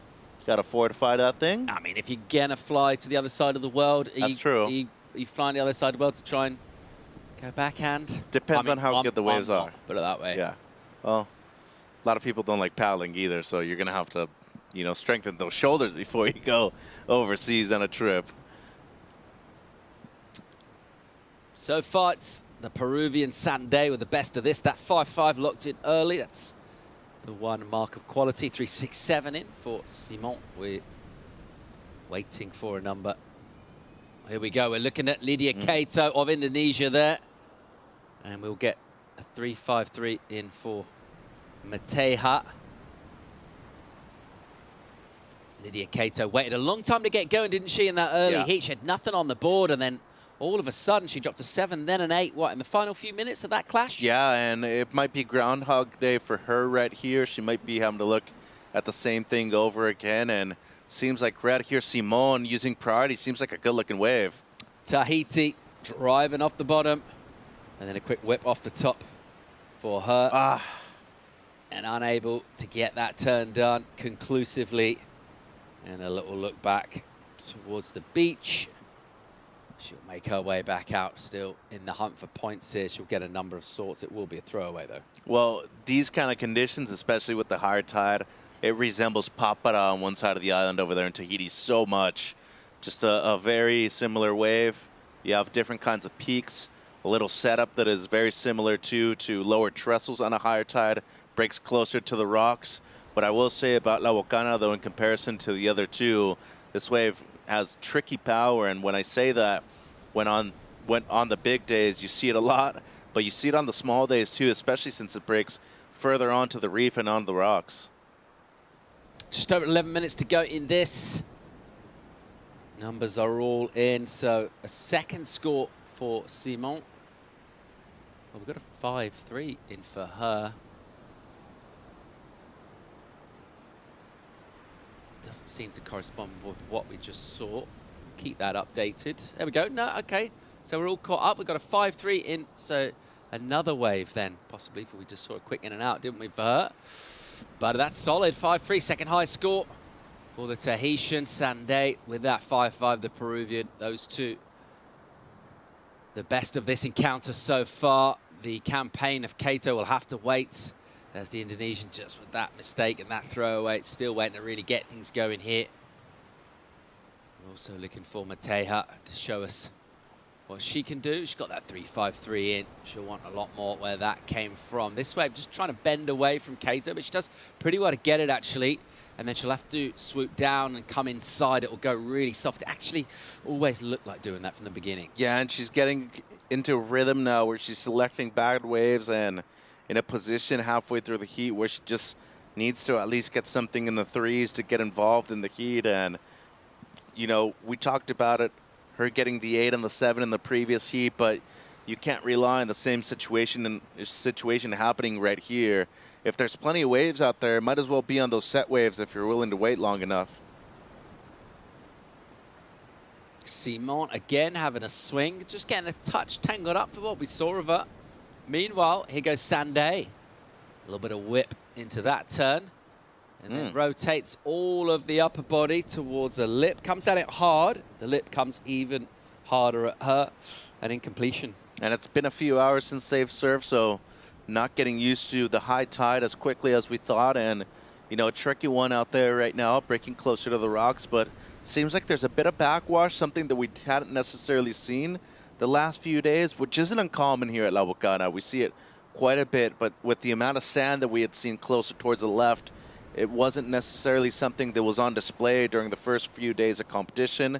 And with the swell supposed to reach, the bare minimum throughout the week later on today, I will be expecting a lot of these surfers moving further into the inside and looking for some of those smaller ones that line up a little bit better with the reef. Yeah, this lineup ever in a state of flux and change. We've seen a big contrast in terms of conditions to the low tide this morning. Plenty.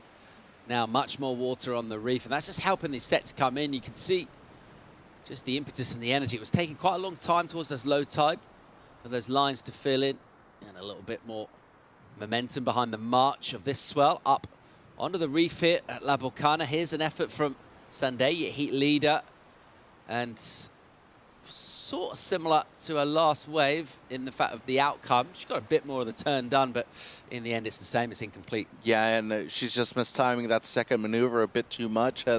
Seems like Maya here. This looks like a good wave. Yeah, good flow into this for Mateja.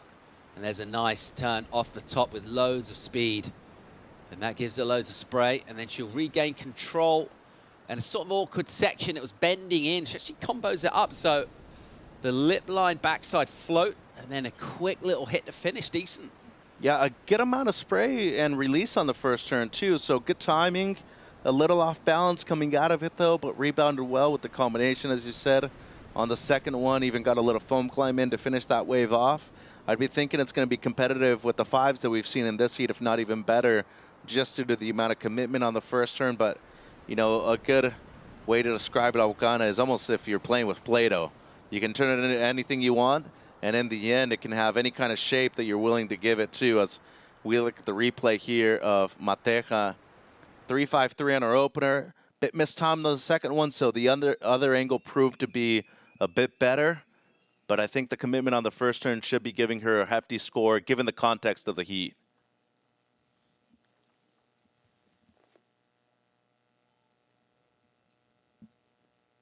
.640 remaining in this heat number 2. Girls under 16 repechage round 5. The Peruvian right now leading this one. Waiting for a score of Mexico, a crucial one as well. That requirement to move up and challenge. At the moment, obviously thinking about requirement, but also really that's just a second number waiting to drop to her. So put something of real quality on the board. I like the way she was able to sort of keep her options open there. Yep. It's a bit of a rhythm that you feel you're seeing from that takeoff. You tend to think you know what's coming. It's really nice to see someone mix up, do something slightly different. That lip line, and then another quick combo on the inside. It looks fresh. And there's a score of 5.27, so not enough for second, but now needing way less than what she was requiring at the beginning of the heat of 3.71. And let's just talk about the major improvements that Mexico's made over the last few years too. Johnny Corso, first ISA gold medalist back in 2017 in Biarritz, and then you had Alan Cleland Jr. become a gold medalist last year at the same venue. But in terms of the juniors, they're still looking for their first gold medalist. And Mateja, very young surfer, hasn't really been competing for that long either. But one of her parents being from New Zealand, she's been able to compete in both regions over there. So I feel like that has facilitated the way she's elevated her performance in terms of competition. And I think she's one of the bright stars to come out of there. How far would you say Alan Cleland Jr. is off the CT? I'd like to say this year. I think 2 years, though. All right. Here we go. Live action. Also from Mexico. Mateja on a right this time. Unable to really give this a major crack. And on a tight pocket. It's kind of nimble work from her, but not loads of amplitude to the turns. I don't think that'll be a huge number. No, and still looking for the high 3 right now. And, once again, it just seems like those waves not really offering up what she was expecting. So you got to be a bit more adaptable right now. But Maya, still only looking for the 3.71. I feel like it might be right around there. And Alan actually did get second place in Huntington at the juniors over there to Dimitri Poulos. It's one of his last years. And Feel like not only has he been one of the largest components of Mexican surfing the last few years, but as you said, how far removed is he from the championship tour? Be a huge moment once he's able to qualify. His surfing's good enough, though, right? It is. It's and more than capable of winning a championship tour event as well. All right, Kato now. First turn from her. Can she get a late campaign going as she did in her last heat? She is here. This is good. Good backhand combos. Another slice off the top. An important wave for Indonesia right now. Under the 4-minute mark, she'll go to the inside. A significant improvement for sure coming her way. She needs a big number to go up a second. It won't be, I don't think, the high 7 she needs, but what it will do is it'll bring that requirement right down. Important that she does something different now in terms of the management of the lineup. She's been too quiet in this. She needs to find a wave in the next 3 minutes or so. Right, and I'm looking at the scoreline right here too, waiting on the last for Mateja, so you'd also be thinking if she gets the score, the requirement's going to be a bit better, but at least you split it up into 2 waves, and there's a good amount of time for her to be able to get a second score on the board as well. The one thing I will say, though, Miliani Simon with priority right here only has a 3.67 as her backup score. Same thing for Sandai, a 3.9. They're very separated from the other 2 surfers, though, and they're kind of like battling each other at this moment in terms of priority. As we look at the opener of Kato, really, I mean, her 3rd ride, but her first major ride of the heat, everything else a throwaway. A couple of good backhand hacks right there, nothing major, but should be something that'll get her out of that mini combination that she's in right now.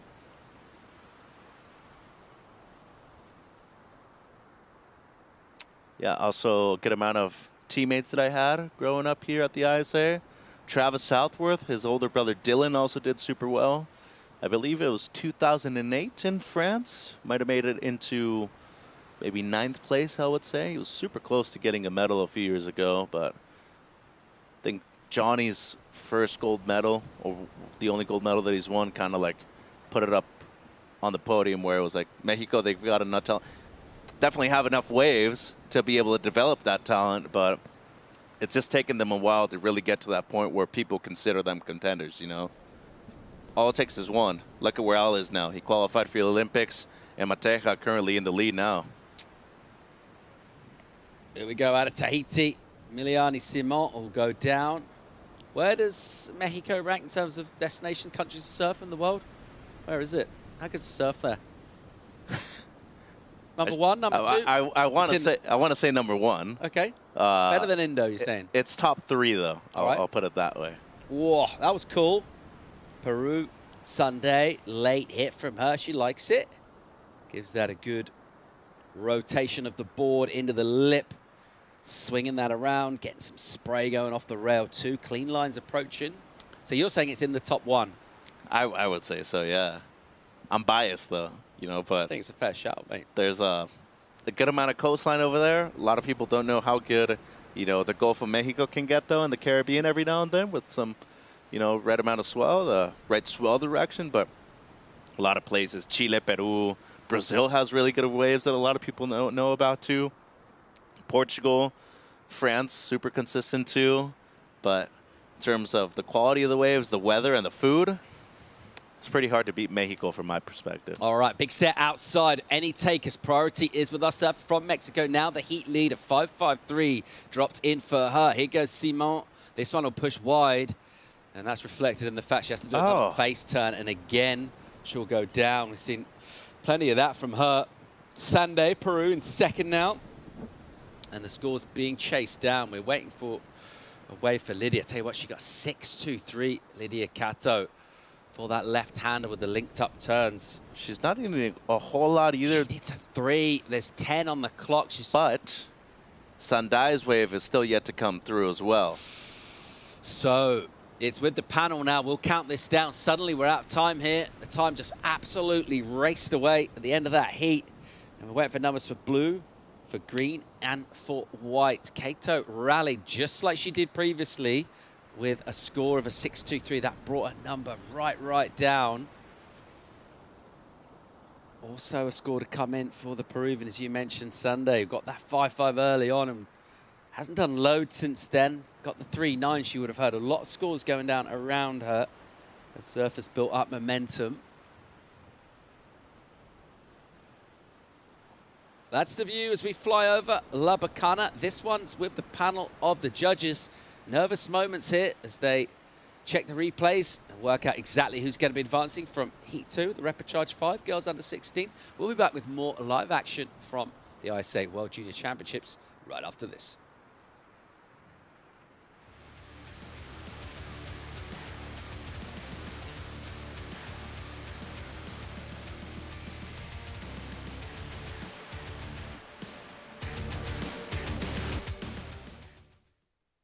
There's a right time for everything. A right time to learn. A right time to try. A right time to fall. There's a right time to find your wave. And there's a right place to enjoy your passion like nowhere else.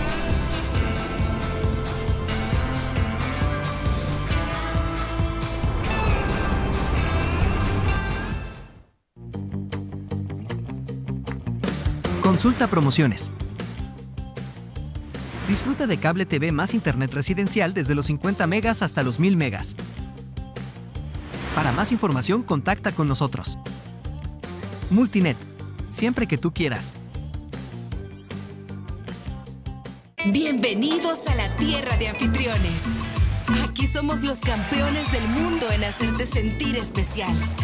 Te compartimos olas, volcanes, pueblos históricos y te aseguramos una experiencia de 5000 estrellas. Porque esta tierra tiene más anfitriones por kilómetro cuadrado que cualquier otro país del mundo. El Salvador, tierra de anfitriones.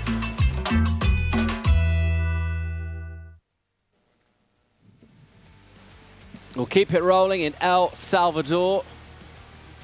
Tense moments on the beach, jubilation or heartbreak. Let's pay off that last heat. Maya Matea, Mexico, gets the win. The Peruvian hangs on for second. Cato rallied, comes in 0.11 short behind the Peruvian in third.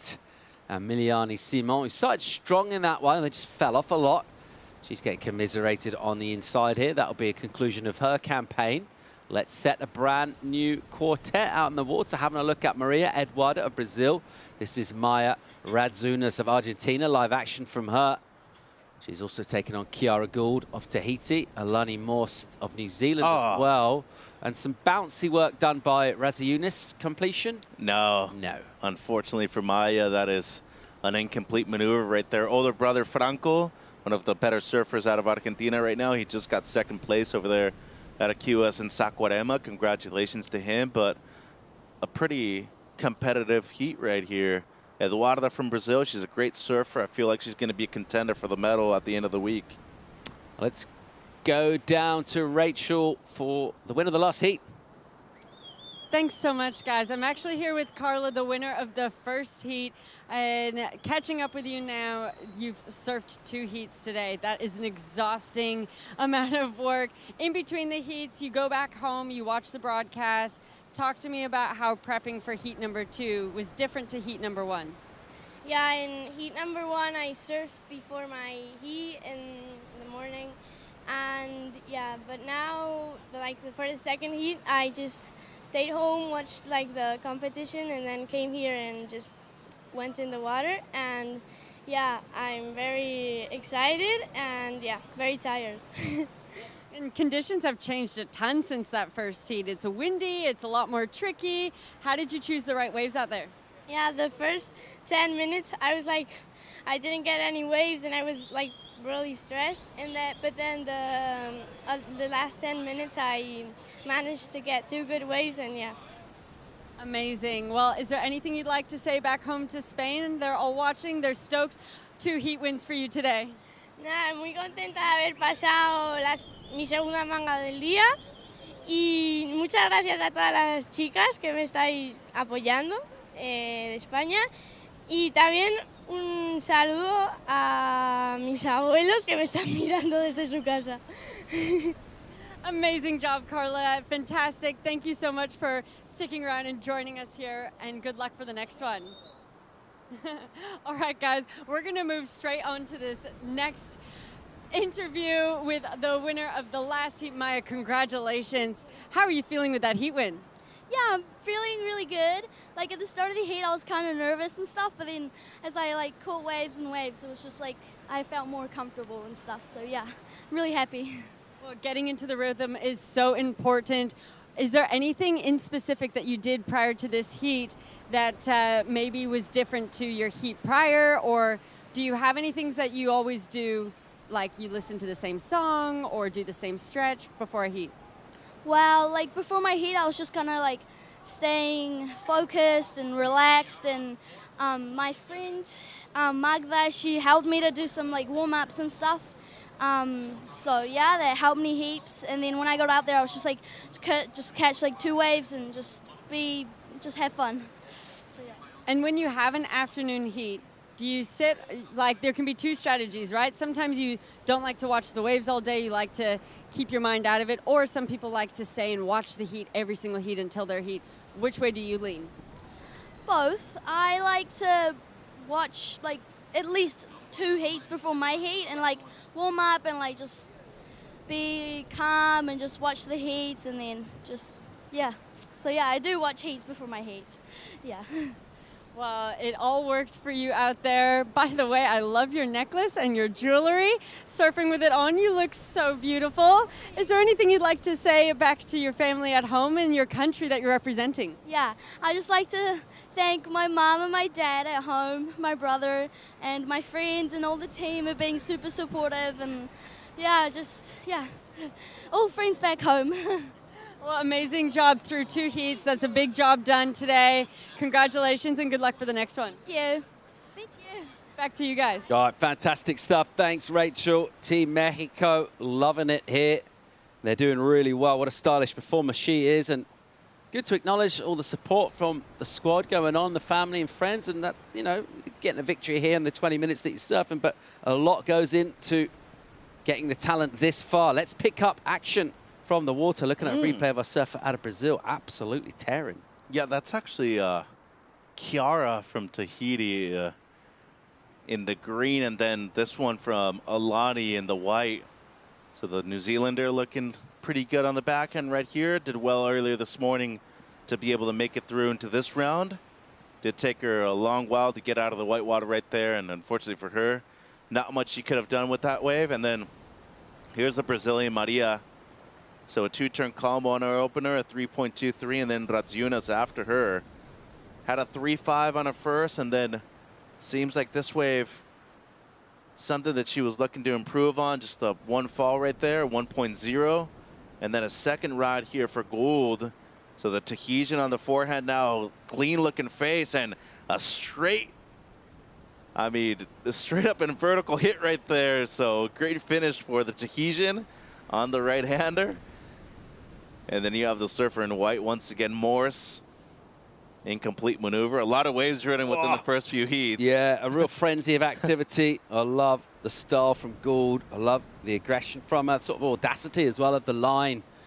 Good commitment. Takes on that lip, commits to hitting it hard, and then just the extra jeopardy loading in. A massive number in for Kiara Gould. She's in the lead. She's got an 8.67. So big score for her. Excellent range, and she'll keep rolling here. Loading up off the bottom. And on a smaller inside section, she kind of swoops back to the whitewater. And then she'll find a steeper bit. Checking the rocks before she goes through this runner section. Just looking how far away she is from danger. Thinking about her backup number of a 4.17. Did we see something to threaten that and possibly improve, make it tougher for everyone else? Could be, but the thing that's most noticeable, Paul, is the maturity in her style. For her age, to be able to surf a wave like that, the 8.67, already have 2 4s on the board, something that she's looking to replace right now.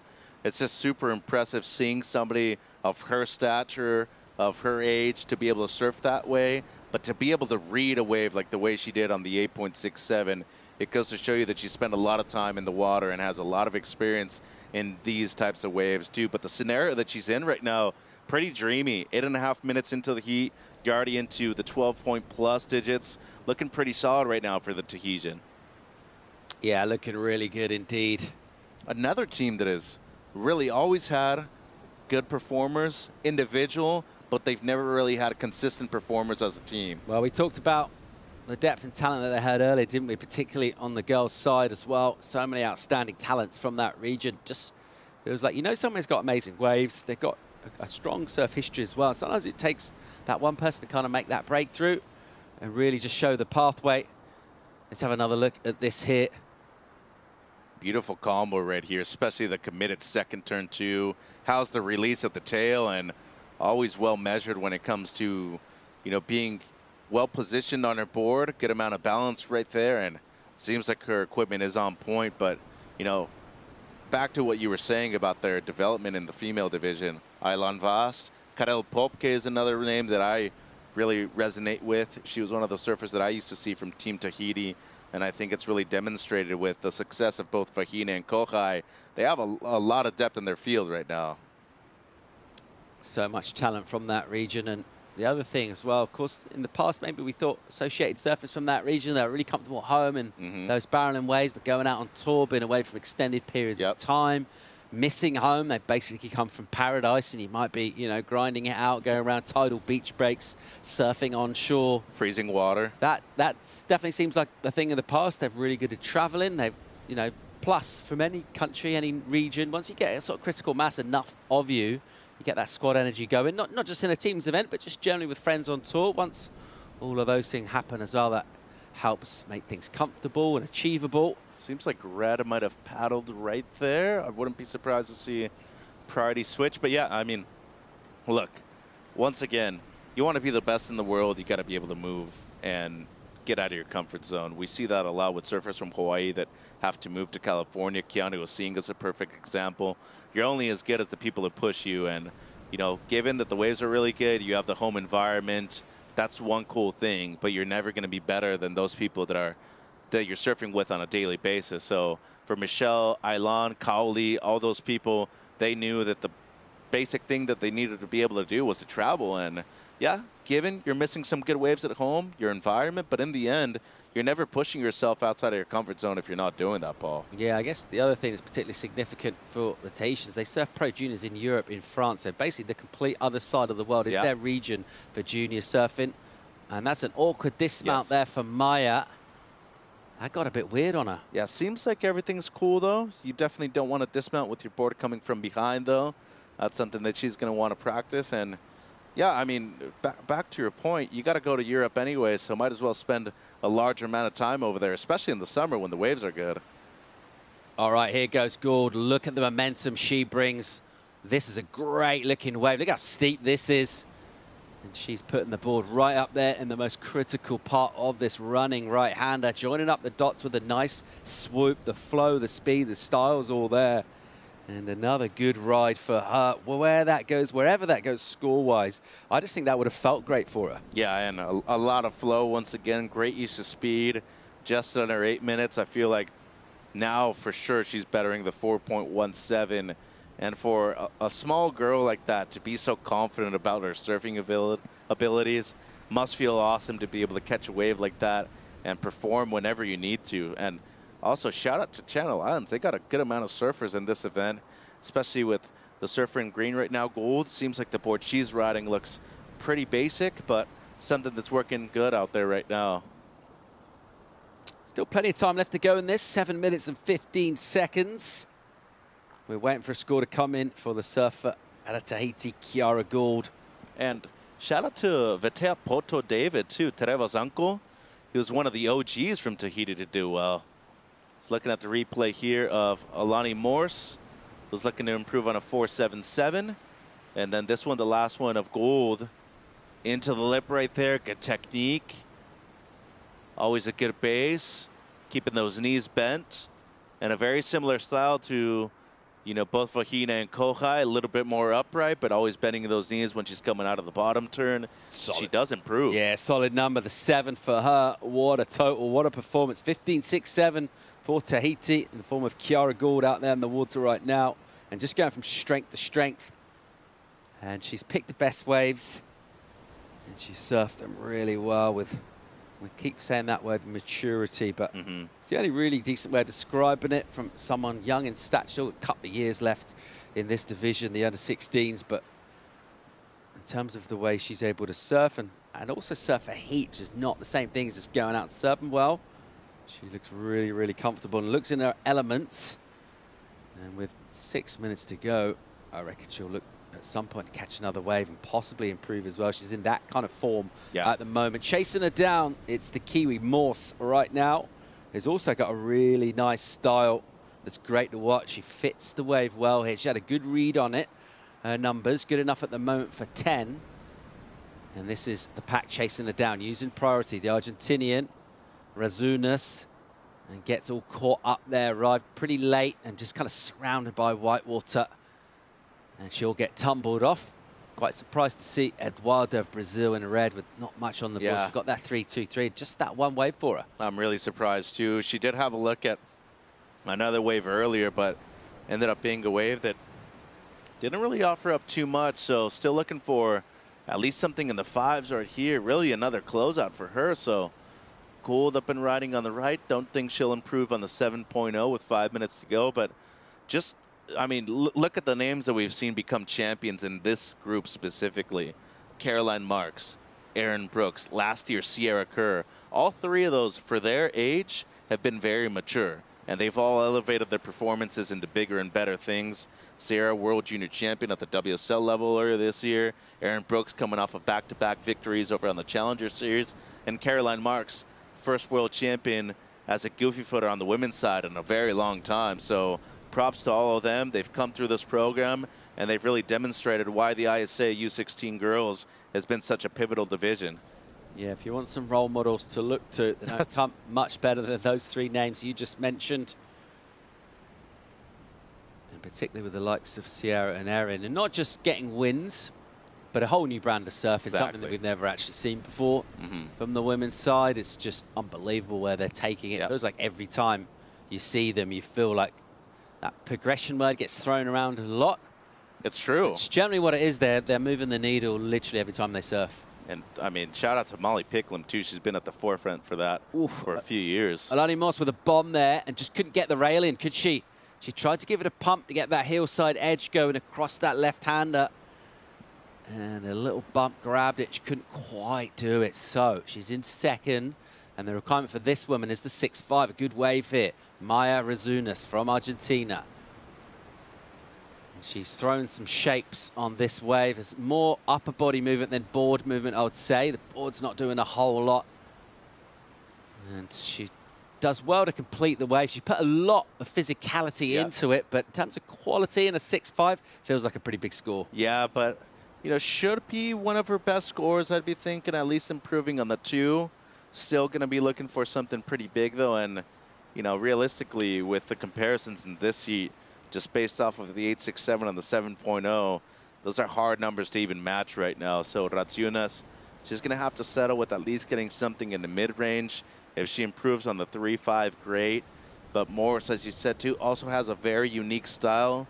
Very adequate for these kinds of waves right now with 2:40 on the clock.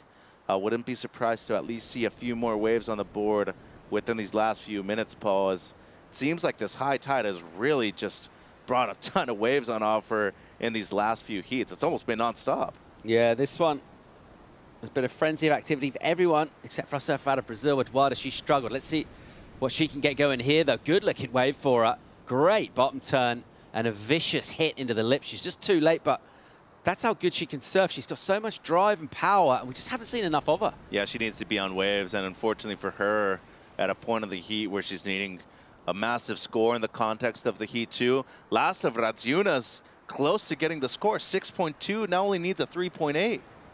Wow, that's a massive number for that wave. And that's a significant moment in the heat, bringing that requirement right down. Alani Morse will be feeling the pressure here. She's 0.3 of a point away, the Argentinian. The good news for Alani is the second priority that she has.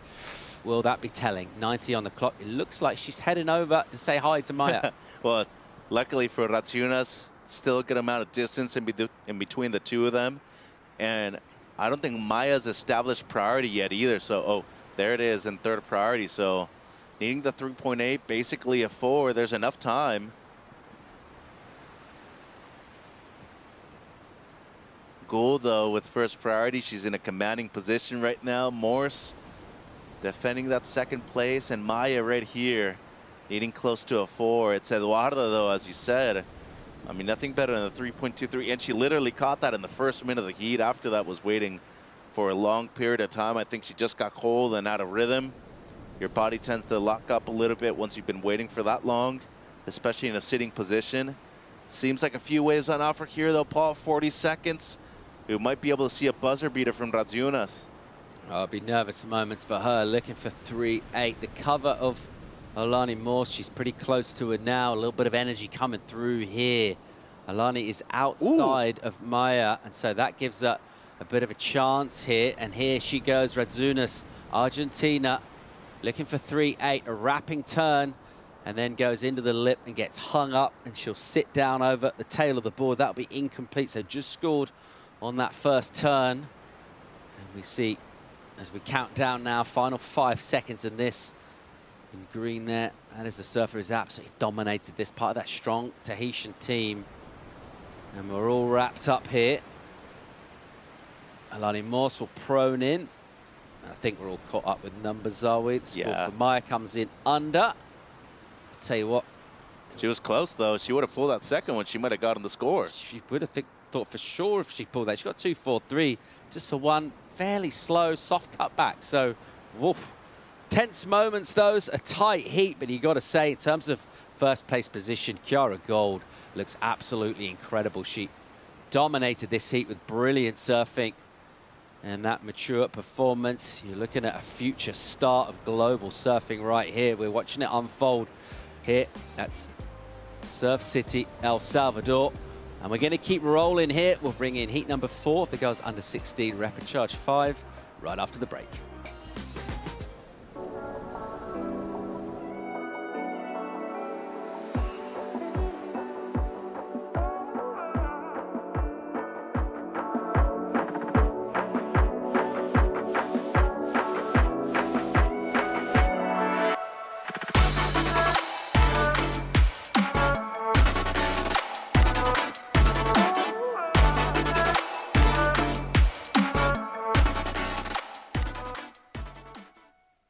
There's a right time for everything.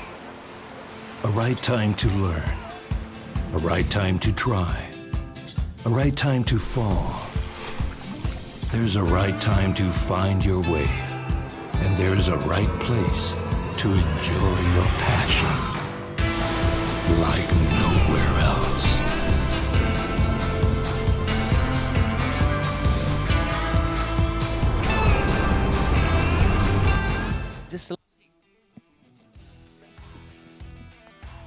Welcome back to Surf City, El Salvador, as we do a flyby over this beautiful wave-blessed region. And we're checking out El Sunzal. This is our second podium and a very different proposition in terms of the type of wave that we're competing on out here. Of course, the order of the day is the same: get 2 good scores and stay alive in competition. And we're, what, a few hundred meters down the beach. It's a relatively short, quite warm walk over the sand, or a very pleasant flyby from above, from the drone, where you can see those lines bending in, as we see in the water out there. This is the heat 3 of the boys under 16 rapid charge. And a different kind of wave here, completely different Mitch. And I guess the major challenge here as well is that long paddle back out. Just getting 2 waves in a heat is challenging. Yeah, but luckily they got 20-minute heats for these rapid charge rounds today. It's not every day you get to see that, Paul. You're usually sticking with the 15-minute program. But as of right now, getting that extra 5 minutes for a lot of these surfers is a huge blessing. But yeah, I mean, I fully agree with you. Just catching 2 waves here is difficult. And I'm really surprised that more people didn't even try to look at the left, even though it's really short.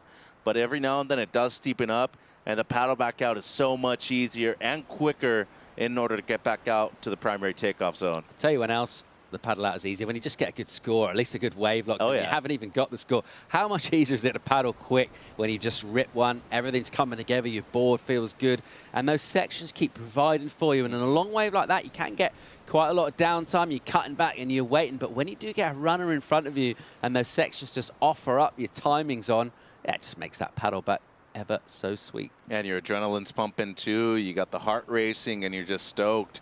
your confidence levels are through the roof, and it seems like for a lot of these surfers, they need to be relying on that at a moment like this. Right now, it seems like the surfer in white, Harrison Biddle, New Zealand. Biddle upswinging here as he just chops one in the pocket. Layback jam for him. Stands over the tail and goes over a bump. Does it pretty well. And another wrap in that pocket, and he'll just fade this one down. And when you get past that peak out the back, there is a bit of downtime. Sometimes you can connect to a runner through the inside on that particular occasion, which might happen slightly more often as well on the higher tides. There is a bit of deep water to get past, unable to do it then. Maybe just some of the bigger waves with a bit more bend on two will run all the way through. There are still runners going all the way to the beach out there. Harrison Biddle doing some decent work out the back. As we're looking at our Australian Argyros here on the backhand. And doing some whips and some hits. And already you can see the pace of this, the steepness of this wave by contrast to what we just saw from Biddle. There's a bit more steepness on it, but it's another relatively short ride. He does well to keep the spear away from the chin on the kick out. And he'll wait for judges to lock in. That'll be a first proper score for Lachlan. Well, he did super well given how that wave was too, but luckily for him, the wave bowled up a lot more than I was expecting and should be getting a good number considering this wave right here, as you said, doesn't necessarily stand up a lot, so any kind of contrast and point of difference that you can get from just a cutback is really big. It's, you know, you think about point break and you'd have a general understanding of where you want to be. So, okay, if I go deeper and inside, I might get a smaller one that hugs the reef and runs down. You would think so. Not necessarily like that. There's almost like two, maybe even three takeoff peaks out the back. There is that wider, bigger one that kind of breaks into the channel. And our positioning for these boys will be crucial. Of course, all the while they're surfing four surfer heats, there's generally someone in the lineup holding that down. So by the time you get back there, you've got much more of an idea compared to, say, a surfer on surfer heat, and you get back to the lineup alone. Here's the set standing up. You see that swell bending in and rapid. Adachi here of Japan. Good looking wave for him. And how's that? Busts out the tail on his first turn. And again, just taps it very nice. Check the speed. There's a vertical hit, and I thought he might poke the nose there as it went soft. He didn't, and he'll wrap this. Great surfing from Kaisei Adachi of Japan. And still working this wall over. He's enjoyed himself here. Cuts the turn down in order to make a bit of room, and he'll get a runner section, the little racetrack onto the inside. What's he got to finish? A tag into the lip. Very well done. That should be a huge score for him. I mean, he absolutely ripped that wave. It seems like Aiden right here, Trinidad and Tobago up and riding, kid surfing in both podiums. Give you an indication there of him going all the way through to the inside, and he'll just about avoid getting surged up those boulders and into the wall in there. So a great look at the anatomy of El Sunzal from above as we watched the peak and how swells refract and bend in up the top, and then how they run all the way down along this point, and surfers trying to eke and squeak every possible margin, every fraction of a point out of their score. And a very different kind of thing as we rejoin La Bocana, podium number one. Of course, if you like the action at a second podium, there's a button, click it. You'll pick up the judges' cameras, so you will be able to follow along and watch those waves being ridden. But we're back at podium one, so we've flown back to the east a few hundred meters, maybe 500 meters, half a K, something like that. And this wave, very different sort of thing. We've got this cobblestone reef with a peak, rights and lefts, mainly lefts going down today. Let's go and check in, get some fresh insights. Winner of the last heat standing by for a chat with Rachel. Thank you so much, guys. Congratulations. What a big heat win, your second win of the day with some amazing scores on the board. Talk to me about how good that feels. Oh, that feels so good to have 2 7s in my heat, and yeah, feels good. Now, in our last post-heat interview, we were talking about how much you love food, how much you love the food of El Salvador. What did you choose in between having your heat in the morning and your heat this afternoon? Well, in the morning I ate a pupusa, and in the afternoon I ate, in between my surf sessions and heats, I ate a acai bowl. Nice. I love acai bowls, especially before a serve. Do you put peanut butter on your acai bowl? Yeah, I put peanut butter. Yeah, that's such a good choice. Well, is there anything you'd like to say back to Tahiti? You've done them so proud with such an amazing performance today. Yeah, I'd like to say something in Tahitian. Go ahead. E hinarovo I te mo taatai porini tiane no te patura a me iau. E hinaro ato a me iau. E to umito ai to ufiti. I think it's that. I'm not sure. Perfect. Thank you so much, and congratulations. Thank you. Maruru Kiara, a great performance. It's awesome. That's really cool. Mitch, are you a smooth or a crunchy peanut butter kind of guy? Smooth. Yeah, I like crunchy every now and then, though. Not all the time. Did I disappoint you? Are you not going to invite me over to your house anymore? You can come over, but you won't be getting smooth peanut butter, mate. I'll tell you that much for free. This is a 5.83 for Monte right here from France. A good second turn right there into the lip. Nice control coming out of it, too. So, a strong opener for the French surfer in the white jersey.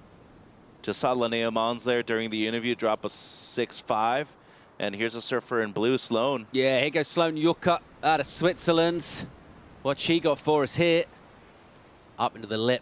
And not a lot to finish with. Also out in the water, as you mentioned, we've got Laterna of Hawaii, Mons of the USA. This is her right now. Can't get going down the line there. We saw Mont of France get a ride just as we came back from the interview, and you can see her numbers in the 5.83 for the French surfer in whites. That's the second highest score in this. We've got a 6.5 for Linnea, and she was just looking to back that up there, and she won't do so. Just that quick in and out, but she'll certainly look to try and do that soon. We're already down to halfway in this, and this is our last heat of the day, Mitch. It is, yes, and already got the schedule for tomorrow. A lot of rep charge heats before we end the event on Sunday, so should be another awesome day of competition. We will be running a few main event heats, though, at La Bocana, so just tune in for that. Some really important ones, as certain surfers who will be moving through won't be having to surf too many heats on their way to the final. Rep charge tomorrow, though, a lot of rounds that we're going to get done. Laterna here from Hawaii. Meaty looking section for her. Quick turn. And then builds up speed. A whipping snap. Releases the tail. Pulls she it. Looked like she'd lost it. Does well to recover. Yeah, and doesn't need a whole lot either. 2-1-4, so we'll see a situation change right here. Probably got to be thinking that she's going to move up into first with this wave as well, but major loss of control on the second one. Did recover well as a 4.67 as her opener. So Ione right here, 9 minutes to go. I feel like she's going to have a solid number on the board. That aerial view showing that much shorter paddle back compared to low tide, and certainly compared with Elson Zal that we just watched on that flyby as we headed down to our first podium. So not a lot of duck diving probably there for Laterna to do, just to punch through and get back maybe a minute or so before she's back getting in the priority rotation. Head in that rotation at the moment. It's the French surfer Naya Mont, and she's leading this heat at the moment, and with that first priority as well. Going through her mind right now, I expect it's just that 3-point ride she's still sitting on. Time ticking away now, she wants rid of that. Yeah, and seems like she's looking at this one left right here. Go looking double up. Yeah, good looking wave. Mons has to get out the way. Here goes Mont off the bottom hard and squares off the top. So one nice hit from her. And she'll want that number to come in because possibly temporarily her first place position has been overtaken by Laterna from Hawaii.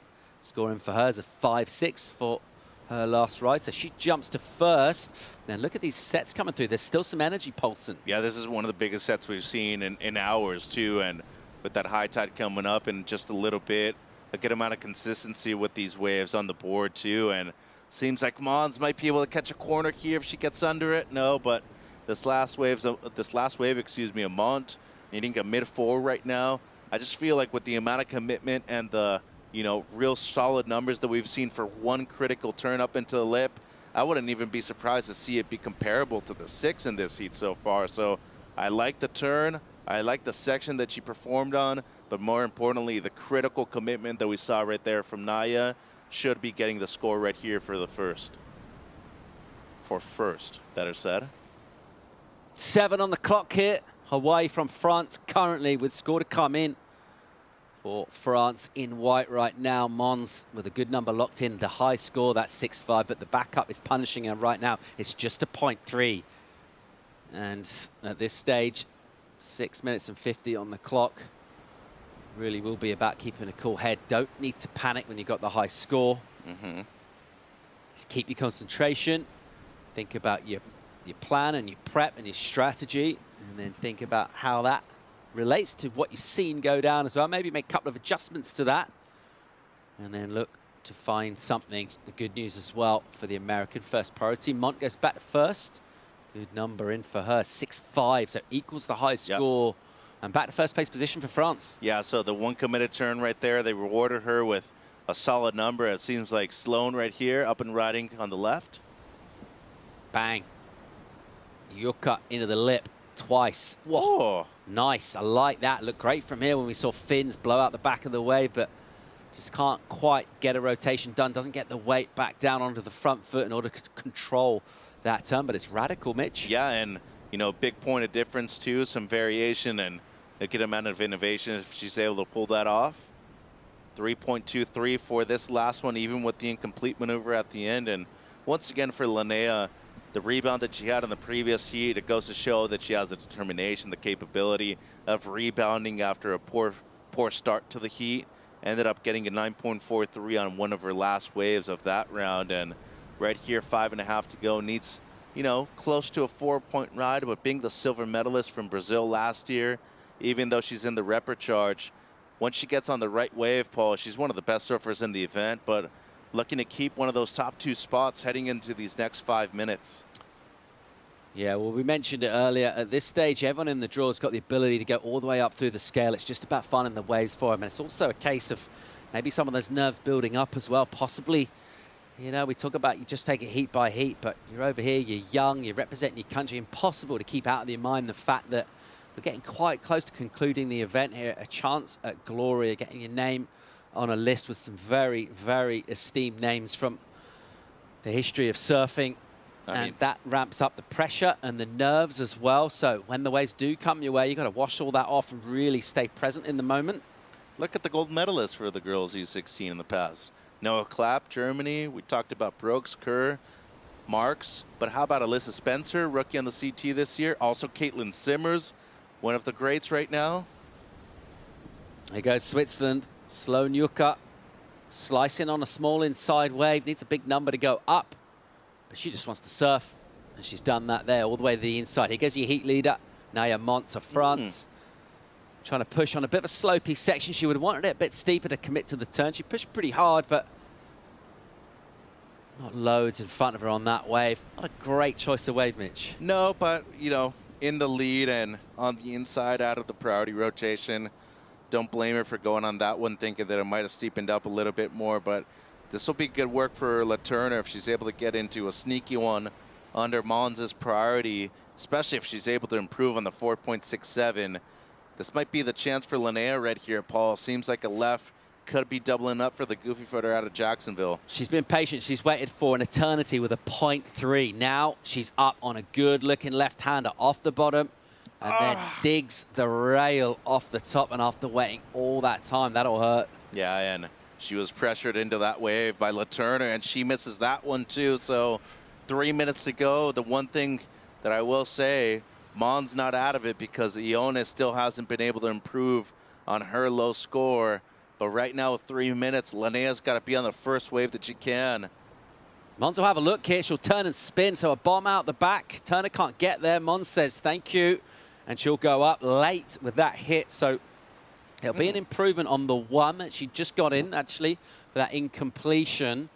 Will it be the 3.77 she needs to threaten LaTurner? I wouldn't be surprised. I mean, it was a bigger section. Nice kind of foam climb into the rock and roll floater right there. You know, close to a 4 is what she's needing, and we've seen a lot of these single maneuvers go into the mid-range for that committed maneuver. So I think there's a chance she's getting the 3.77. And LaTurner right now needs to be very smart with the way she uses priority. Yeah, wave down the beach here, though, and she's in the spot. Look at this. This one just stands up. Sweet for her. And backs off a touch. She has to give it a concerted paddle. A little wobble on the takeoff, but now she's up and surfing. And she'll not really ever get a hold of that. The first turn was a bit out on the face. The wave was essentially closing out. Tried to get a finishing turn, which isn't there. So, all right, and a crucial number for Mons. A really significant one, 5-3 for the American. So she was maybe even only halfway out the back when that thing came through, and it was, that wave had been breaking for a good 10-15 seconds before it got to her. She identified, swung late, and crucially got the completion. Goes to second place, 90 seconds to go. And just the one turn, and Sloan right here needing close to an 8. Lanea going to try to protect that second place by moving closer to Ione. And as of right now, it's those single waves on the inside of that only really allow the one maneuver. They're not even part of a set either. They come through randomly, they break, but they double up so well on the reef. They stand up just a bit more, and Lanea's been able to take advantage of 2 of those so far in this heat.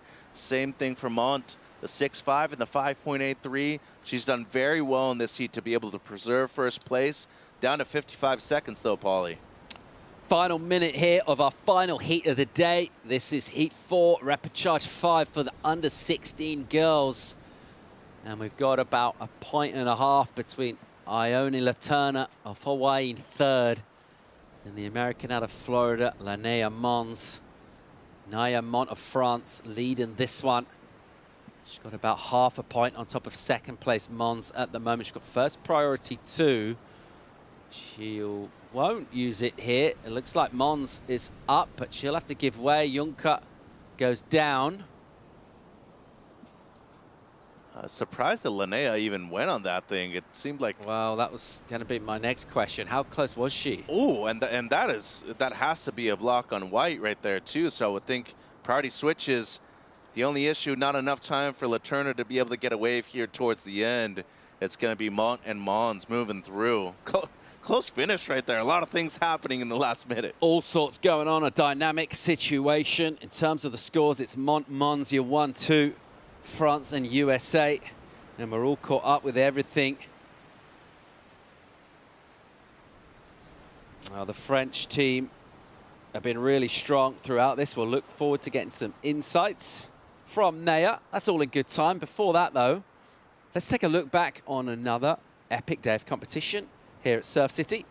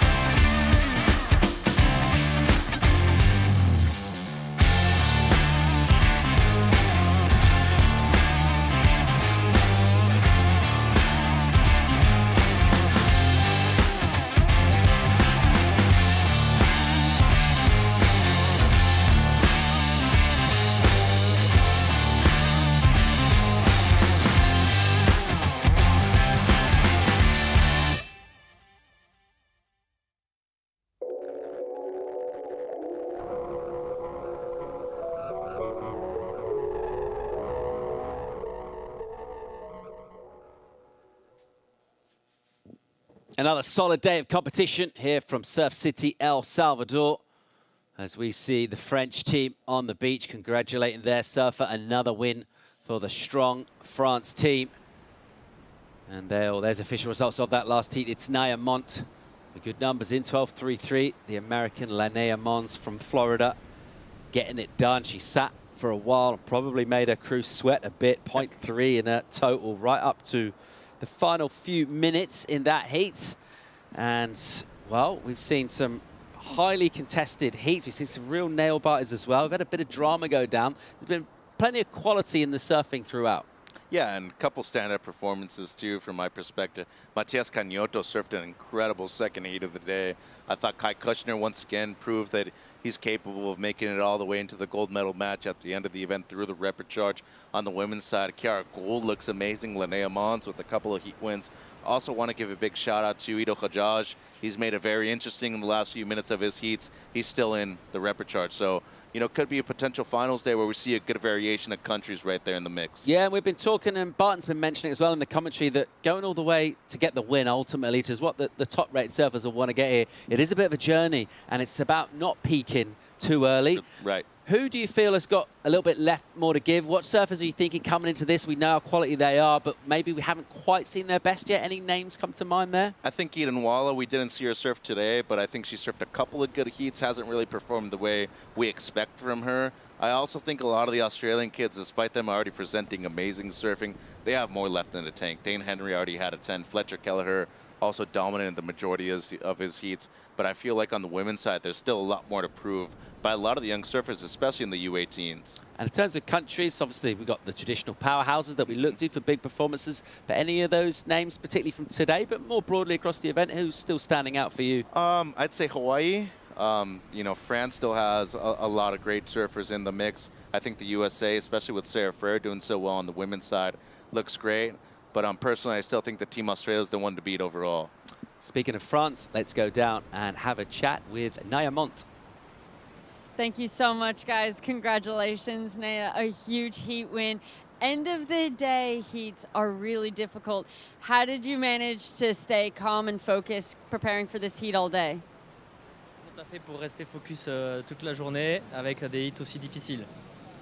Il y avait les copains pour me soutenir, il y avait tout le monde, il y avait une bonne ambiance. Et les vagues étaient fun, ça ressemble beaucoup à chez nous, donc c'était super cool. The team is good, the feeling is good with all the crew, and the wave looks like a little bit like France, so it's good for her, it looks fun for her. So speaking of Team France, the vibes are good. What do you think is the special thing for Team France that's making you guys so successful? Qu'est-ce qui permet à la France de se sentir bien et d'avoir autant de succès? On se connaît tous bien, on est tous amis, on est soudés, on s'encourage et voilà. We know well each other, it's a good team, like with good cohesion, and that's the secret. Yeah, looks like you guys are having... Back in French to... Merci à la famille, aux amis de me soutenir, de m'envoyer plein de messages et merci, je vous aime. Hein.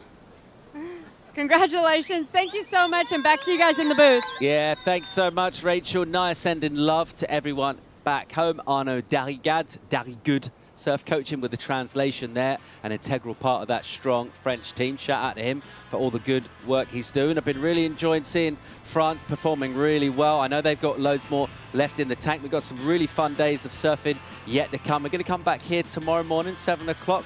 We'll look forward to the pleasure of your company then. See you tomorrow. Hasta mañana.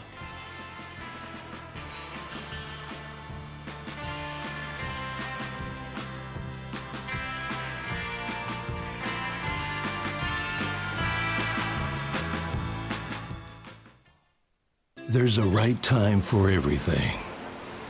A right time to learn. A right time to try. A right time to fall. There's a right time to find your wave. And there's a right place to enjoy your passion.